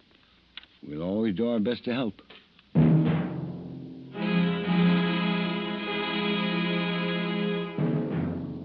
There was no doubt left in his mind now. He knew who had written the seventh letter. The time, 12:01 p.m. He arrived home. Louise? Hi, Pop. Oh, where's your mother? She back yet? No, she'll be home soon. She called a few minutes ago. What are you taking everything out of your dresser for? I'll put it all back. Oh, just don't forget. Hey, Pop. Yeah? Have you seen my scout knife? I seen your what? My scout knife. Mom promised to help me find it, but she never did. No, when'd you lose it? Oh, I don't know. We have a troop meeting this afternoon. I want... Hey, is that Mom? Bobby, if it is your mother. Yeah, I'll ask her. Bobby, wait, come here. Yeah? Now, look, I've got something important to say to your mother. But this is important, too. Our meeting's at 1:30. Bobby? You want to help me catch that murderer, don't you? Well, sure. Then you stay here, son. Oh, Joe, I didn't know you were home. Where's Bobby? He's in his room. The doctor gave me another prescription. Some pills for my nerves. And you should have heard Margaret lying about Bert. According to her, he was only in jail overnight. You asked her about it, huh? Yes. She say anything about him mailing a letter last night? Yes. Well, did he? She said that he did, yes. Looks like he killed that man, doesn't it? Does it? I want to change my dress. Did you fix Bobby any lunch? No, You want anything? not now. Louise, what could be written in a letter that would be worth a man's life? Oh, really, Joe, I haven't time to play games. This is no game. Well, I don't know. You're lying. Joe. You mailed a letter last night. No. Don't lie to me, Louise. Bobby told me you Bobby told you. You questioned Bobby about me? I was one of your suspects, but instead of coming to me, you questioned Bobby? didn't. Louise, tell me about the letter. All my life, I've heard that a man had to have something wrong with him to want to be a cop, but I never believed it till now. Oh, this morning you knew what I was looking for, but you didn't open your mouth. Just now, you were going to let me believe Bert Richards killed that man, and we both know who did. No. You know something about it. Come on, Louise, what was in that letter? I didn't mail any letter. I'll get Bobby in here. I'll find out which one of you is lying. Joe, wait. I went out to mail it. I told Bobby I was going to, but I changed my mind before I got to the corner. Is that the truth? Well, if it isn't, you'd beat it out of me, wouldn't you? Where's the letter now? It's in my purse.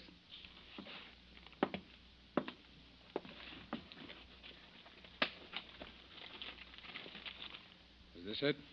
Yes.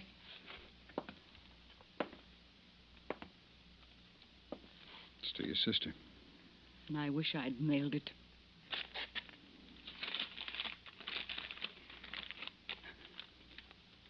Dear Belle, just a note to let you know I understand and appreciate your thoughts about Joe and me. But it's too late. Too many things have happened. I've made up my mind to leave him. You've what? Here. Come on. You finish reading it. No, please. Go on, read it. For a while, just after I came out of the sanitarium, Oh, Joe. Now, go on, Louise, go on. Joe was his old self. But that lasted only a few days. It's hard for me to tell you about Joe and the way he treats me. But his only love is his job and the power that goes with it. He hasn't time for me or for Bobby. He's forgotten how to be a husband. Oh, Joe, I can't.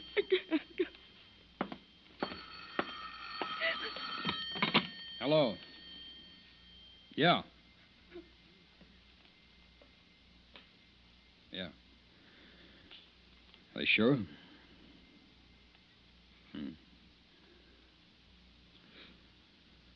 Okay. Thanks for calling.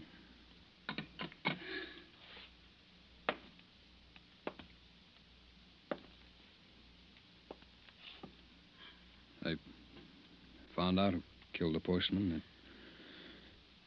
It's a man named Gillis, an addict. He decided to talk after being off the stuff all day. Last night he thought he was being tailed, so he dropped some stuff he was holding into the mailbox, and when he went back to get it, the postman refused to give it to him. Louise? I don't suppose there's anything I can say. No. You sure it's too late? I mean, there's just no chance at all?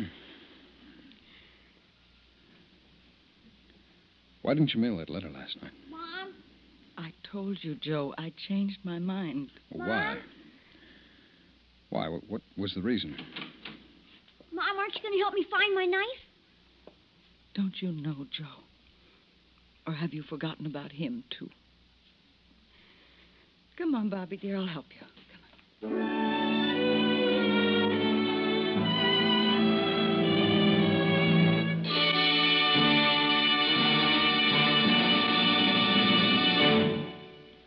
Suspense, in which Stacey Harris starred in tonight's presentation of The Seventh Letter. Be sure to listen again next week when we bring you another presentation of radio's outstanding theater of thrills, Suspense.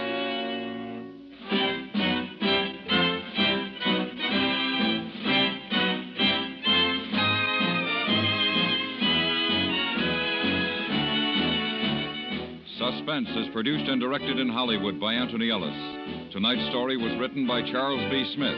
The music was composed by Lucien Moraweck and directed by Wilbur Hatch. Featured in the cast were John Daner, Parley Fair, Victor Perrin, George Walsh, Vivi Janis, Richard Beals, Paula Winslow, and Jim Nusser. The life of an insurance investigator may be dangerous, but it's thrilling, too, and you can hardly blame yours truly, Johnny Dollar, for pursuing his unusual career.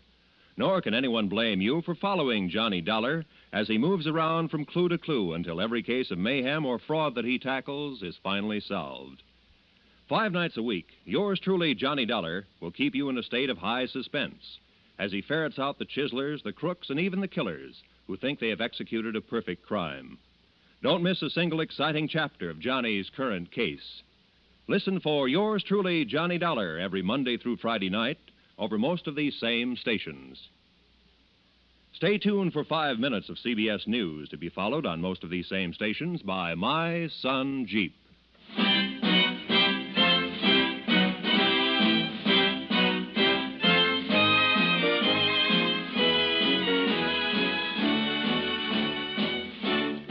America listens most to the CBS Radio Network.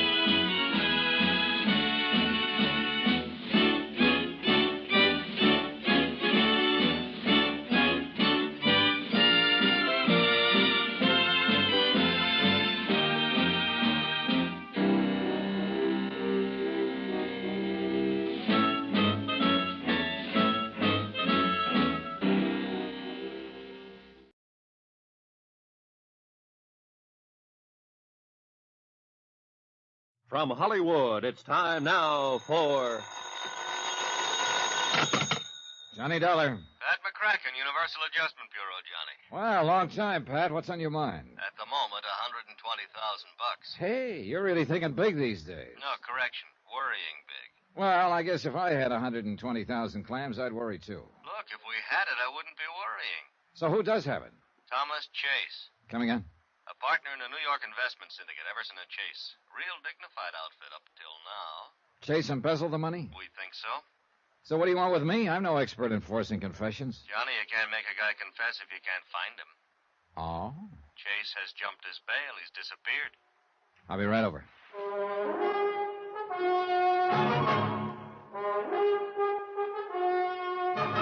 Tonight and every weekday night, Bob Bailey in the transcribed adventures of the man with the action-packed expense account, America's fabulous freelance insurance investigator. Yours truly, Johnny Dollar.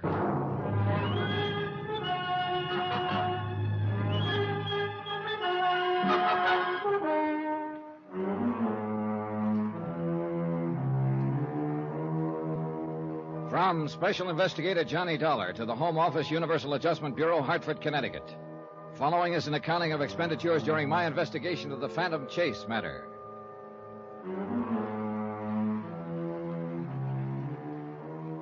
Expense account item 1, $1 even, taxi from my apartment to the offices of Universal Adjustment where Pat McCracken was waiting for me, with a worried look and a handful of papers. Well, how can you figure it, Johnny? An outfit like Everson and Chase goes along for years without a blemish on the record, and then Bluey, one of them, turns sour. Well, that's what makes horse races, I guess. Yeah, that's also what gives bonding companies headaches. Yeah. What's the background, Pat? No, it's all in here.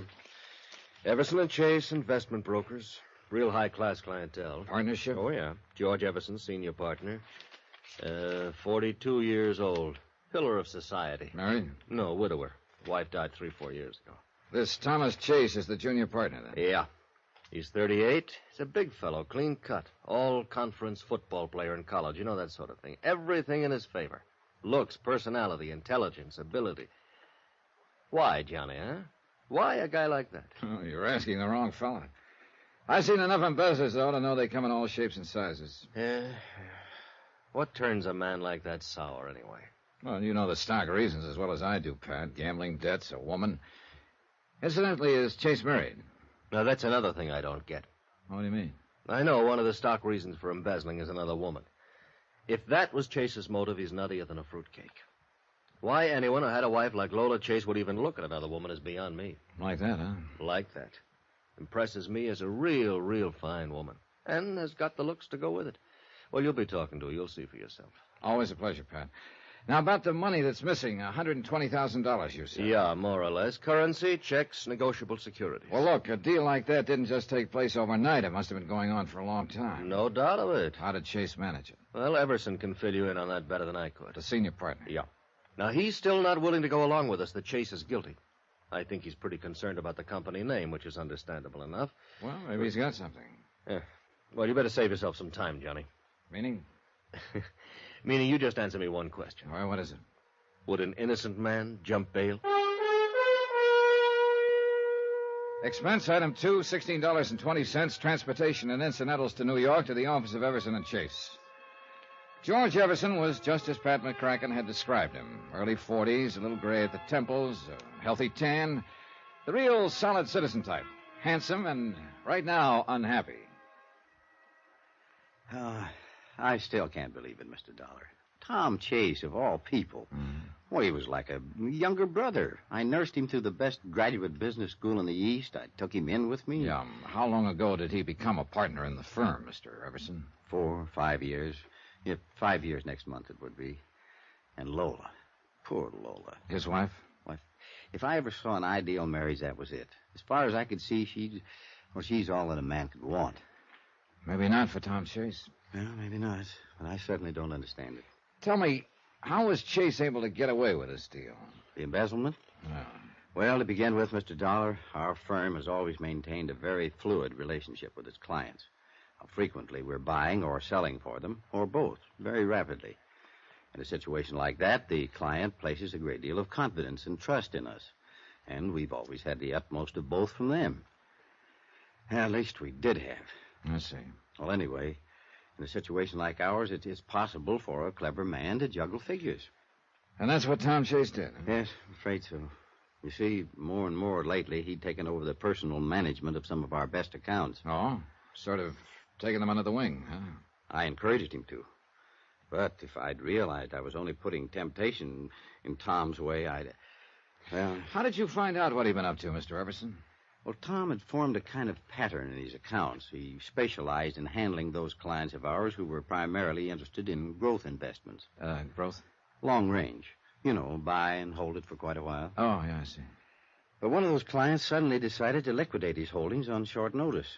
The account turned up short, then? Quite short. So, of course, I immediately ordered a full-scale audit. The results of that brought the district attorney's office into it. The rest you know. Yeah. But I must say that on paper he'd done a very convincing job. You see, now, here are the files on all his accounts. Pardon me. He'd recorded each transaction carefully and correctly and had written up memos on all of them. Mm-hmm. These memos, they in his handwriting? Yes, they are. May I take one of them with me? Yeah, certainly. There you are. Thanks. Mr. Everson, as I understand it, Tom Chase wouldn't talk after his arrest. No. And that was the most frustrating part of it. If he'd have given us some kind of explanation, anything. But he refused to make a statement of any kind. I see. I arranged for his bail, of course, and tried to do what I could, but... But he jumped bail and disappeared. Yes, I'm afraid so. This was 4 days ago, I understand. Yes. All right, one more thing, Mr. Everson. Had he acted at all differently lately? Well, I hadn't noticed anything, but apparently his wife, Lola, had. Oh? Yeah, I had dinner with him a week or so before this thing happened. Lola got me off to one side for a moment and asked me if I'd noticed any change in Tom lately. Change? Yeah, she said that he'd seemed rather moody and preoccupied. Well, that made me realize that he had seemed a trifle tense around the office. Apparently, he'd told her he'd been working extra hard. Yeah, I suppose that should have been a danger sign to me, but... I was afraid so I just passed it off. I kidded her out of it. Yeah. Well, thanks for the information, Mr. Everson. It's little enough, I'm afraid.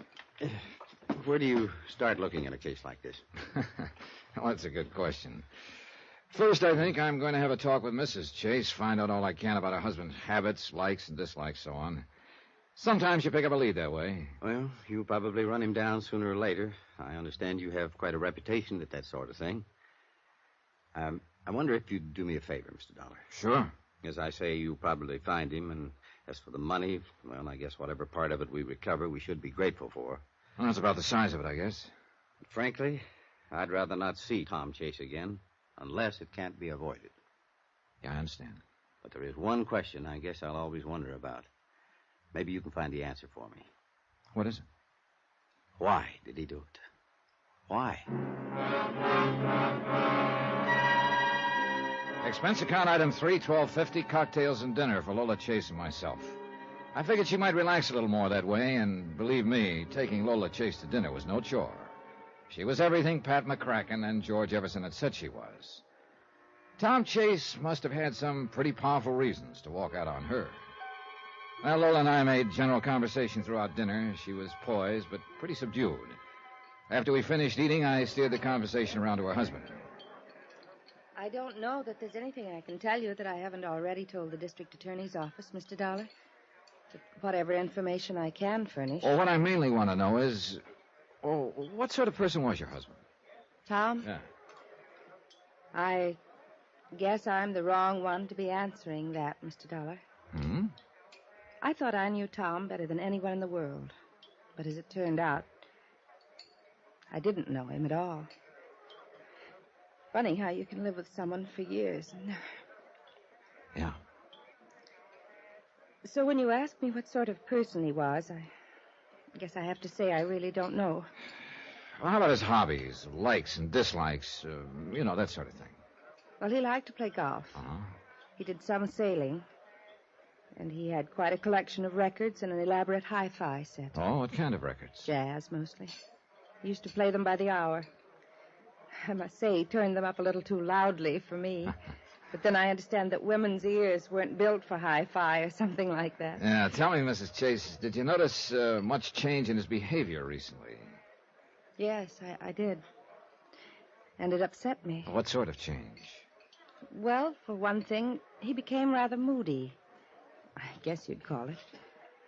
He seemed to have something on his mind all the time.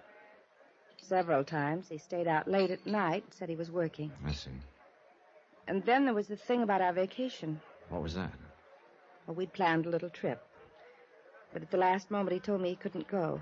He insisted I make the trip without him. I didn't want to, but he insisted. So I finally went, alone. It was when I got back that I found out he'd been arrested. Where did you go on this trip? Martha's Vineyard. Well, thanks very much for the information, Mrs. Chase. Thank you, Mr. Dollar. You've been very kind. When and if you find Tom, well... Yes? Well, I guess I'm just foolish enough to think he still might be innocent. I took Mrs. Chase to her apartment and then went back to my hotel. The big question was where to start. What did I really know about Tom Chase? I had a picture of him and a specimen of his handwriting. I knew his hobbies. But what did it all add up to? Oh, Mr. Everson. Yes, I'm sorry to barge in on you at this hour, Mr. Dollar. No, not at all. Come in. Thanks. Mr. Dollar, you probably think I'm crazy, and I know it's a very slim chance, but it is a chance. What are you talking about? Take a look at this newspaper. Right here. Huh? A feature article on jazz in New Orleans. This picture taken in a bar down there. The old guy with the trumpet? No. In the background. The people sitting at the bar. Look at this man right here. Oh. His face is half turned away, and it looks like he hasn't shaved for a while. Mr. Dollar, that's Tom Chase. You sure? You can't see much of his face. I know. But when you've been around a man for several years, you notice little things about him, little mannerisms. Like what? Well, look at the way he's got his head sort of cocked to one side. Now, that's just the way Tom always did when he was listening to something. And look at his hand resting on the bar like one finger was pointing at something. Wow. Now, that's the way Tom held his hand. And look, he's got one leg sort of drawn up. That is exactly the way Tom used to sit at a bar. Oh, but Mr. Everson, any number of men, and that picture isn't too clear. I know. Maybe it's just a crazy, wild idea. But, Mr. Dollar, I'll bet on it that man is Tom Chase. Crazy, wild idea? Maybe not. But it took less than a second to mentally flip a coin, and it came up New Orleans.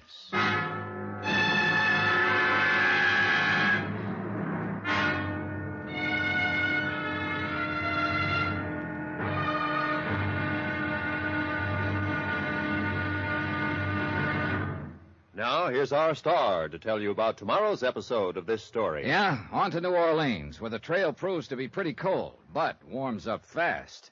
Join us, won't you? Yours truly, Johnny Dollar.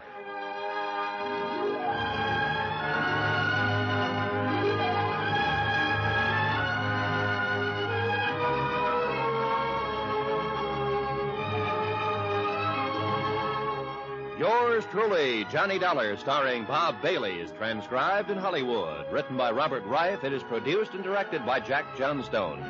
Be sure to join us tomorrow night, same time and station, for the next exciting episode of Yours truly, Johnny Dollar. Roy Rowan speaking.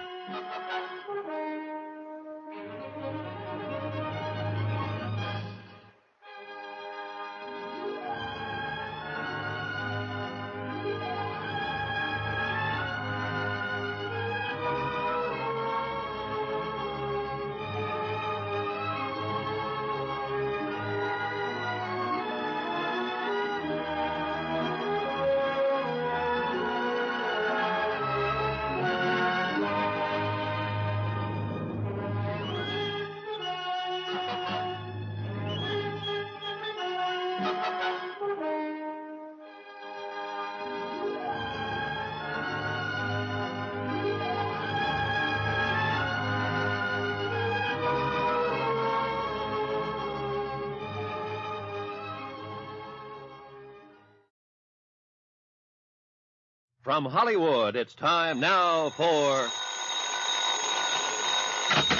Johnny Dollar. George Everson, Mr. Dollar. Oh, yes, Mr. Everson. I've been thinking. I could have been wrong last night. You mean about the newspaper picture of the bar in New Orleans? Yes, that man in the background of the picture, the way he sits, the way he holds his hands and his head, it's so like Tom Chase. Yeah, that's what you told me last night. Yes, but this morning, well, you know, things always look different in the morning. After all, we can't see very much of his face in the picture. It might be just a wild goose chase. Well, I've been on plenty of them, believe me. But I've been thinking, too, Mr. Everson. Tom Chase embezzled $120,000 from your firm. New Orleans would be as good a place for him to hide as any. Besides which, his wife told me he was very fond of jazz, and there's certainly plenty of that down there. really think it might be a possibility? My plane leaves for New Orleans in an hour.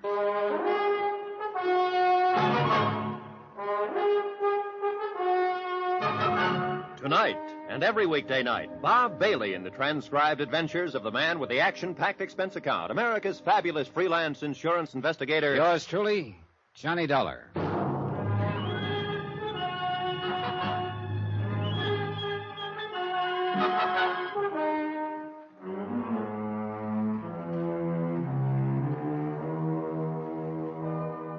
From Special Investigator Johnny Dollar, location New Orleans, Louisiana, to the Home Office, Universal Adjustment Bureau, Hartford, Connecticut. Assignment, the Phantom Chase matter. Expense account continued. Item 5350, cab fare to the airport. George Everson was waiting for me at the passenger ramp. I'll tell you, Mr. Dollar, before I came out here to the airport, I called the insurance company you represent in this investigation. Oh? I told them if this trip to New Orleans did turn out to be just a wild goose chase, that I would assume your expenses. Oh, well, that's very considerate of you, Mr. Everson, but it isn't necessary. Now, an investigation's an investigation. My company's willing and anxious to exhaust all the possibilities. And from what you tell me, it's a good possibility that Tom Chase is hiding in New Orleans. Well, I hope so. Say, look, I've still got a minute or two before my plane loads. I want to make sure I've got all the facts straight. All right. Tom Chase was your junior partner. He began to specialize in those clients of yours who made long-term investments. Right. One of them decided to sell out suddenly, and you discovered there was a lot less in his account than there should have been. You ordered an audit and found that other accounts of Tom's had been juggled, too, to the tune of $120,000. Roughly. He was arrested but wouldn't talk. He got out on bail, then jumped his bail and disappeared. Yes? All right. His wife, Lola, says that for some time before that, he was moody and tense. Well, look, I didn't mention this to her, but I will tell you. Do you have any reason to think that Chase was interested in another woman? No, no reason at all. Good Lord, Mr. Dollar, with a wife like Lola, a man would be out of his mind to even think of anyone else. Well, I'm just mentioning a possibility, Mr. Everson. Yeah, I know, and I suppose that always is a possibility in embezzlement cases. But I certainly hope not in this one. The whole thing's been hard enough on Lola as it is. Yeah, did you tell her about the newspaper picture and that I'm going to New Orleans? No, I decided not to mention it to her for the present. I didn't want to get her hopes up. Although heaven knows she doesn't have much to hope for under the circumstances. Yeah. Oh, well, my plane's loading. Well, so long, Mr. Everson. Yes. Best of luck, Mr. Dollar. I'll be waiting for word from you. Don't count on much. Oh, people have hit the jackpot on the first nickel. I know. But oftener than not, they turn up 3 lemons instead. Expense item 6, $114. Transportation and incidentals to New Orleans. I checked in at a hotel and headed for the quarter. It hadn't changed much. Maybe a little more neon here and there. But the same streets, the same lattice work, the same noises. Then, as I was walking along the sidewalk, something came hurtling down through the air at me. I jumped to one side. There was a basket at the end of a rope. A man from a little grocery store came out, put some food in the basket, and the lady in the upstairs window hauled it up again. No, the quarter hadn't changed much. It was after dark when I located Ace's Castle, the bar that had been shown in the New York newspaper. There weren't many people inside. A few couples scattered around, a single or two at the bar, the bartender. And over in one corner, a small band making slow, sad music. I went over to the bar. Evening, sir. Hi. Scotch and soda, please. Okay. A little slow tonight, huh? It's early. It'll pick up. Here you are. Thanks. This is the bar that was in the New York newspaper picture, isn't it? Yes, sir. This is the place. That must have been good for business, huh? Tourists. This isn't a tourist spot. What kind of a spot is it? People from around the street here come in, have a drink or two, nurse their own private troubles or forget them, and listen to Pops. Pops? Pops Harker, the old man over there with the trumpet. Oh. Hey, he plays like he means it. He does. Do you mind taking a look at this newspaper picture? So what about it? Well, this guy in the background sitting at the bar. Yeah? Know him? Not particularly. What do you mean, not particularly?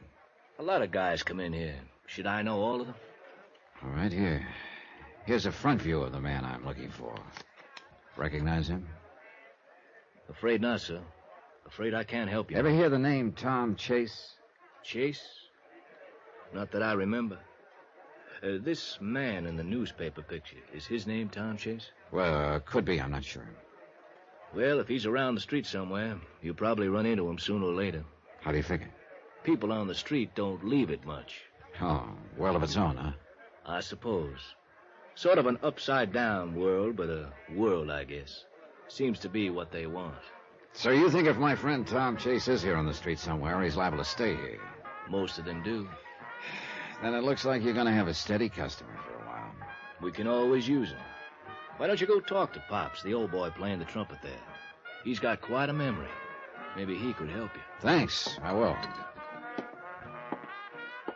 Pop was way off at Never Never Land. He looked as old as Africa. He wore dark glasses. And the horn he was blowing looked like he'd either found it or made it.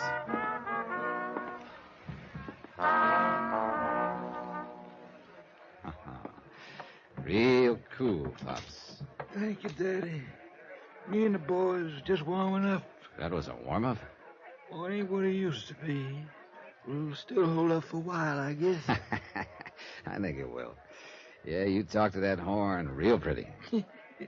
It when the horn talk back that counts, Daddy. Hey, look, maybe you can help me, Pops. You got troubles? In a way. I'm looking for somebody. Oh, lots of people got troubles, Daddy. No, that's not quite what I mean. It's a fellow named Tom Chase. Ever hear the name around here? Chase? Yeah, there was a side man in Chicago once named Tom Chase. No. In the 20s it was. No, sorry, wrong Chase. The one I'm looking for is under 40. Only Tom Chase I remember was the old one. You been around here much? One you looking for? Maybe. What kind of voice he got? Oh, I don't know. Why? I remember voices. If I heard his, maybe I'd remember it.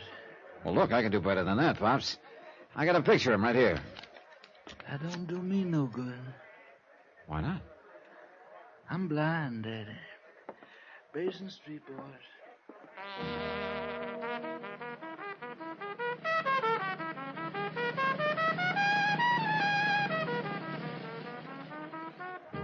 I think I knew now why he could blow the kind of music he did. It had to make up for a lot of things. I guess it was the only way he could see. Item 7, $2, drinks for me. I sat there in Ace's Castle for a couple of hours, waiting for Tom Chase to show up, or for the guy who looked like him to show up, so I'd know for sure whether this was a wild goose chase. But nothing happened. A few people slowly drifted in and out. Mostly they huddled around Pop's Harker, nursing their drinks and listening.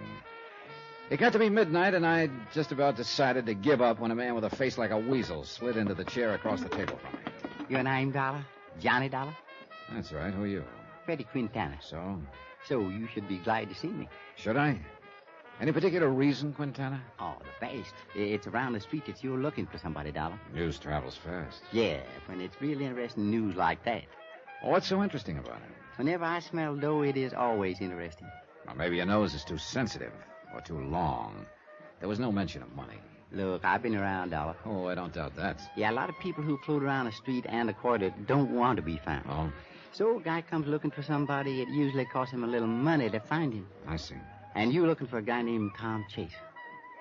So? So, I think I got him pegged. Where is he? Oh, not so fast, Dollar. Not so fast. First we talk money, You're wrong there, Freddie. What you mean? First we make sure you know what you're talking about. Now, look now, You Mr. look. I've bumped into a lot of characters like you. And more than a fair share of them were just trying to ace into a deal for a fast buck without I any... tell you, I got the guy pegged. Describe him. Yeah. Tall, good build, probably a good-looking guy when he shaves, curly hair, brown eyes. How am I doing? Not bad, but I take a lot of convincing. Look, you looking for this guy, or you just want to talk about it? I just want proof. Okay? I'll get proof. Bring him here. That'll be proof enough. You kidding? It ain't that easy, and you know it.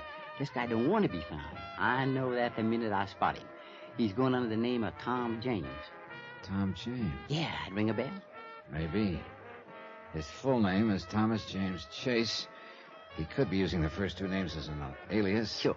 Yeah, it's a familiar pattern. Sure. Okay, Quintana, suppose you do give me some proof. What do you want? $500. Oh, that's a lot of money. I think you want Chase it. I'd have to get an okay from my company. You could arrange it. Maybe. And that brings us back to the question of proof again. I'll be back in an hour, Dollar, with proof.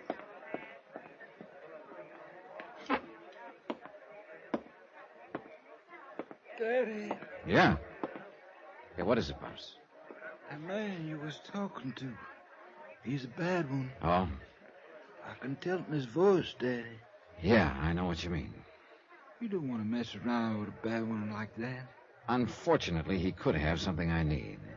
Is that the reason? Oh, well, maybe not a good one, but it's part of my job. Maybe you got yourself the wrong kind of job then, Daddy. You know, Pops, sometimes I think you're right.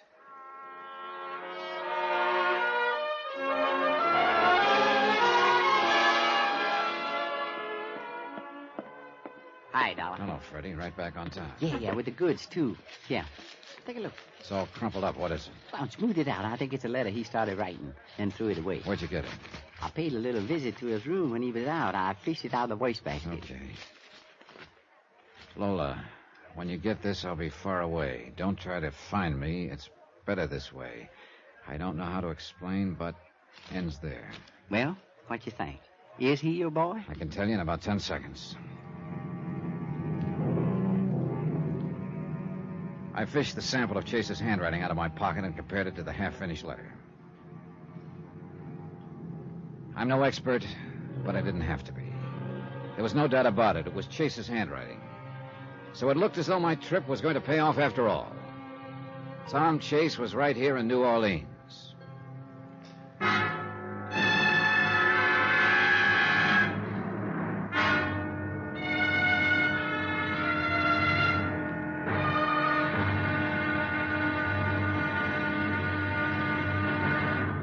Now, here's our star to tell you about the next exciting episode of this story. There's a little game of chance called Dealer's Choice. Fine. Until the dealer gets dealt out. The hard way. Join us, won't you? Yours truly, Johnny Dollar.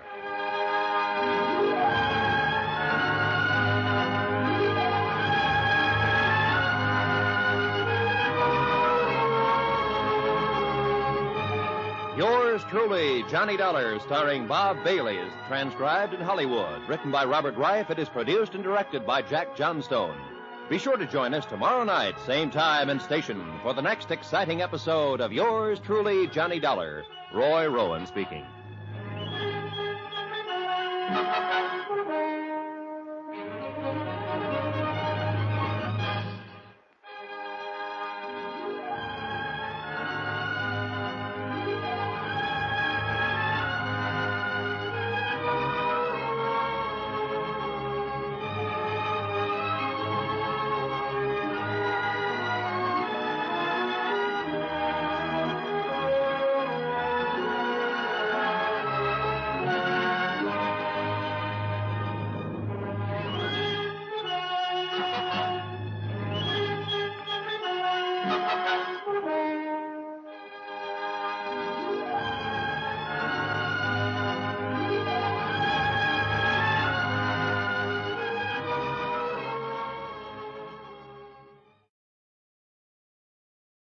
From Hollywood, it's time now for... Johnny Dollar. Brady Quintana, Dollar. Where you been, Quintana? You were supposed to contact me again later last night. Yeah, look, this is a complicated deal. It takes time. What's complicated about it? I'm looking for a guy named Tom Chase. You claim he's here in New Orleans under the name Tom James. For $500, you'll tell me where he's hiding. Sure, but the problem is he is hiding too good right now. I think you're stalling. You saw that letter of his last night, didn't you? Yeah, it's Chase's handwriting, all right. I'll find him again by tonight. You know that bar we met in? Ace's Castle. Be there at 10 o'clock tonight with the dough. Okay, but you'd better produce, Quintana. I don't have much time. If Chase finds out I'm trying to put the finger on him, neither will I.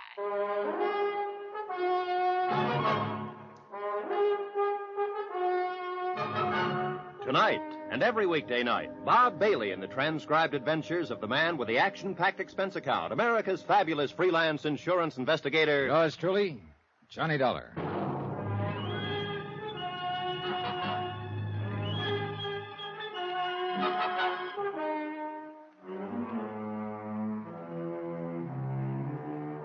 From Special Investigator Johnny Dollar, location New Orleans, to the Home Office, Universal Adjustment Bureau, Hartford, Connecticut. Assignment, the Phantom Chase matter. Expense account continued.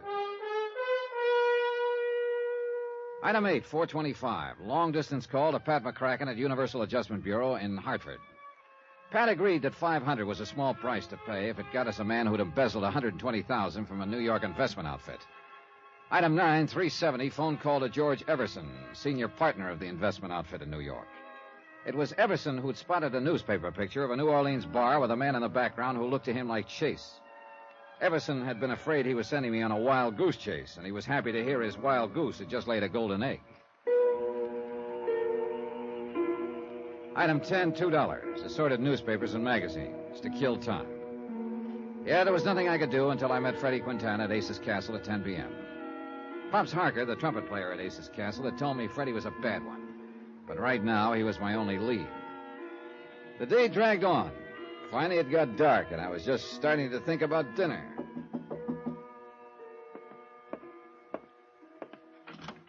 Hello, Johnny. Lola Chase. May I come in? Well, yeah, sure. Come on in. Well, what are you doing here, Lola? I thought you were in New York. George Everson told me about your phone call to him this morning. That you think Tom is here in New Orleans. Well, yeah. Everson said he hadn't told you about the newspaper picture before because he didn't want to get your hopes up. I know. He explained. I got a plane down here right away. Yeah. Well, I'm not sure that was a good idea, Lola. I doubt very much if there's anything you can do. I thought if you do find Tom, if I could just talk to him, maybe I could get him to see that the only thing for him to do is give himself up and return the money. No, I wouldn't count on that. Johnny, I had to come. He's still my husband. Yeah.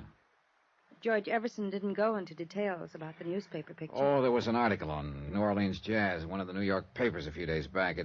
It showed a bar scene, a place called Ace's Castle. And in the background, sitting at the bar with his face turned away, was a man George thought might be your husband. So I came down here. Now you have proof he's here? I think so. What kind of proof? Johnny, please tell me. Okay. But I'm not sure you want to see it, Lola. Go ahead. Well, last night on Ace's Castle, a character named Freddie Quintana contacted me. Told me he thought he had Tom pegged, that he was going under the name of Tom James. James. That's his middle name. Yeah. The kind of alias a lot of people use. But that's not proof of anything. Oh, I know. Then Quintana showed me a letter he'd stolen from Tom's room. An unfinished letter. I checked it against the sample of Tom's writing I'd brought with me. It looks pretty genuine. What kind of letter? To you, Lola. Oh. Please, may I see it?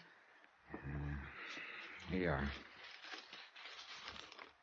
Lola, when you get this, I'll be far away. Don't try to find me. It's better that way. I don't know how to explain, but... I'm sorry. That's Tom's writing, Johnny. Yeah. What happens now? Oh, I'm supposed to meet Freddie Quintana at Ace's Castle down on the quarter at 10 o'clock tonight. I want to come with you. Oh, Lola. Please, Johnny. Expense account item 11, $820. Dinner for Lola and me. She didn't say much during the meal. I guess there wasn't much for her to say. Afterward, we started walking through the quarter toward Ace's Castle. It's interesting around here, Johnny. Oh, yeah. The quarter hasn't changed much. You've been here before? A couple of years ago. Funny. What is? You, in a job like this. Why? You, well, I don't know. You just don't look like a person who spends most of his time looking for fugitives and criminals. It seems like such a strange job for you. It's a job. Do you like it? Oh, I don't know. Sometimes I like it a lot.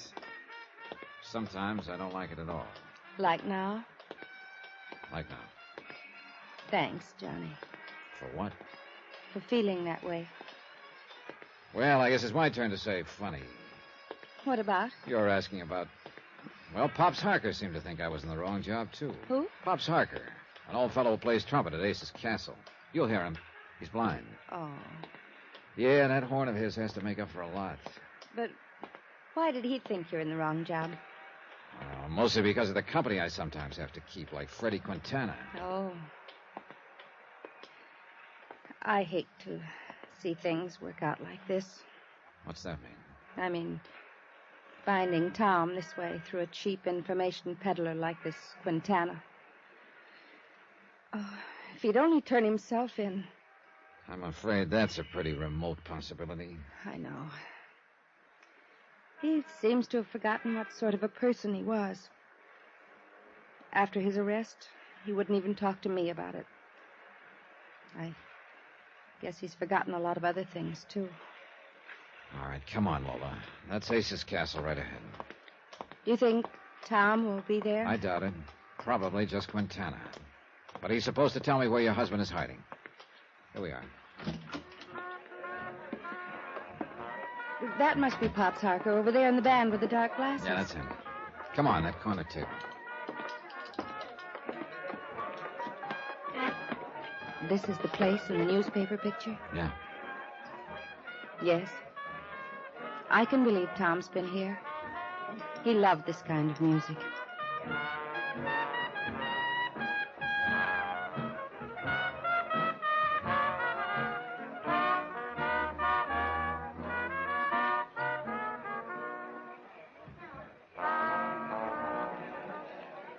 Real nice, Pops. Thank you, Mr. Dollar.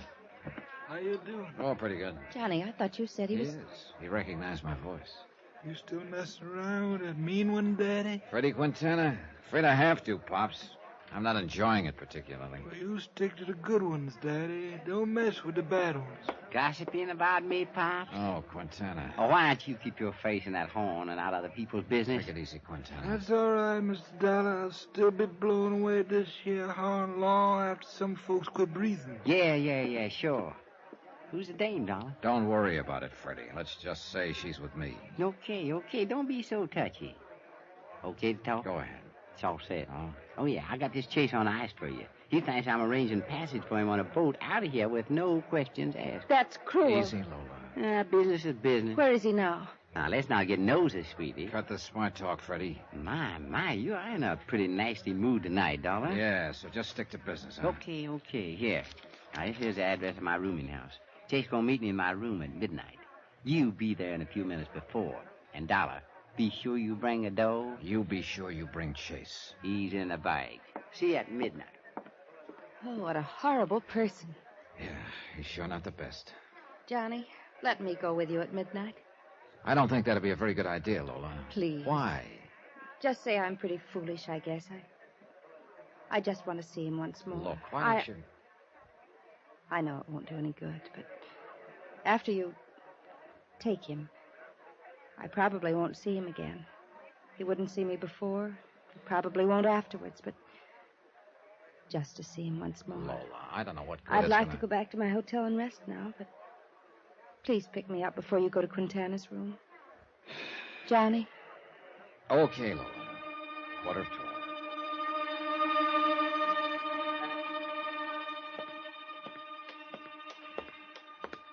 This is the address, Lola. Quintana's rooming house. It's an awfully shabby place. The perfect spot for Quintana.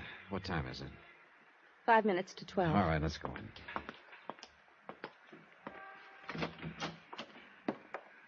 Number 8. Let's see. Oh, here it is. Yeah. Okay, we won't knock.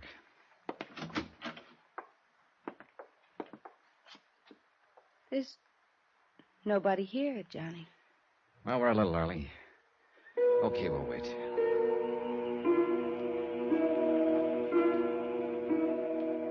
So we waited. 15 minutes went by. Half an hour. Do you think he was just playing some sort of fiendish joke on us, Johnny? I've been stood up on deals like this before. But Lola wasn't used to it. Pretty soon the strain got a little too much for her. Please, Johnny, I can't stand this anymore. Take me back to my hotel. So I did. Now I was right back where I started from, with no leads. I decided to go back to Ace's Castle. That's where the trail had started. I sat there for a few minutes nursing a drink. Then somebody slid into the chair across from me. You Johnny Dollar? Yeah, that's right. Who are you? Lieutenant Lefebvre, New Orleans Police. Oh. Well, what can I do for you, Lieutenant? How long you been here, sir? A few minutes. Oh. Weren't you in here early? Yeah. What time you leave? A little after 10. Why? Where'd you go? To see somebody who didn't show up. Look, Lieutenant, what's this all about? You don't mind, just answer the questions, huh? Who was this, somebody you went to see? A character named Quintana. I was supposed to meet him in his room. Well, you won't see him back. Well, that's a sort of a long story. Look, here's my card, Lieutenant. Jones investigator, huh? You might come with me, Mr. Dollar? Oh, where to? Out back. Was a woman with you earlier, huh? Yes, Mrs. Lola Chase. I took her back to a hotel before I came back here again. I see. End of the alley here. What's this all about, Lieutenant? Go ahead, Dollar. Take a look. There were 2 policemen and a photographer in the alley, over near a doorway. I moved in close. A man was sprawled there, face up. Freddie Quintana. And he didn't look mean and nasty anymore. Just real tired. Real dead.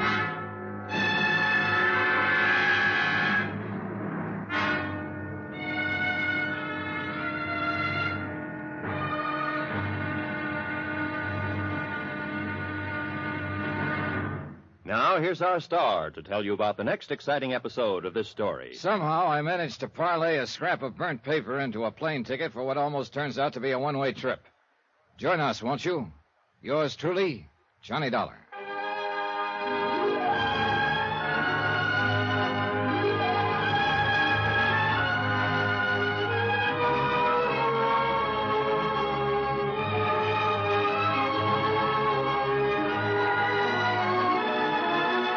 Yours truly, Johnny Dollar, starring Bob Bailey, is transcribed in Hollywood.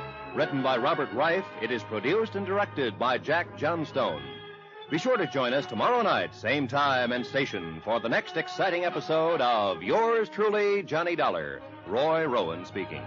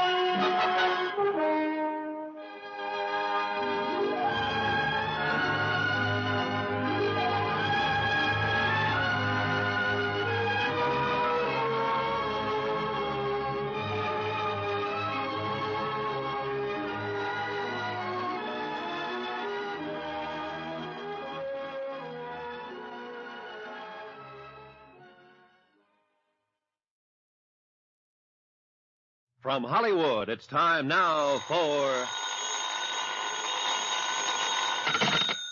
Johnny Dollar. This is Lieutenant Lefebvre, New Orleans Police. Morning, Lieutenant. Anything new on the Freddie Quintana murder? Yes. Oh? You. What? You said you were with Quintana last night. On business, Lieutenant. What kind of business, Dollar? Well, it's a long story. I'm sure. I think you better tell it to me. Okay, I'll be right over.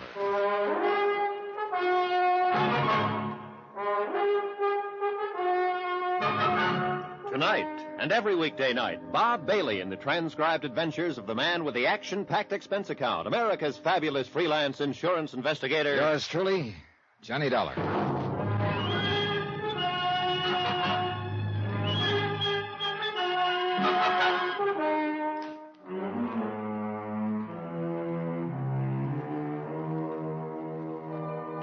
From Special Investigator Johnny Dollar, location New Orleans, to the Home Office, Universal Adjustment Bureau, Hartford, Connecticut. Assignment, the Phantom Chase matter. Expense account continued.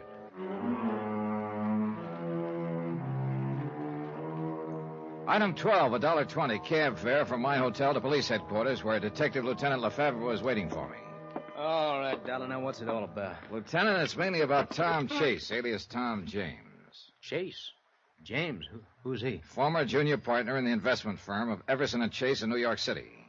Chase embezzled $120,000 from the firm.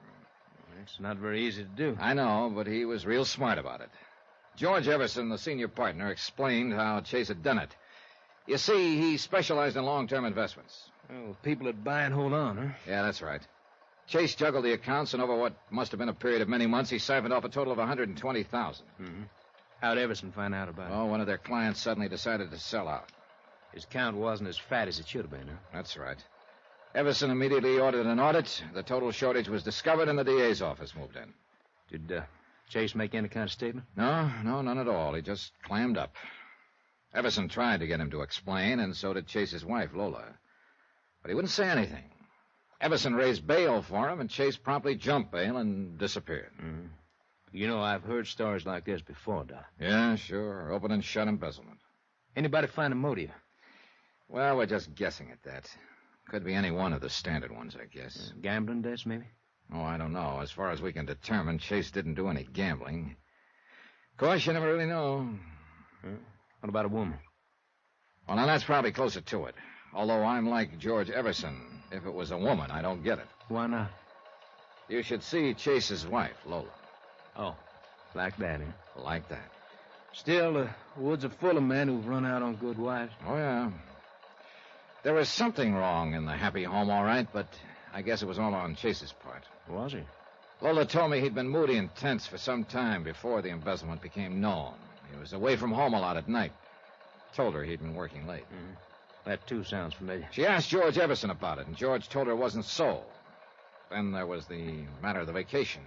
Vacation? Yeah, at the last moment, Tom Chase told Lola he couldn't get away, but insisted she go anyway. So she went to Martha's Vineyard alone. Mm-hmm. Well, it certainly has all the earmarks of another woman. I know. I asked George Everson if he knew of any other woman. He said no. I haven't had the heart to ask Lola Chase that yet. But I got a hunch that's what she's afraid it is, too. Well, it's all very interesting, Dollar, but what's it got to do with Freddie Quintana's murder here in New Orleans? Yeah. Here's a New York newspaper. Last week. Take a look at it. Uh-huh. Article on New Orleans jazz. Yeah. That's a picture of Ace's Castle down in the quarter. George Everson spotted this picture. The fellow in the background, sitting at the bar, looked to him like Tom Chase. And Chase was crazy about jazz. And that's why you come down here to New Orleans? Yep. Freddie Quintana contacted me night before last and told me Tom Chase was in New Orleans under the name of Tom James. Did you have any proof to show you? A letter Chase had started to Lola, then threw away. Quintana stole it from Chase's room. The handwriting genuine? Mm-hmm. I checked it against a sample of Chase's writing that I'd brought with me. Yeah, it's his, all right. Well, go on. Well, Quintana told me to meet him in his room at midnight. He'd have Chase there.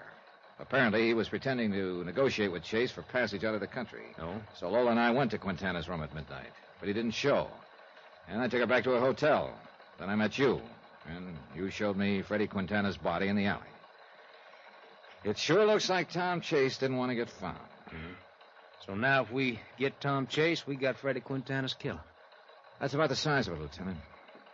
I don't know. What do you mean?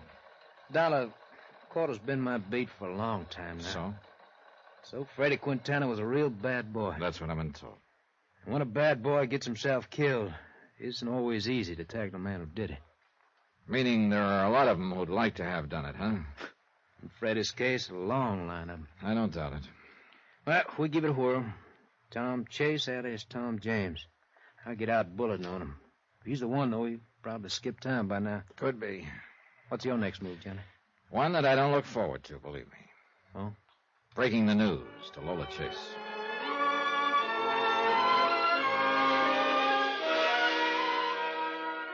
I just won't believe it, Johnny. I know. It was hard enough to think that Tom was an embezzler, but he isn't a killer, Johnny. He couldn't be. A nice guy can get twisted up.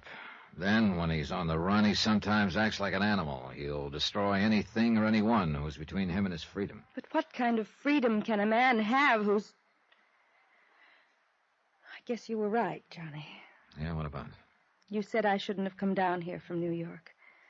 That there was nothing I could do except get hurt more. Oh, I can understand your feeling. You had to come, but, well... Johnny, I wish you were working for me right now.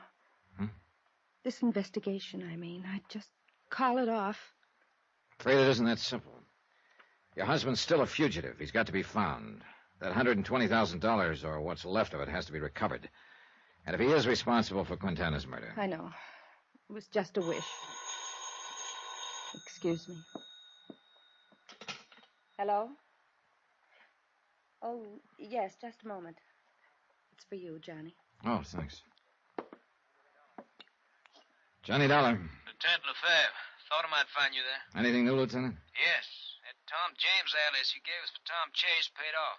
Oh? We just located his room. Where? A room and house in the quarter, a couple of doors from where Freddie Quintana lived. I'll meet you there in 10 minutes.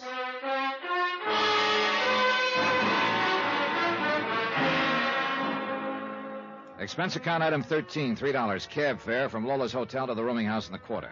$2 for the fare, $1 extra for speed. The driver earned it. 8 minutes later, I met Lieutenant Lefebvre at the rooming house, a dilapidated two-story building. He took me to a room at the end of the hall on the first floor. There's it, Johnny. No sign of Chase, huh? No. We're keeping a stakeout on the room just in case, but I doubt if he'll be back. His clothes are gone. Looks like he left in a hurry, Lefebvre. Yeah. Take a look over here. Well, some charred pieces of paper. We fish them out of the wastebasket. That's a mistake amateurs usually make, burning stuff in a wastebasket. No draft. That's right. Some of it's not completely burned. See if any of it makes sense to you. Well, this one looks like part of a letter. This one... Yeah. Yeah, this one pegs Chase, all right.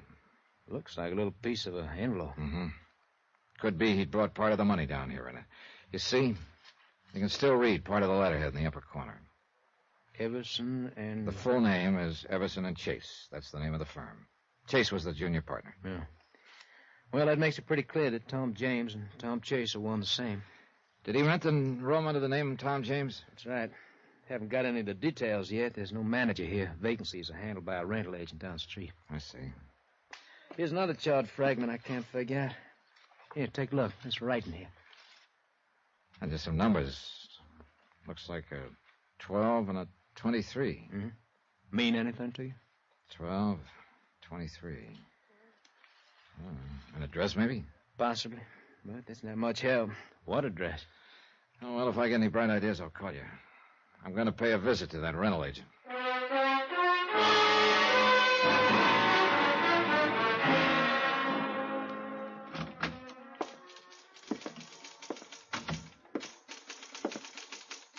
Yes, sir. What can I do for you? Are you the agent for that rooming house down the street? That's right, sir. Collis is the name, Roger Collis. You'd like a room, maybe? No, thanks. I want some information. What about?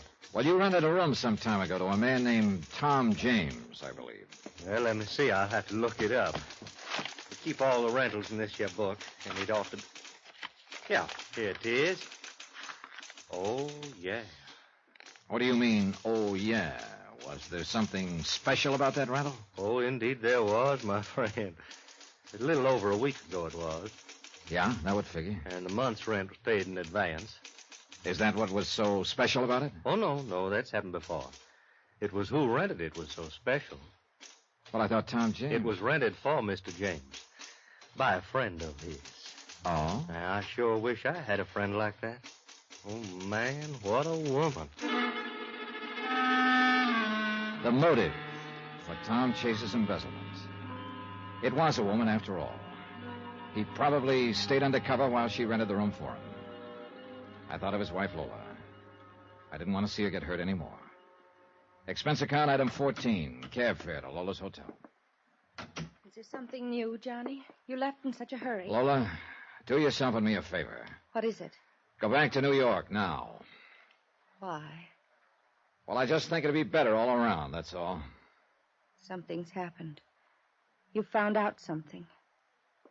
Johnny, please don't hold anything back from me. Look, Lola, whatever it is, I have a right to know. Yeah, I guess you do. Okay, I'm sorry to tell you this, but it looks like Tom isn't traveling alone. Oh. I guess I always knew that was it. It had to be. I'm sorry. You're right, Johnny. The only thing for me to do now is go back to New York and forget. Try to forget. Thanks for everything, Johnny. Item 15, $3 even. Drinks for me. But they didn't take the bad taste out of my mouth. Lola, heading back to New York alone, and Chase, heading who knew where with 120 grand and not alone. I thought of that scrap of charred paper with the numbers on it, the one we'd found in his room. 12, 23. They could mean anything or nothing. Finally, I gave up trying to make sense out of it and picked up the evening paper. News section, not much of interest. Sports, the comics, the weather, harbor news, Harbor news. Ship arrivals and departures. 12, 23. Could that be the time of departure of a ship and the pier number? From Pier 23 at 12, maybe? Sure, it sounded like a long shot. But I had a strong hunch the trail might not be as cold as I'd thought.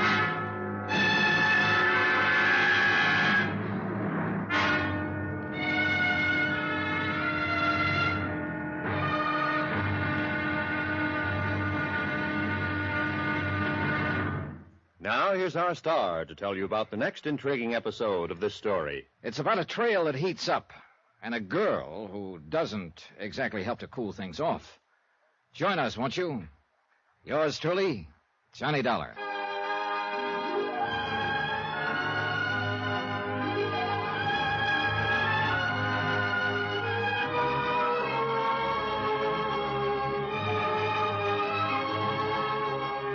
Yours truly, Johnny Dollar, starring Bob Bailey, is transcribed in Hollywood. Written by Robert Reif, it is produced and directed by Jack Johnstone. Be sure to join us tomorrow night, same time and station, for the next exciting episode of Yours truly, Johnny Dollar. Roy Rowan speaking.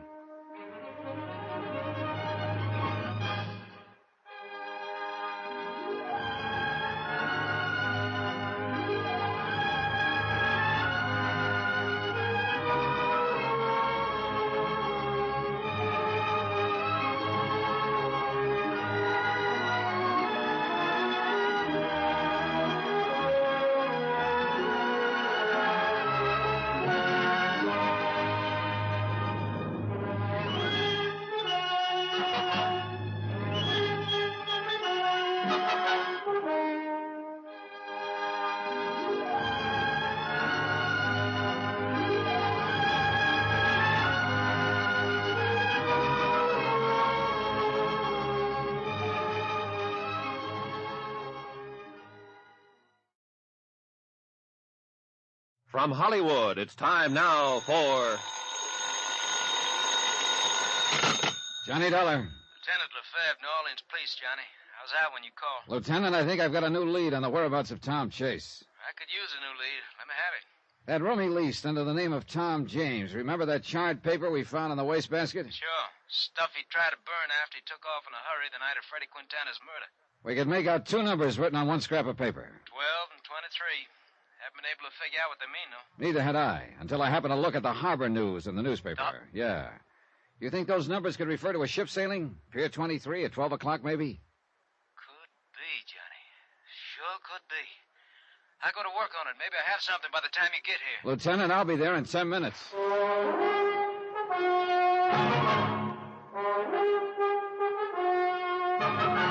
Tonight, and every weekday night, Bob Bailey in the transcribed adventures of the man with the action-packed expense account, America's fabulous freelance insurance investigator. Yours truly, Johnny Dollar.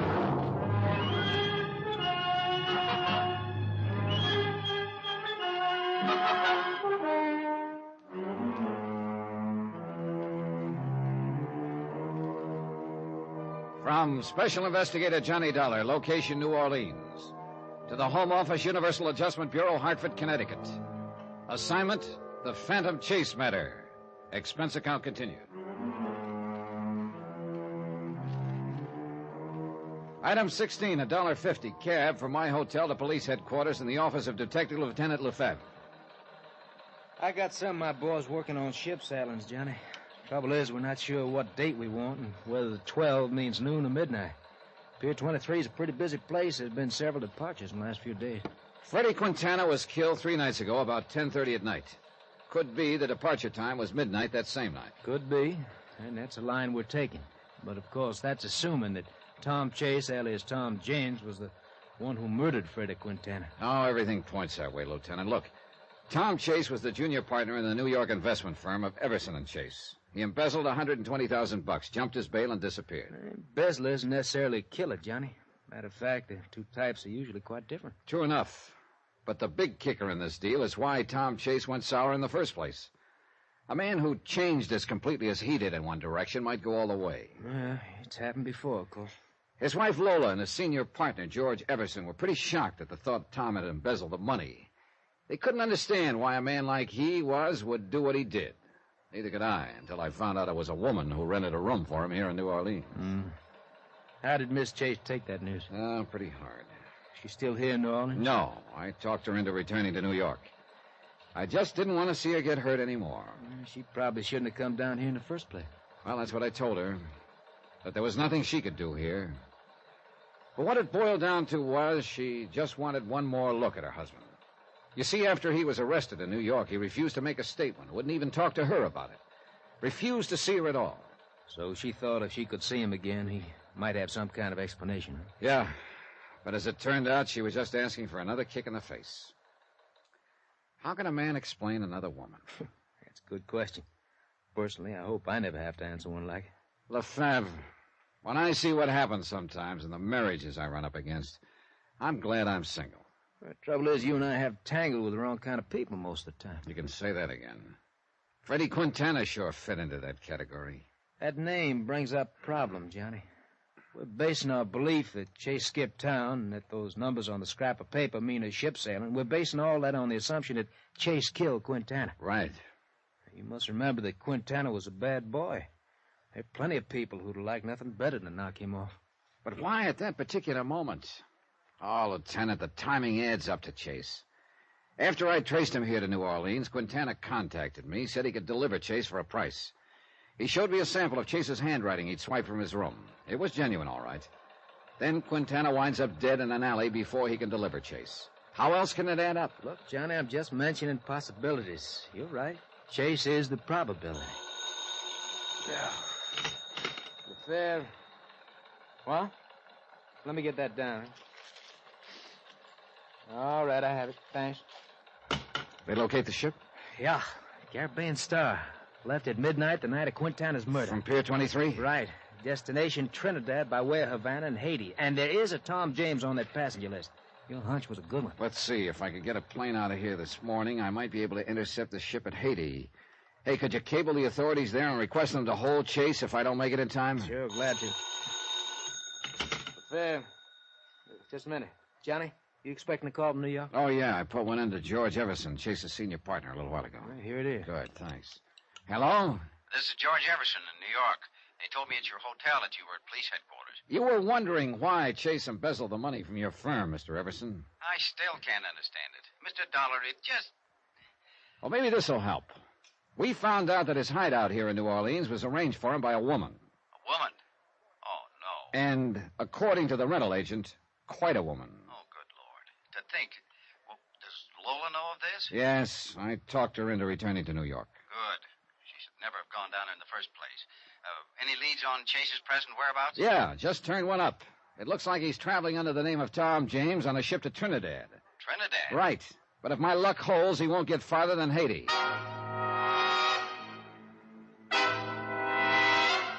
Expense account item 17, $134.40. Transportation from New Orleans to Port-au-Prince, Haiti. The flight only took a few hours, but to me the plane seemed as slow as a truck. But then, as we came in over the harbor at Port-au-Prince, I could see it was going to be a dead heat. The boat was just entering the harbor. By the time I got to the dock, they were just putting the gangway over. Nobody had come ashore yet. I had Chase's stateroom number from the passenger list.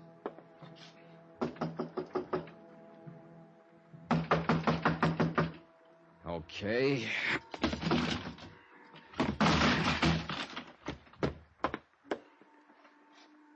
Empty. Real empty. Oh, well. What's the trouble here? What's wrong? Oh, Purser. Was that you just broke in the door? Yeah, here's my card.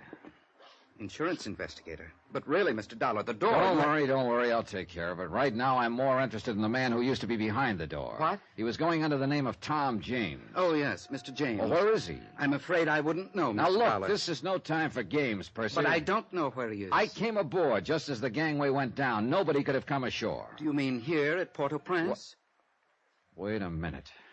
Are you trying to say he got off at some other port? Our first stop. Havana? That'd be 2 days ago. That's right, Mr. Dollar. Oh, well, that's just great. I bust my neck to meet the boat for nothing. Look, so he got off in Havana. You have any idea where he was heading? None whatsoever. Well, that just about does it. He did ask me where the airline's office in Havana was. Airline's office. Thanks. Expense account, item 18, $8.40. Long distance call to the Havana Police Department. They put me through to a Lieutenant Escobar. Si, Senor Dollar? Hey, look, Lieutenant Escobar, I'm an insurance investigator from the United States. The United States? But the operator said you are in Haiti. Well, yeah, that's right. You see, well, let that go for a moment. I'm after a fugitive, an embezzler named Tom Chase, also known as Tom James. Chase? James? Yes, I wonder if you'd check the airlines at Havana and see where he bought a ticket to, then call me collect. I thought he was going to Trinidad, so I came as far as Haiti, where I found out here he got off in Havana. Trinidad? Haiti, Havana? Senor, if you will permit me, you sound a little confused. If I do, senor, it's because I am. There was nothing I could do after that except sit in Port-au-Prince and twiddle my thumbs. I wasn't at all sure I'd be hearing from Lieutenant Escobar again, or if I did, whether he'd have a lead for me. But 2 hours later, he called back, and he did. About your friend, Senor James, or Senor Chase, I'm not sure which. Let's not start that routine again, Lieutenant. James will do. See, 2 days ago, the Senor James bought a plane ticket here in Havana. Where to? Barbados. Barbados? See, the British West Indies. Yeah, I know where it is. Oh, brother, he really gets around. Now, let me see if I have this thing straight, Senor. You thought he was going to Trinidad, so you went to Haiti. Well... But instead he came to Havana, so he went to Barbados. Well, you see... No, Senor, I am sorry, but it still does not make sense. Don't worry about it, Lieutenant Escobar. It does to me. Just accept my thanks for the lead. Someday I'll sit down and write you a letter about it. Item 19, $143, transportation and incidentals from Haiti to Barbados. From the air, it looked like a beautiful spot. Pastel-colored houses with pink roofs, clean, sandy beaches, gentle waves. Yeah, I could see Chase's point in coming here. A good place to get away from it all, particularly with $120,000 to keep you company.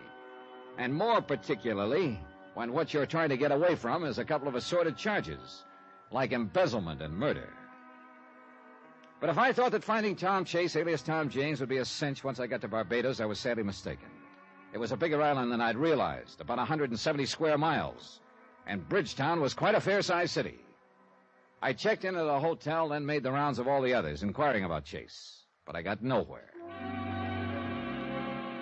Item 20, $1, 2 drinks, while I brooded in the hotel bar over the fact the trail had gotten cold again. But by the time I got that through my head, I saw the prettiest sight I'd encountered all day. A girl. And unless I was very much mistaken, she was heading for my table. You're Johnny Dollar? Sure am. I'd like to talk to you. Sit down. Thank you. Cigarette? Please.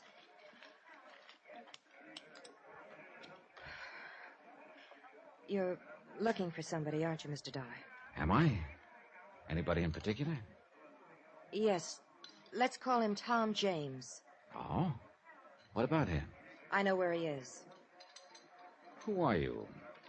Connie. Connie who? Connie's enough. So you're the one, huh? What do you mean? Well, I knew Chase wasn't traveling alone. Yeah, I'm the one. One thing I don't get. What? Why you're doing this, if you're Chase's girlfriend. You want out, maybe?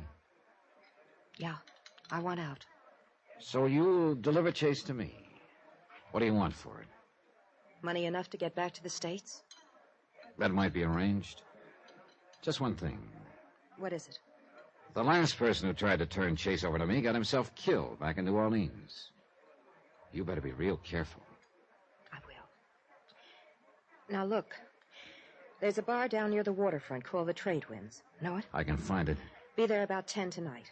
Chase will be with me. Okay. 2 things, Mr. Dollar. What are they? Don't let on to him how you found him. Okay, what else? Bring the money. Connie left, and I sat there basking in the welcome warmth of a trail that had suddenly heated up again.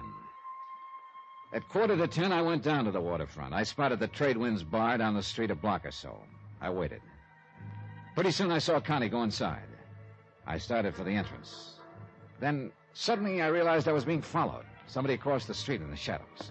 I whirled and headed for him fast. It took him by surprise. He ducked down an alley, then into a warehouse on a pier. I eased up to the door. It was dark inside, but I went in. Then, too late, out of the corner of my eye, I spotted somebody beside me in the dark.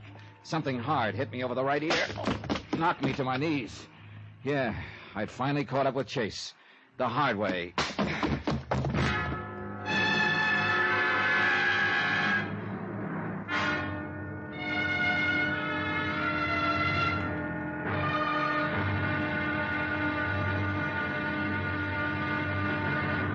Now, here's our star to tell you about the next exciting episode of this story. Next, a small fishing boat, a deserted island, and a man waiting there for me.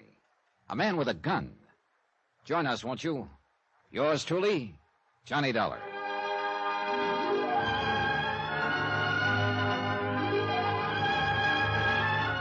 Yours truly, Johnny Dollar, starring Bob Bailey, is transcribed in Hollywood. Written by Robert Reif, it is produced and directed by Jack Johnstone.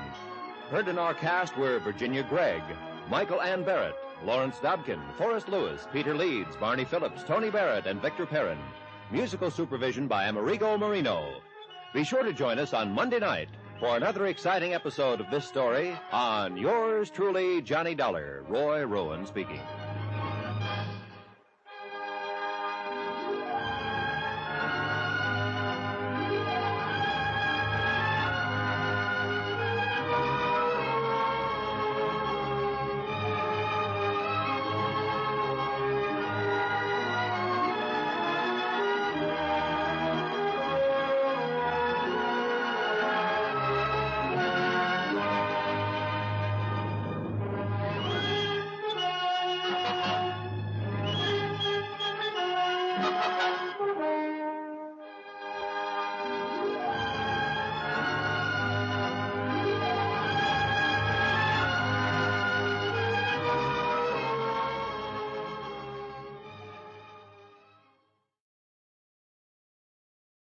From Hollywood, it's time now for...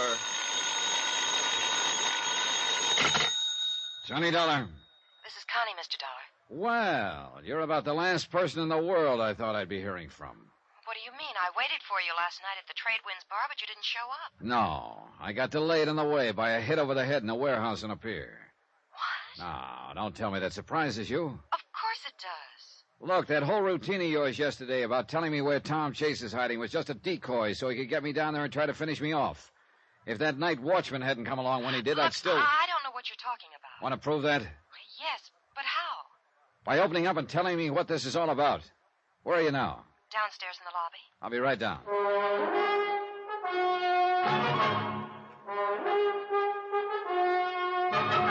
Tonight and every weekday night, Bob Bailey in the transcribed adventures of the man with the action-packed expense account, America's fabulous freelance insurance investigator. Yours truly, Johnny Dollar.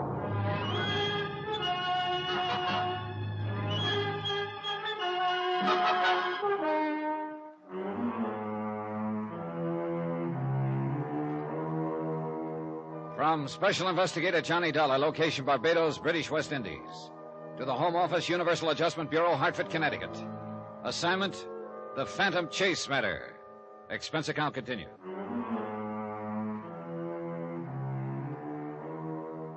Item 21, 2 cents. Exactly what I'd have taken at that point to chuck the whole deal. Getting slugged on the head the night before was bad enough. But when I got down to the lobby that morning and found that Connie was nowhere in sight, I realized I was right back where I started from, which was nowhere. I went over to the desk. Yes, sir? Hey, look, a girl just phoned me from the lobby. Did you see her? Yes, sir. A most attractive young lady. Yeah, and right now a most invisible young lady. Where'd she go? Why, I don't know, sir. Was she alone? Oh, it's quite alone.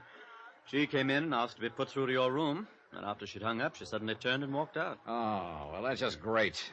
You wouldn't happen to know her? I'm afraid that's a pleasure that's been denied me, sir. Ever seen her before? Yes, once or twice around town. Was she with someone when you saw her? Oh, sir, a woman with such obvious charm is seldom alone. Yeah, well, you remember what the man she was with looked like? Well, only in a vague sort of way, I'm afraid. He was large, rather handsome. Athletic looking, I'd say. Could be Chase, all right. Chase? Skip it. Well, that's that, I guess. Sorry I didn't make connections, sir. But perhaps she'll come back. I'm not counting on it. A long time ago, I learned that in my job, it's always a good idea to keep in contact with the local authorities. So I decided to visit the Colonial Police. As of the moment, I needed a shoulder to do a little crying on. The shoulder in this case turned out to belong to an Inspector Whitsett. Let me see if I have this thing straight, Mr. Dollar. This chap you're looking for, Tom Chase, embezzled some money from the New York investment firm in which he was a junior partner. Yeah, that's right, Inspector. Everson and Chase was the firm. $120,000 was the amount. 100?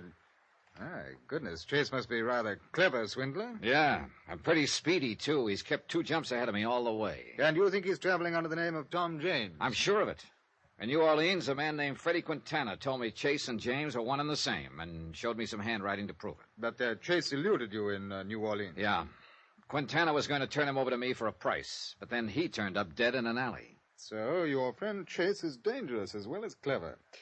Why? You do have your problems, don't you? A bucket full of them, Inspector. And now you think that this Chase or James is hiding here in Barbados? Well, I'm pretty sure of it. You see, he left New Orleans in a hurry after Quintana's murder. Understandably. But he burned some papers, not completely, and we found one with some numbers on it. They turned out to be about a ship sailing. I intercepted the ship at Haiti, but learned that Chase had gotten off in Havana. I see. The Havana police found out for me that he'd bought a plane ticket here to Barbados. And so here you are. Well, I must say you're persistent. Oh, yeah. But so far it's got me one big nothing. I thought my luck had changed when I met Connie last night, but apparently that was just a decoy. Connie? Yeah, here. Here, I've written down a description of her. I'd sure appreciate it if you could help me find her. Yeah. Oh, I say, from this description it sounds as though it would be a pleasure to find her, wouldn't it? Oh, yeah, Inspector, she's quite a dish. How does this Connie enter into the situation? Well, pretty basically. You see, nobody up in New York could figure out why Chase had turned sour. His senior partner, George Everson, was mystified, and so was Chase's wife, Lola. But I guess the reason was pretty obvious right from the start, except nobody wanted to face up to it. I take it you refer to perhaps the classic reason, another woman. Right. I found out that Chase's New Orleans hideout had been arranged for him by a woman. Then last night, Connie told me she knew where Chase was, and for enough money to get back to the States, she'd tell me. Well, then this Connie would appear to be the other woman, huh? Yeah. She said she wanted out, but it turned out to be a trap. Oh? How so? Well, she set up a meeting for us last night, but on the way to it, I got slugged. Oh? Apparently, a night watchman came along right afterwards. Otherwise, I suppose Chase would have finished me off. One thing I don't get, though. What's that? Well, why would Connie call me from the hotel lobby this morning, then duck out before I could get downstairs? Was she alone when she left? According to the clerk, yes. Oh, I know what you're thinking, Inspector. Could be she still wanted to go through with the deal, but spotted Chase closing in, so she ducked out. Something like that. Well, Mr. Dollar, it would appear you're stymied unless you can find Connie again. Stymied? Inspector, I'm scuttled.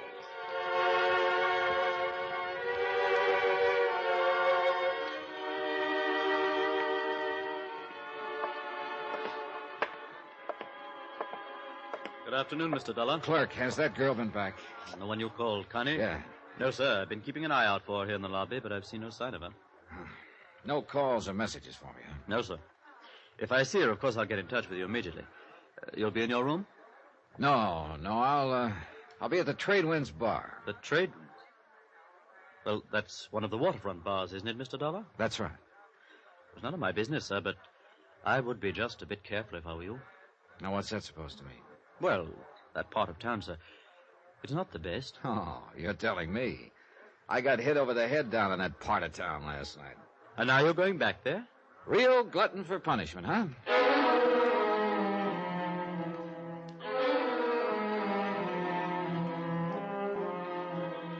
My thought was that the Trade Winds bar was as good a place to go as any at the moment.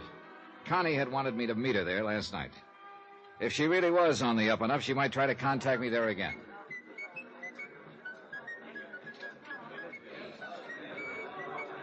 The Trade Winds was a typical waterfront dive. Through the swirling smoke, I could make out sailors, fishermen, West Indians, and tourists all rubbing elbows. Item 22, 50 cents, 2 rum punches. They came cheap there. Halfway through the second one, I spotted someone in the doorway, Connie. But then she saw me and ducked out fast. So she didn't want to contact me. But I sure wanted to contact her. I went out the side door. My hunch was right. She was trying the alley. I stepped in front of her. Let go of me. Oh, no, baby. Just stay put. Stay Please. put. I don't know what this is all about. Honest, Mr. Now, Dollar. look. This is no time to start playing coy. Where's Chase? I don't know. Come on, come on. Please, you must believe me. I should never have come to you in the first place. I'm not Chase's girlfriend like you think. Oh, try again, sister. Really, I'm telling the truth, Mr. Dollar. I know I posed to you as his girl, but I'm really not. Look. I was trying to work something for myself. When you started talking about murder, I realized I was getting involved in things I shouldn't. What are you talking about? Honestly, I can explain everything to you, Mr. Dollar. Okay. Inside. That's just what you're gonna do. Look, we'll take this table right here. Go on, sit down. All right, now, Connie, let's have it. Mr. Dollar, I want you to know I'm pretty ashamed of myself for what I was trying to do. It was wrong. I should have realized it sooner. Less editorial and more news, huh? Well, I met Tom Chase, or Tom James as he calls himself, here in Barbados a couple of days ago. A couple of days ago? You mean in New York a long time ago, don't you, Connie? No, Mr. Dollar, I wasn't Chase's girlfriend. I'd never seen him before 2 days ago, right here. Go on. I had a date with him. Then I found out you'd been asking around town for him, so I decided on a plan. So? I found you and told you I knew where Chase was. You thought I was his girl, and so I went along with it. I was supposed to have a date with him last night here at the Trade Winds, but he didn't come. He was too busy hitting me over the head at the time. You telling me the truth, Connie? I swear it. Then there's one big question. Why did you do it? Because I'm broke, Mr. Dollar. I'm stranded here in Barbados, and I want to go back to the States. I thought You were going to put the finger on him for enough dough to get back to the States, huh? I'm afraid that's about it. And you don't have any idea where he is now? None at all. Well, that's just fine. My last lead, out the window. I'm sorry, Mr. Dollar. You're sorry. Look, did he mention his girlfriend to you? He did say he was expecting a friend down here. They probably had it rigged for her to meet him here later. He didn't give you any indication where he was staying, huh? No. Or what his future plans were? No. There was one thing. Well, what was it? Well, I don't know if it means anything Well, or come on, not. let's have it. Well, we were here at the Trade Winds night before last. Afterwards, we walked around the waterfront for a while. Yeah? Tom stopped and talked to one of the fishermen there for quite a while. Ah. Could you hear what they were saying? No, they left me and went off to one side. Now, listen, Connie. Do you think you'd recognize that fisherman if you saw him again? Yes, I think so. Then come on. We went outside. It was sunset. A few fishermen were scattered along the wharves, mending nets, getting their gear in shape. We gave each one of them the once-over, then kept going. Suddenly, Connie stopped. There he is, Johnny. The one who's yawning. Okay, thanks. You stay here. Good evening. Good evening. You don't sound very convinced. Oh, sure, it's a good evening. Soon it will be a good night, and then I can go to bed. Hey, look, I'd like to ask you a couple of questions. Oh, sure. Mind staying awake a few minutes? But it's that I'm tired. Last night I worked all night. Oh? Fishing really must be good around here. It's not the fishing, it was the passenger. Passenger? Who? He don't give his name. Where'd you take him? Lagos Island. Where's that? 3 hours by boat from here. What's there? Nothing. Nothing? A small abandoned pier, an old abandoned house. Nothing else. Nobody else. Uh-huh. You let him off there, huh? Yes, but he should be comfortable. He took much food with him. You mean he's there now, then? Sure. There are no boats there, and nobody could swim so far. I see. Okay, partner. Thanks a lot. Pleasant dreams.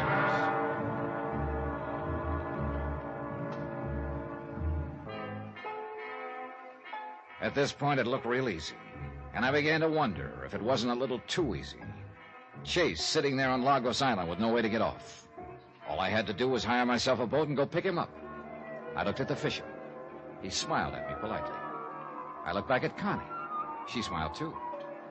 Yeah, everything could be on the up and up. Or it could be a great big trap. But one thing was clear. I was going to have to go to Lagos Island to find out.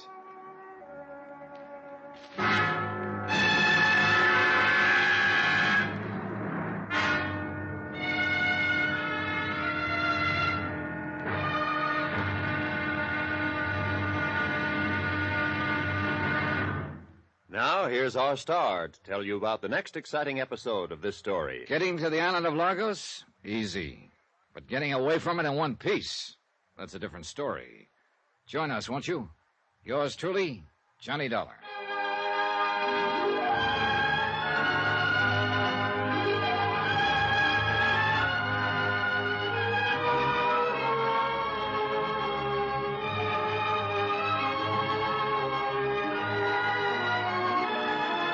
Yours truly, Johnny Dollar, starring Bob Bailey, is transcribed in Hollywood.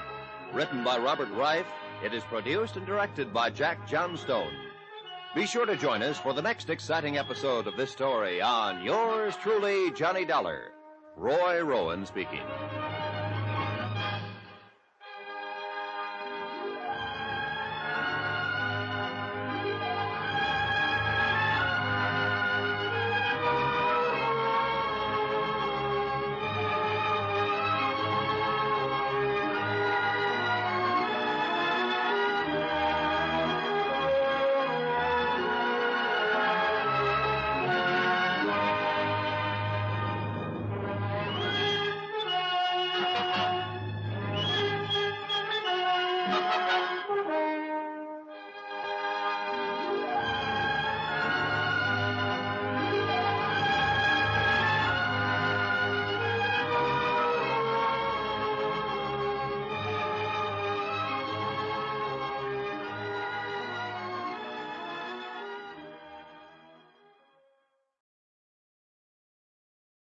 From Hollywood, it's time now for... Johnny Dollar. This is Lola Chase, Johnny. Lola, where are you? At a hotel over at Mirasol Beach. Mirasol Beach. You're here in Barbados? Yes, Look, when I left you in New Orleans, you promised to go back home to New York. I know. But I just couldn't stay there. Look, it's my husband you're after, Johnny. He's an embezzler, and according to you, he's even a murderer. But he's still my husband. If there's anything I can do to help him... Lola, the best you can do is to stay away. I'm sorry, I just can't, Johnny. Please don't try to make me. Lola, I'm coming over to see you.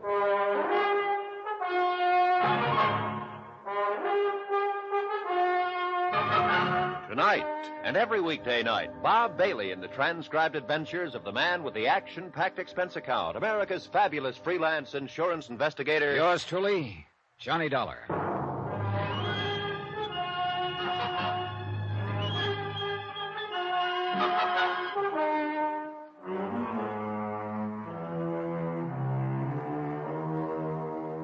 From Special Investigator Johnny Dollar, location Barbados, British West Indies.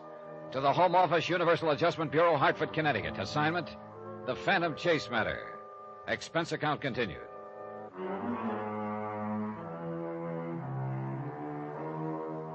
Item 23, $1.20 American, cab fare to Lola's Hotel at Mirasol Beach.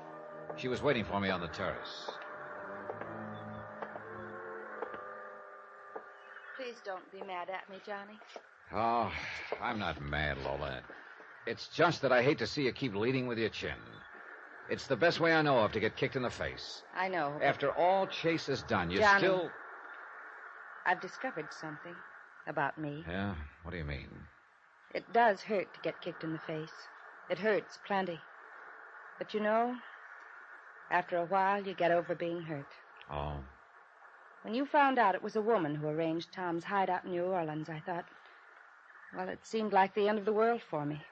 Up to that point, I kept trying to tell myself that the reason Tom had embezzled the money was because he was in trouble of some kind. And I could help him. But I guess down deep I knew, right from the start, it had to be another woman. And that's why I wanted you to go back to New York, Lola. I don't want to see you get hurt anymore. I know. But, Johnny, I don't think I can be hurt anymore. Yeah, well, I wouldn't count on it. I mean it. When I found out there was another... It ended a lot of things for me. And one of them was the way I used to feel about Tom. You're over it now? Well, not completely, of course, but things are different with me now. Then I still don't get why you came down here. I still want to help Tom if it's humanly possible, don't you see? Let's say I feel obligated to because of the way things used to be. Does that make sense, Johnny? Yeah, I guess so. Well, I gotta be going now, Lola. It looks like your husband is holed up on an island about 3 hours from here. Is he all right? I wouldn't know. I haven't been close enough to find out. Except once. And that once got me a lump on the head. What do you mean? Oh, I ran into a girl named Connie. Thought she was Tom's friend. She offered to locate him for me. I guess he was following and caught up with me down at the waterfront. He attacked you? Yeah. Then it turned out the girl was only trying to promote herself a trip back to the States.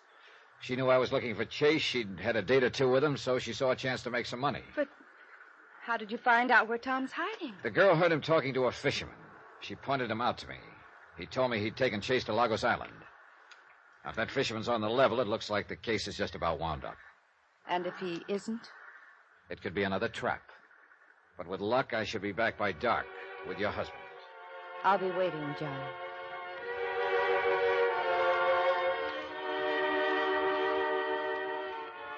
Expense account item 24, 950, long-distance call to Chase's senior partner, George Everson, in New York. I figured he ought to know that Lola was down here in Barbados. Lola there? Why, Mr. Dollar, I thought she was right here at home in New York. No, she just arrived this morning. But this is no good having her there. It just means more pain for her.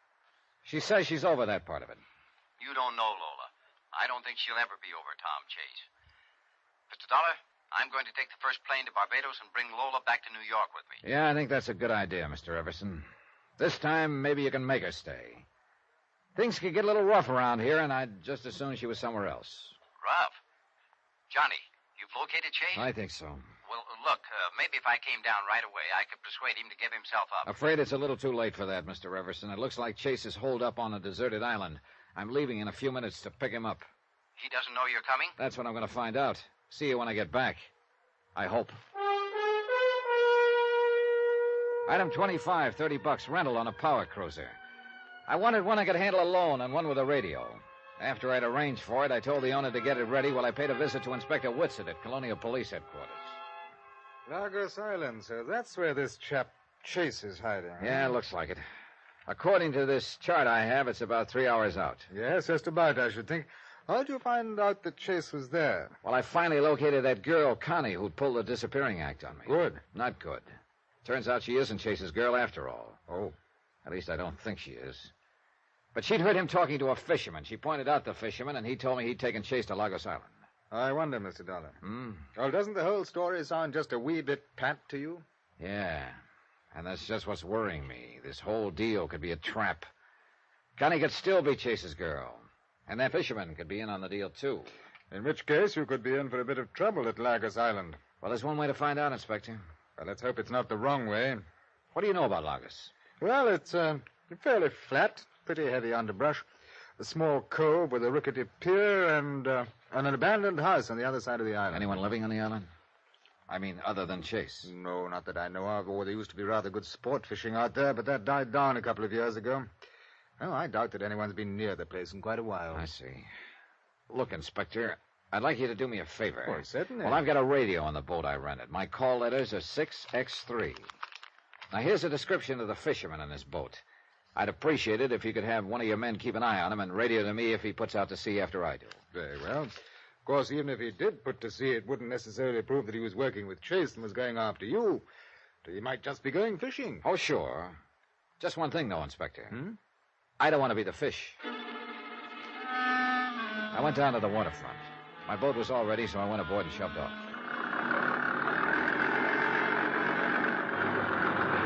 Once out of the harbor, I set my course for Lagos Island. The boat was equipped with a rig for lashing the wheel in position, sort of an automatic pilot. So I snapped it in place and started down into the cabin.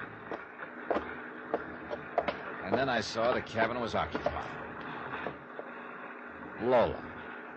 Hello, John. Oh, great. For 2 cents, I Lola. knew you'd turn back and put me ashore, but please don't. I can't, but only because I can't afford to take the time. I'm glad. But if you think I like the idea of your stowing away, you're crazy. Do you mind telling me why you did it? For a very good reason. Well, let's have it. Tom obviously doesn't want to be found. I think he's made that clear enough. And you...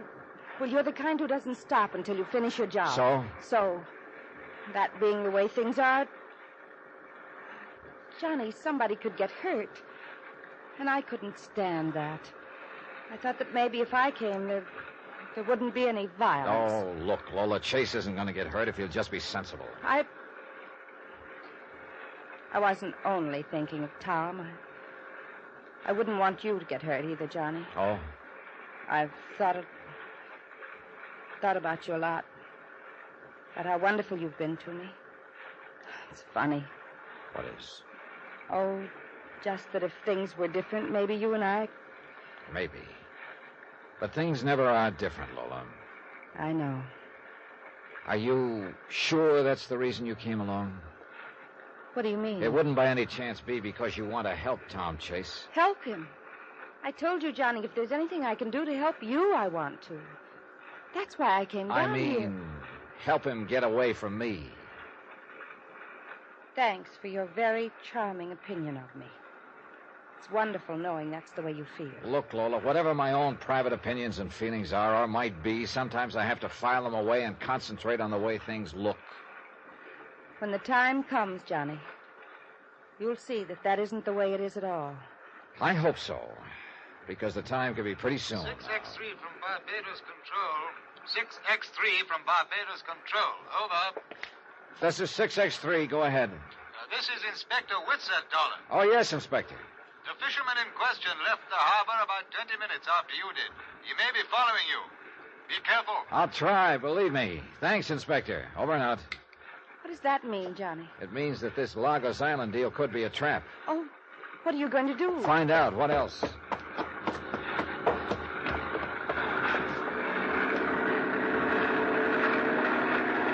We kept going. A couple of hours later, we sighted the island. There was no sign of life, and I headed for the rickety pier. There was nobody in sight, so we went ashore. Inspector Whitsett had said the house was on the other side of the island, so we started through the underbrush. It's awfully dense in here. Yeah, it sure is. How far is it across the island, Johnny? Oh, about a mile, I think. Is there anything over there? A deserted house, although it's probably not deserted now. Easy through here. This stuff is pretty rough for me. Look, if Tom won't give himself up, will you let me talk to him? Oh, I don't know. I'm not going to take any chances with you, Lola. You mean you still think I might try to help him escape? I mean, he could be pretty dangerous right now. Oh, he'd never turn on me, Johnny. Don't count on it. I remember a guy named Freddie Quintana who tried to turn him in back in New Orleans. Freddie wound up dead. No, I still can't believe Tom had anything to do with that. He's not the type. Johnny! Get down. You were saying, Lola? Where did it come from? Who knows in this underbrush? Come on, down in the gully here. He's shooting wild. He mustn't be able to see us. What do we do? Work our way along the gully and keep as quiet as possible. Maybe we can spot him from the other end. Careful now. Johnny, your gun. You're not going to try to shoot him. You think he's trying to shake hands with us? Oh, but... Be quiet, will you? It's thickening here. Can you see anything at all? No, nothing. Hold it a minute. What's the matter? Shh. Not a sound. Now, look, you better stay right here, Lola. This is a fairly sheltered spot. You'll be safe. What are you going to do? Track him down. Johnny, how do you know it's Tom out there? I don't. But whoever it is sure not hanging the welcome mat out for us. I'm funny that way, Lola. I don't like getting shot at. Now, you stay here. But, Johnny, do as I say. Still wild. That came from a different direction, it sounded like. Yeah, from behind us. Toward the beach. Well, they must have circled around us. Hey. What's the matter? The beach. Oh, brother, is this a sucker play? What do you mean? He's heading for our boat. Come on. We took off through the underbrush, heading for the beach. It was slow going. Vines kept grabbing our legs. The footing was bad. Then we finally came out into the opening. I saw my hunch was right. He'd started the boat, was pulling away. By the time we got to the pier, he was heading out to sea, out of range. He turned and looked back at us over his shoulder. Johnny, it's Tom. It is Tom.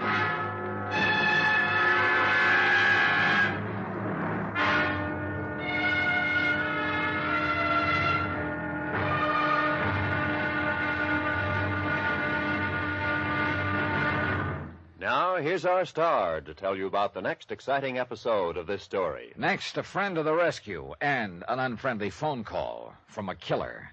Join us, won't you? Yours truly, Johnny Dollar.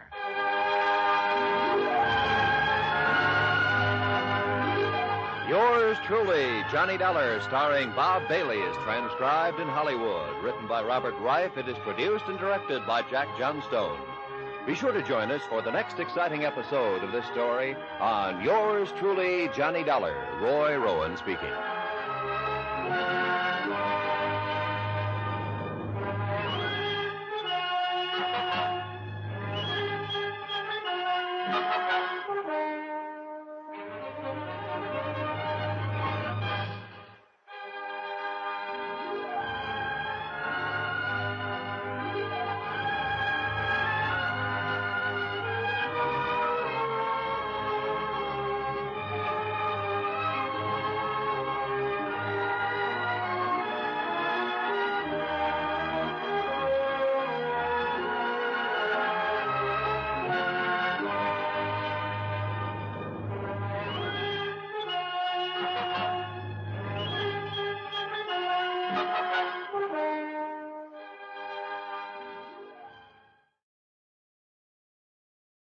From Hollywood, it's time now for Johnny Dollar, boy genius. Oh, look, Johnny, don't blame yourself. We come here to Lagos Island to pick up Tom Chase, so what happens? He circles around behind us, grabs a boat, and takes off. But how could you help it?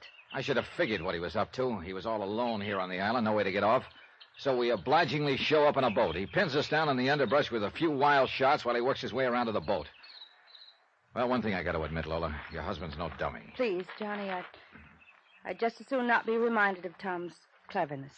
Embezzlement, murder, escape. If that's cleverness, I don't want any part of it. Oh, if he'd only turn himself in. Oh, fat chance of that. Maybe if he goes back to Barbados, we can find him there and persuade You're him. overlooking one small detail, Lola. Huh? You and I are now in the same spot Tom Chase was. We're alone on this island, and there's no way off.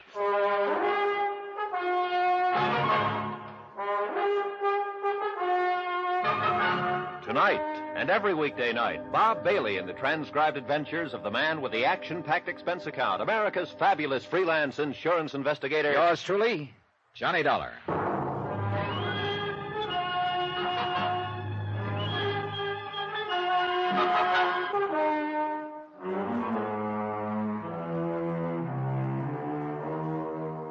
From Special Investigator Johnny Dollar, location Lagos Island, 3 hours by boat from Barbados and the British West Indies. To the Home Office, Universal Adjustment Bureau, Hartford, Connecticut. Assignment, the Phantom Chase matter. Expense account continued.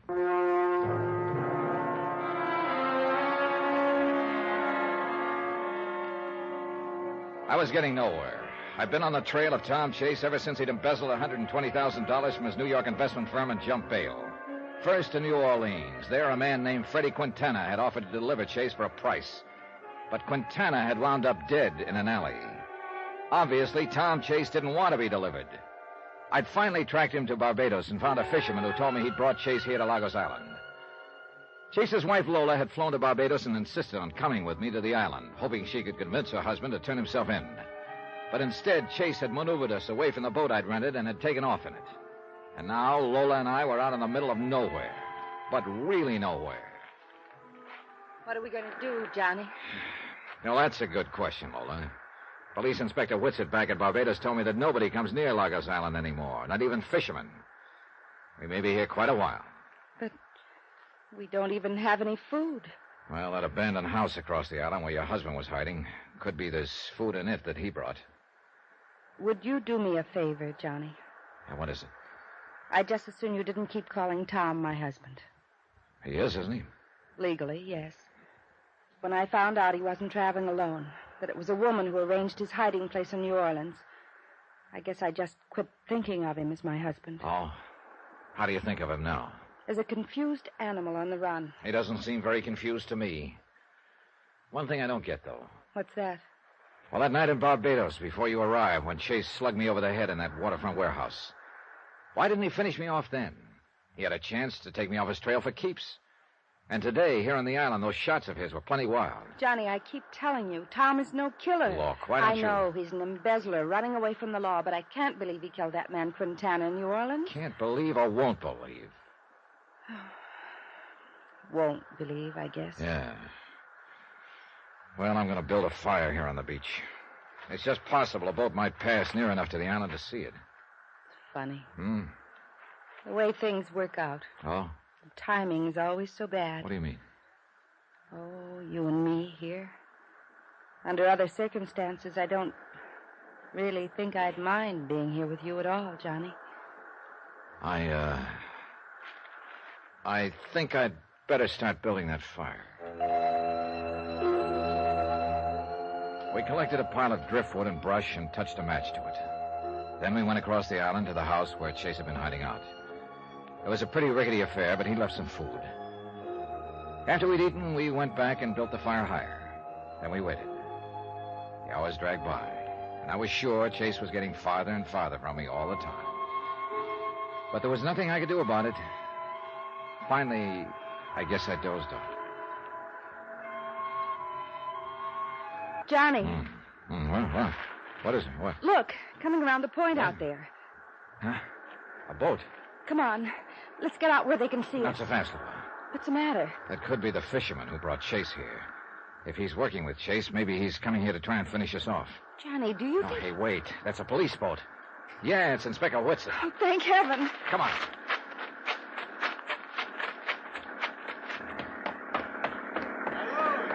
Hi, Inspector. Yes, Inspector, yes. Yeah, aside from getting shot at a couple of times. Had a bit of a go, eh? Pretty one-sided go.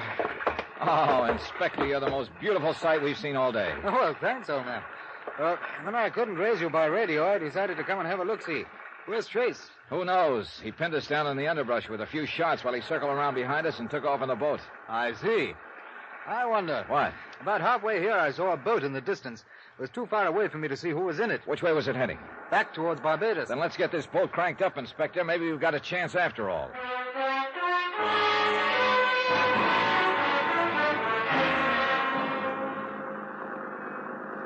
I imagine Barbados looks pretty good again to you two. It certainly does, Inspector. Yeah, until you came along, it looked like we were going to turn out to be Lagos Island's oldest citizens. Here we are. Well, incidentally, Mr. Dollar, do you know a chap named George Everson? Yeah, sure. He's the senior partner of the firm Chase embezzled the money from in New York. He's an old friend, Inspector. Why? Well, he dropped in on me just before I shoved off. What? Said he'd wait for you at your hotel. George here in Barbados? Well, I phoned him earlier, and he said he was going to catch the first plane he could and come down here. But why? Mainly to take you back to New York. Now, Johnny, we've been all over that. Yes, and I still think you ought to... Hey, hold it. What's the matter? That boat on the other side of the pier, tied up there. It's the boat we went to the island in. Yeah, sure. So Chase did come back to Barbados. Good. I'll have the airlines and steamships watched, and I'll get word to the fishing and charter boats. If Chase is there, I think we can keep him bottled up.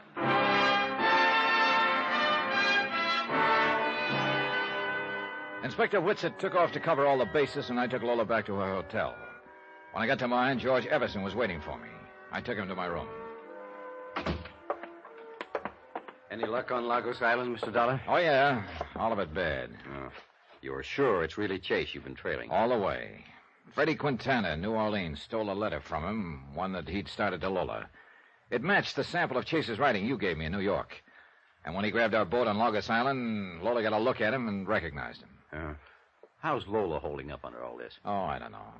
She says she's all over being hurt, that when she found out there was another woman involved, it killed her feeling for Chase. I'm not so sure of that, Mr. Dollar. Neither am I. Lola was completely devoted to Tom. She was badly hurt by his embezzlement, and I think she's still being hurt. Well, in any case, I'd feel a lot better if she'd clear out. Well, as you know, I came down here to take her back, but on the way, I started thinking about it. Oh? As long as she is here, perhaps she could be a big help to us. How so? Well, I still think Tom Chase would listen to Lola, even if he wouldn't listen to anyone else. Nobody could change that much. I wouldn't count on that, Mr. Everson. Yeah, well, still, it's worth a try.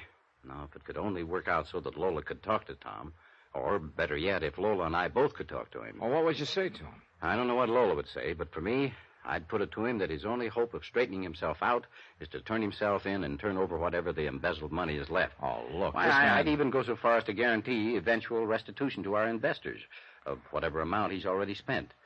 I know it'll take time. Well, that's pretty generous of you, Mr. Everson, but I'm afraid you're a little too late.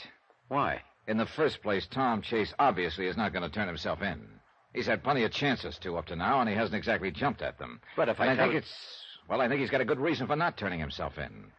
It's better than an even chance he's the one who knocked off Freddie Quintana in New Orleans. The man who offered to turn Tom over to you for a price? That's the one. Oh, no, Mr. Everson. At this point, it looks like there's only one way for me to get Tom Chase, and that's to track him down and drag him in. Expense account, item 27, $1.20 American. Cab fare from my hotel to Colonial Police Headquarters. To check with Inspector Whitsett, who, fortunately for me, was being most cooperative. Chase hasn't contacted any of the airlines or steamship lines. We're in touch with the charter and fishing boats. He hasn't approached any of them, so far as we know. In other words, the chances are good that he's still here in Barbados. That's right. The question is, where? Right again. Take a look at this map, and you'll see our problem. 170 square miles, more or less. Yeah. He could be here in the city or on the sticks somewhere. Or over here in the Mirasol Beach area. I somehow doubt that, though. Why? Well, it's a pretty fashionable spot. Well, I imagine Chase would try to be as inconspicuous as possible. Yeah. So he's probably hiding out in the city here. Well, there are scores of hotels and rooming houses. I don't have enough men to... Oh, excuse me. What's that here? Yes? Oh, what's the address? Well, thanks, old boy. Yeah, things are looking up, Mr. Dollar. Oh? Yes, a man answering Chase's general description just checked in at a hotel out in the north part of the city.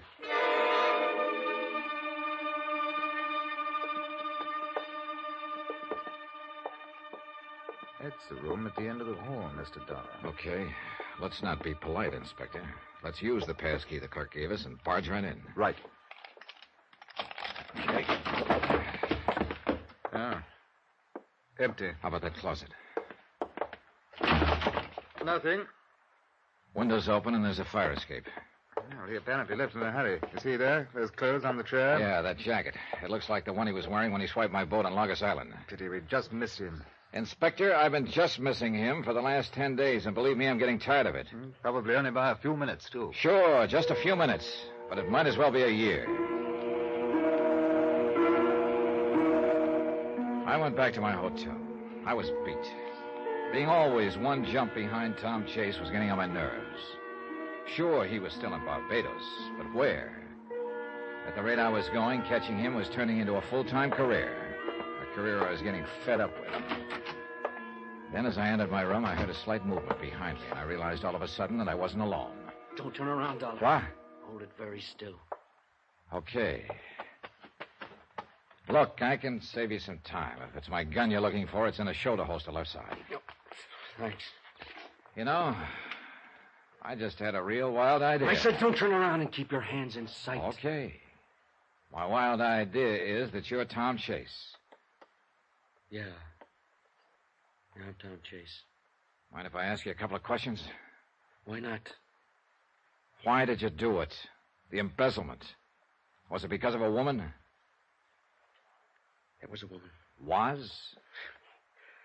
It turned sour. Oh, where is she? That doesn't matter anymore. And where's the money? That doesn't matter either. You won't get it. I see. Next question. Why did you come here to my room, Chase? I've tried every trick I know to shake you, Dollar. None of them's worked. You've kept on coming. I can't stand it anymore. I'm sick of running. Give yourself up, Chase. It's too late for that. No, there's another way. I've got to take you off my trail once and for all. Now, wait a minute. Look. Sorry, but that's the way it has to be. Dollar, this is the end of the line for you.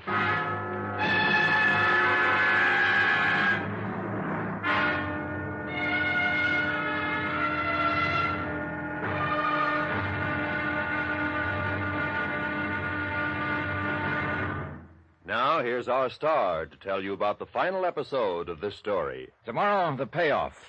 But who gets paid off, and how, and why? Well, the answers to those questions surprise me plenty, and maybe they will you, too. Join us, won't you? Yours truly, Johnny Dollar.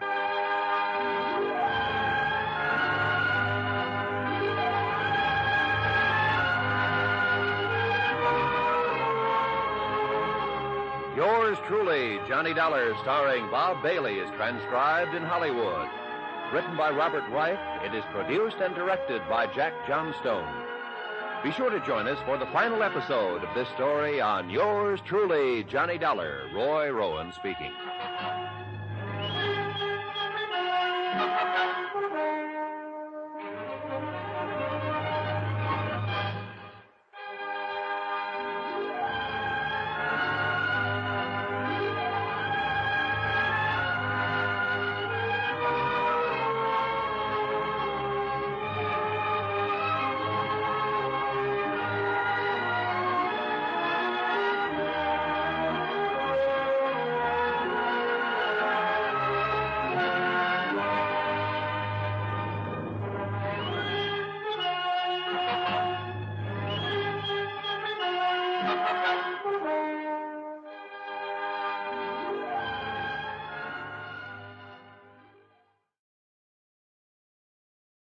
From Hollywood, it's time now for...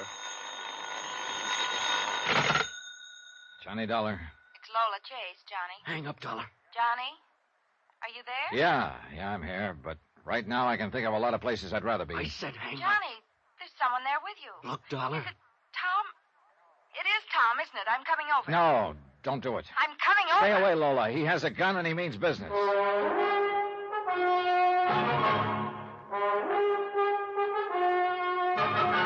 Tonight and every weekday night, Bob Bailey in the transcribed adventures of the man with the action-packed expense account, America's fabulous freelance insurance investigator. Yours truly, Johnny Dollar.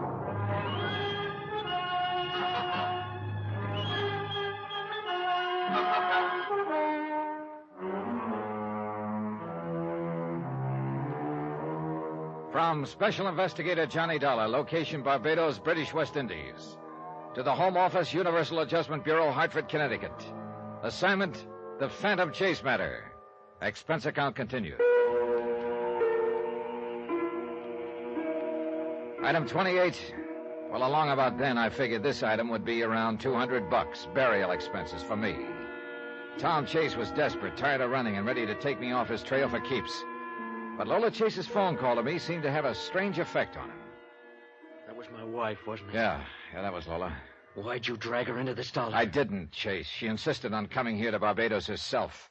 Why couldn't she stay out of it? I suppose because she's your wife. That's all over.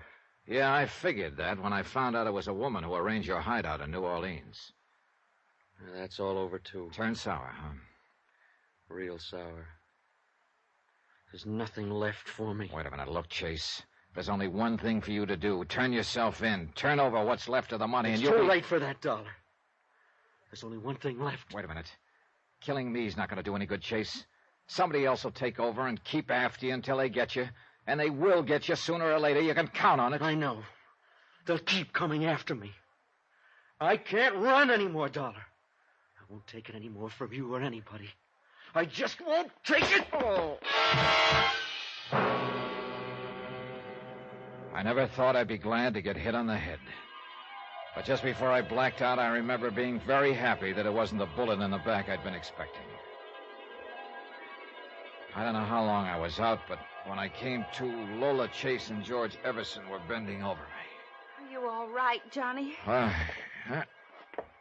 yeah, I guess so. Oh, brother, my head feels like it was on a pogo stick. What happened, Mr. Dollar? Chase was waiting for me here in my hotel room with a gun. Why did he come here? For a very good reason. To take me off his trail for keeps. Oh, no. Oh, yes. But when you phoned, Lola, it seemed to tie him up in knots to learn that you were here in Barbados. He started talking wildly. Mr. Dollar, Lola and I'd still like to try the plan I mentioned to you earlier. Oh, look, Mr. No, Everson. hear me out. If we could just You'd talk be to Tom. wasting your breath, Everson. Tom Chase is not about to turn himself in now or ever. I still don't get it, though. Get what? Why he didn't kill me just now. And why he didn't kill me before in the waterfront warehouse or on Lagos Island. He had plenty of chances. Yeah, it's almost as if... Yes? I'll skip it. Everson, suppose you take Lola back to her hotel. I'm going to check with Police Inspector Whitsett.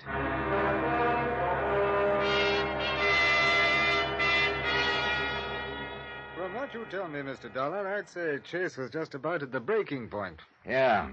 That's why we've got to track him down fast before he loses his head completely. Well, we're continuing our check of hotels and rooming houses. I don't think there's anything else we can do for the moment. Oh, excuse me. What's that here? Yes, just a moment. For you, Mr. Dollar. Oh, thanks. Hello? It's Lola, Johnny. He was just here. Chase, where? Here at my hotel cottage. Please come quickly, Johnny. I'll be there in 10 minutes. I made it in 8. Lola was still trembling. Oh, it was horrible. He was talking wild, crazy. You see which way he went? Yes. I got to the window in time to see him drive off toward the mountain. Johnny, we've got to find him. He's out of his mind. We piled into the car and took off after Chase up a twisting, steep mountain road. Tell me what happened, Lola. What'd he say? I've never seen him like that before, Johnny. He's sick. The things he said. Like what? That it was all over. There was nothing left for him.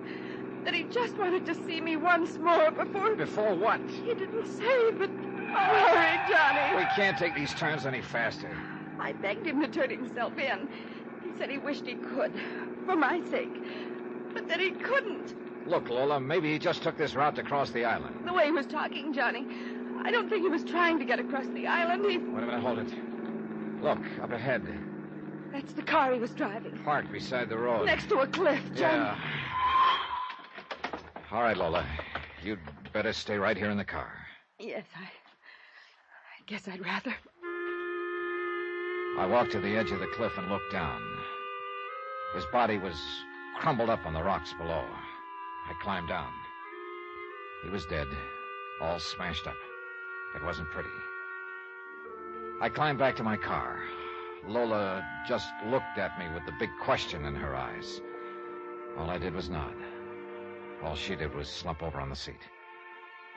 I drove her back to her hotel and phoned Inspector Whitsett. Then I went back to my hotel. Expense account item 29, $3. Drinks for me. I thought about a lot of things. About Tom Chase, who'd had everything in his favor back in New York, but who'd embezzled $120,000.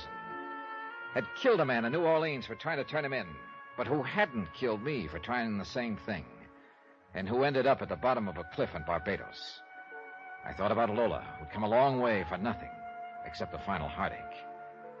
And I thought about me, who would also come a long way for nothing, period. The next day, I dropped in on Inspector Whitsett at police headquarters. Well, Dollar, I've missed you. I sort of took time out for a while, Inspector. I don't wonder. Yeah, Mrs. Chase, of course, identified the body. The inquest was this morning. Verdict suicide. Burials this afternoon. Here in Barbados? At first, Mrs. Chase wanted to take the body back to New York, but Mr. Everson felt that would just be adding another painful experience to those she'd already been through. Oh, yeah. Well, I still don't have the money Chase embezzled, Inspector. No, and offhand, I'd say your chances of finding it were not too good. Did you find anything at all in Chase's pockets that might give me a lead? Oh, just the usual. Loose change, his wallet, cigarettes, some matches, a comb. Book matches? Yeah. From a waterfront bar. Well, let me see him, Inspector. It's not much, but it's the only thing I've got to go on. I went down to the waterfront bar named on the match folder and started combing the neighborhood. I checked every hotel and rooming house. 3 hours later, I was about ready to give up. And then I found it. Yep. Chase's last hideout. I searched his room, but the money wasn't there. I went back to the desk and checked the register again, trying to find out if a woman had checked in about the same time Chase had. No soap. But then I pulled out the sample of Chase's writing that Everson had given me in New York, and I compared it to Chase's signature on the register. A few wild ideas started chasing themselves around in my brain, ideas that began to fall into a crazy pattern. Item 30-1260, long-distance phone call to the home office of Universal Adjustment in Hartford. I asked Pat McCracken to run an errand for me. 3 hours later, he called back from New York City with the answer. Yep. I'd come all the way to Barbados, but the case got solved in New York. I phoned Lola and Everson and asked them to come to the cemetery. 15 minutes later, we met at the freshly turned grave. Mr. Dollar, I must say you're not being considerate of Lola. I'm sure you realize that coming back to Tom's grave here is a most painful experience for her. I'm sure you had a good reason, Johnny. Yeah, I did. I wanted both of you to know what a jerk I've been in this investigation. Oh, don't say that. You've done everything that could be done, and I appreciate it. Well, thanks, Lola. But you see, for almost 2 weeks now, from New York to New Orleans to Barbados here, I've been chasing a dead man. What? I don't understand. I think you understand real well. Now, look here. If this is some kind of a joke, it's in very poor taste. It's no joke. I've got to hand it to you both, though. You engineered the whole deal with just 2 people. What are you talking about? Drop the act, Lola. The faithful, grieving wife. You had me fooled but good. Look, Dollar. You told me you took a trip alone about the time Tom was arrested, Lola. Oh, that was true. But it wasn't to Martha's Vineyard. You went down to New Orleans and rented a room under the name of Tom James. You were the other woman I was looking for. That's a lie. You don't know what you're saying, Dollar. Don't I? Freddie Quintana in New Orleans showed me a letter Chase was supposed to have written. It matched the sample of Chase's writing you'd given me in New York, Everson. Well, of course it did. That proves it. It proves that the sample you gave me in New York wasn't Chase's writing. I just checked by long-distance phone. You what? Oh, yes. Freddie Quintana played his part real well. But what he didn't know was he was going to get paid off with a bullet. That was the day you turned up in New Orleans, Lola. To kill him and shut his mouth. Dollar. Let him finish, George. Oh, there's not much more. You hired the second guy to pose as your husband and lead me a merry chase. That explains why he didn't kill me and why I was always able to pick up his trail again. I was supposed to. That's the way you were playing it. And all the time, the real Tom Chase was dead. You probably killed him back in New York when he was supposed to have jumped bail and disappeared. Are you through, Dollar? Almost. Except for the money. You are the embezzler, Everson. It was you who juggled the accounts. And after I ran into a dead end down here with a fake Chase's death, you and Lola could live happily ever afterward with the dough. Go on. Of course, the fellow you hired to pose as Chase didn't realize he was going to get paid off the same way Quintana was. What are you talking about? The way you helped him over that cliff, Everson, to make it look like suicide. How did you know? I probably wouldn't have tumbled to it if I hadn't checked his handwriting. Of course, you can't prove any of this. Like to exhume the body, ship it back to New York, and prove that it isn't the real Tom Chase? The body stays where it is, Dollar. Oh, put that gun down, Everson. They already know most of the story in New York. You're bluffing. Then why don't you call the bluff and find out? I think he's telling the truth, George. In that case, Yes. We've got to take care of him. not we, Lola. Not anymore. What do you mean? I think we'd better just dissolve the partnership. Don't try anything like that, George. This was our idea together, and you're in it as deep as I am. And that's why I'm leaving, Lola. I wish it had worked out, but as long as it didn't... You can't do that. You've got the money. Exactly. I won't let you. Get back, Lola. We both went for Everson at the same moment. The shot spun her around and crumpled her. I grabbed the gun from Everson. I'm afraid it's not serious, Lola. If his aim had been better, he'd have done you a favor. Johnny. One thing I still don't get. Your husband wouldn't make any statement after his arrest. That means to me he knew what you were up to. And he loved you so much he was willing to take the rap. Tell me this, Lola. Why did you marry the poor guy in the first place?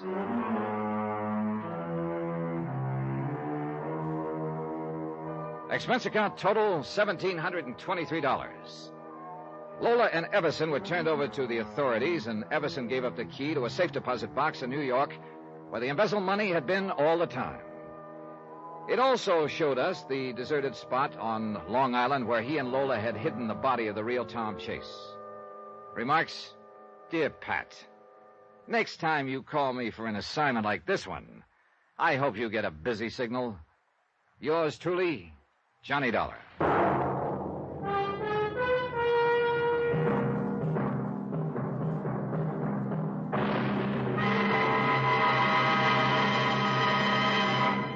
Now, here's our star to tell you about next week's story. Next week, a body suddenly rises from the grave to take the spotlight from a Hollywood star. Join us, won't you? Yours truly, Johnny Dollar.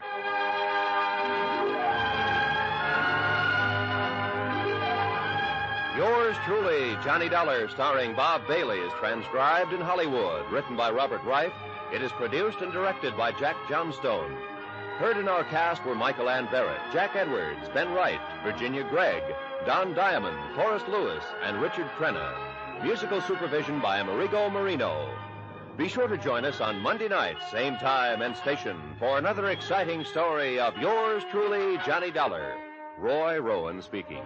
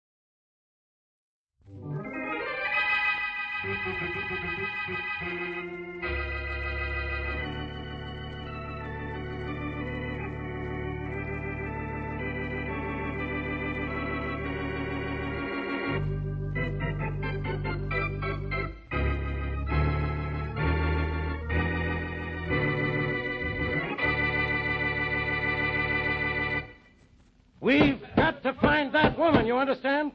We've got to find that girl, you hear? Hey, Inspector Faraday, we can't hear you when you pound your desk like that. You'll pound a beat if you don't find the Bromley girl, Carlson. And the same goes for the rest of you, too. Look, Inspector, this is the homicide department. How come the pressure's on us to find her? Because the pressure's on the whole force. And what's more, this kind of thing leads to murder sometimes. More than sometimes. And we want to get to work before there's a murder. Okay. No, it isn't okay. What have we done so far? Inspector, we've got every radio car in the city in operation. We've called in all off-duty men, canceled all... I know what we've done, Carlson.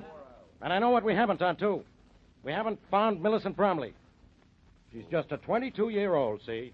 A girl who's done nobody any harm, see? And she's in the hands of thugs, see? Now, we're supposed to be great, big, strong he-men. We're supposed to be policemen. We're supposed to protect the people of this city from accidents and crimes. Yet we can't even help a 22-year-old girl. No. Faraday speaking. Inspector Faraday, this is Shorty. You know, Shorty, Boston Blackie's friend. Yeah, I know who you are, Shorty. So don't bother me. I'm busy. Yeah, I know that, Inspector Faraday. That's why I'm calling. I can make you unbusy. Oh, you can you? Yep. Well, isn't that nice? Now, look, Shorty, I've got... Don't... But you gotta listen to me, Inspector Faraday. Blackie's out of town. Oh, Blackie's out of town, is he? That's wonderful. Now, why don't you get out of town, too? Then I'll solve this case the way it ought to be solved. Inspector Faraday, I just talked to Blackie's girlfriend, Mary Wesley, and she talked to Blackie. He's in California. You talk to Miss Wesley, and Miss Wesley talk to Blackie. So what? What do I care? I'm busy looking for a missing girl. Now, goodbye. Oh, gee, Inspector Faraday, don't hang up. I know you're looking for a girl. It's Millicent Bromley, isn't it? Yeah, it's Millicent Bromley. And I suppose you know right where she is. I sure do, Inspector Faraday. She's right here in my room.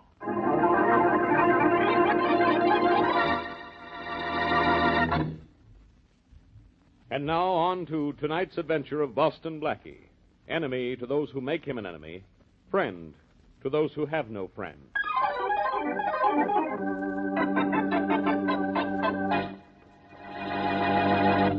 There's Shorty's door, Carlson, at the end of the hall. You think he was on the level about having the Bromley girl, Inspector Faraday? I don't know. If he does, this case is awful easy.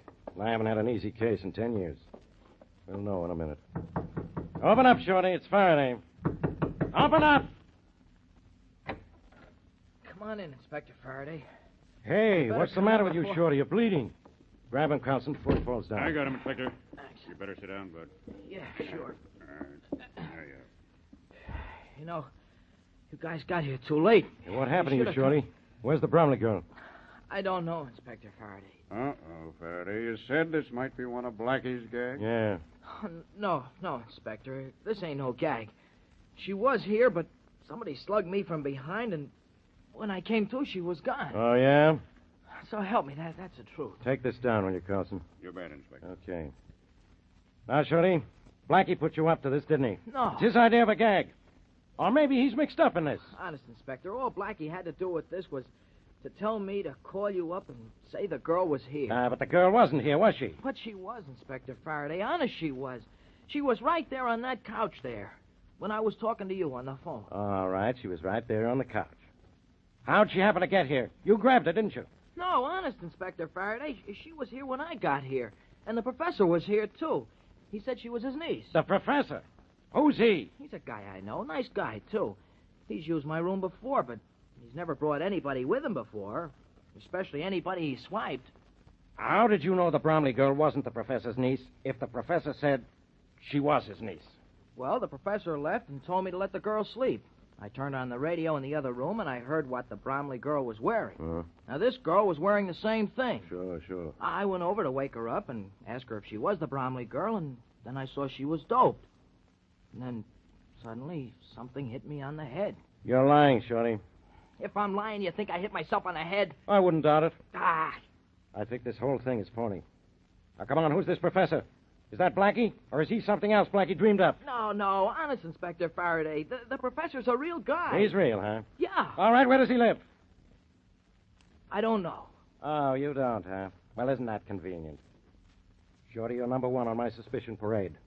And maybe the charge will be murder, which is another way of saying you're under arrest.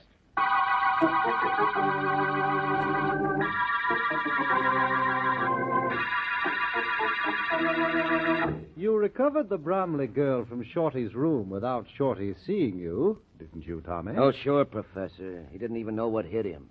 And the Bromley dame's still sleeping in the next room. Splendid. Now, I want you and Bill to listen to me very closely. I think I know what we're going to do next, Professor. I hope you do, Tommy. But Bill here wasn't present for the initial proceedings. I think we had best... One thing I don't savvy yet, Prof, is why we stashed the dame at Shorty's in the first place and then had to conk Shorty to get her back. Well, Bill, I didn't want to bring her directly here to my place until I was certain the police had no description of me. So it was expedient for the girl and I to remain in someone else's abode until I could ascertain whether or not it was safe to lodge her here. Oh, I get it. Nobody spotted you snatching a dame, so after a couple of hours at Shorty's, it was okay for us to get her out of Shorty's, huh? Your powers of deduction are brilliant, Bill. But now for your instructions. I managed the girl this far.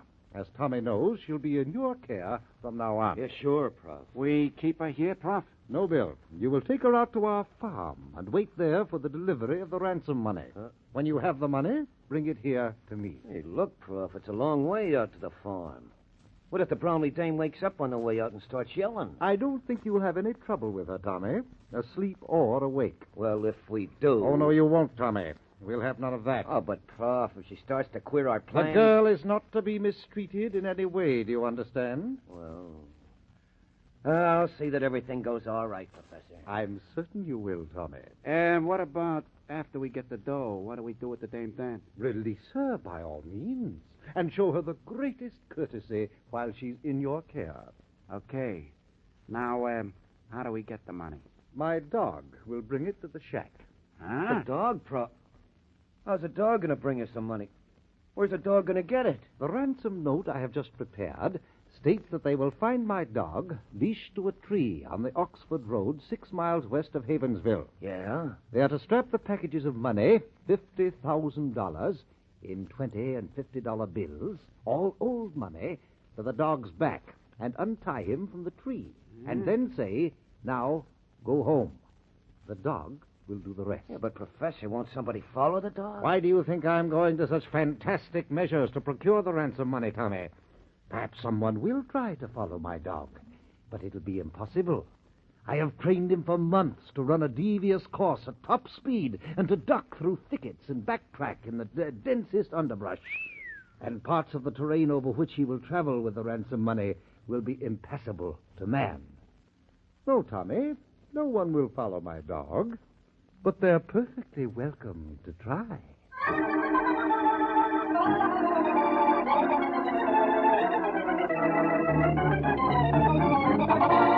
Inspector Faraday, I know you're doing everything possible to find my daughter, but can't you do the impossible and get her back? Mr. Bromley will do anything to find that daughter of yours. But you can help us if you give us the details of the ransom But note. I haven't received a note. Mr. Bromley, I know exactly how you feel about this. You think you're protecting your daughter by not cooperating with the police because the note says not to But, contact the police. Inspector Faraday, you must believe me. I have not received a note. You haven't, huh? No. But when I do, you can be sure I'll contact you, no matter what the note says. Will you promise me that? Even if the note warns you not to come to us? I'm no fool, Inspector. I know you can handle these fellows far better than I. Well, I'm glad you realize that. If more people realize that, there'd be far less crime. You'll get complete cooperation from me, don't worry.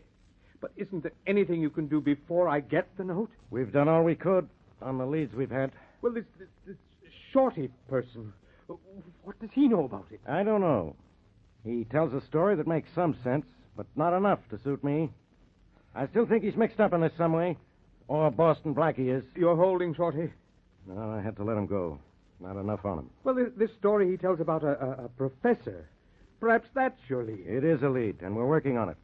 But so far, we haven't been able to find any professor. But certainly this Shorty must know where he lives if he knows him well Mr. enough. Bromley, you don't know underworld people.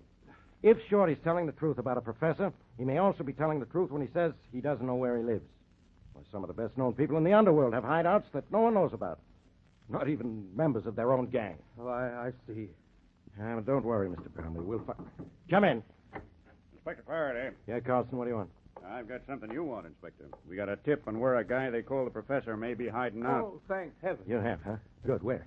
In a brown house on Front Street between Canal and the Bay Bridge ramp. Front Street, huh? Yep. That's near where Shorty lives. Maybe he was telling the truth. Inspector, now maybe we'll find my daughter. I hope so, Mr. Bromley. Maybe you'd like to come along with us. I'm going down to Front Street in person to teach that professor a lesson.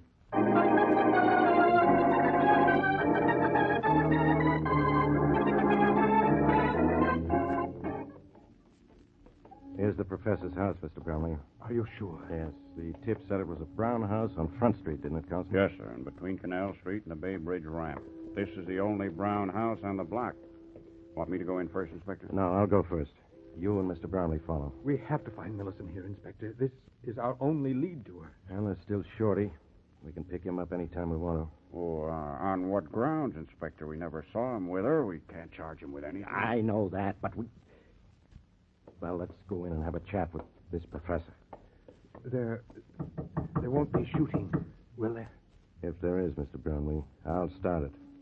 My gun's all set. Hey, why not try the door, Inspector? It might be open. All right, but watch it. You'd better step back a few feet, Mr. Bromley. That's all right, Inspector. I'm not afraid. Door's open. Let's go in. But slowly. Doesn't look to me as if this house has been lived in lately. Some people don't care how they live, Carlson. Inspector, there's a light shining from under that door. There. Yeah, I just saw it, Mr. Bromley. Come on, let's have a look. Ready with your gun, Carlson. Ready. But be careful. He may be holding my daughter as a shield. Please, be careful. We'll watch out, Mr. Bromley. Okay. I'm going to try the door. I'm all set. Fling her open if she isn't locked. And there's our professor. Okay, Prop. What the... matter, Inspector Faraday? Nothing much, Mr. Bromley. But there's a lot the matter with the professor. He's dead.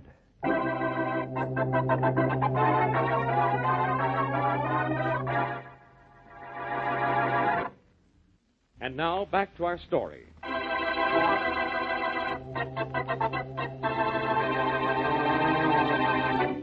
22-year-old Millicent Bromley is missing, but is later found by Shorty, a friend of Boston Blackie. Shorty learns that the girl is stolen and gets in touch with Boston Blackie, who's out of town. Blackie tells Shorty to contact Faraday of the police. Shorty calls Inspector Faraday, but before the inspector gets to Shorty's room, Shorty is knocked out and the girl stolen from him. Shorty claims a man named the Professor brought the girl to his room, but when the police find the Professor, he's dead. As we return to our story, Shorty has been released by the police, and in the Bromley home, the phone rings. Hello. You, Bromley? Yes. You get our little note about the ransom? Yes, I just this minute received it. Are you the man who has my daughter? I'll ask the questions. But I'll answer that one with a yeah. I got your note. I'll pay your money. Only give me back my daughter. You'll get her back, Bromley. But did you read that little note real good? Yes, I read it. Well, it said, don't tell the police what's in it. Did you read that? Yes, I did. Well, remember that, pal. Or forget about your daughter. Oh, I'll be... Hello. Oh, he hung up. Coming. Yes, I'd like to talk to Mr. Harold Bromley, if it's okay. I'm Harold Bromley. Oh, hiya. I'm Shorty. I guess you've heard of me. I certainly have. You got a minute so I could talk to you? Definitely. Come in. Thanks. The police have released you, I trust. Yeah, but they'll nab me again if we don't find your kid. I'm still in a jam. Look, I just been talking to my friend Boston Blackie long distance, see, and he asked me to come and see you. Your friend Blackie is going to help me find my daughter. He's trying to now, Mr. Bromley. But how can he help me when he's out of town? Oh, he'll be here tomorrow, but he figured he might help even before he got here. If you tell him what's in that note. Well, I intend to tell Inspector Faraday of the police, in spite of the fact that I just had a phone call warning me not to. But do you think it's wise for me to tell Blackie, too? Well, if you're smart enough to spill it to the cops, you sure can't go wrong spilling it to Blackie. You know, Blackie comes up with some shortcut ideas every now and then. Yes, he does, doesn't he? Sure. All right. Here's what the note says. The money, $50,000 in old bills in 20s and 50s, is to be taken by car to a tree on the Oxford Road, 6 miles west of Havensville. Uh-huh, I got it. There'll be a dog near the tree. A dog? What cooks? The money is to be strapped to the dog's back. I am to untie the dog and say, now go home. And that will be that. Why, that's the nuttiest thing I ever heard. I'm afraid it's rather clever, though, Shorty. They caution me not to try to leash the dog. He'll balk. He won't move. And not to try to follow it. It'll be impossible. Oh, it is, huh? Well, maybe so. Look, when do you have to kick in with the ransom money? At midnight, tomorrow night. Tomorrow night, huh? Okay, now I'll tell you what. Just so those guys can't say you double-crossed them, I'll go to the cops. That note sure didn't say nothing about me.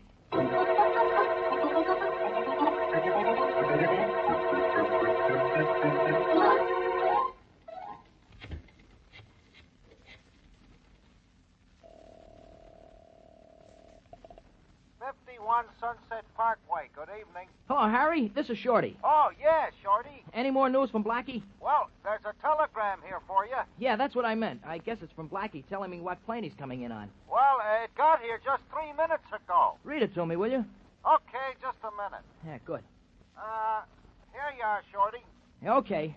Read it slow. Okay, it's from Blackie, all right. What plane's he coming in on? Well, here's what his wire says. Yeah? Weather impossible. All planes grounded. Phone me here about note as soon as you know something. Signed, Blackie. Okay, Harry, I'll do that. Blackie says he'll tell me what to do next, huh? Gee, I sure hope so.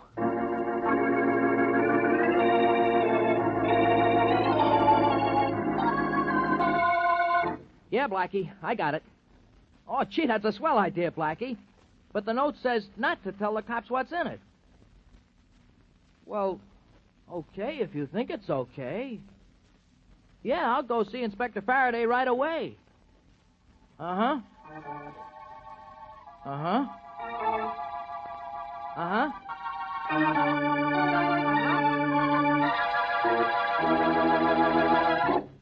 Look, Shorty, you want to spend the rest of your life in this office of mine? Maybe. Now, look, Inspector. I came here to tell you what was in the ransom note Mr. Bromley got. He got the note? You know what's in it? Sure. How do you know? Did you write it? No, I didn't. Mr. Bromley told me what was in it. He told you? Uh-huh. Why didn't you say so in the first place? Because you've been screaming your head off ever since I walked in that door. Well, I'll scream some more if you wait any longer to tell me what's in that note. Okay. Here it is. Now, at midnight tonight, we take $50,000 in old bills, 20s and 50s, to a tree on the Oxford Road, 6 miles west of Havensville. I know, the old gag. Leave it in a hole in the tree, huh? Oh, no. There'll be a dog there. Yeah, I thought. A dog? Yeah, a dog, tied to the tree. We strap the money on the dog's back, untie the dog, and he scrams with the dough. That's fine. Just how are we going to follow a dog? Those things can run, and they probably got this one trained to break records. Yeah, I guess maybe they have, Inspector Faraday.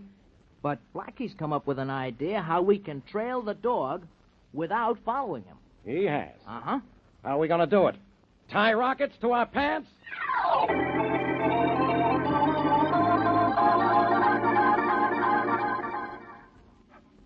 Yeah, it's a good puppy. You better hurry, Mr. Bromley. It's almost midnight. We Yes, want to release Inspector. the dog here right on the dot of 12. It's almost done, Inspector Faraday. Bye. My hands are shaking so I can hardly... There. Seems secure enough. Good. Now, here's where we start fooling these guys. How, Inspector? We'll never be able to follow this dog by trying to run after it. No. But we can do something so we can watch where he goes. Now, look around you, Mr. Bromley.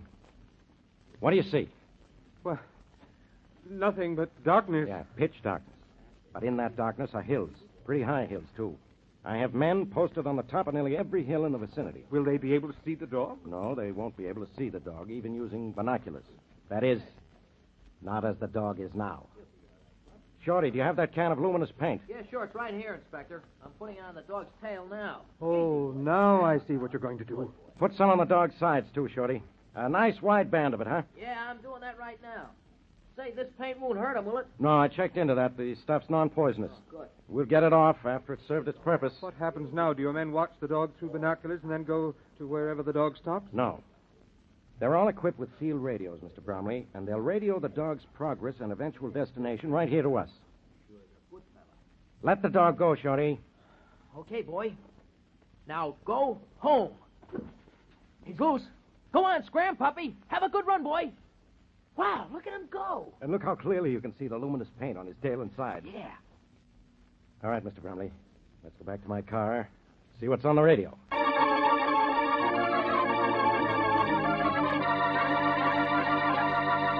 This is Sergeant Lawrence in north position. The dog just crossed Highway 6 going due west. I followed him straight west until he disappeared into a pass. This is Carlson, west position. The dog just passed below us, heading up the bank of the Owl River, 7 miles from the Staten Bridge. He's now heading into open country in the direction of Plainfield. This is Williams on a hill near Plainfield. The dog just arrived at a farmhouse 18 miles north of Plainfield.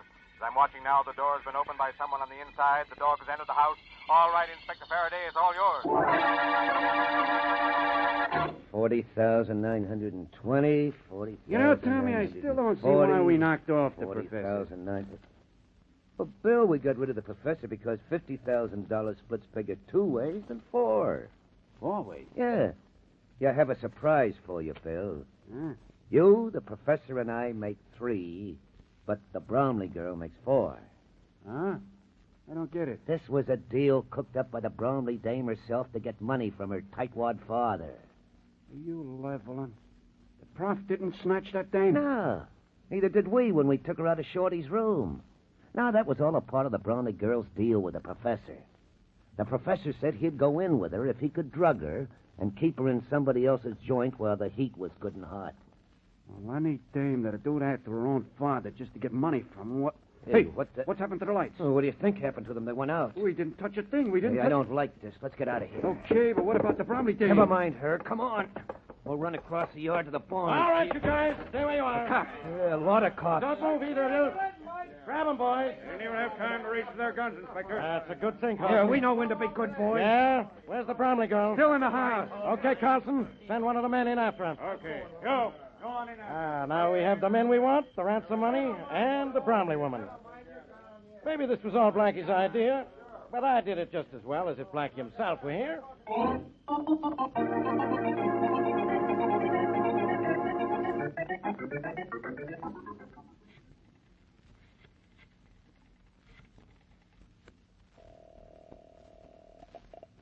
Police headquarters, homicide.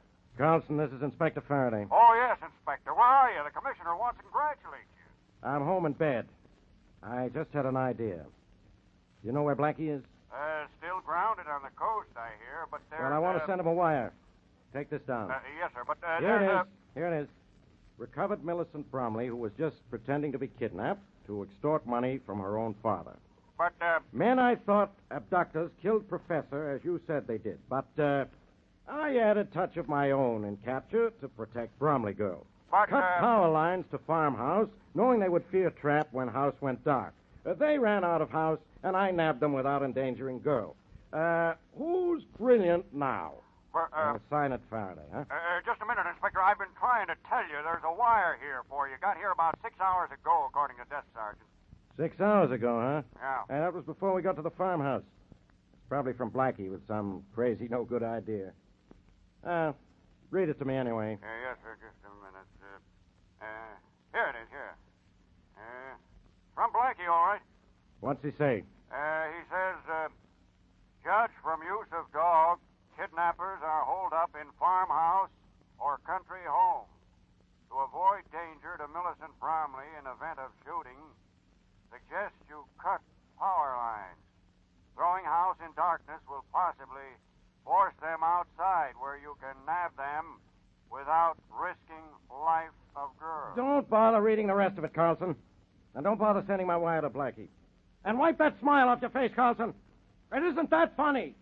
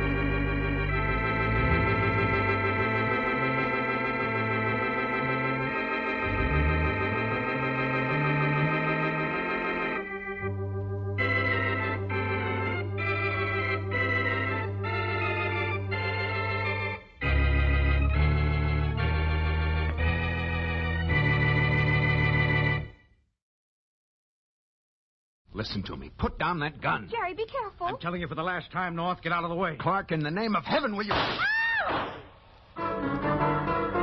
Mr. and Mrs. North, starring Richard Denning and Barbara Britton.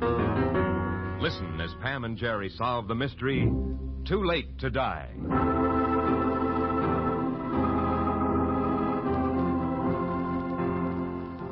A man sits at a microphone in a radio studio in Midtown Manhattan.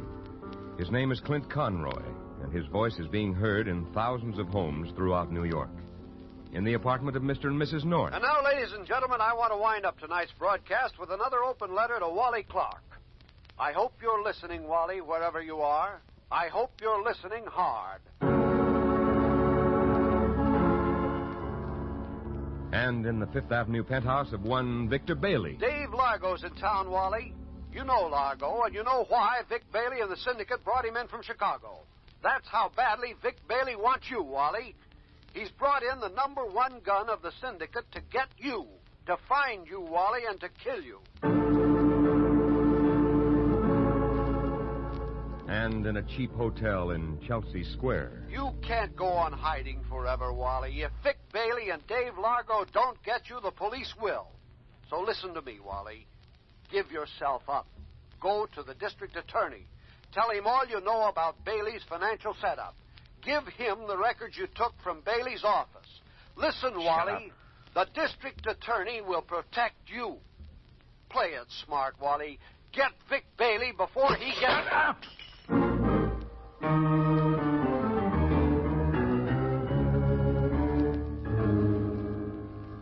That guy, why can't he leave me alone? Why does he have to keep after me?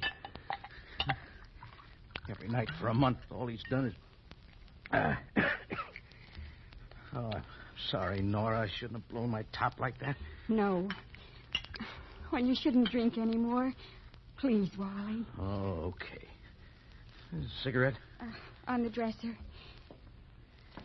Wally, Clint Conroy's trying to help you. Help me. Well, he is. And, darling, he's right. We can't go on hiding forever, living like this. Me in this room and you sneaking around town like a hunted animal, living Lord knows where.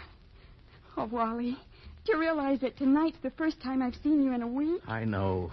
Well, what kind of a life is Look, it when... I couldn't come around because... Because why? Look, honey, I don't want to frighten you, but you're going to have to move out of here. Why, Wally? Well, I think the dame on the switchboard, a little blonde. The one they call Gladys? Yeah. I got a hunch she recognizes me from the picture in the paper the other day. Oh, Wally. I'm not sure. I may be wrong, but... Did she see you come in tonight? No, she isn't working tonight. Nora, I rented a room in a rooming house for you, up on 81st Street. Now we'll go... Wally, I can't stand it any longer. You've got to go to the district attorney. Give him Vic Bailey's records and tell him everything you can. Then go order a coffin? The police would protect you. For how long? The rest of my life? They'd have to, because sooner or later Bailey'd get me. It might be a month or a year or 5 years, but he'd get me. He'd be in prison. Prisons don't stop guys like Bailey, Nora. Honey, can't you understand? Bailey isn't just one man. He's hundreds of men. Yeah, thousands of them. He's the syndicate. The syndicate. And even if I sent Bailey to prison, it'd get me because there are too many guys like me. Guys who talk. And the syndicate would have to make an example of me. Well, then send his books and records back to him and... That wouldn't do any good. It isn't just his books he's worried about. It's the guy who kept them. When the grand jury hung that subpoena on me, it was my death warrant as far as Bailey was concerned. Oh, Nora, honey, listen. We won't go on like this much longer. If I can just scrape together some money, we'll... We'll what? Go somewhere else and hide? And what happens when the baby comes? Baby? Yes, baby. Nora, I'm going to have a baby. Oh, why didn't you tell me?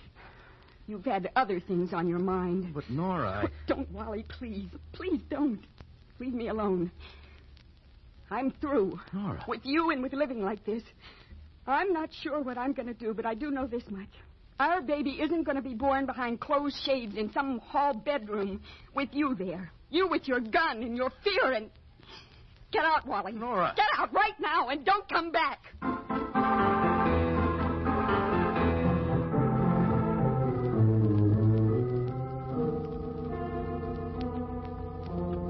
Well, here's the elevator, Pam.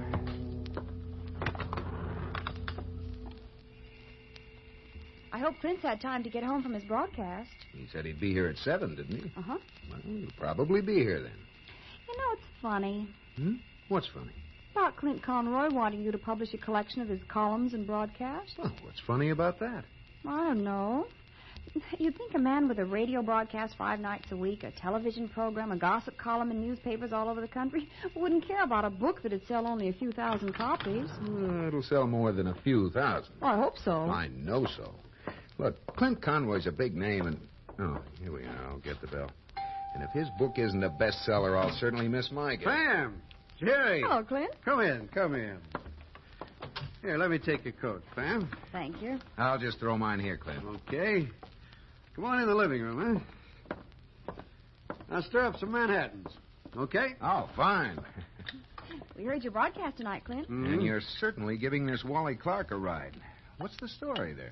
Story on Clark? Yeah. Mm-hmm. He's a young guy, a bookkeeper, fairly legitimate, worked for a small outfit called Mammoth Enterprises Incorporated.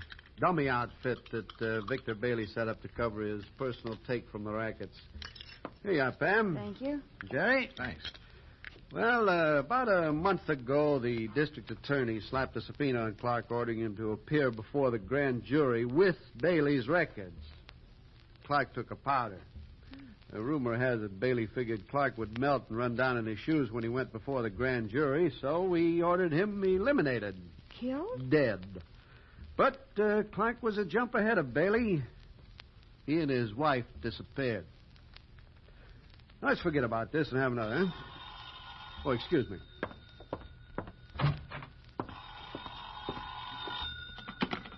Hello? Clint Conroy? Yeah? Wally Clark. Clark. Listen, Conroy, I want to... Hold it.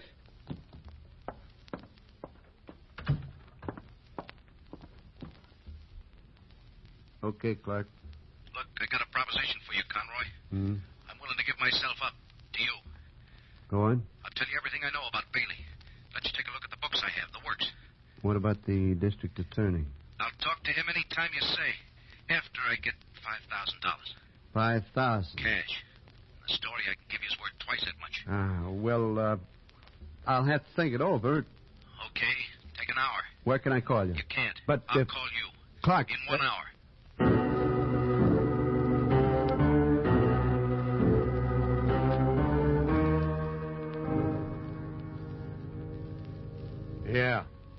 Yeah, okay. I'll tell him. Well? Bert Noonan. Well? Says Clark stayed in a flop joint in Canal Street last Saturday night. And? Left a dirty shirt and hasn't been back since. You're belting that bottle pretty hard, Vic. Why don't you mind your own business, Largo? You're getting the jumps, Vic. You shut up. Drinking, smashing glasses in the fireplace, yelling. Shut up, Largo. I brought you here to do a job, not to... I'll answer it. Sure.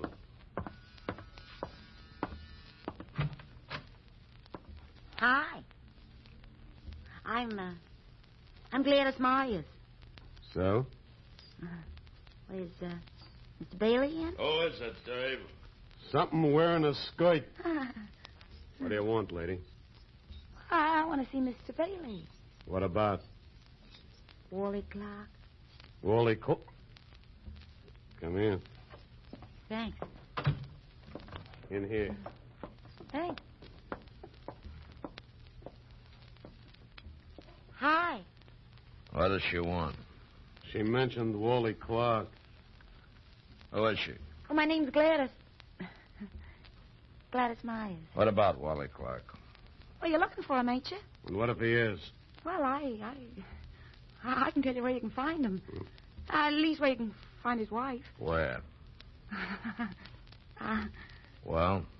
Well, worth anything to you? Maybe. Talk. Say maybe $500? Talk. Well, is it or ain't it? Tell me what you know and I'll see. Who are you? Well, if I tell you that, you'll know where Mrs. Clark is. So? Who are you? Oh, $500 ain't nothing to a man like you, Mr. Bailey. What's stolen? When I see some money. Listen, you stupid little tramp. If you know something, you spill it. Now, talk. Take it easy, Vic. I'll handle this. No, you little... Let go of me! You got no right here. Ow! Now, where's Clark's wife? Talk. You hear me? Now, talk. All right. Pontiac Hotel. Chelsea Square. Okay. Now, you heard her, Largo. Yeah. I'll get going. What about her? Give her $10 and throw her out of here. I hate stool pigeons.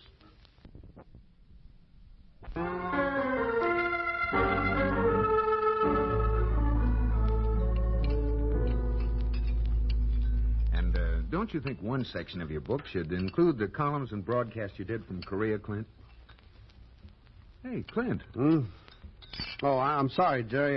Is something wrong, Clint? Wrong? Well, you keep looking at your watch as though it were a time bomb that was going to explode any minute. Well, in a way it is. What do you mean? Well, look, I need some help. You remember the phone call I got just after you two arrived? Yeah. What about it? It was Wally Clark. Wally, Clark.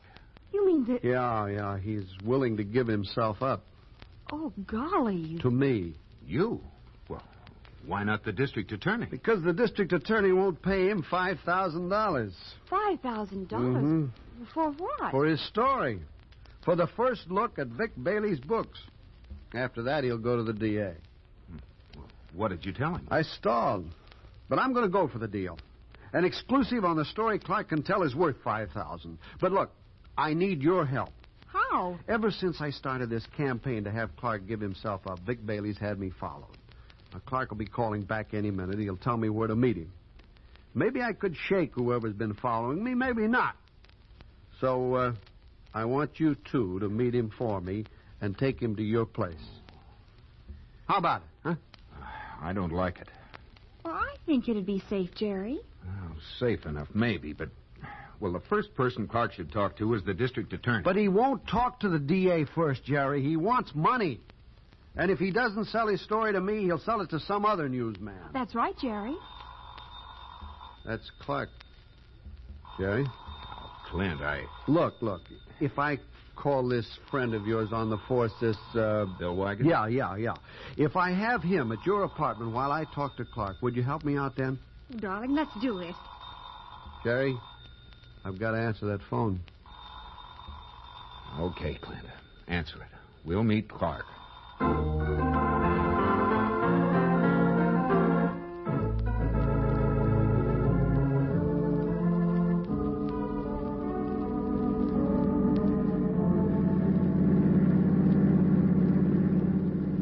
Pier 12 is the next one, Jerry. Yeah. Oh, look. That must be the shed where we were told to park. You wait here. Keep the motor running. All right, darling. Oh, but be careful. Yeah.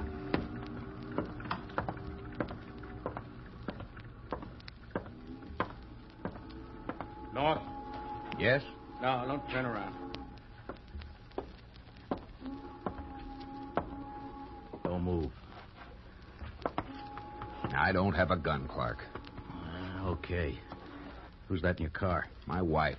Clint Conroy told you she'd be with me. I'm just checking. All right, let's go.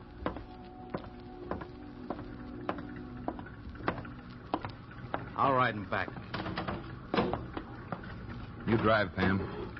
All right. Turn the car around, Mrs. North, and go back uptown. Uptown? Our place is down in the village. We're making a stop before we go to your place. A stop? Where? In Chelsea Square, the Pontiac Hotel, to pick up my wife.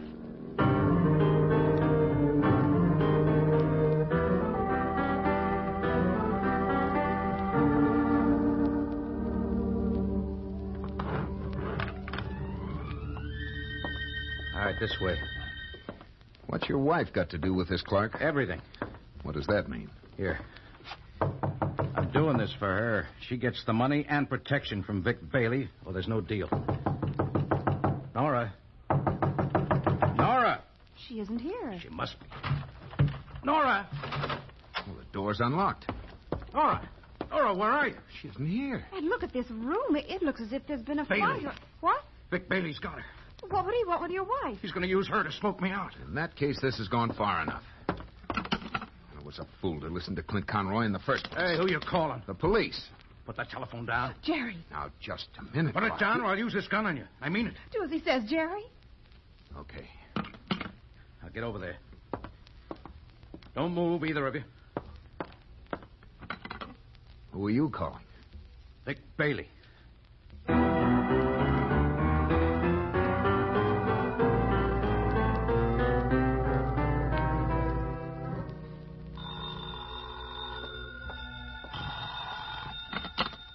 Hello. Hello, Bailey? Well. Wally. Yeah. I had a feeling I'd be hearing from you. Okay, Bailey, let's cut the talk. You win. Where's Nora? Where are you? I'll meet you anywhere you say. And my books, Wally. Where are they? You'll get 'em, Bailey, after you've let Nora go. But if you've hurt her, I swear to heaven... Relax, Wally. Where shall I meet you? You know my place in Scarsdale? Yeah? Be there in an hour, Wally. Okay.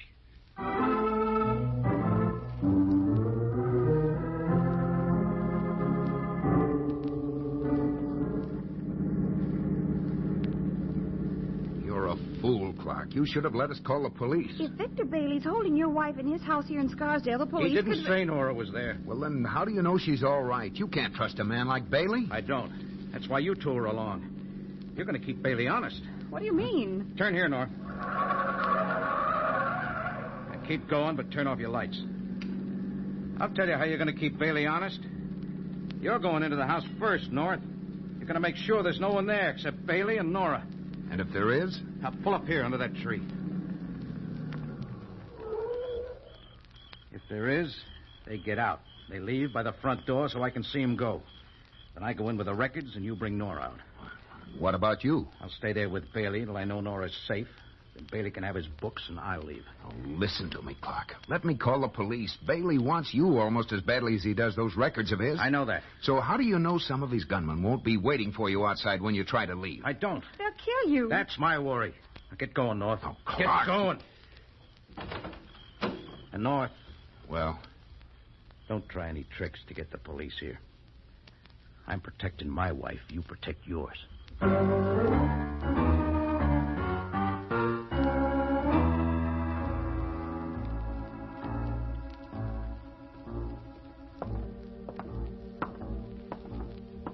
All right, Bailey. Now, where's Mrs. Clark? In here. Resting. There. What's the matter with her? Not a thing. I smell chloroform. Do you? She's been chloroformed, hasn't she? Has she? Come on. Well, you've looked over the whole house, North, except for a broom closet or two. Are you satisfied? No. But Wally Clark will be when your friends leave. Okay, Largo. Smiley. Blow. What a sap you're letting Clark play you for. Beat it. I know what I'm doing. Look. How do you know the cops ain't waiting outside? Beat it. Okay, sucker. Come on, Smiley. All right. All right, North, get Wally Clark in here. Raise the shade on the front window. Sure. I'm going in and try to wake Mrs. Clark. Just one thing, North. You're probably figuring on going to the police after you get Mrs. Clark out of here. That's right. Won't do you any good. Kidnapping is a pretty serious offense, Bailey. Kidnapping? Who's been kidnapped? Mrs. Clark? She isn't going to complain. We'll see. Yeah, sure, North. Okay, we will see. We'll see. Ah, hello, Wally. Get inside, Miss North. Jerry, where's my husband? And getting Mrs. Clark. You don't need the gun, Wally. All I want's my records. I'll put them on this table when Mr. and Mrs. North get Nora out of here. Mr. Clark, don't give him those books. Shut up. You don't have to. You've got the gun. We could take the books and your Shut wife. up. Maybe you ought to listen to her, Wally. In a way, she's making sense. Oh, sure. We all walk out of here and let Dave Largo and Smiley chop us down, You huh? saw Dave and Smiley drive away, didn't you? They drove away, and they could have driven right back. Oh, no, Bailey, I'm not being suckered like that. I stay here with this gun on you till I know Nora's safe. North. Yeah? Hurry it up. Come on. I'm coming. Jerry, where's Mrs. Clark? Still in the bedroom. We'll get her out here. It's no use. No use? Why not? You were right, Bailey. Mrs. Clark isn't going to complain. She can't. She's dead.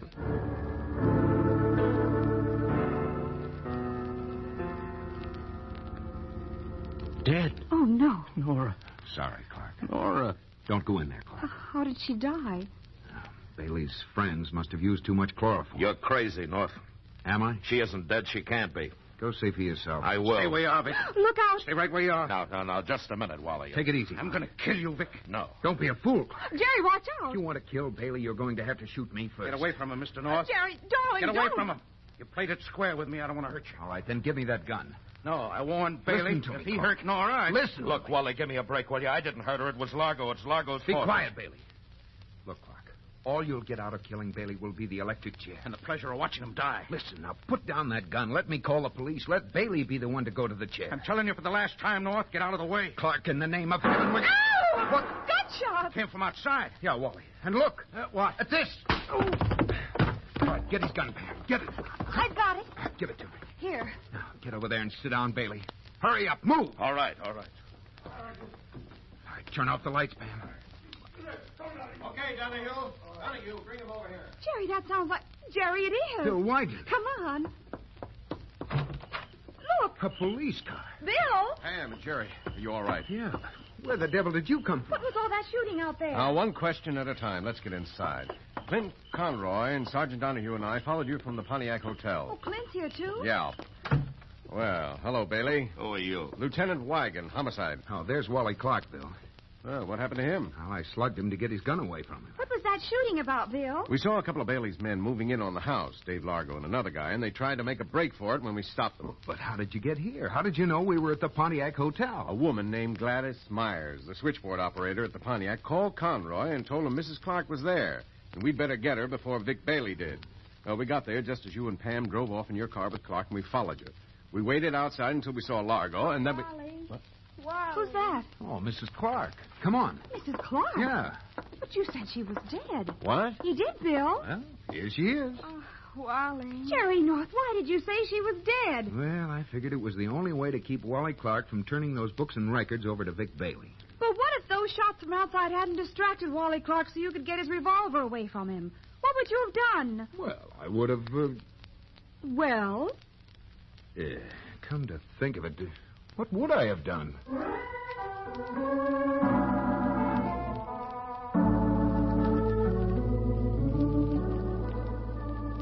Hello? Hello, Miss Pennington? Yeah, Mr. North.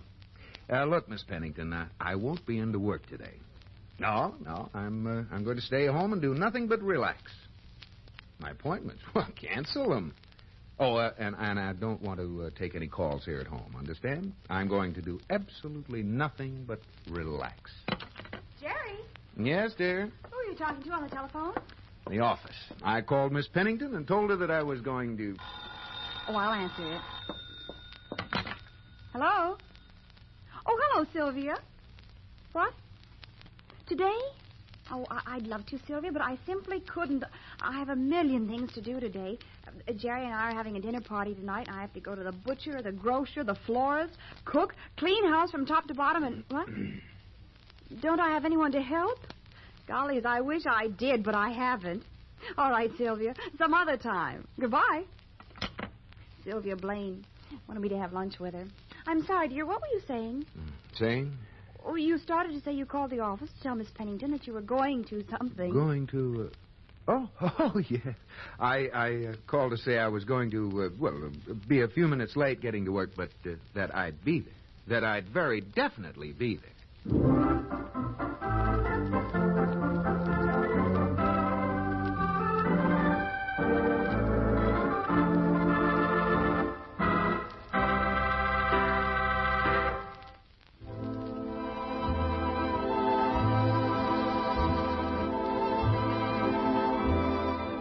Pam and Jerry are sure to have more exciting adventures next week. Listen in, won't you? There's always mystery well sprinkled with humor on Mr. and Mrs. North. This is the United States Armed Forces Radio Service.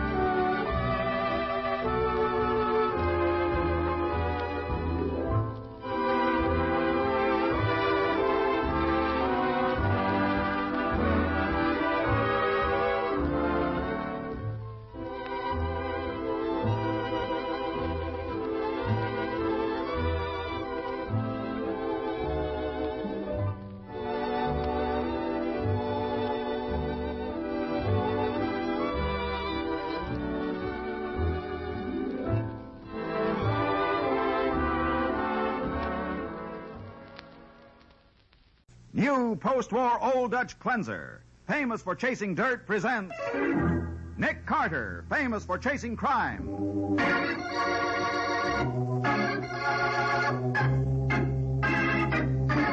Every week at this time, two great names are joined as new post-war Old Dutch cleanser brings you one of the most resourceful and daring characters in all detective fiction. Nick Carter, Master Detective.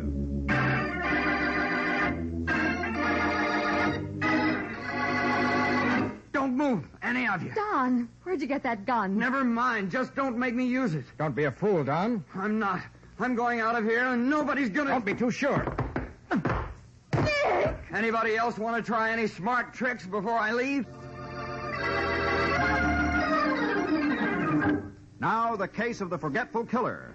Today's adventure starring Lon Clark as Nick Carter, brought to you by new post-war Old Dutch Cleanser.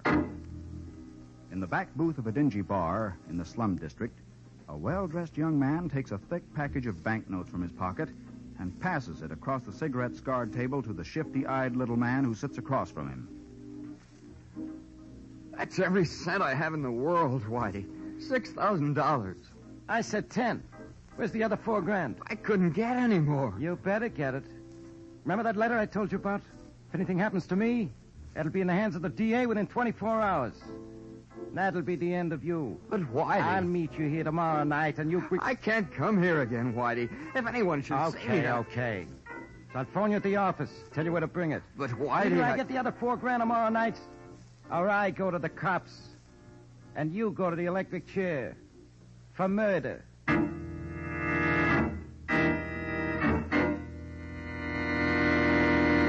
John, if there were any way I could raise the money for you, I would. You know that. Oh, I know, Chris. I wouldn't have asked you, except I've tried everything else. You're the only real friend I've got. Sure. Now, when you need me, I can't come through. Oh, I don't know what I'm going to do. Whitey phoned me about an hour ago. I promised to have the money at the corner of First and Water Streets at 1 o'clock tonight. I've got to have it there. But why, Don? What's he got on you? You can tell me. No, Chris, I don't want to talk about that. But if Whitey ever tells the cops who I really am, it's the end of everything. And that little rat's got me tied hand and foot. You mean that letter to the district attorney? Yes, but... Chris, do you think you could be lying about that letter? If I thought now, that... Now, Don, you're not getting any crazy ideas, are you? Oh, I don't know. I don't know what I'm thinking. There's only one chance left. Yeah? Mr. Hughes gets back from Washington at 11 tonight. You'll never get him to part with $4,000. If I know our beloved employer, he'll never... But he's got to. It's my last hope. But what if he won't? Then I'll be waiting for Whitey just the same. And it'll be a meeting he'll never forget.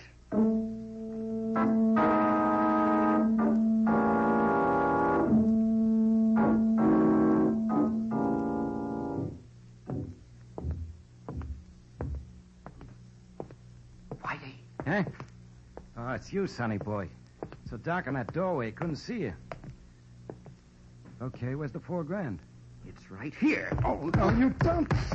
Let go of that gun. Try and double-cross me with it.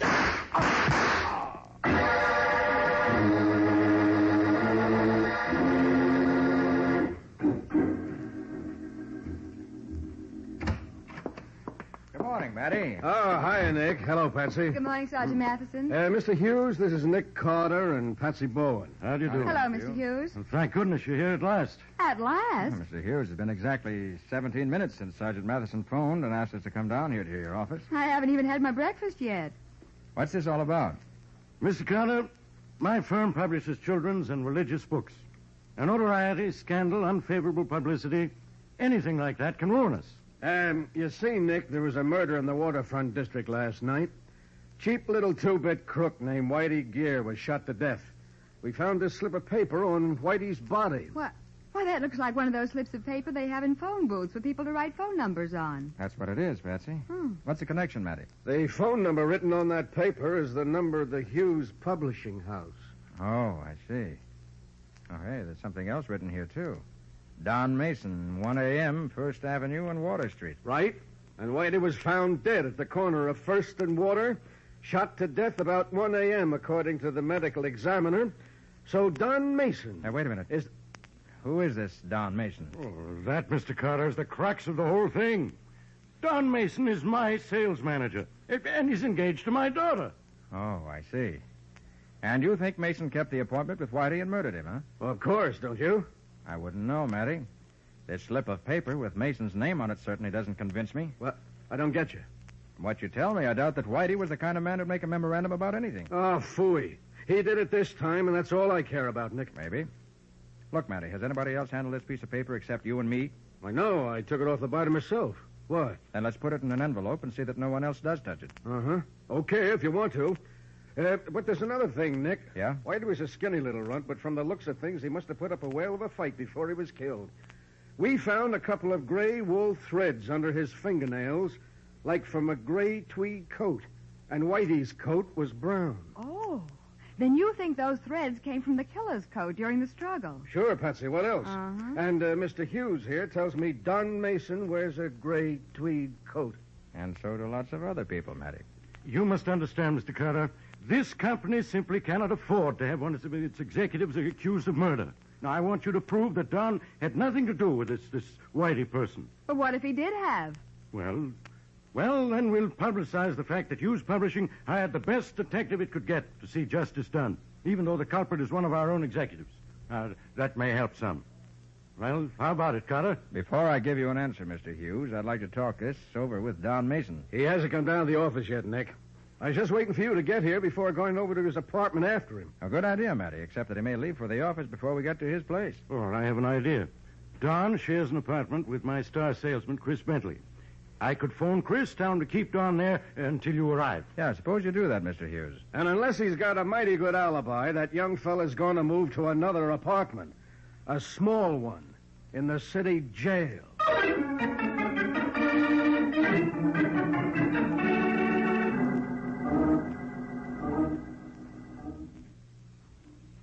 Don, wake up. Oh, you're away. Wake up, you dope. Snap out of it. Oh, good morning, Chris. What's the matter? Old man Hughes just phoned that some people are coming to see you. He says to tell you to wait here until they arrive. Okay.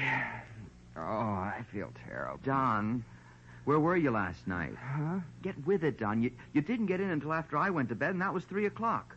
Where were you? What? Oh, I don't know.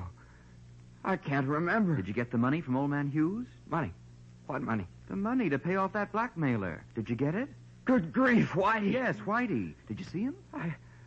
I can't remember whether I did or not. You mean you had another one of those blackouts? I guess I must have. Now, let's see. I remember eating dinner here at the apartment with you. Yes, and afterwards I went out for a pack of cigarettes. But when I came back, you were gone. And so was that gun you keep in your dresser drawer. What?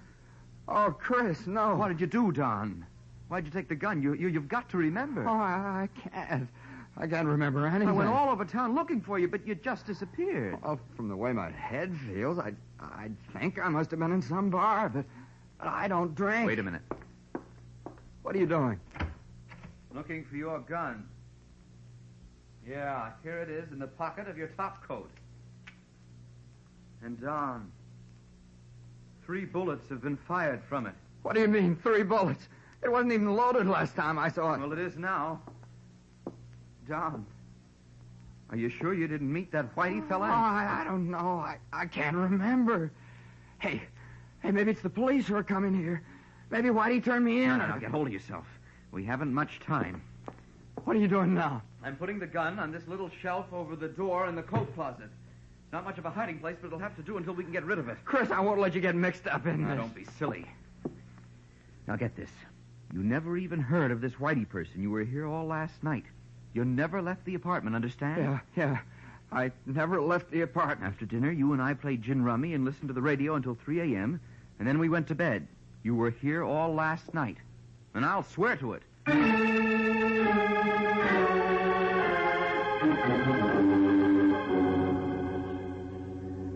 And you still say you didn't meet Whitey Gear at the corner of 1st and Water Streets last night, Mason? No, I never even heard of the guy, Sergeant. Then how come he had your name and phone number? I don't know. Can you prove where you were at 1 o'clock, Don? I was right here in the apartment. That's right, Mr. Carter. Don never stepped outside all last night. You'll swear to that? What? Well, sure I will. We played gin rummy until 3 a.m. Well, that sounds like a pretty good alibi, Sergeant. Yeah, if it holds up. Frankly, Don, you don't look as though you'd spent a quiet evening at home. I'd say you were suffering from a pretty bad hangover. Well, Mason, Whitey Gear was killed with a .38 revolver. You own such a gun? No. You own a gray tweed coat? Yeah. Why? Where is it? Well, it's in the closet, but I... All right. Don! Oh, darling, Daddy said you were in some kind of trouble. Don isn't in any trouble, Betty. No, honey, it's all right. Hey, wait a minute. Who's this? It's Betty Hughes, Don's fiancée. Say, you're looking fine, Betty. That's a new hairdo, isn't it? Of course not, Chris. But what did Daddy mean I by... guess it's just because I haven't seen you for so long. What are you talking about? You saw me only last night. But what was that? Chris came over to my house last night looking for Don. He said Don had disappeared, and he thought... Well... Don, something is wrong. Oh, you are in trouble, aren't you? You bet he is, Miss Hughes. So he was with you every minute last night, was he, Chris? Well, Now, look, Sergeant. I'll talk to you later. Get your hat, Don. I'm taking you in for the murder of Whitey Gear. Now, Matty, are you sure you have enough of a case to justify an arrest? You bet I have, Nick. Why would he frame a phony alibi if he wasn't guilty? Oh, Chris, if I'd only known. I tried to tip you off, Betty, but I guess I was pretty clumsy about it. You ready, Don? Yeah, I got my hat. And I got this. Oh, where'd you get that gun? Never mind. Just don't make me use it. Because if I do, somebody's going to get hurt. Unmindful of the fact that his action is practically a confession of guilt, Don stands near the door, holding Nick, Matty, and the others at the point of his gun. In just a moment, we'll see what happens next.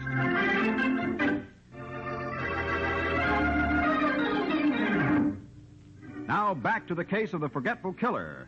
Today's adventure with Nick Carter, brought to you by new post-war Old Dutch cleanser.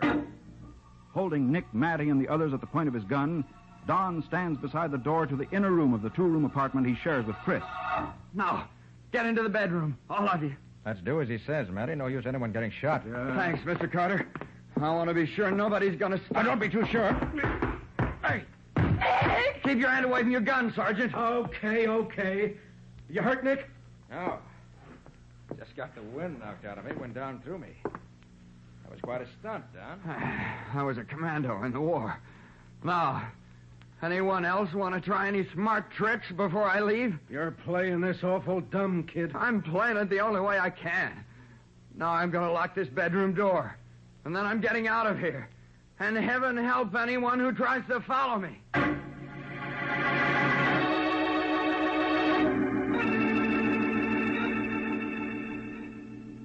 So you both just stood there and let him walk out, did you? A fine pair of detectives you turned out to be. They didn't just stand there. As soon as they heard the outside door close, Nick and Sergeant Matheson were after him. Yeah, but by the time we got the door unlocked, he was out of sight. But he left his wallet in the dresser, along with some small change, keys, and so on. He won't get far without a cent in his pocket. Yeah, he left that gray tweed coat, too. I sent it down to the police lab. And if those threads under Whitey Gear's fingernails came from that coat, we'll know it in a couple of hours, Nick. That young scoundrel. When I think of all I did for him. What did you do for Don, Mr. Hughes? Why, I gave him a job, didn't I? You even promoted him to be sales manager when he wasn't in line for the job, simply because Betty was in love with him. Well, I guess she sees a mistake now. I doubt it. When a girl's in love... Oh, love fiddlesticks. Before he came along, it was Chris. For him, somebody else. How long has Don worked for you? Ever since he came here from Toronto, 1942.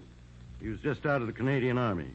I thought I was being patriotic by helping a disabled veteran. Disabled? Yeah. There wasn't anything disabled about the way he threw me clear across that room. It was a head wound. That's why they discharged him from the Army. He used to have periods when he'd black out completely. He couldn't remember where he'd been or what he'd done for hours at a time, even days. That hasn't happened for a year or so now. Well, according to Chris, it happened last night.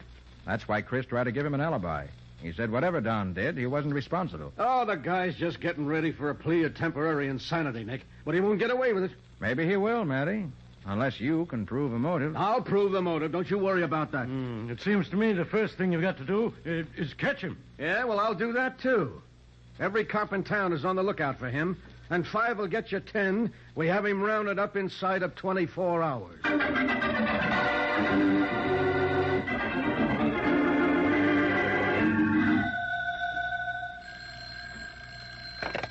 Hello? Betty? Don. Oh, Don, is that you? Yes. Are you alone? Yes. Oh, darling, where are you? Never mind. Betty, I need help. And I don't dare try to get in touch with Chris.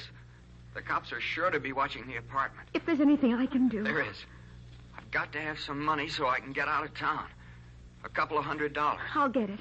I'll bring it to you. No, I won't let you take any chances. Give the money to Chris. Tell him I'll be waiting in the freight yards at the foot of 68th Street at midnight.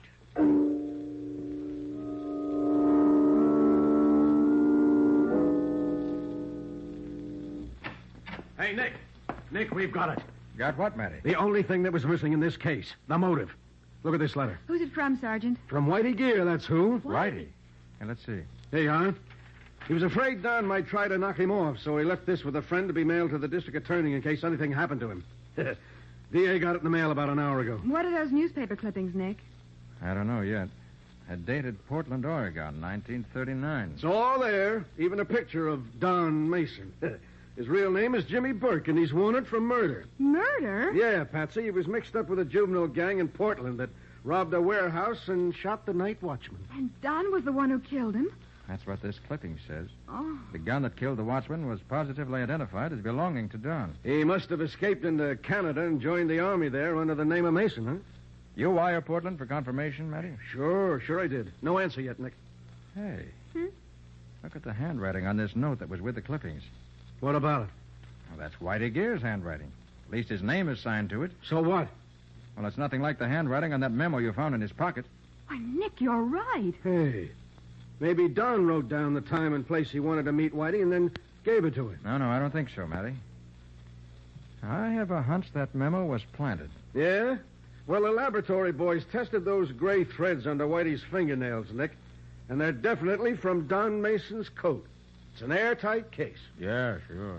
You seem to have everything except a prisoner. You haven't found any trace of Don yet, have you? No. He won't make a move until after dark. But like you said, he's got to have money. Probably he'll try to get it from Chris. And I've got all my men around that apartment. I don't think he'll go back to the apartment, Matty. What? My hunch is he'll try to contact Betty Hughes. Hey, maybe you're right. Well, I'll just plant some of the boys around the Hughes house, too. You won't have to, Matty. I phoned Walter McGlynn. He's watching the place now. Oh, well, okay. Then we got him, no matter which way he jumps.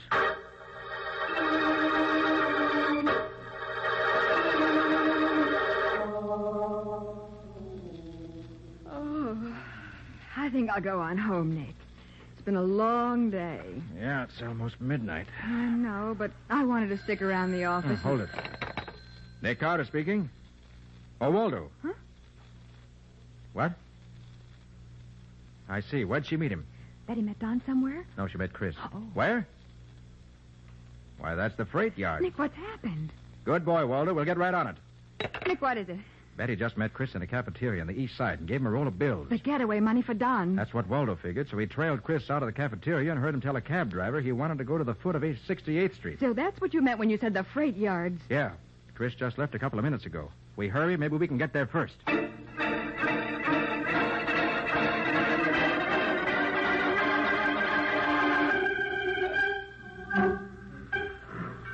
Nick, that was Chris ahead of us. I know it was. Yeah, I got a good look at him when he passed under the light.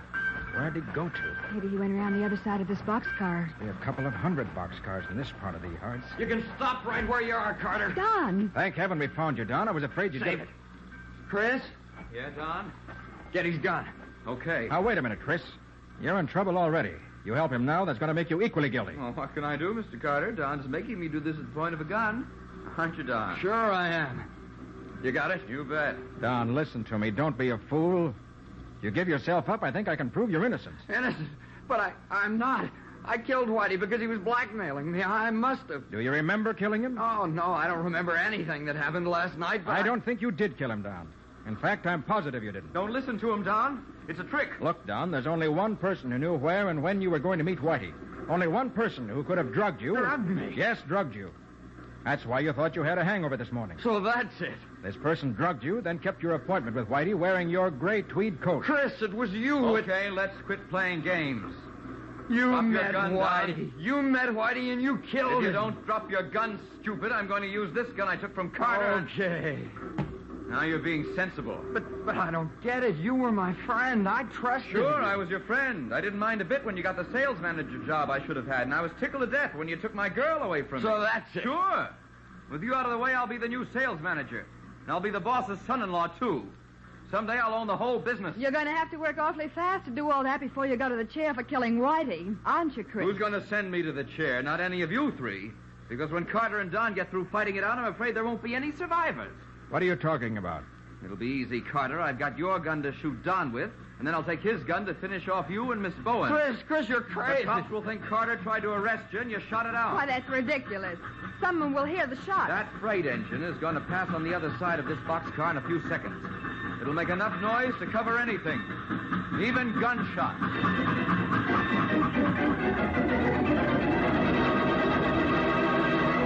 With a passing freight engine to cover the sound of gunfire, Chris's finger tightens on the trigger. We'll see what happens in just a moment.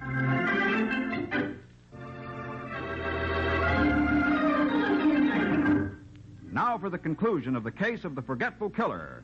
Today's adventure with Nick Carter, brought to you by new post-war Old Dutch cleanser. In the freight yards at the foot of 68th Street, Chris Bentley is holding Nick, Patsy, and Don Mason at the point of a gun, waiting only for the noise of an approaching engine to cover the sound of his shot before he fires. Here's the engine. So get ready. You first, Don, old pal. What the? Hold it, Chris. Nick, it's Sergeant Matheson. Unless you want me to point this Tommy gun lower the next time. About time you got here, Matty. I started as soon as I got your phone call, Nick. You're not going to take me in? Nick, he's getting away. Not so fast, chum. There. That'll hold you for a while. Good work, Don. Holy mackerel, Don. What did you do to him? Didn't you recognize that stunt, Matty? It's the same one he used on me. And I can tell you from experience that Chris isn't going to do any more running away. Not for a minute or two.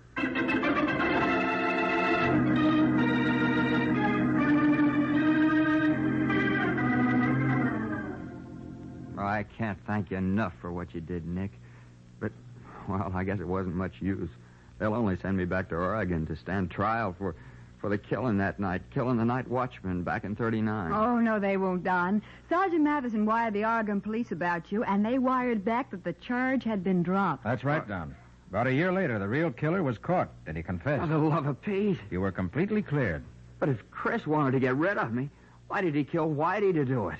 Well, for all he knew, he only had to sit tight and let Whitey turn me in. He said you were going to Mr. Hughes for the money, and he was afraid you might get it. And he couldn't turn you in himself because you wouldn't tell him what Whitey had on you, or even what your real name was. Yeah, that's right. But even after he killed Whitey, to make sure the DA got that letter, Chris tried to give me an alibi. Oh, it just doesn't make sense. Well, that was only a part of his scheme to put himself in a good light with Betty Hughes. He knew that alibi wouldn't stand up. In fact, he made sure it wouldn't stand up by going to a dozen places looking for you. He knew someone would remember that he'd said you disappeared and couldn't be found. And to think you figured the whole thing out from that piece of paper with my name on it. And the time and the place where I was supposed to meet Whitey. Just a minute, Don. That's not quite true. That slip of paper looked a bit phony to me, but that was all. When Chris tried to incriminate you by putting that piece of paper in Whitey's pocket, he was actually furnishing the evidence that was going to convict him. What do you mean? He forgot a very important thing. Fingerprints. Fingerprints? Yes. Whitey's fingerprints weren't on that paper.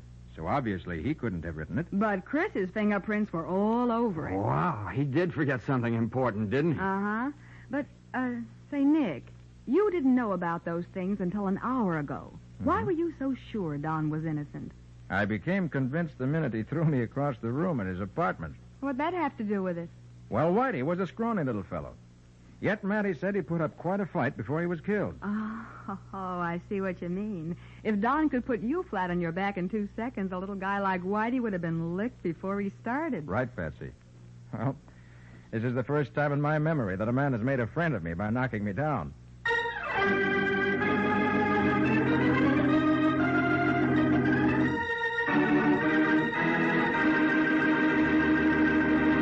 How about the adventure new post-war Old Dutch cleanser is going to bring us next week, Nick? Well, Ralph, it's about a young fellow who wanted to buy his wife a diamond ring and almost bought himself a one-way ticket to the electric chair instead. And he completely ruined my new look, not to mention almost giving me pneumonia. Well, that was my fault. You see, Ralph, the only way I could keep Patsy from being shot was by pouring cold water on her. Sounds as though you had a rough time, Patsy. Well, I did. What do you call this adventure, Nick? I call it The Case of the Clue Called X.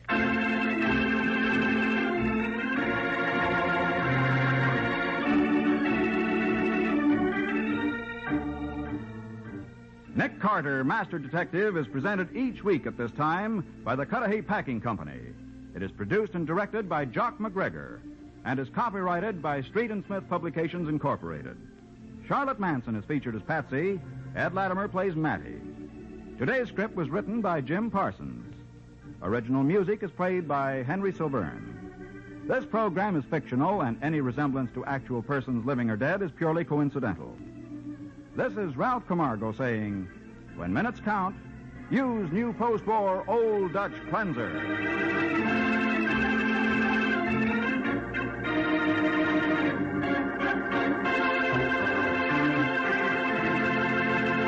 This is the Mutual Broadcasting System.